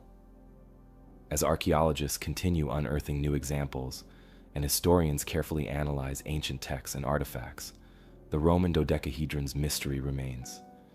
Each discovery deepens our understanding, yet leaves fundamental questions unanswered, whether used practically, symbolically, or ritually, or perhaps none of these. Their presence serves as a gentle reminder of history's complexities and hidden layers. They silently encourage careful exploration, thoughtful interpretation, and continued curiosity, guiding our journey through the vast tapestry of human history, revealing small details while holding their deepest secrets just beyond our reach. The intricate handheld mystery of the Roman dodecahedrons now expands into a landscape scale along the Breton coast of France. Journeying westward, we encounter the silent grandeur of the Karnak stones, a sprawling arrangement of ancient monoliths whose purpose, unlike the dodecahedra, is writ large across the fields, yet remains equally elusive. The Karnak stones, named after the nearby village of Karnak, are the largest collection of standing stones, or menhirs, in the world. Scattered carefully across the landscape, thousands of granite stones stand in precise alignments, arranged meticulously into neat rows and carefully crafted patterns. Their placement reveals incredible care and intention, arranged with precision that would challenge even modern builders. Some stones rise modestly, barely taller than a human, while others tower impressively, standing several meters tall and weighing many tons. Altogether, there are more than 3,000 stones arranged across several distinct sites, creating a breathtaking landscape, its meaning shrouded in ancient secrecy. These massive stone alignments date back roughly 6,000 years, constructed during the late Neolithic period, around 4,500 to 3,300 BC. This makes them older even than Stonehenge or the Great Pyramid of Giza, suggesting a society whose traditions and beliefs were both advanced and deeply rooted in the landscape around them. Yet despite their clear age and extensive study, no surviving records or clear inscriptions explain their purpose. Historians and archaeologists must rely entirely upon careful observation, educated speculation, and comparative analysis with other ancient sites, piecing together theories while recognizing the limits of their understanding. One prominent theory suggests that the Karnak stones served as ceremonial or ritual sites. Given their careful alignments and scale, archaeologists speculate they might have been built for religious or spiritual purposes, perhaps associated with rituals honoring ancestors, gods, or the cycles of nature. The precise rows and deliberate patterns suggest a sophisticated belief system deeply connected to astronomy or natural phenomena. Many stones align subtly with key astronomical events, such as solstices and equinoxes, suggesting ancient peoples carefully observed and celebrated celestial movements. This connection with the heavens indicates a society deeply aware of and attuned to their natural environment, seeking meaning and order through stone markers. Others propose a practical explanation, theorizing the stones may have functioned as ancient calendars or seasonal markers. By observing shadows and alignments with the sun, communities could accurately predict crucial agricultural events, helping them plan planting and harvest cycles. In a time long before written records or sophisticated tools, such monumental stone markers would have been invaluable. Carefully placed stones could indicate precisely when crops should be planted, when animals should be moved, or when seasonal migrations might begin. This interpretation offers insight into how ancient societies might have used monumental stone construction to regulate daily life, maintaining order and stability across generations. A third theory views the stones as symbolic monuments, perhaps marking significant events, victories, or memorializing important figures from the past. Ancient cultures frequently commemorated important events or leaders with large-scale constructions, leaving lasting reminders for future generations. The sheer scale and impressive workmanship of the Karnak stones might suggest monuments built to honor significant leaders, battles, or historical moments now forgotten. Yet again, the absence of inscriptions or detailed historical records means this theory remains speculative, supported more by comparative analysis with other cultures than by direct evidence from the site itself.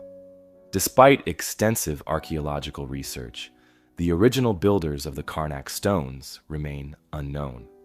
They left behind no written language or direct historical accounts to clearly reveal their culture, beliefs, or motivations. Excavations around the stones have uncovered only limited artifacts, including pottery fragments, flint tools, and occasional burials, offering subtle clues about daily life, yet providing no direct answers about their monumental stone alignments. This absence of direct evidence creates a gentle tension, clear proof of their sophisticated skills, organization, and efforts, yet quiet uncertainty regarding their deeper purposes. Modern archaeological studies use advanced technology, including radar mapping, digital reconstruction, and aerial photography, to better understand these curious stones.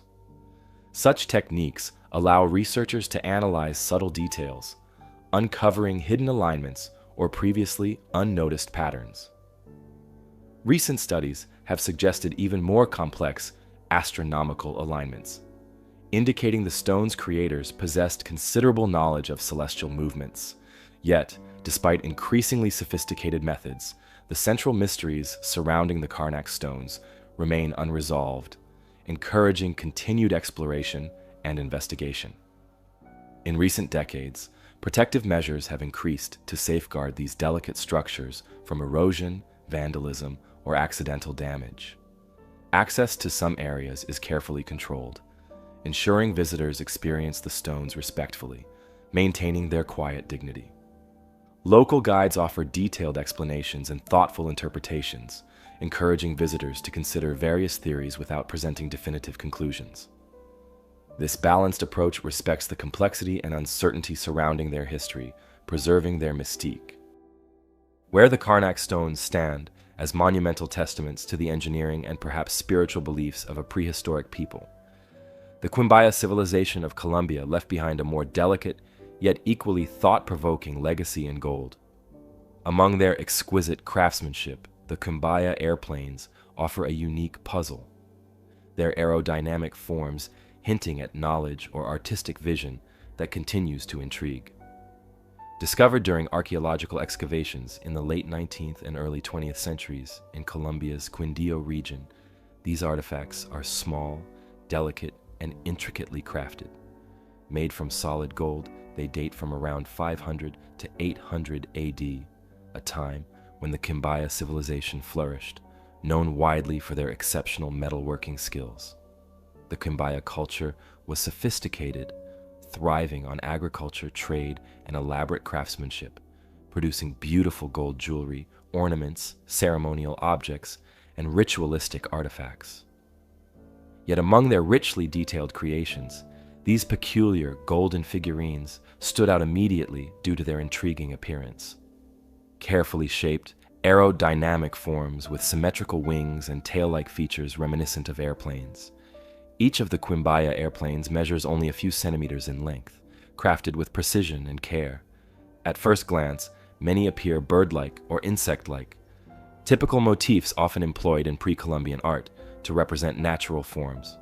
But upon closer inspection, several figurines have characteristics notably unusual for natural representations. Their wings are rigid and clearly positioned horizontally, while their tails appear vertical and symmetrical, strongly resembling stabilizers or rudders found on modern aircraft. Some have distinctly aerodynamic designs, carefully sculpted with what look like cockpits or fuselages, entirely unlike typical depictions of animals or insects commonly represented by the Quimbaya artisans. This unexpected resemblance to modern aircraft has led to extensive speculation and interpretation among historians, archaeologists, and aviation enthusiasts. One notable interpretation emerged during the 20th century when aircraft engineers and historians observed these artifacts more closely. They noted the remarkable similarity between these ancient figurines and certain principles of modern aerodynamics. These observers hypothesized that perhaps the Quimbaya civilization possessed a basic understanding of flight, aerodynamics, or at least the ability to conceptualize such structures. Although there is no clear archaeological evidence of flight or experimentation with aerodynamics among the Quimbaya, the precision and deliberate design of these artifacts suggest an advanced understanding of form and possibly even aerodynamics principles.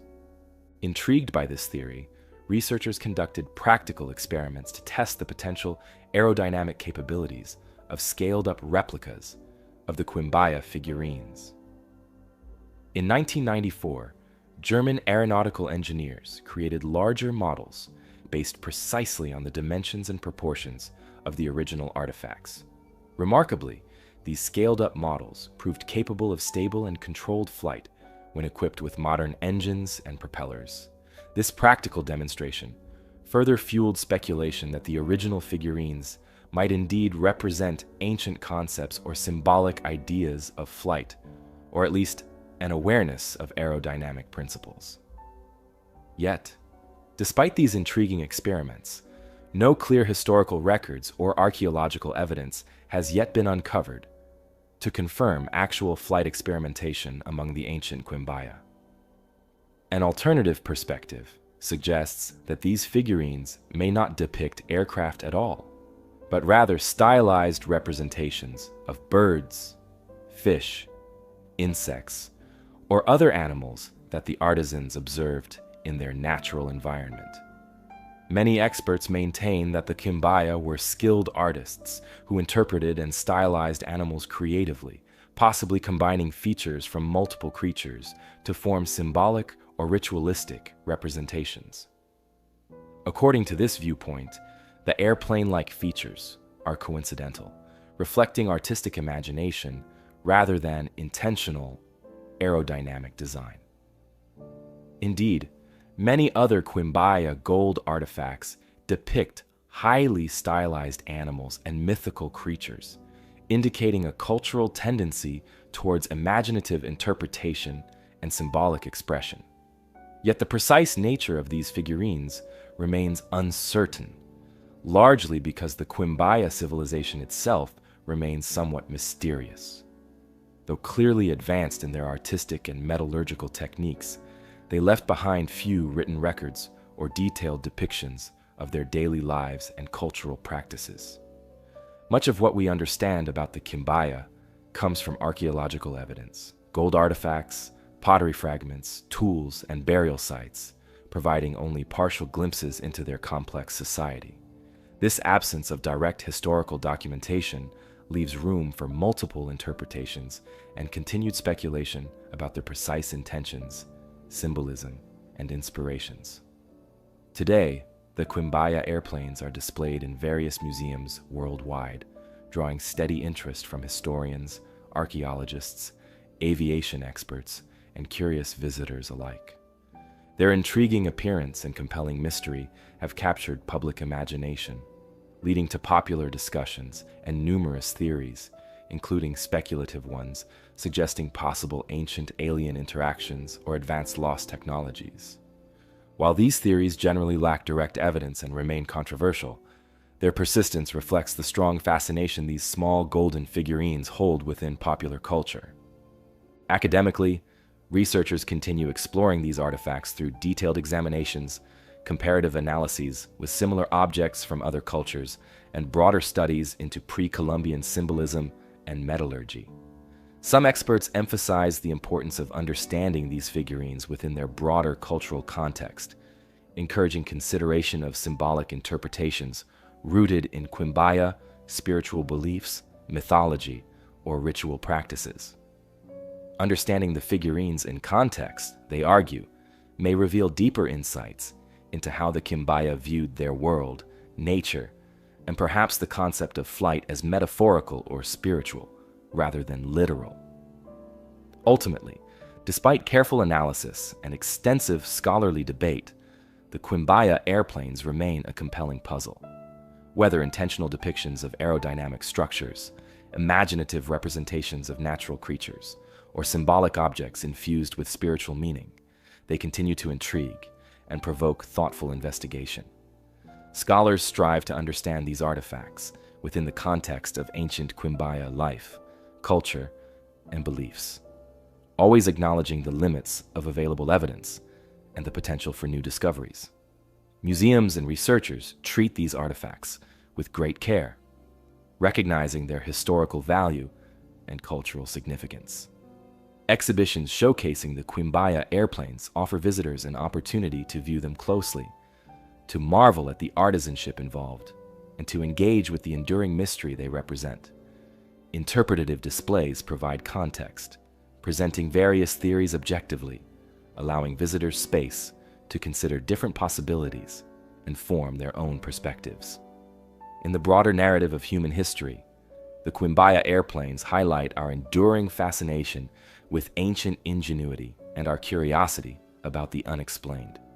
They encourage continued investigation, interpretation, and respectful appreciation of the remarkable skills of ancient civilizations.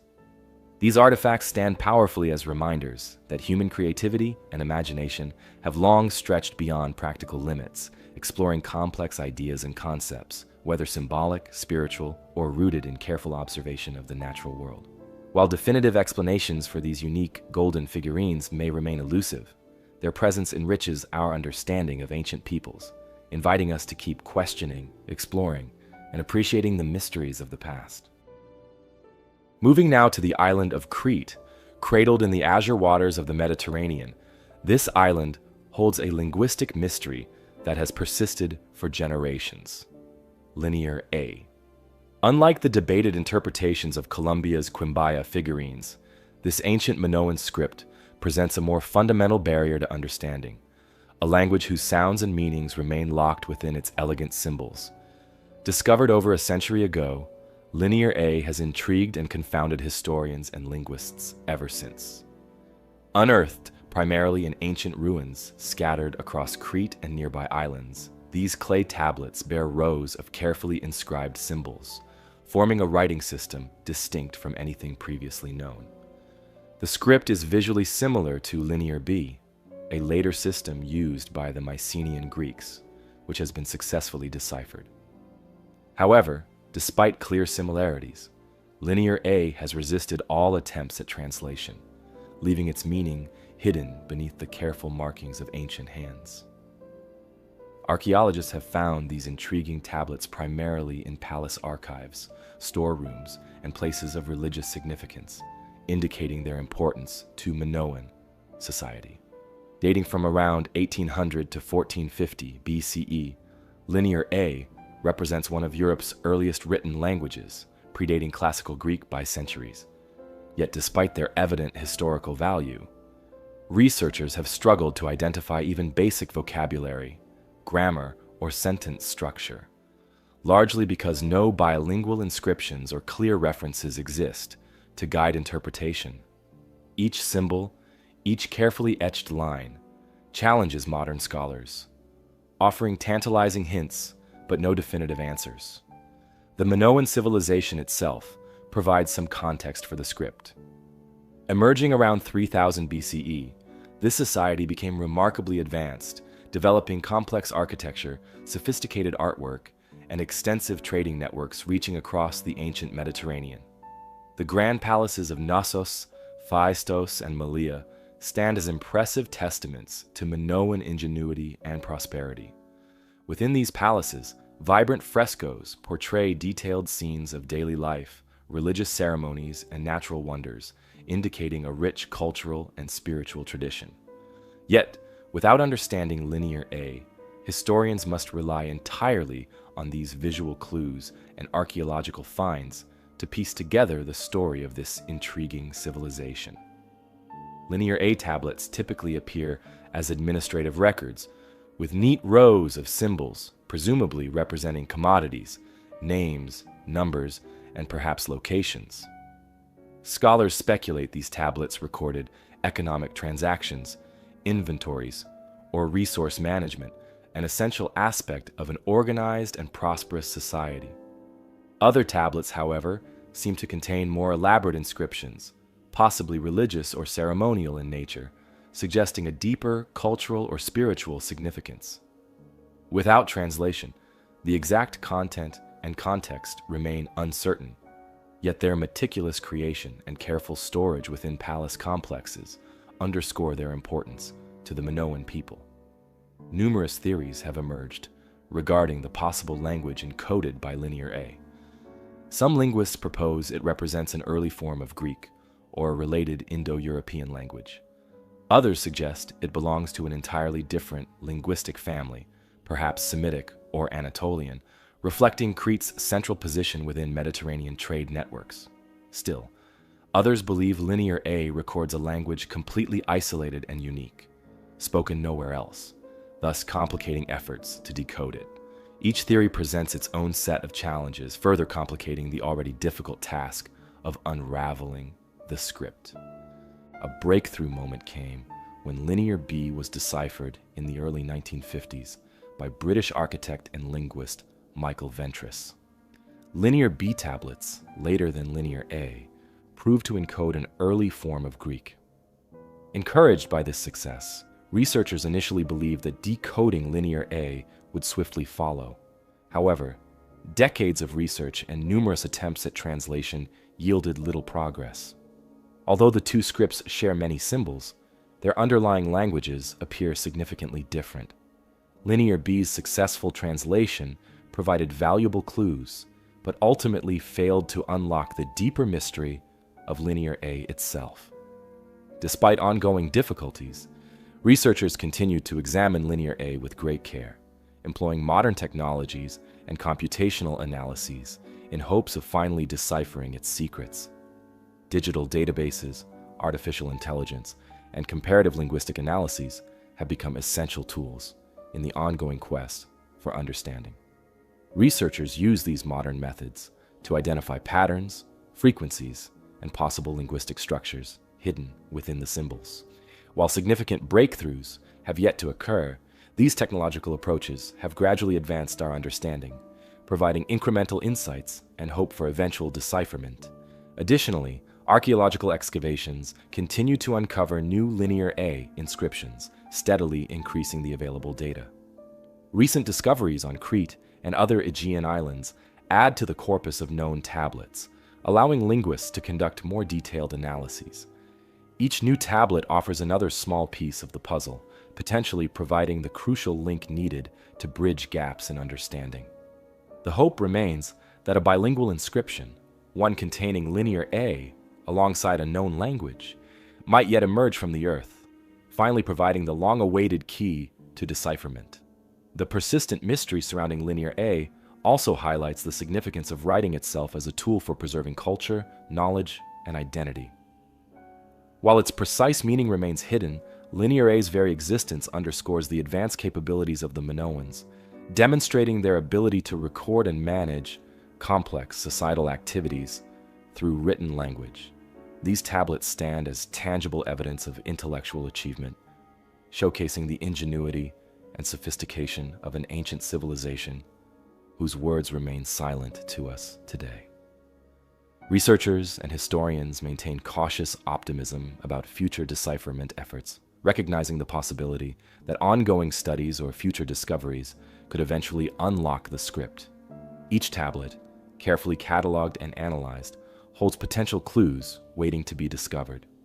Through meticulous scholarship, patient analysis, and technological innovation, researchers remain committed to solving this long-standing historical puzzle.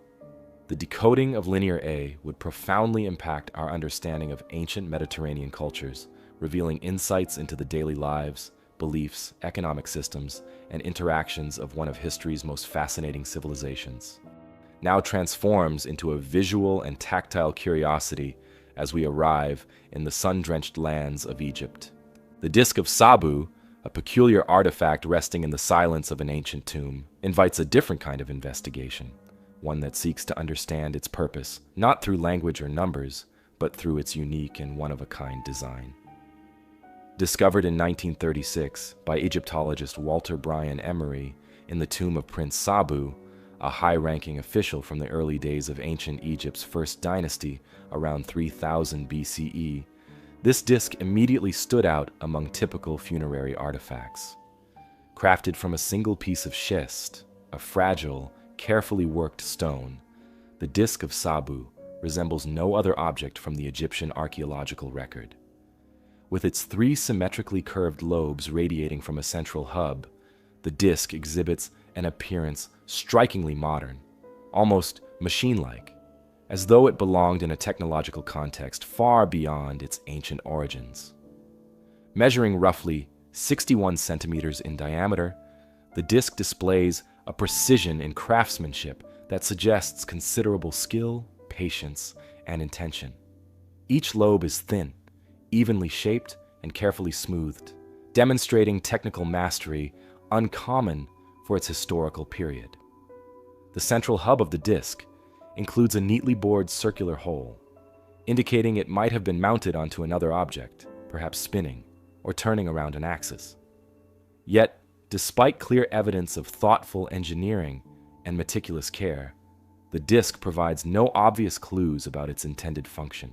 No inscriptions, hieroglyphs, or pictorial representations accompany the artifact, leaving its purpose entirely open to interpretation and speculation.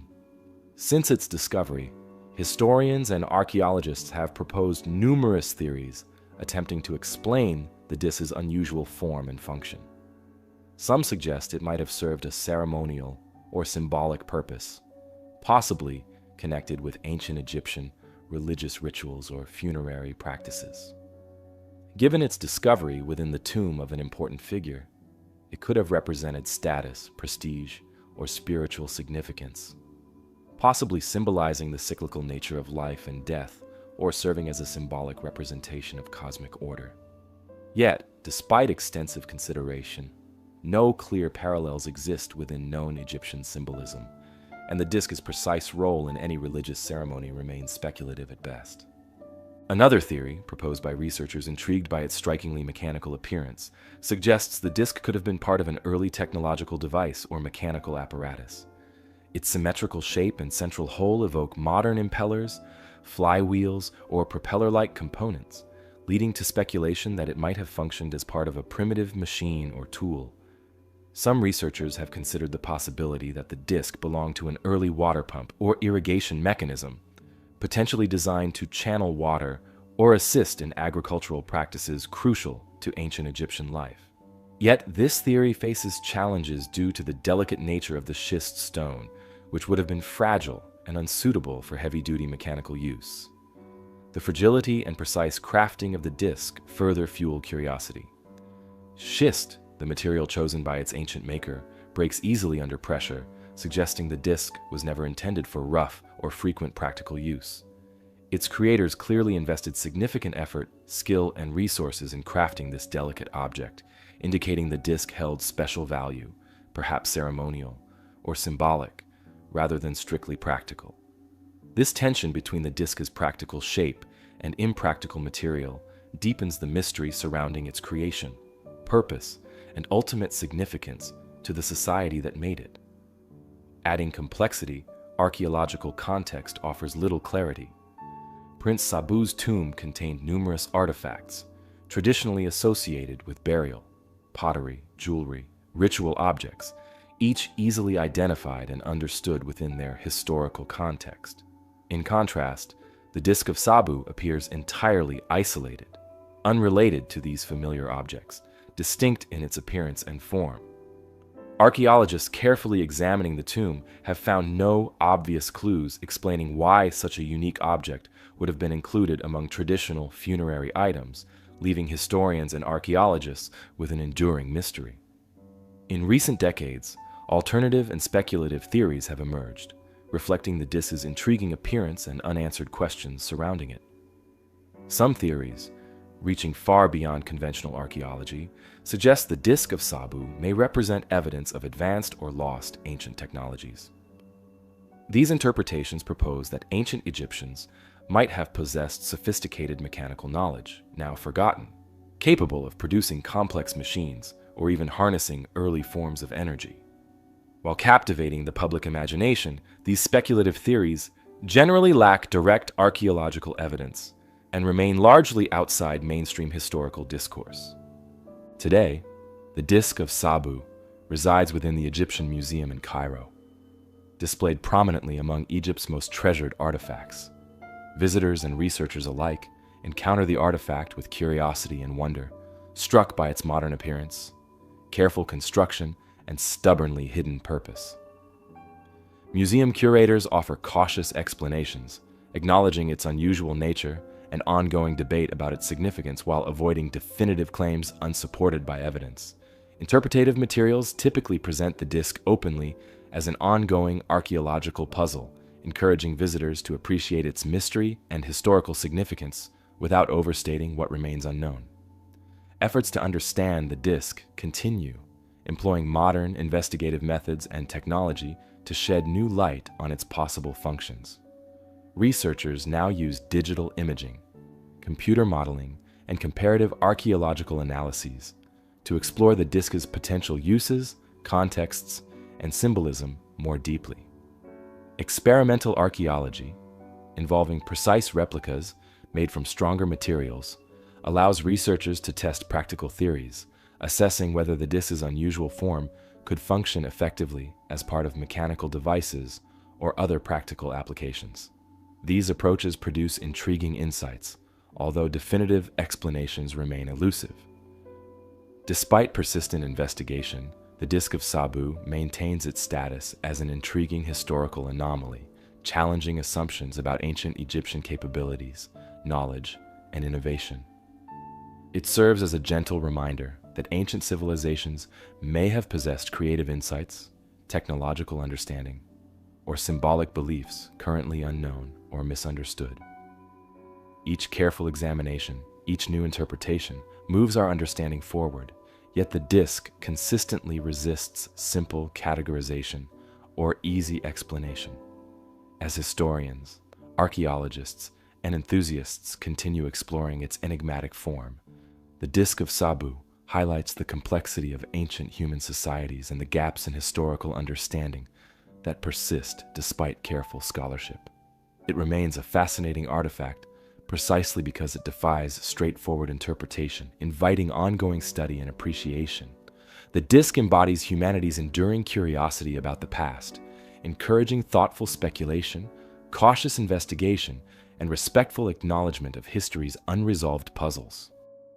The wide-open skies of Kentucky witnessed a truly unusual event in the spring of 1876, a far cry from the silent mysteries buried in Egyptian tombs. The inexplicable Kentucky meat shower. This bizarre occurrence, where fragments of flesh rained down upon the land, continues to defy logical explanation, a peculiar footnote in the annals of unexplained phenomena. On March 3rd, 1876, near the peaceful settlement of Olympia Springs, Bath County, Kentucky, farmer Allen Crouch and his wife witnessed something strange and unsettling. Without warning, and under clear skies, fragments of meat fell steadily from above, scattering across their property. The peculiar shower lasted only minutes, yet by its conclusion the surrounding yard was littered with chunks of meat, varying in size from tiny slivers to sizable pieces several inches across. Alarmed and bewildered, the Crouch family examined the strange, unexpected debris, uncertain about its origin or significance. Word of the phenomenon quickly spread, capturing the imagination and curiosity of neighbors and soon drawing the attention of local journalists. Newspaper reports from the period detailed vivid accounts of the event, describing it as a sudden meat shower, strange and inexplicable, leaving witnesses puzzled. The pieces appeared to be fresh meat, some described as beef-like, others more reminiscent of mutton or venison, scattered seemingly at random across an area of about 100 yards. Local residents, uncertain what to make of the bizarre event, offered numerous theories and cautious speculation, unsure whether it signaled natural phenomena, supernatural events, or simply a baffling local curiosity. Intrigued by news reports, scientists and curious minds from across the region began careful examinations and analyses of the meat samples. One local resident bravely decided to taste the fragments, cautiously concluding the meat resembled mutton or venison. Others, less inclined to such direct methods, sent samples to laboratories and scientists, hoping modern science might unravel the mystery behind this puzzling event. These scientific examinations revealed further intriguing details. Analysis indicated the meat indeed appeared animal in origin, though specific identifications varied among beef, mutton, deer, horse, and even bear, further complicating attempts to identify a clear source. Theories attempting to explain the strange occurrence quickly multiplied. Early speculations centered around natural or meteorological phenomena. Some suggested powerful windstorms might have swept meat fragments from slaughterhouses or farms, transporting them through the air before depositing them onto the Crouch property. Yet, meteorological records showed no evidence of significant wind or unusual weather conditions in the region on that day. This absence of supporting meteorological data significantly weakened the wind-driven theory, leaving uncertainty lingering over the event's true explanation. Another early hypothesis proposed that the meat shower resulted from vultures or other large birds of prey regurgitating their meals mid-flight. This explanation, unusual but plausible, gained considerable support among contemporary and modern researchers alike. Ornithologists noted that vultures occasionally vomit their meals when disturbed or threatened, a natural behavior that could conceivably produce scattered fragments similar to those observed in the Kentucky event. Despite this plausible natural explanation, skeptics questioned whether a single or even multiple birds could produce such quantities of meat fragments to cover such a sizable area, further complicating acceptance of this theory.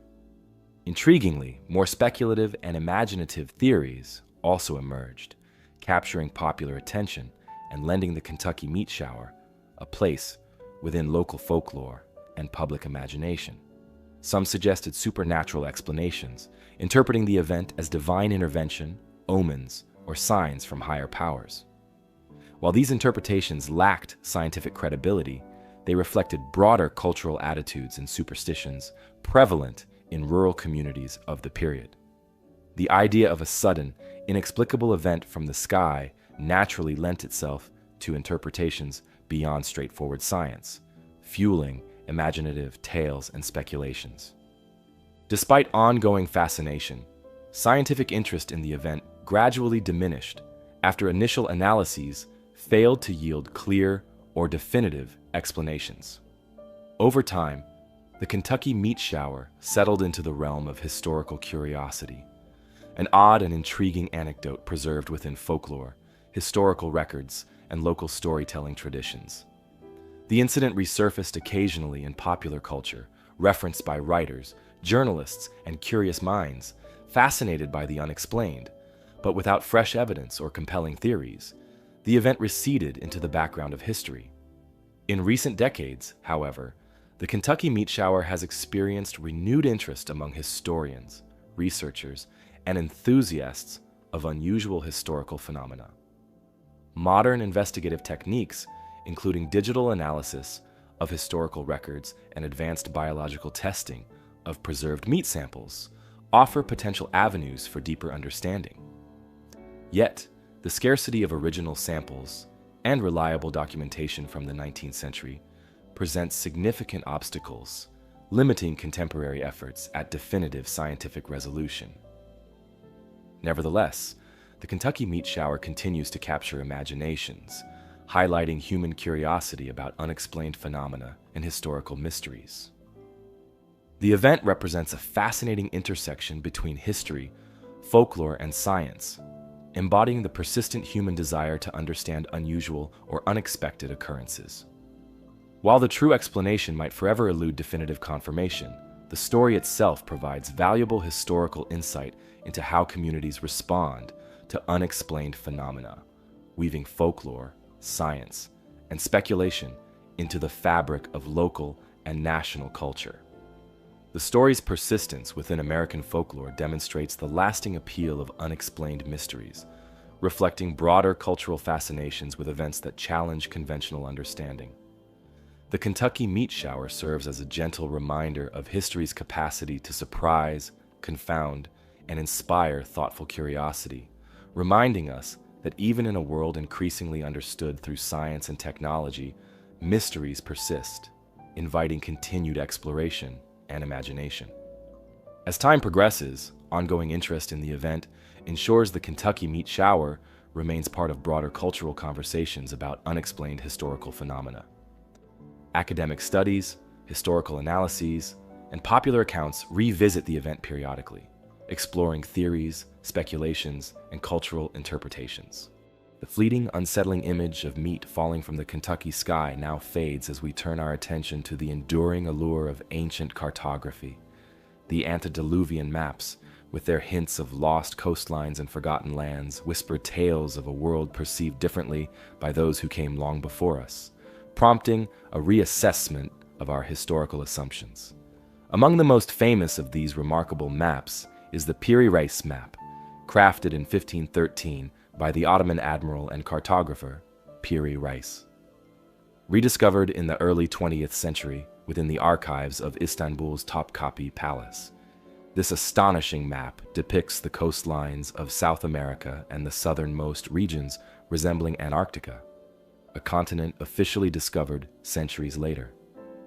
The map's surprising accuracy has sparked extensive debate and intrigue, raising fundamental questions about how such precise details could have been charted at a time when European explorers had scarcely ventured that far south.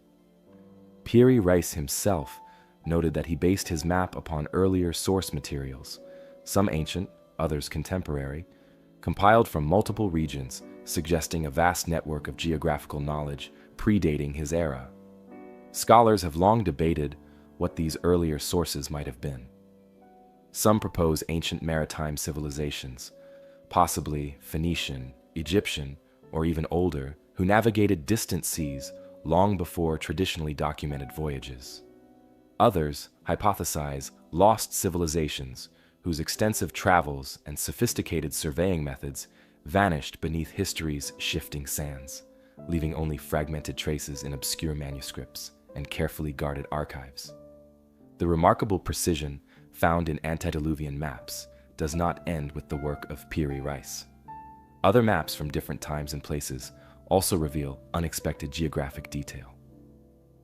The Orontius Phineus map of 1531, for instance, includes a depiction remarkably similar to the coastline of Antarctica, seemingly ice-free, showing rivers and mountain ranges now hidden beneath thick layers of ice. The accuracy of such detail, unobservable since the continent has been locked beneath ice for millennia, suggests that its original creators must have had access to sources of information far older than the known voyages of exploration. Further intrigue comes from the Mercator map of 1569, crafted by renowned Flemish cartographer Gerardus Mercator. His influential map, which laid foundations for modern cartography, appears to draw upon ancient sources, depicting features that conventional history states were still unknown at the time. Mercator himself referenced older, obscure documents, maps, and accounts from sailors and scholars, hinting at hidden stores of geographic knowledge held by secretive societies or lost archives now inaccessible. The existence of these detailed and mysteriously accurate maps fuels speculation about ancient advanced civilizations whose knowledge of geography surpassed historical expectations. Some theories propose that early mariners explored far beyond their traditional boundaries, charting distant coasts and continents with methods and tools sophisticated enough to record intricate geographic details. Others suggest that advanced surveying techniques, possibly astronomical navigation or mathematics, allowed these unknown map makers to measure and chart the Earth's surface accurately, preserving their knowledge in maps carefully handed down through generations, slowly fading into obscurity as cultures changed and empires fell. Another intriguing hypothesis suggests the presence of an ancient global civilization, one possessing extensive maritime capabilities and advanced geographical knowledge, that might have thrived before recorded history began. Such a civilization, proponents argue, could have passed down detailed maps and navigational secrets through successive cultures, influencing historical cartographers and leaving traces in maps like those of Piri Reis or Orontius Phineus. Although compelling and imaginative, this hypothesis remains controversial, lacking conclusive archaeological evidence to support its bold claims. Critics argue these so-called antediluvian maps might simply represent educated guesses, imaginative reconstructions, or errors born from misunderstood observations. Early cartographers regularly combined verified exploration with rumors, legends, and speculative geography. They often borrowed heavily from one another, incorporating older, unreliable information alongside contemporary knowledge. This practice, critics claim, explains unusual features without invoking advanced ancient civilizations or forgotten knowledge. Yet, even skeptical historians acknowledge certain anomalies within these maps that defy easy dismissal. The accuracy in depicting distant, often inaccessible regions suggests at least some genuine geographic knowledge that predated European exploration. These puzzling details hint at the possibility of extensive ancient voyages, lost knowledge, or forgotten methods of surveying and mapping that remain unaccounted for by conventional explanations. The debate thus continues, fueled by ongoing study, analysis, and scholarly discussion, each new discovery adding subtly to the complexity of the narrative. Modern technology and digital analysis have brought renewed attention to antediluvian maps, allowing scholars to conduct careful comparative studies, superimposing ancient maps onto modern satellite imagery to assess their accuracy. Such analyses often reveal surprising matches, particularly in coastlines and landforms, suggesting ancient mapmakers possessed more precise geographical knowledge than previously understood.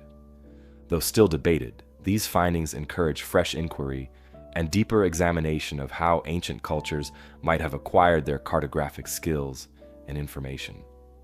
The enduring mystery surrounding antediluvian maps resonates deeply within historical and cultural imagination. It reflects a universal human fascination with lost civilizations, hidden knowledge, and the mysteries concealed within the ancient past. These maps symbolize humanity's enduring curiosity about our world, our desire to explore beyond known horizons, and the persistent question of how much knowledge once held by ancient cultures might have vanished, leaving only faint traces in cryptic documents and carefully preserved maps.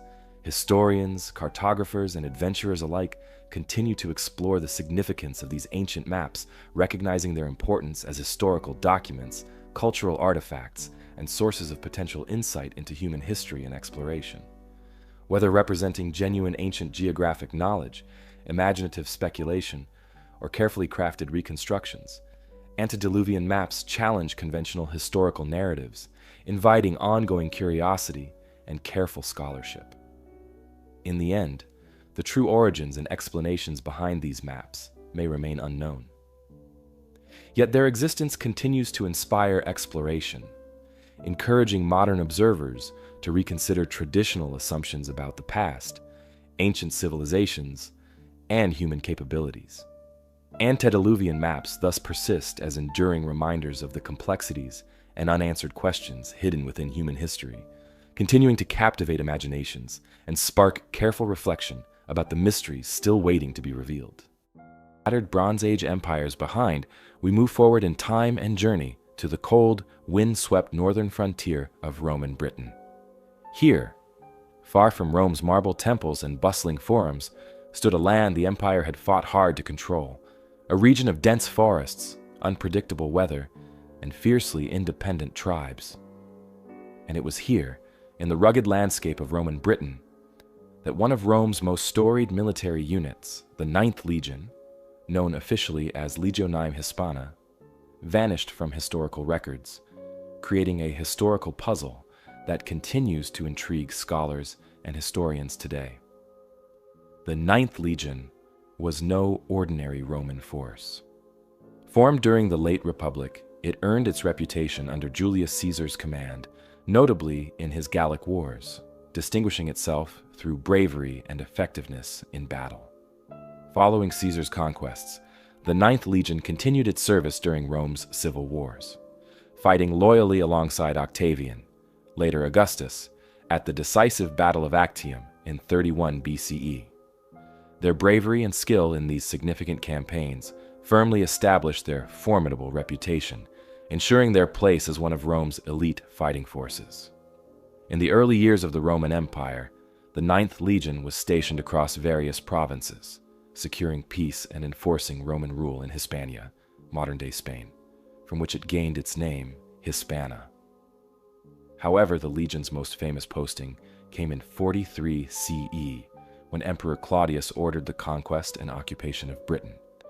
The 9th was among the primary units that landed on the British shores, quickly proving its mettle in battle against local tribes who fiercely resisted Roman rule. Under the leadership of capable generals, the legion pushed steadily north, establishing forts and roads and bringing Roman administration deep into unfamiliar territory. By the late 1st century CE, the 9th Legion was permanently stationed in Britain, its main base located at Eboracum, known today as York.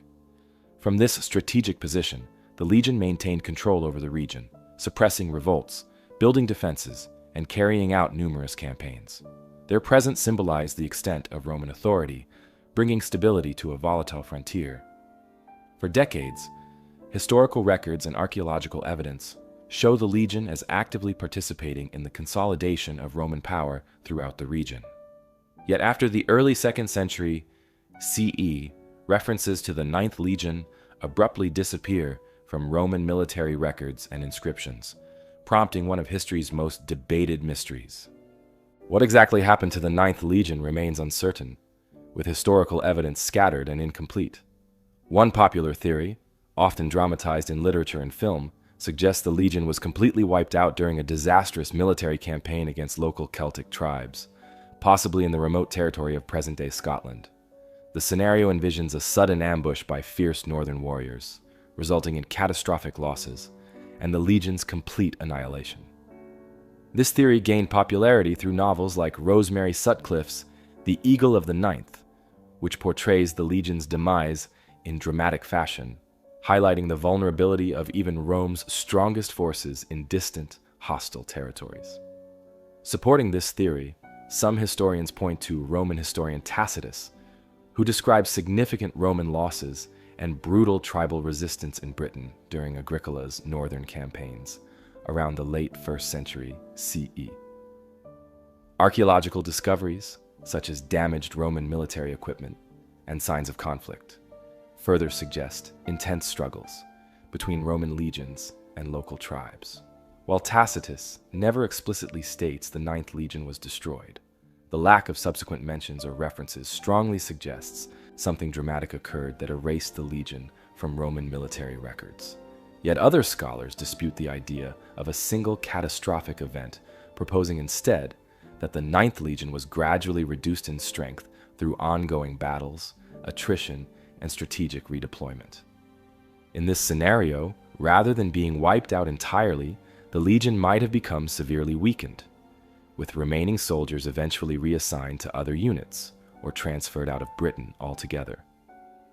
Historical records from the early 2nd century indicate Roman Emperor Hadrian visited Britain in 122 CE, ordering the construction of Hadrian's Wall, a massive defensive structure spanning the width of the island. Some historians suggest the wall's construction was motivated by heavy losses, including the struggles of the Ninth Legion, indicating growing difficulties Rome faced in controlling the northern frontier. Adding complexity to the puzzle, certain Roman military inscriptions have been found in the Netherlands dating from the early 2nd century, referencing legionaries from the 9th. This evidence raises the possibility that at least part of the legion was redeployed to the European mainland to deal with conflicts elsewhere in the empire.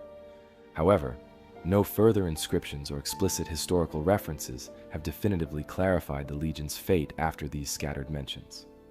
Archaeological efforts to uncover clear answers have met mixed results.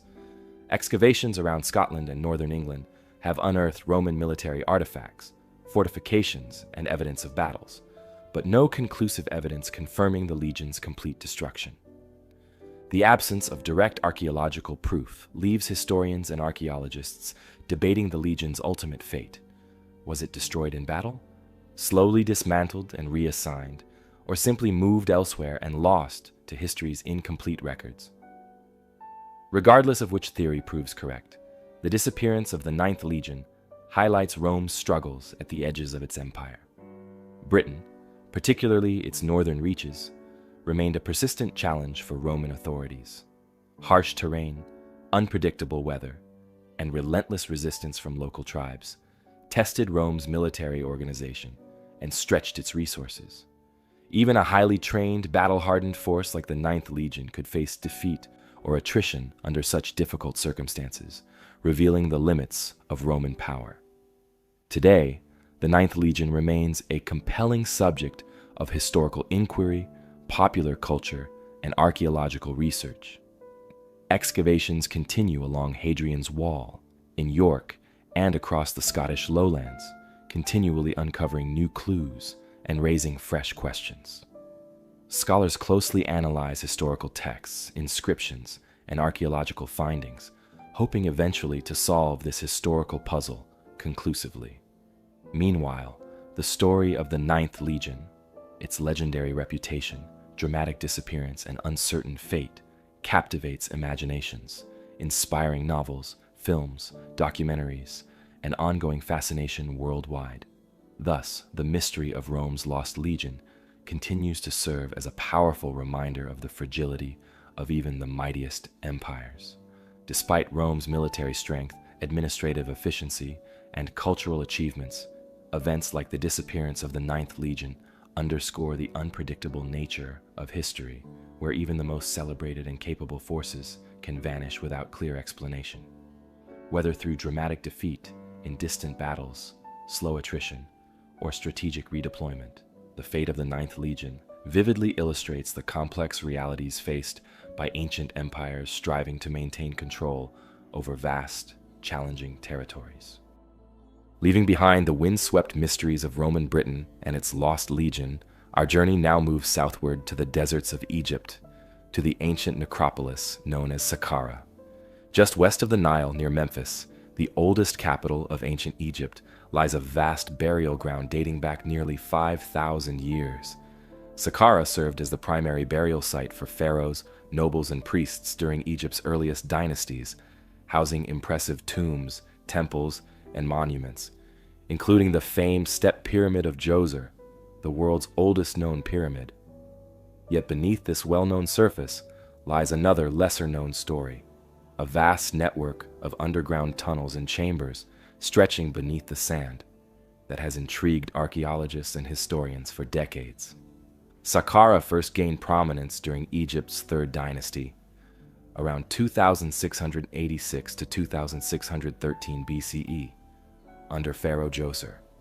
His trusted architect, Imhotep, constructed the Step Pyramid as the centerpiece of a grand funerary complex. This was a significant innovation, marking the transition from traditional mastaba tombs, flat-roofed, rectangular structures, to the iconic pyramid shape associated with ancient Egypt. While the pyramid above ground drew significant attention, Imhotep's ambitious vision extended far beneath the earth, creating a complex maze of corridors, galleries, and chambers that sprawled out beneath the sands.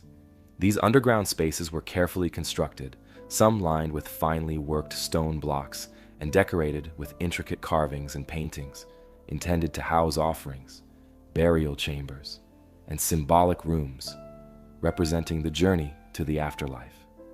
Over centuries, subsequent dynasties expanded and adapted these subterranean networks. By the late period, approximately 664 to 332 BCE, the tunnels beneath Saqqara had grown into a vast labyrinth, branching out in multiple directions and descending to considerable depths. They became repositories for countless burials, both human and animal. Archaeologists exploring these tunnels in recent decades have uncovered thousands of artifacts, mummified remains, ritual offerings, and religious texts, revealing significant insights into ancient Egyptian beliefs and funerary practices. These discoveries include elaborate sarcophagi, exquisite pottery, jewelry, statues, and papyri, all carefully stored or interred within underground niches and chambers. One of the most remarkable aspects of Saqqara's subterranean complex is its extensive animal cemeteries. The Egyptians revered certain animals as sacred, believing them to embody particular gods and goddesses. Under Saqqara, massive burial chambers were dedicated to animals such as bulls, associated with the god Apis, ibises linked to the god Thoth, cats, sacred to the goddess Bastet, and even crocodiles, representing the god Sobek. In some cases, archaeologists have uncovered chambers containing hundreds of thousands of animal mummies. These animal burial sites were not mere storerooms, but meticulously organized religious centers, integral to Egyptian worship, pilgrimage, and ritual life. They were places where priests and worshippers left offerings, conducted ceremonies, and communicated with divine beings through sacred animals. Despite extensive archaeological exploration, significant portions of Saqqara's tunnels remain unexplored or only partially documented. The sheer scale and complexity of the underground network have challenged archaeologists. Many tunnels are narrow, unstable, or partially blocked by debris accumulated over thousands of years. This complexity has fueled theories about hidden chambers or undiscovered tombs potentially concealed beneath Saqqara's sands. Historical accounts from ancient Greek and Roman travelers mention extensive subterranean passages beneath Egyptian monuments, feeding speculation and interest among modern researchers. While some passages described in ancient texts have been found and documented, others still await discovery, adding layers of mystery to this ancient site. One significant historical figure associated with Saqqara's underground tunnels is the Greek historian Herodotus, who visited Egypt in the 5th century BCE. In his writings, he described vast underground galleries beneath Egyptian monuments, housing incredible treasures and tombs yet to be found by modern archaeologists. Although Herodotus's descriptions were sometimes exaggerated, archaeological findings have confirmed the existence of extensive underground systems, similar to those he described. These historical references highlight Saqqara's importance in ancient times, both as a burial place and as a center of religious pilgrimage and activity. Throughout ancient Egyptian history, Saqqara's underground network served multiple purposes: spiritual, practical, and symbolic. On a practical level, these tunnels provided secure, hidden spaces to protect valuable tombs and offerings from grave robbers. Spiritually, the underground complex symbolized the underworld, the realm of Osiris, god of the afterlife. Egyptians believed that burial within these tunnels facilitated the soul's journey through the underworld, guiding the deceased toward rebirth and immortality. Many chambers and passageways were decorated with elaborate religious texts and symbols, including sections of the pyramid texts, some of the oldest known religious writings in history.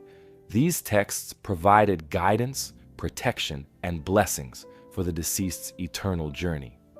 Recent archaeological discoveries at Saqqara continue to reveal new details. In 2020 and 2021, archaeologists unearthed numerous previously unknown burial shafts containing remarkably well-preserved wooden coffins and funerary masks, dating back to the late period. The quality and preservation of these finds stunned researchers, highlighting the vast historical wealth still hidden beneath Saqqara's sands. Advanced technology such as ground-penetrating radar, drone imaging, and 3D scanning now assist archaeologists in mapping and exploring inaccessible or fragile sections of the underground network, significantly enhancing our understanding of its scale and complexity. Despite these advancements, much remains undiscovered beneath Saqqara. Rumors and speculation persist about legendary tombs, hidden chambers, or even treasures still concealed within the labyrinthine tunnels. Historical records, ancient travelers' accounts, and archaeological findings suggest that significant sections of Saqqara's underground complex remain untouched since ancient times. These possibilities continue to attract archaeologists, historians, and explorers eager to uncover more of Egypt's ancient past. Today, Saqqara is recognized as one of Egypt's richest archaeological sites, attracting scholars, tourists, and enthusiasts worldwide. Visitors can explore parts of the tunnels and burial chambers open to the public, guided by informative displays that explain their historical significance and religious symbolism. Archaeological teams regularly conduct new excavations, steadily uncovering additional layers of history and providing fresh insights into Egypt's ancient civilization. Each new discovery deepens our appreciation of the remarkable ingenuity, beliefs, and cultural practices of the ancient Egyptians, who invested tremendous effort in constructing these extensive underground spaces. In this way, the secret tunnels beneath Saqqara serve as a remarkable testament to ancient Egyptian culture, spirituality, and ingenuity. They represent not only a vast funerary complex, but also a reflection of Egypt's deeply held beliefs about life, death, and the afterlife. As exploration continues, archaeologists hope to uncover even more hidden passages, chambers, and artifacts beneath the desert sands, further illuminating this significant chapter in human history. Saqqara's tunnels thus remain a compelling historical puzzle, inviting ongoing investigation and discovery, enriching our understanding of ancient Egypt's extraordinary civilization. Moving from the underground passages of Saqqara, we now journey far across the oceans to the isolated shores of Easter Island, one of the most remote inhabited places on Earth. Easter Island, known locally as Rapa Nui, lies in the southeastern Pacific Ocean, nearly 2,200 miles west of Chile, making it one of the most distant islands from any mainland. This tiny triangular island, covering just about 63 square miles, is famous worldwide for its massive stone statues, known as moai, imposing figures carved from volcanic rock that stand guard along its rugged coastline. But beyond these enigmatic statues, the island holds yet another extraordinary puzzle: the mysterious Rongorongo script, a unique form of writing discovered on wooden tablets, which remains undeciphered. Easter Island was first settled by Polynesian explorers, likely around 1200 CE, who made extraordinary voyages across thousands of miles of open ocean. These first settlers brought with them the rich cultural traditions and navigational skills of their Polynesian heritage. Over generations, they developed a distinct Rapa Nui civilization, thriving in relative isolation, and creating a society structured around clan groups and powerful chiefs.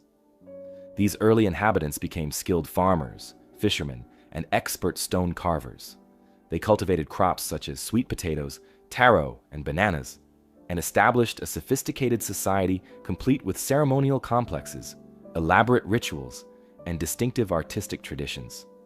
The islanders' greatest legacy is undoubtedly their creation of the Moai statues, enormous stone figures carved from the volcanic quarry at Rano Raraku. Hundreds of Moai, some standing up to 30 feet tall and weighing over 80 tons, were carefully sculpted, transported, and erected on ceremonial platforms called ahu. Scholars suggest the Moai represented important ancestors or revered clan leaders, believed to watch over the community and ensure its prosperity. Yet precisely how the Rapa Nui people moved and raised these immense statues remains an impressive feat of engineering that still fascinates researchers and visitors today. By the time Europeans first encountered the island in the early 18th century, most famously during the Dutch explorer Jacob Roggeveen's visit on Easter Sunday in 1722, from which the island got its modern name, Rapa Nui society had undergone dramatic changes. Overpopulation, deforestation, ecological strain, and internal conflicts had significantly altered the island's landscape and culture. The island's original lush forests were largely gone, and tensions between clans intensified. These pressures disrupted traditional social structures, led to resource shortages, and resulted in the decline of the statue-building era, leaving many Moai abandoned, unfinished in quarries, or toppled from their platforms. It was into this changing and strained society that European explorers and missionaries arrived during the late 18th and early 19th centuries, bringing diseases and external pressures that severely impacted the Rapa Nui population. Slave raids from South America in the 1860s drastically reduced the island's population, causing tremendous loss of life and cultural continuity. By the mid-19th century, much traditional knowledge, including details about the island's rituals, oral histories, and unique cultural practices, had been severely eroded. In 1864, amidst these cultural upheavals, a French missionary named Eugène Héraud became the first Westerner to document the Rongorongo script, noting the curious wooden tablets carved with complex symbolic characters. Héraud observed that the islanders held these tablets in reverence, yet few people still alive seemed capable of understanding or interpreting the inscriptions. The tablet symbols depicted stylized human figures, marine animals, birds, and abstract geometric shapes, arranged in careful, orderly lines. Unlike other writing systems known in the Pacific region, Rongorongo used a rare writing direction called reverse boustrophodon, meaning that readers would flip the tablet upside down at the end of each line to continue reading the text in the opposite direction, creating a continuous, looping effect. These surviving tablets, fewer than 30 authentic examples are known today, have challenged linguists, historians, and archaeologists for over a century.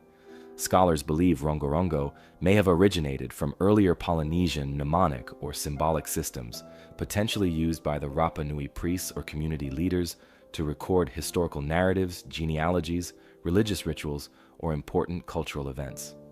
Some researchers speculate the tablets served as memory aids for oral recitations or chants, helping preserve critical knowledge within an oral tradition.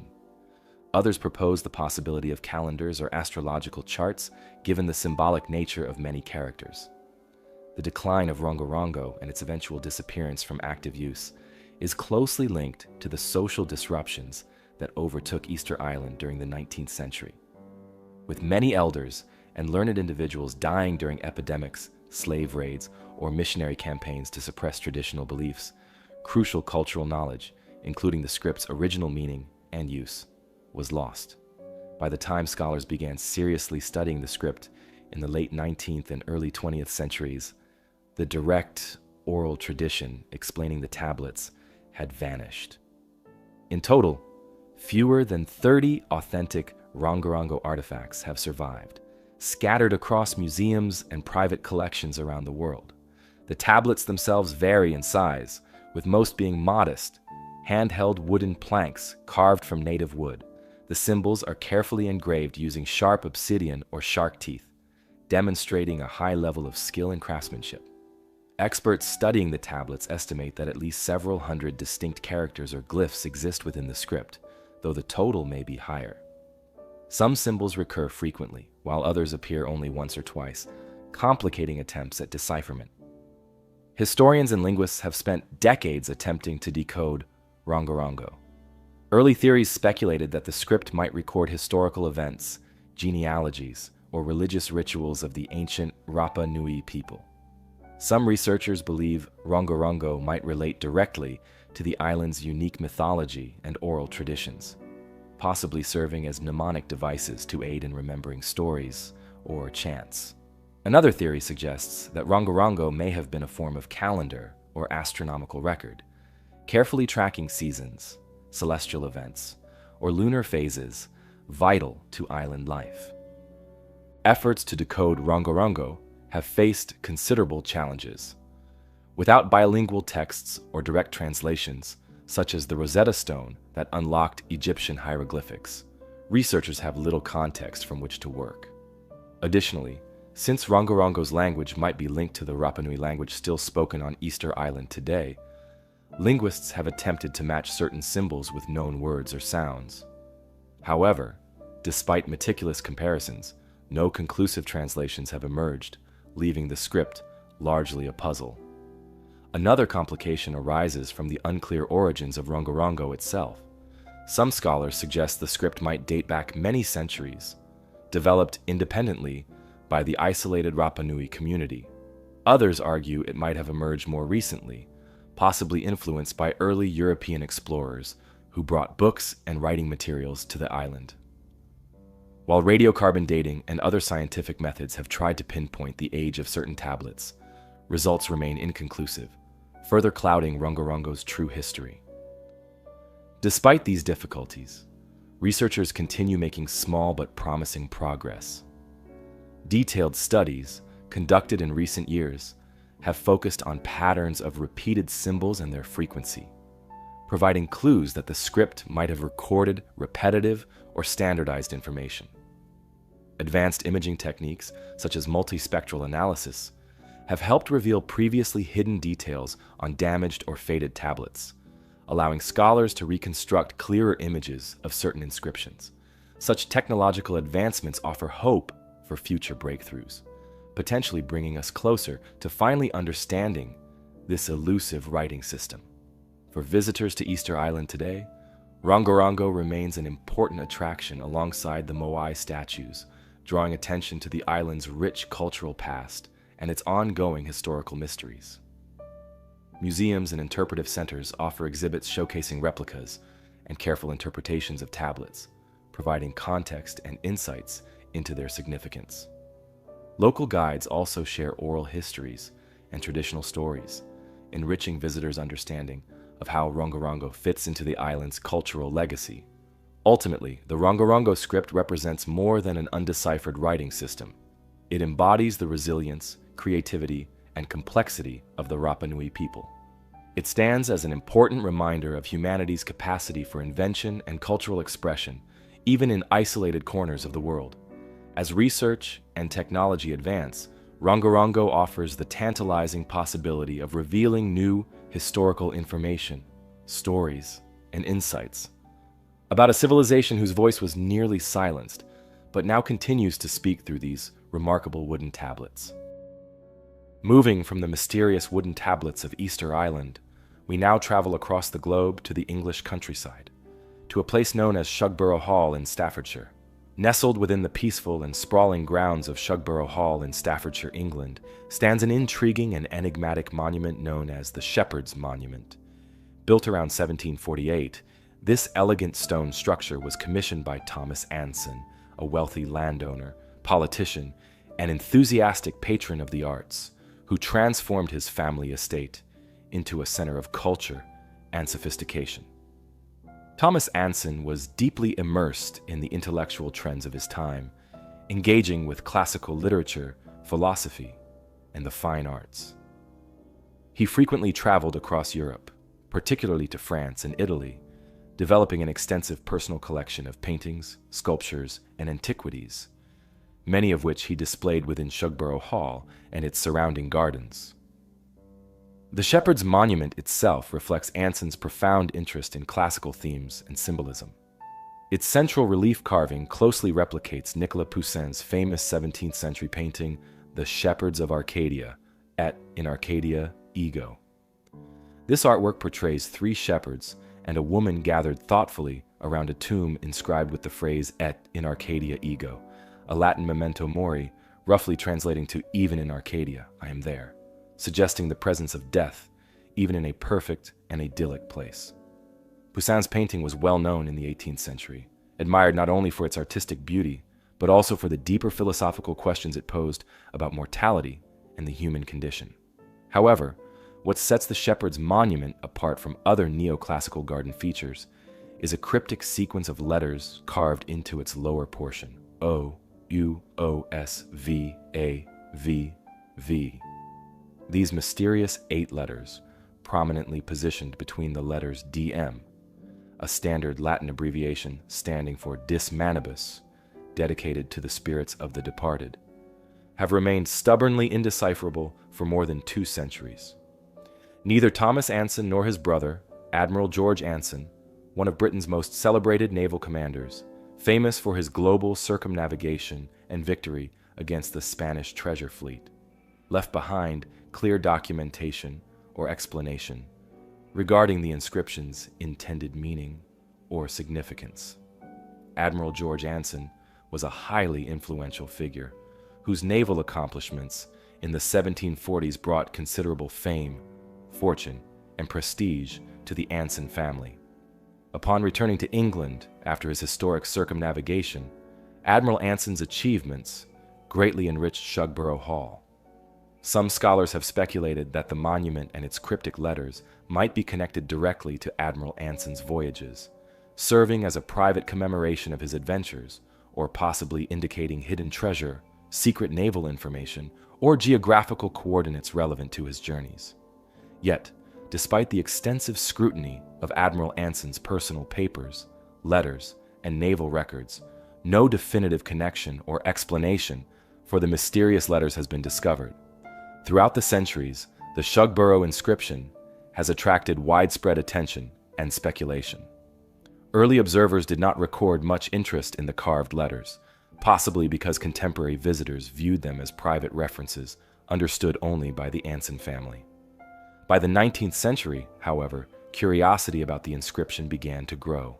Visitors, antiquarians, and historians increasingly remarked upon the puzzle, trying without success to determine its meaning. The lack of documentation or historical context provided by the Ansons themselves added significantly to the mystery's endurance. Numerous theories have since emerged, attempting to explain the inscription. Some historians suggest it may be a simple yet private dedication from Thomas Anson to his family members, or a tribute honoring someone dear to him who had passed away, possibly encoded in a classical or biblical reference. Others theorize the letters might represent an esoteric or philosophical message, reflecting Thomas Anson's documented interests in ancient wisdom traditions, Hermetic philosophy, and secret societies prevalent in the Enlightenment era, such as Freemasonry or Rosicrucianism. It is known that during this period, many aristocrats and intellectuals expressed a fascination with hidden meanings, allegories, and classical symbolism, often incorporating cryptic inscriptions into garden monuments and architectural features as intellectual exercises or personal statements. Indeed, the Freemasonry theory gained significant traction due to the broader social context of 18th century England, where secret societies thrived and often communicated symbolically. Thomas Anson and his associates moved in intellectual circles where Freemasonry and other societies explored ancient knowledge, symbolic rites, and codes. Yet, despite intense historical research into Anson's personal connections and correspondence, no conclusive evidence has confirmed Anson's direct involvement with Freemasonry or a similar society, leaving this theory intriguing but unproven. Further complicating the puzzle, several attempts have been made to link the Shugborough inscription to broader historical mysteries, most notably the legend of the Holy Grail. During the mid-20th century, following the publication of The Holy Blood and the Holy Grail, and later the Da Vinci Code, popular culture eagerly embraced theories proposing that Nicolas Poussin's original painting, The Shepherds of Arcadia, and thus the Shugborough Monument inspired by it, contained secret messages relating to sacred relics, ancient bloodlines, or hidden treasures. According to these theories, Shugborough's cryptic letters might conceal geographical clues, secret historical truths, or hints pointing toward locations connected with Grail legends. While this notion greatly boosted public interest, historical scholarship widely considers these theories speculative and lacking substantial evidence. Throughout the 20th century and into the present day, numerous attempts to decipher the Shugborough inscription have involved professional cryptographers and linguists, including experts from Bletchley Park, Britain's famed World War II code-breaking headquarters. Utilizing modern cryptographic techniques and linguistic analysis, these experts systematically tested the inscription against various known historical ciphers, codes, and languages, including Latin, Greek, and Hebrew. However, despite their meticulous efforts, no definitive translation or decoding has been successfully achieved, leaving scholars no closer to unraveling the inscription's original intent. Another notable interpretation connects the inscription to secret societies active during the 18th century, such as the Freemasons or Rosicrucians. Both organizations used symbolic language, ciphers, and coded inscriptions to communicate discreetly among their members. Shugborough Hall's owner, Thomas Anson, was known to associate with individuals interested in philosophy, esoteric symbolism, and alchemy, sparking theories that the letters might encode a secret message linked to Freemasonry or Rosicrucian traditions.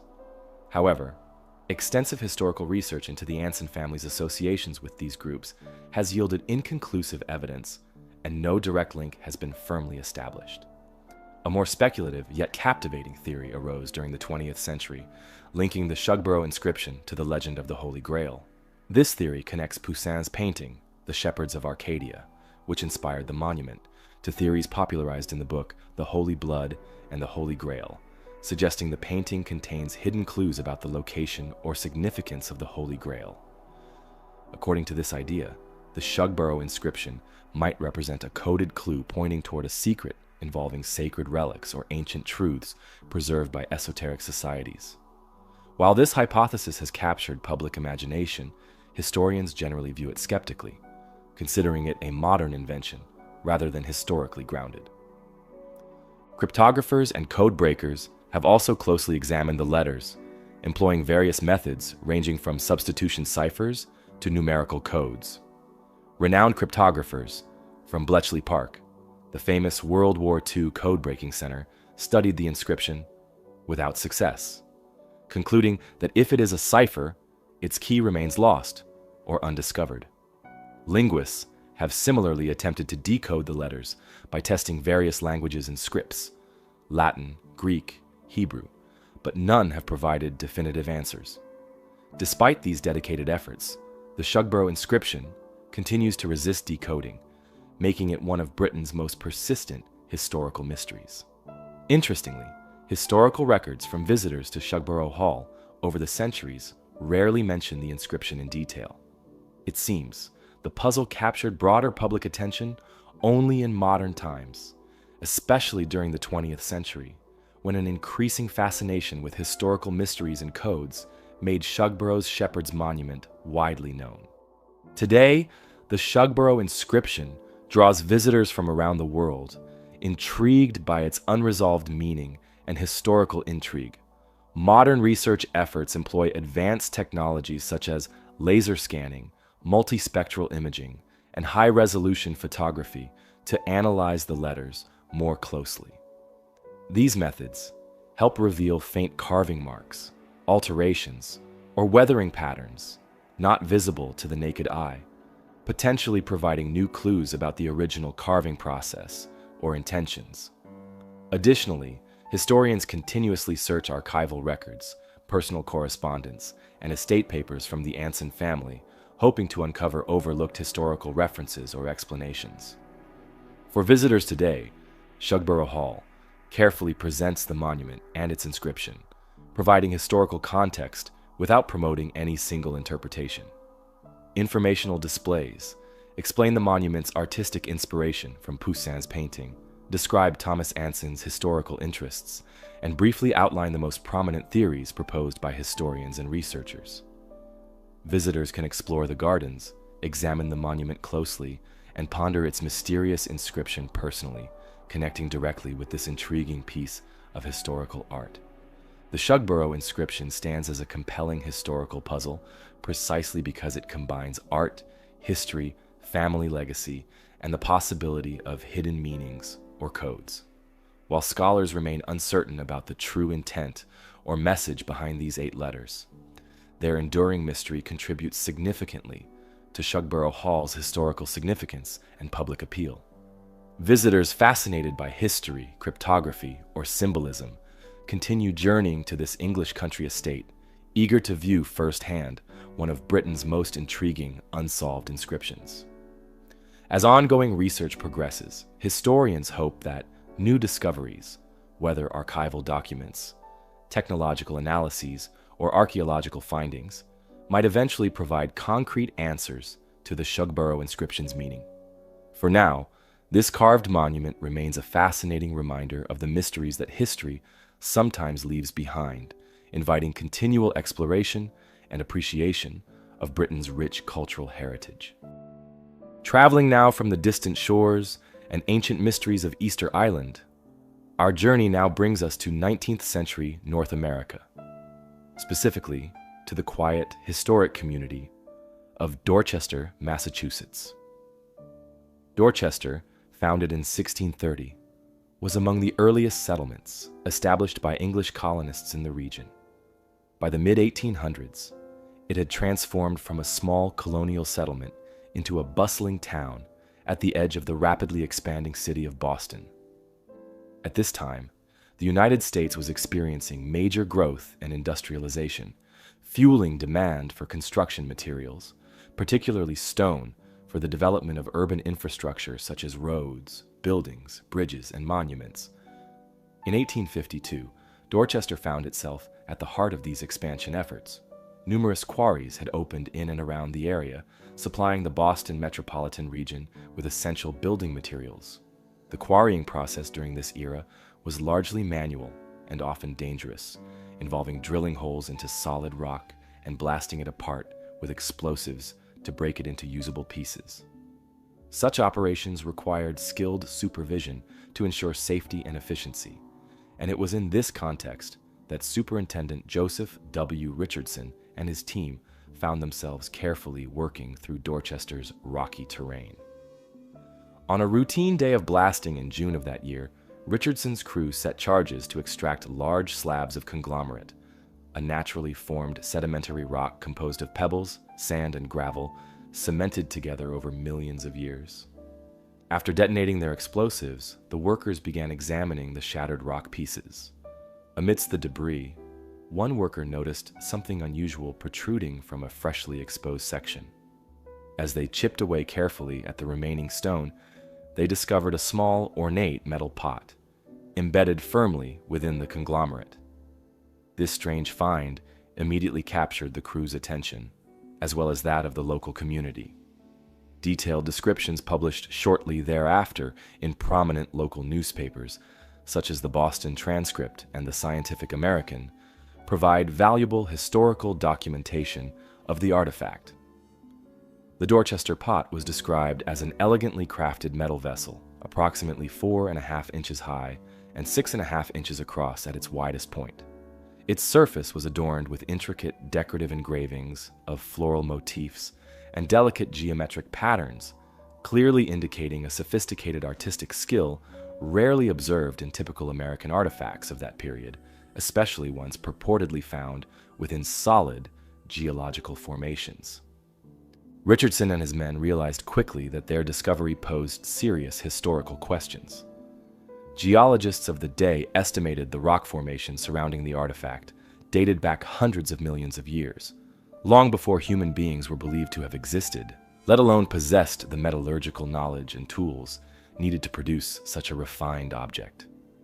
The artifact's presence seemed to defy conventional understanding of human history, sparking immediate controversy within scholarly circles, attracting interest from local historians, archaeologists, and curious members of the public alike.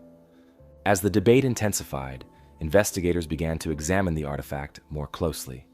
Initial analyses of the metal revealed that the pot was primarily made from an alloy containing zinc, mixed with traces of silver. Such a combination was unusual for known historical or prehistoric cultures in North America. Zinc alloys were relatively advanced materials, not commonly employed by indigenous American populations, who typically utilized copper or bronze alloys for their limited metalwork. The skill and precision involved in the pot's construction suggested craftsmanship similar to, if not more advanced than, contemporary 19th century metalworking techniques, further complicating its potential origin and historical context. Historians began to offer various explanations and hypotheses for the object's improbable location. Some proposed that the Dorchester pot represented evidence of a forgotten or lost civilization that predated known human history. The theory suggested an advanced society existed on the North American continent, or perhaps another distant land whose artifacts somehow traveled to North America through trade or unknown geological processes, long before recorded history. Others speculated that the artifact could be related to known ancient civilizations, perhaps indicating unexpected contact or trade routes between distant cultures. Still, skeptical observers argued strongly that the artifact might have been accidentally embedded within rock through natural geological phenomena, or possibly due to human activity misinterpreted by Richardson's team. Skeptics emphasized that quarrying methods at the time were far from precise, and that blasting operations might have inadvertently caused modern objects to appear embedded deep within ancient rock layers. Furthermore, the lack of systematic archaeological documentation during the original excavation and subsequent loss of the artifact itself raised further doubts about the legitimacy of the discovery. Critics of the find argued that the artifact's placement within solid rock layers was likely misinterpreted or exaggerated. Geologists and archaeologists suggested that perhaps the object had been accidentally displaced, or that the rock surrounding it had been disturbed by earlier human activities, allowing a much more recent object to become mistakenly embedded. Skeptics also pointed out inconsistencies in eyewitness accounts and noted that no further detailed documentation or systematic study of the find took place immediately after discovery. Without additional records or evidence, the circumstances surrounding the pot's placement within solid rock remained uncertain, leaving the artifact vulnerable to doubts and skepticism. Adding further complexity to the Dorchester pot's story was its eventual disappearance. After initial examinations and brief media attention, the artifact vanished from historical records, becoming impossible to re-examine or authenticate using modern scientific techniques.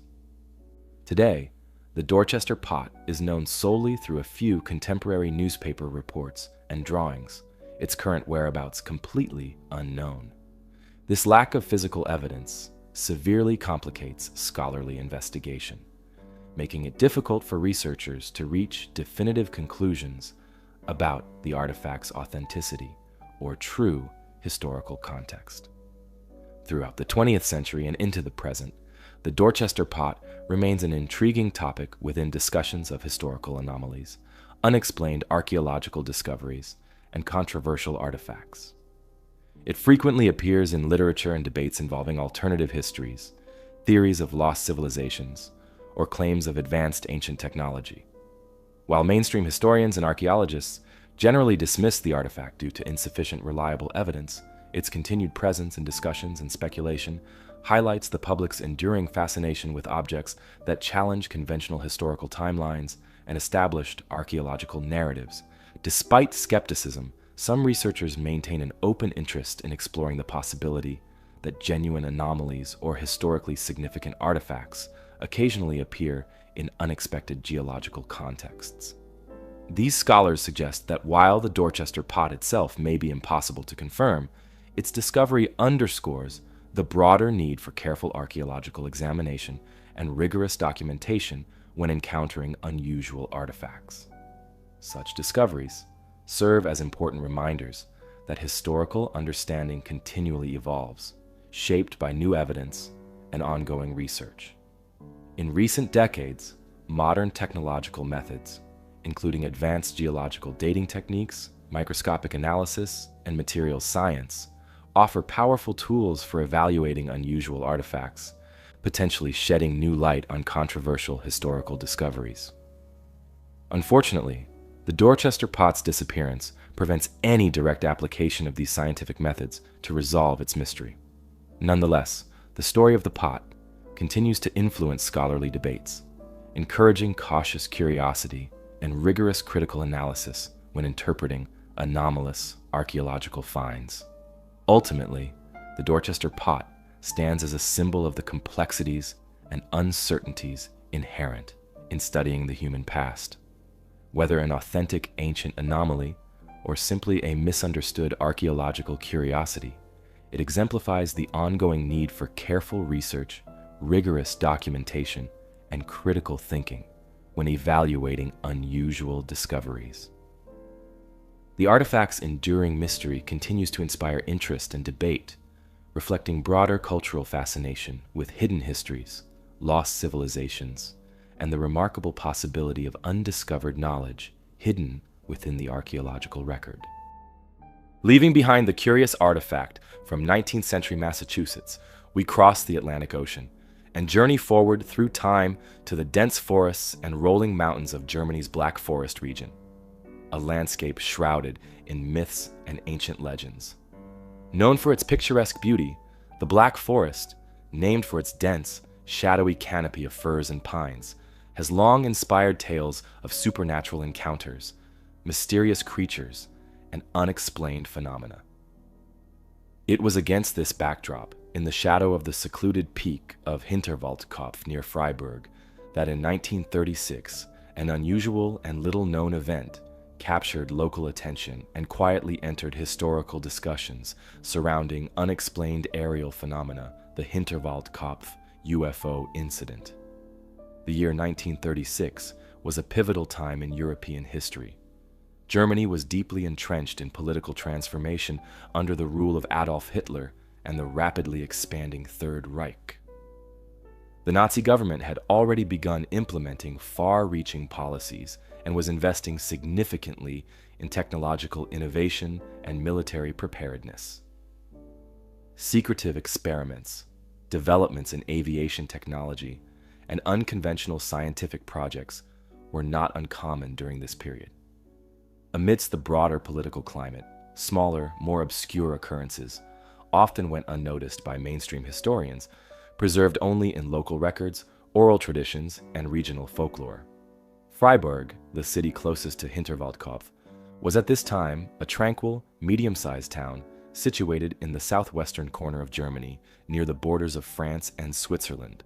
With its historic architecture, rural surroundings, and strong cultural heritage, Freiburg offered a stark contrast to the growing industrialization and militarization seen elsewhere in the country.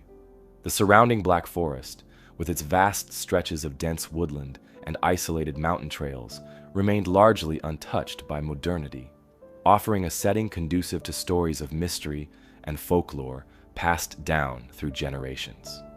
On the evening of September 9th, 1936, local woodsman and forester Josef Gutmann found himself walking home after a long day's labor cutting and hauling timber from the slopes of Hinterwaldkopf.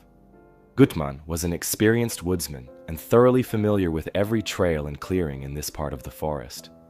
For him, the routine trek home through twilight and darkness was ordinary, a part of daily life in this secluded region. However, that night, the familiar paths felt strangely different, as Gutmann would soon discover. Historical accounts, pieced together from eyewitness reports, newspaper articles, and later research by regional historians, describe how Gutmann first noticed something unusual. An eerie glow emanating from deeper within the trees, illuminating the surrounding woodland with a peculiar bluish-white radiance. Initially suspecting a forest fire or perhaps some strange atmospheric phenomenon, Gutmann approached cautiously, his curiosity overriding caution. What he encountered as he drew nearer would astonish and unsettle him profoundly. Hidden partially among trees and large rocks in a secluded clearing, Gutmann saw an object that defied all conventional explanations. Historical descriptions document that the craft was disc-shaped, metallic, and approximately 25 to 30 feet in diameter. Its surface appeared completely smooth and reflective, absent of any recognizable seams, rivets, or obvious windows. Gutmann described the object as emitting a faint, persistent humming sound and an otherworldly glow that illuminated the surrounding foliage. The craft was motionless, resting gently on the ground, as though it had landed deliberately or perhaps was forced down unexpectedly. Gutmann's immediate reaction was cautious astonishment. Fearful, yet captivated, he watched quietly from behind nearby trees, hesitant to approach too closely. After several minutes observing this strange craft, Gutmann eventually decided to retreat discreetly from the clearing, eager to report what he had seen to others in the village. Upon returning to Freiburg, Gutmann relayed his encounter to friends and neighbors. Though initially skeptical, several other residents soon came forward, claiming they too had witnessed strange lights and unexplained aerial phenomena around Hinterwaldkopf during the same period. News of Gutmann's encounter spread quickly, capturing the attention of local newspapers and regional authorities. Historical records indicate that local police and military representatives, cautious about any unusual events amid the tense national atmosphere, quickly initiated an investigation. Although records from this inquiry remain sparse and fragmentary, documents confirm that officials visited the clearing described by Gutmann, where they reported evidence of disturbed soil, broken branches, and flattened vegetation, consistent with a heavy object landing or resting at the site. Yet no definitive physical evidence of the craft itself was reportedly found, adding further mystery to Gutmann's account. Given the technological atmosphere of Germany at this time, marked by secretive research, experimental aviation projects, and emerging rocket technology, some historians suggest that Gutmann might have encountered a prototype military aircraft or experimental flying craft developed clandestinely by Nazi scientists. Germany's research into advanced propulsion systems, aerodynamic shapes, and unconventional technologies was significant during the mid-1930s. However, despite extensive historical research and archival exploration, no conclusive documentation has surfaced connecting Gutmann's sighting directly to known German aviation projects of the era. More speculative interpretations emerged decades later, particularly during the widespread interest in UFO phenomena during the mid to late 20th century. UFO researchers highlighted Gutmann's description of the disc-shaped seamless craft as characteristic of many subsequent reports of unidentified flying objects worldwide.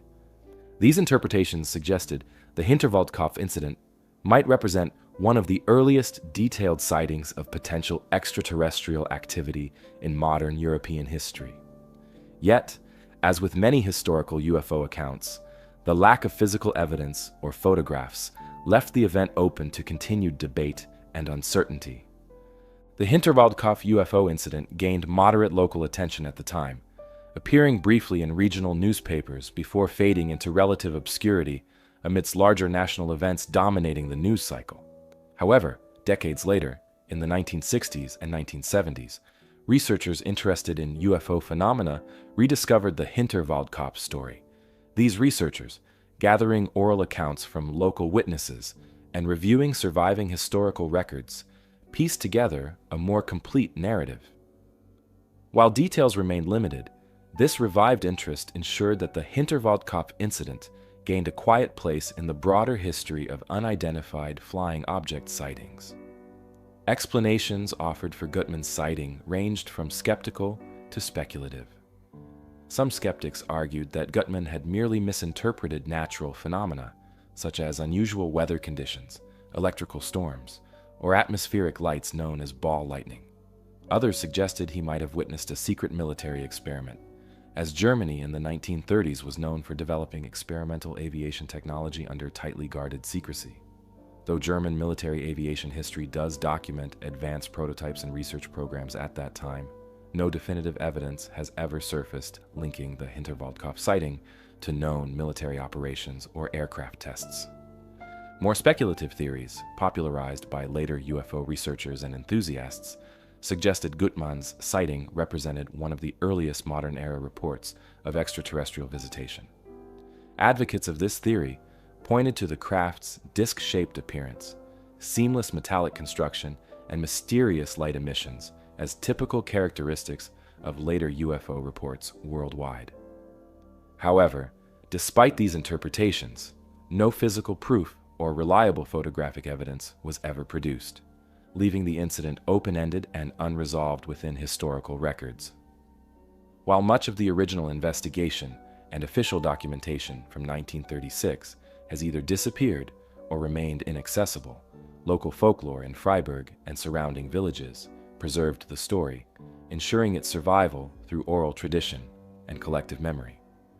Older residents continued to recount Gutmann's strange encounter, passing down the story through generations. Eventually, local historians and amateur researchers gathered these accounts, ensuring that the incident was formally documented and maintained within regional historical archives and collections. Today, the Hinterwaldkopf UFO incident is recognized primarily as an intriguing but historically minor event, overshadowed by larger and more famous UFO encounters that emerged globally in later decades. Visitors to Freiburg and nearby towns occasionally find references to the incident included in local museums or historical exhibitions about the Black Forest region, presented with careful balance between documented facts and remaining uncertainties. The story continues to intrigue UFO enthusiasts and historians who value it for its historical context, occurring well before the explosion of popular interest in extraterrestrial phenomena following World War II. Despite its relative obscurity, the Hinterwaldkopf incident occupies an important historical place within early 20th century accounts of unexplained aerial phenomena. The carefully documented testimony of a single local witness, corroborated by additional sightings in the immediate area, provides valuable historical perspective on how such reports were received, investigated, and preserved in pre-war Germany. Without conclusive evidence, the true nature of what Gutmann witnessed on that autumn night in 1936 remains unknown, leaving the incident as a compelling historical footnote, one among countless other quiet mysteries that continue to capture public imagination, provoke debate, and invite ongoing scholarly investigation. Leaving behind the dark forests and strange lights of Hinterwaldkopf, our historical journey now takes us westward into the heart of rural France, to a small farming village known as Glosel. Situated in the tranquil Allier region of central France, this peaceful community had remained relatively untouched by modernity, continuing a way of life that had changed little since medieval times. By the early 20th century, Glosel was still characterized by its rolling farmland, traditional cottages, and tight-knit community whose lives revolved around agricultural routines and seasonal rhythms. But in the mid-1920s, the quiet simplicity of this rural landscape was abruptly disrupted, thrusting Glosel unexpectedly onto the international stage. France in the 1920s was experiencing an exciting cultural and intellectual revival. The nation was emerging from the shadows of World War I, seeking fresh inspiration and renewed confidence in its cultural heritage. During this period, archaeology captivated public imagination, as significant discoveries like the tomb of Tutankhamun in Egypt, excavated just 2 years earlier, sparked international fascination with uncovering ancient civilizations. Within this historical atmosphere, ordinary people grew more curious and appreciative of local history, folklore, and traditions. It was against this backdrop of renewed cultural curiosity and archaeological enthusiasm that Glosel entered the spotlight, presenting a discovery that challenged accepted historical and archaeological narratives.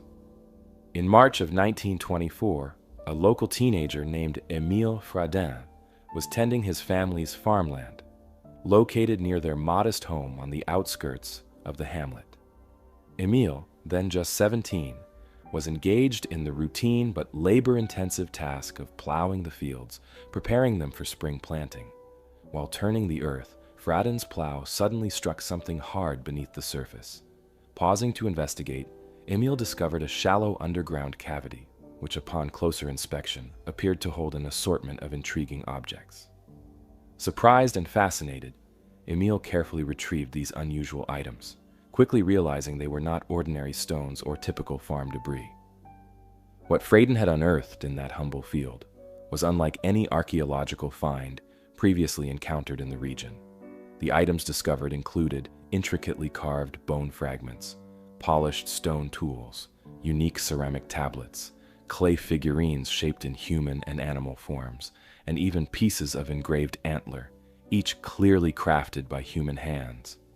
Most remarkable were the ceramic tablets, etched with mysterious, linear inscriptions arranged systematically, appearing to form a coherent script or symbolic language.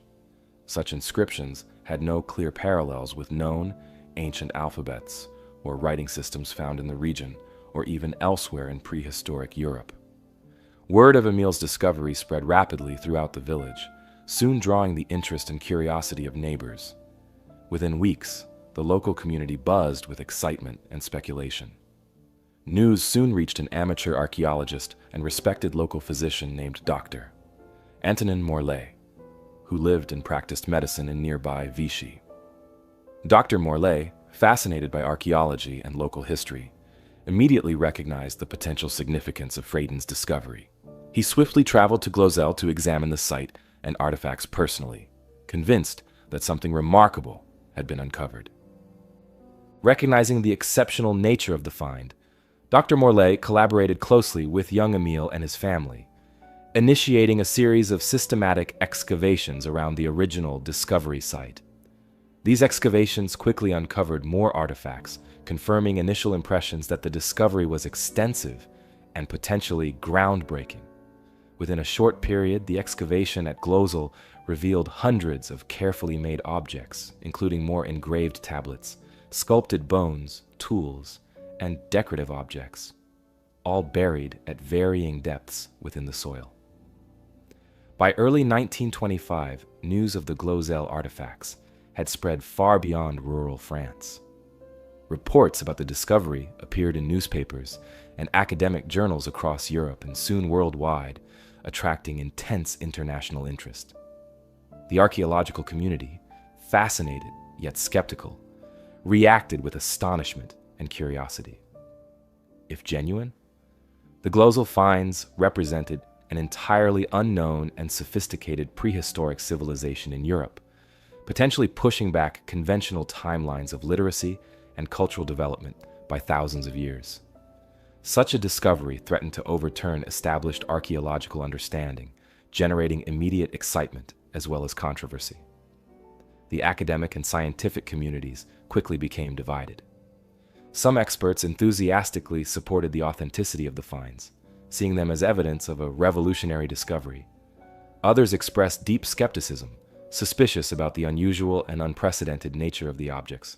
Leading archaeologists and historians from across Europe visited Glozell to inspect the artifacts personally, hoping to verify or disprove their authenticity.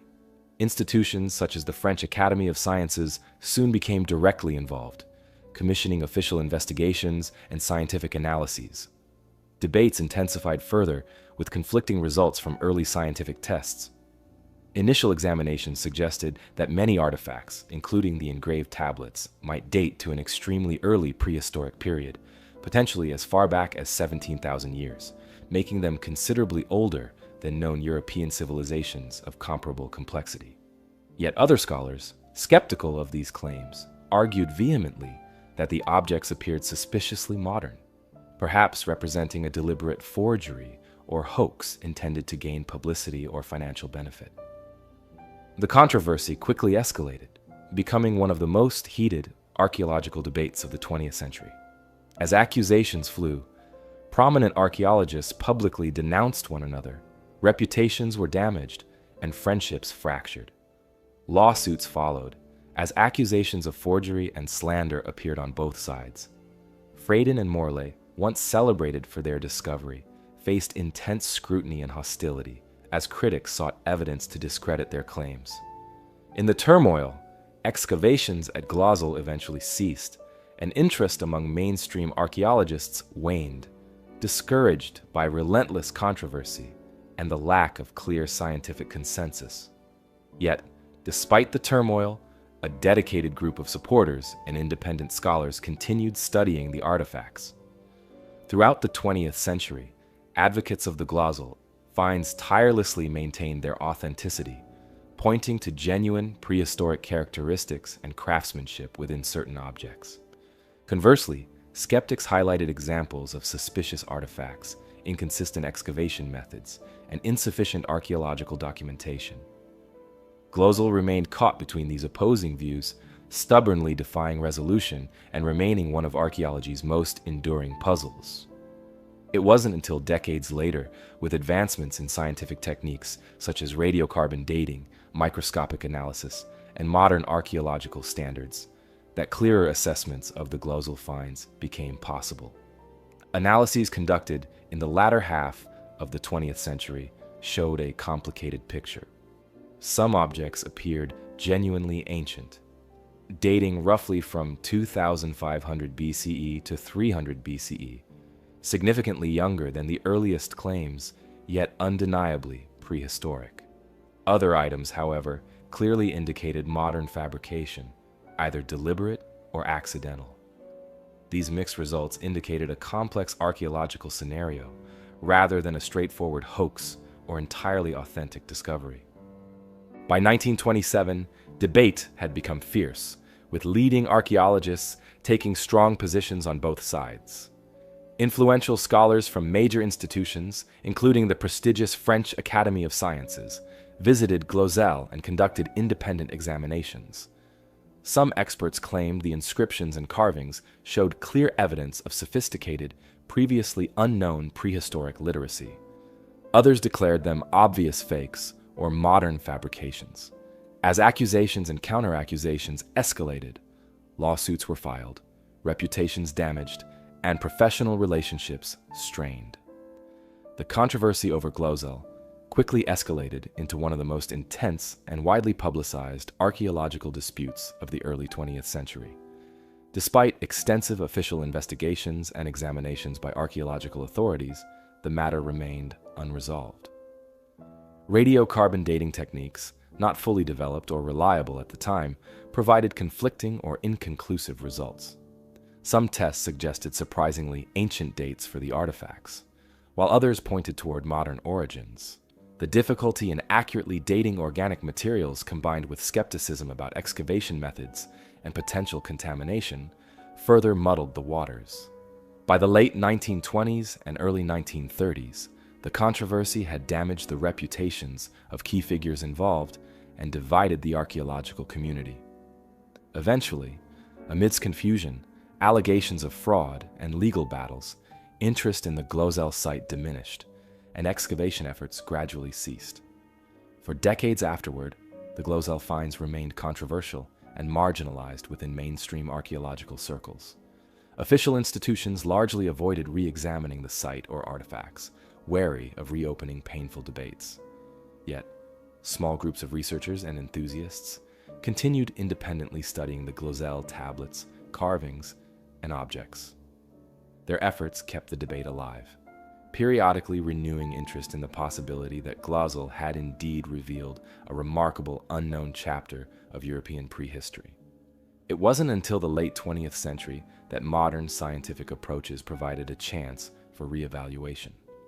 In the 1970s and 1980s, advanced dating methods and microscopic examinations offered new insights. Scientific analyses revealed that some objects did indeed date back to prehistoric times, roughly from 2500 BCE to 300 BCE, much later than initially claimed by early proponents, but still ancient. Other artifacts, however, clearly showed evidence of recent creation or alteration, suggesting the site might contain a complex mixture of genuinely ancient objects and later additions, perhaps planted or mistakenly introduced. In light of these modern studies, many archaeologists now view Glozal as a complicated archaeological puzzle rather than a simple fraud or straightforward discovery. Scholars today suggest the site might have originally been a genuine prehistoric or early historical settlement containing authentic artifacts from diverse periods mixed through centuries of natural processes, disturbances, and possibly misguided or deliberate modern interference. The mysterious inscriptions on the tablets, still undeciphered, continue to attract linguists and cryptographers hoping to identify an ancient European script. Although consensus remains elusive, Glozell is now regarded as an important cautionary tale within archaeology, highlighting both the potential and perils of interpreting extraordinary discoveries. Today, visitors to the small village of Glozell can still see a modest museum dedicated to the finds, founded and maintained by descendants of the Fraden family. Displays carefully exhibit original artifacts, historical records, photographs, and interpretations, presenting the site's controversial history transparently and inviting thoughtful discussion. The museum draws scholars, enthusiasts, and the curious public, continuing the tradition of lively debate and exploration that began nearly a century ago. Ultimately, the Glozell finds embody one of archaeology's most compelling and complex historical chapters. They represent not just a singular discovery, but a profound intersection of scientific inquiry, human curiosity, and controversy. Even without definitive resolution, Glozell continues to enrich our understanding of archaeological methodology, historical interpretation, and the enduring human fascination with uncovering hidden truths from the distant past. And so, we've reached the end of our journey through history's hidden chapters, where civilizations rise and fall, mysteries linger unsolved, and each discovery only deepens the wonder. Thanks for exploring with us. If you enjoyed this video, hit that like button and don't forget to subscribe so you don't miss what's coming next. Until next time, as always, stay safe.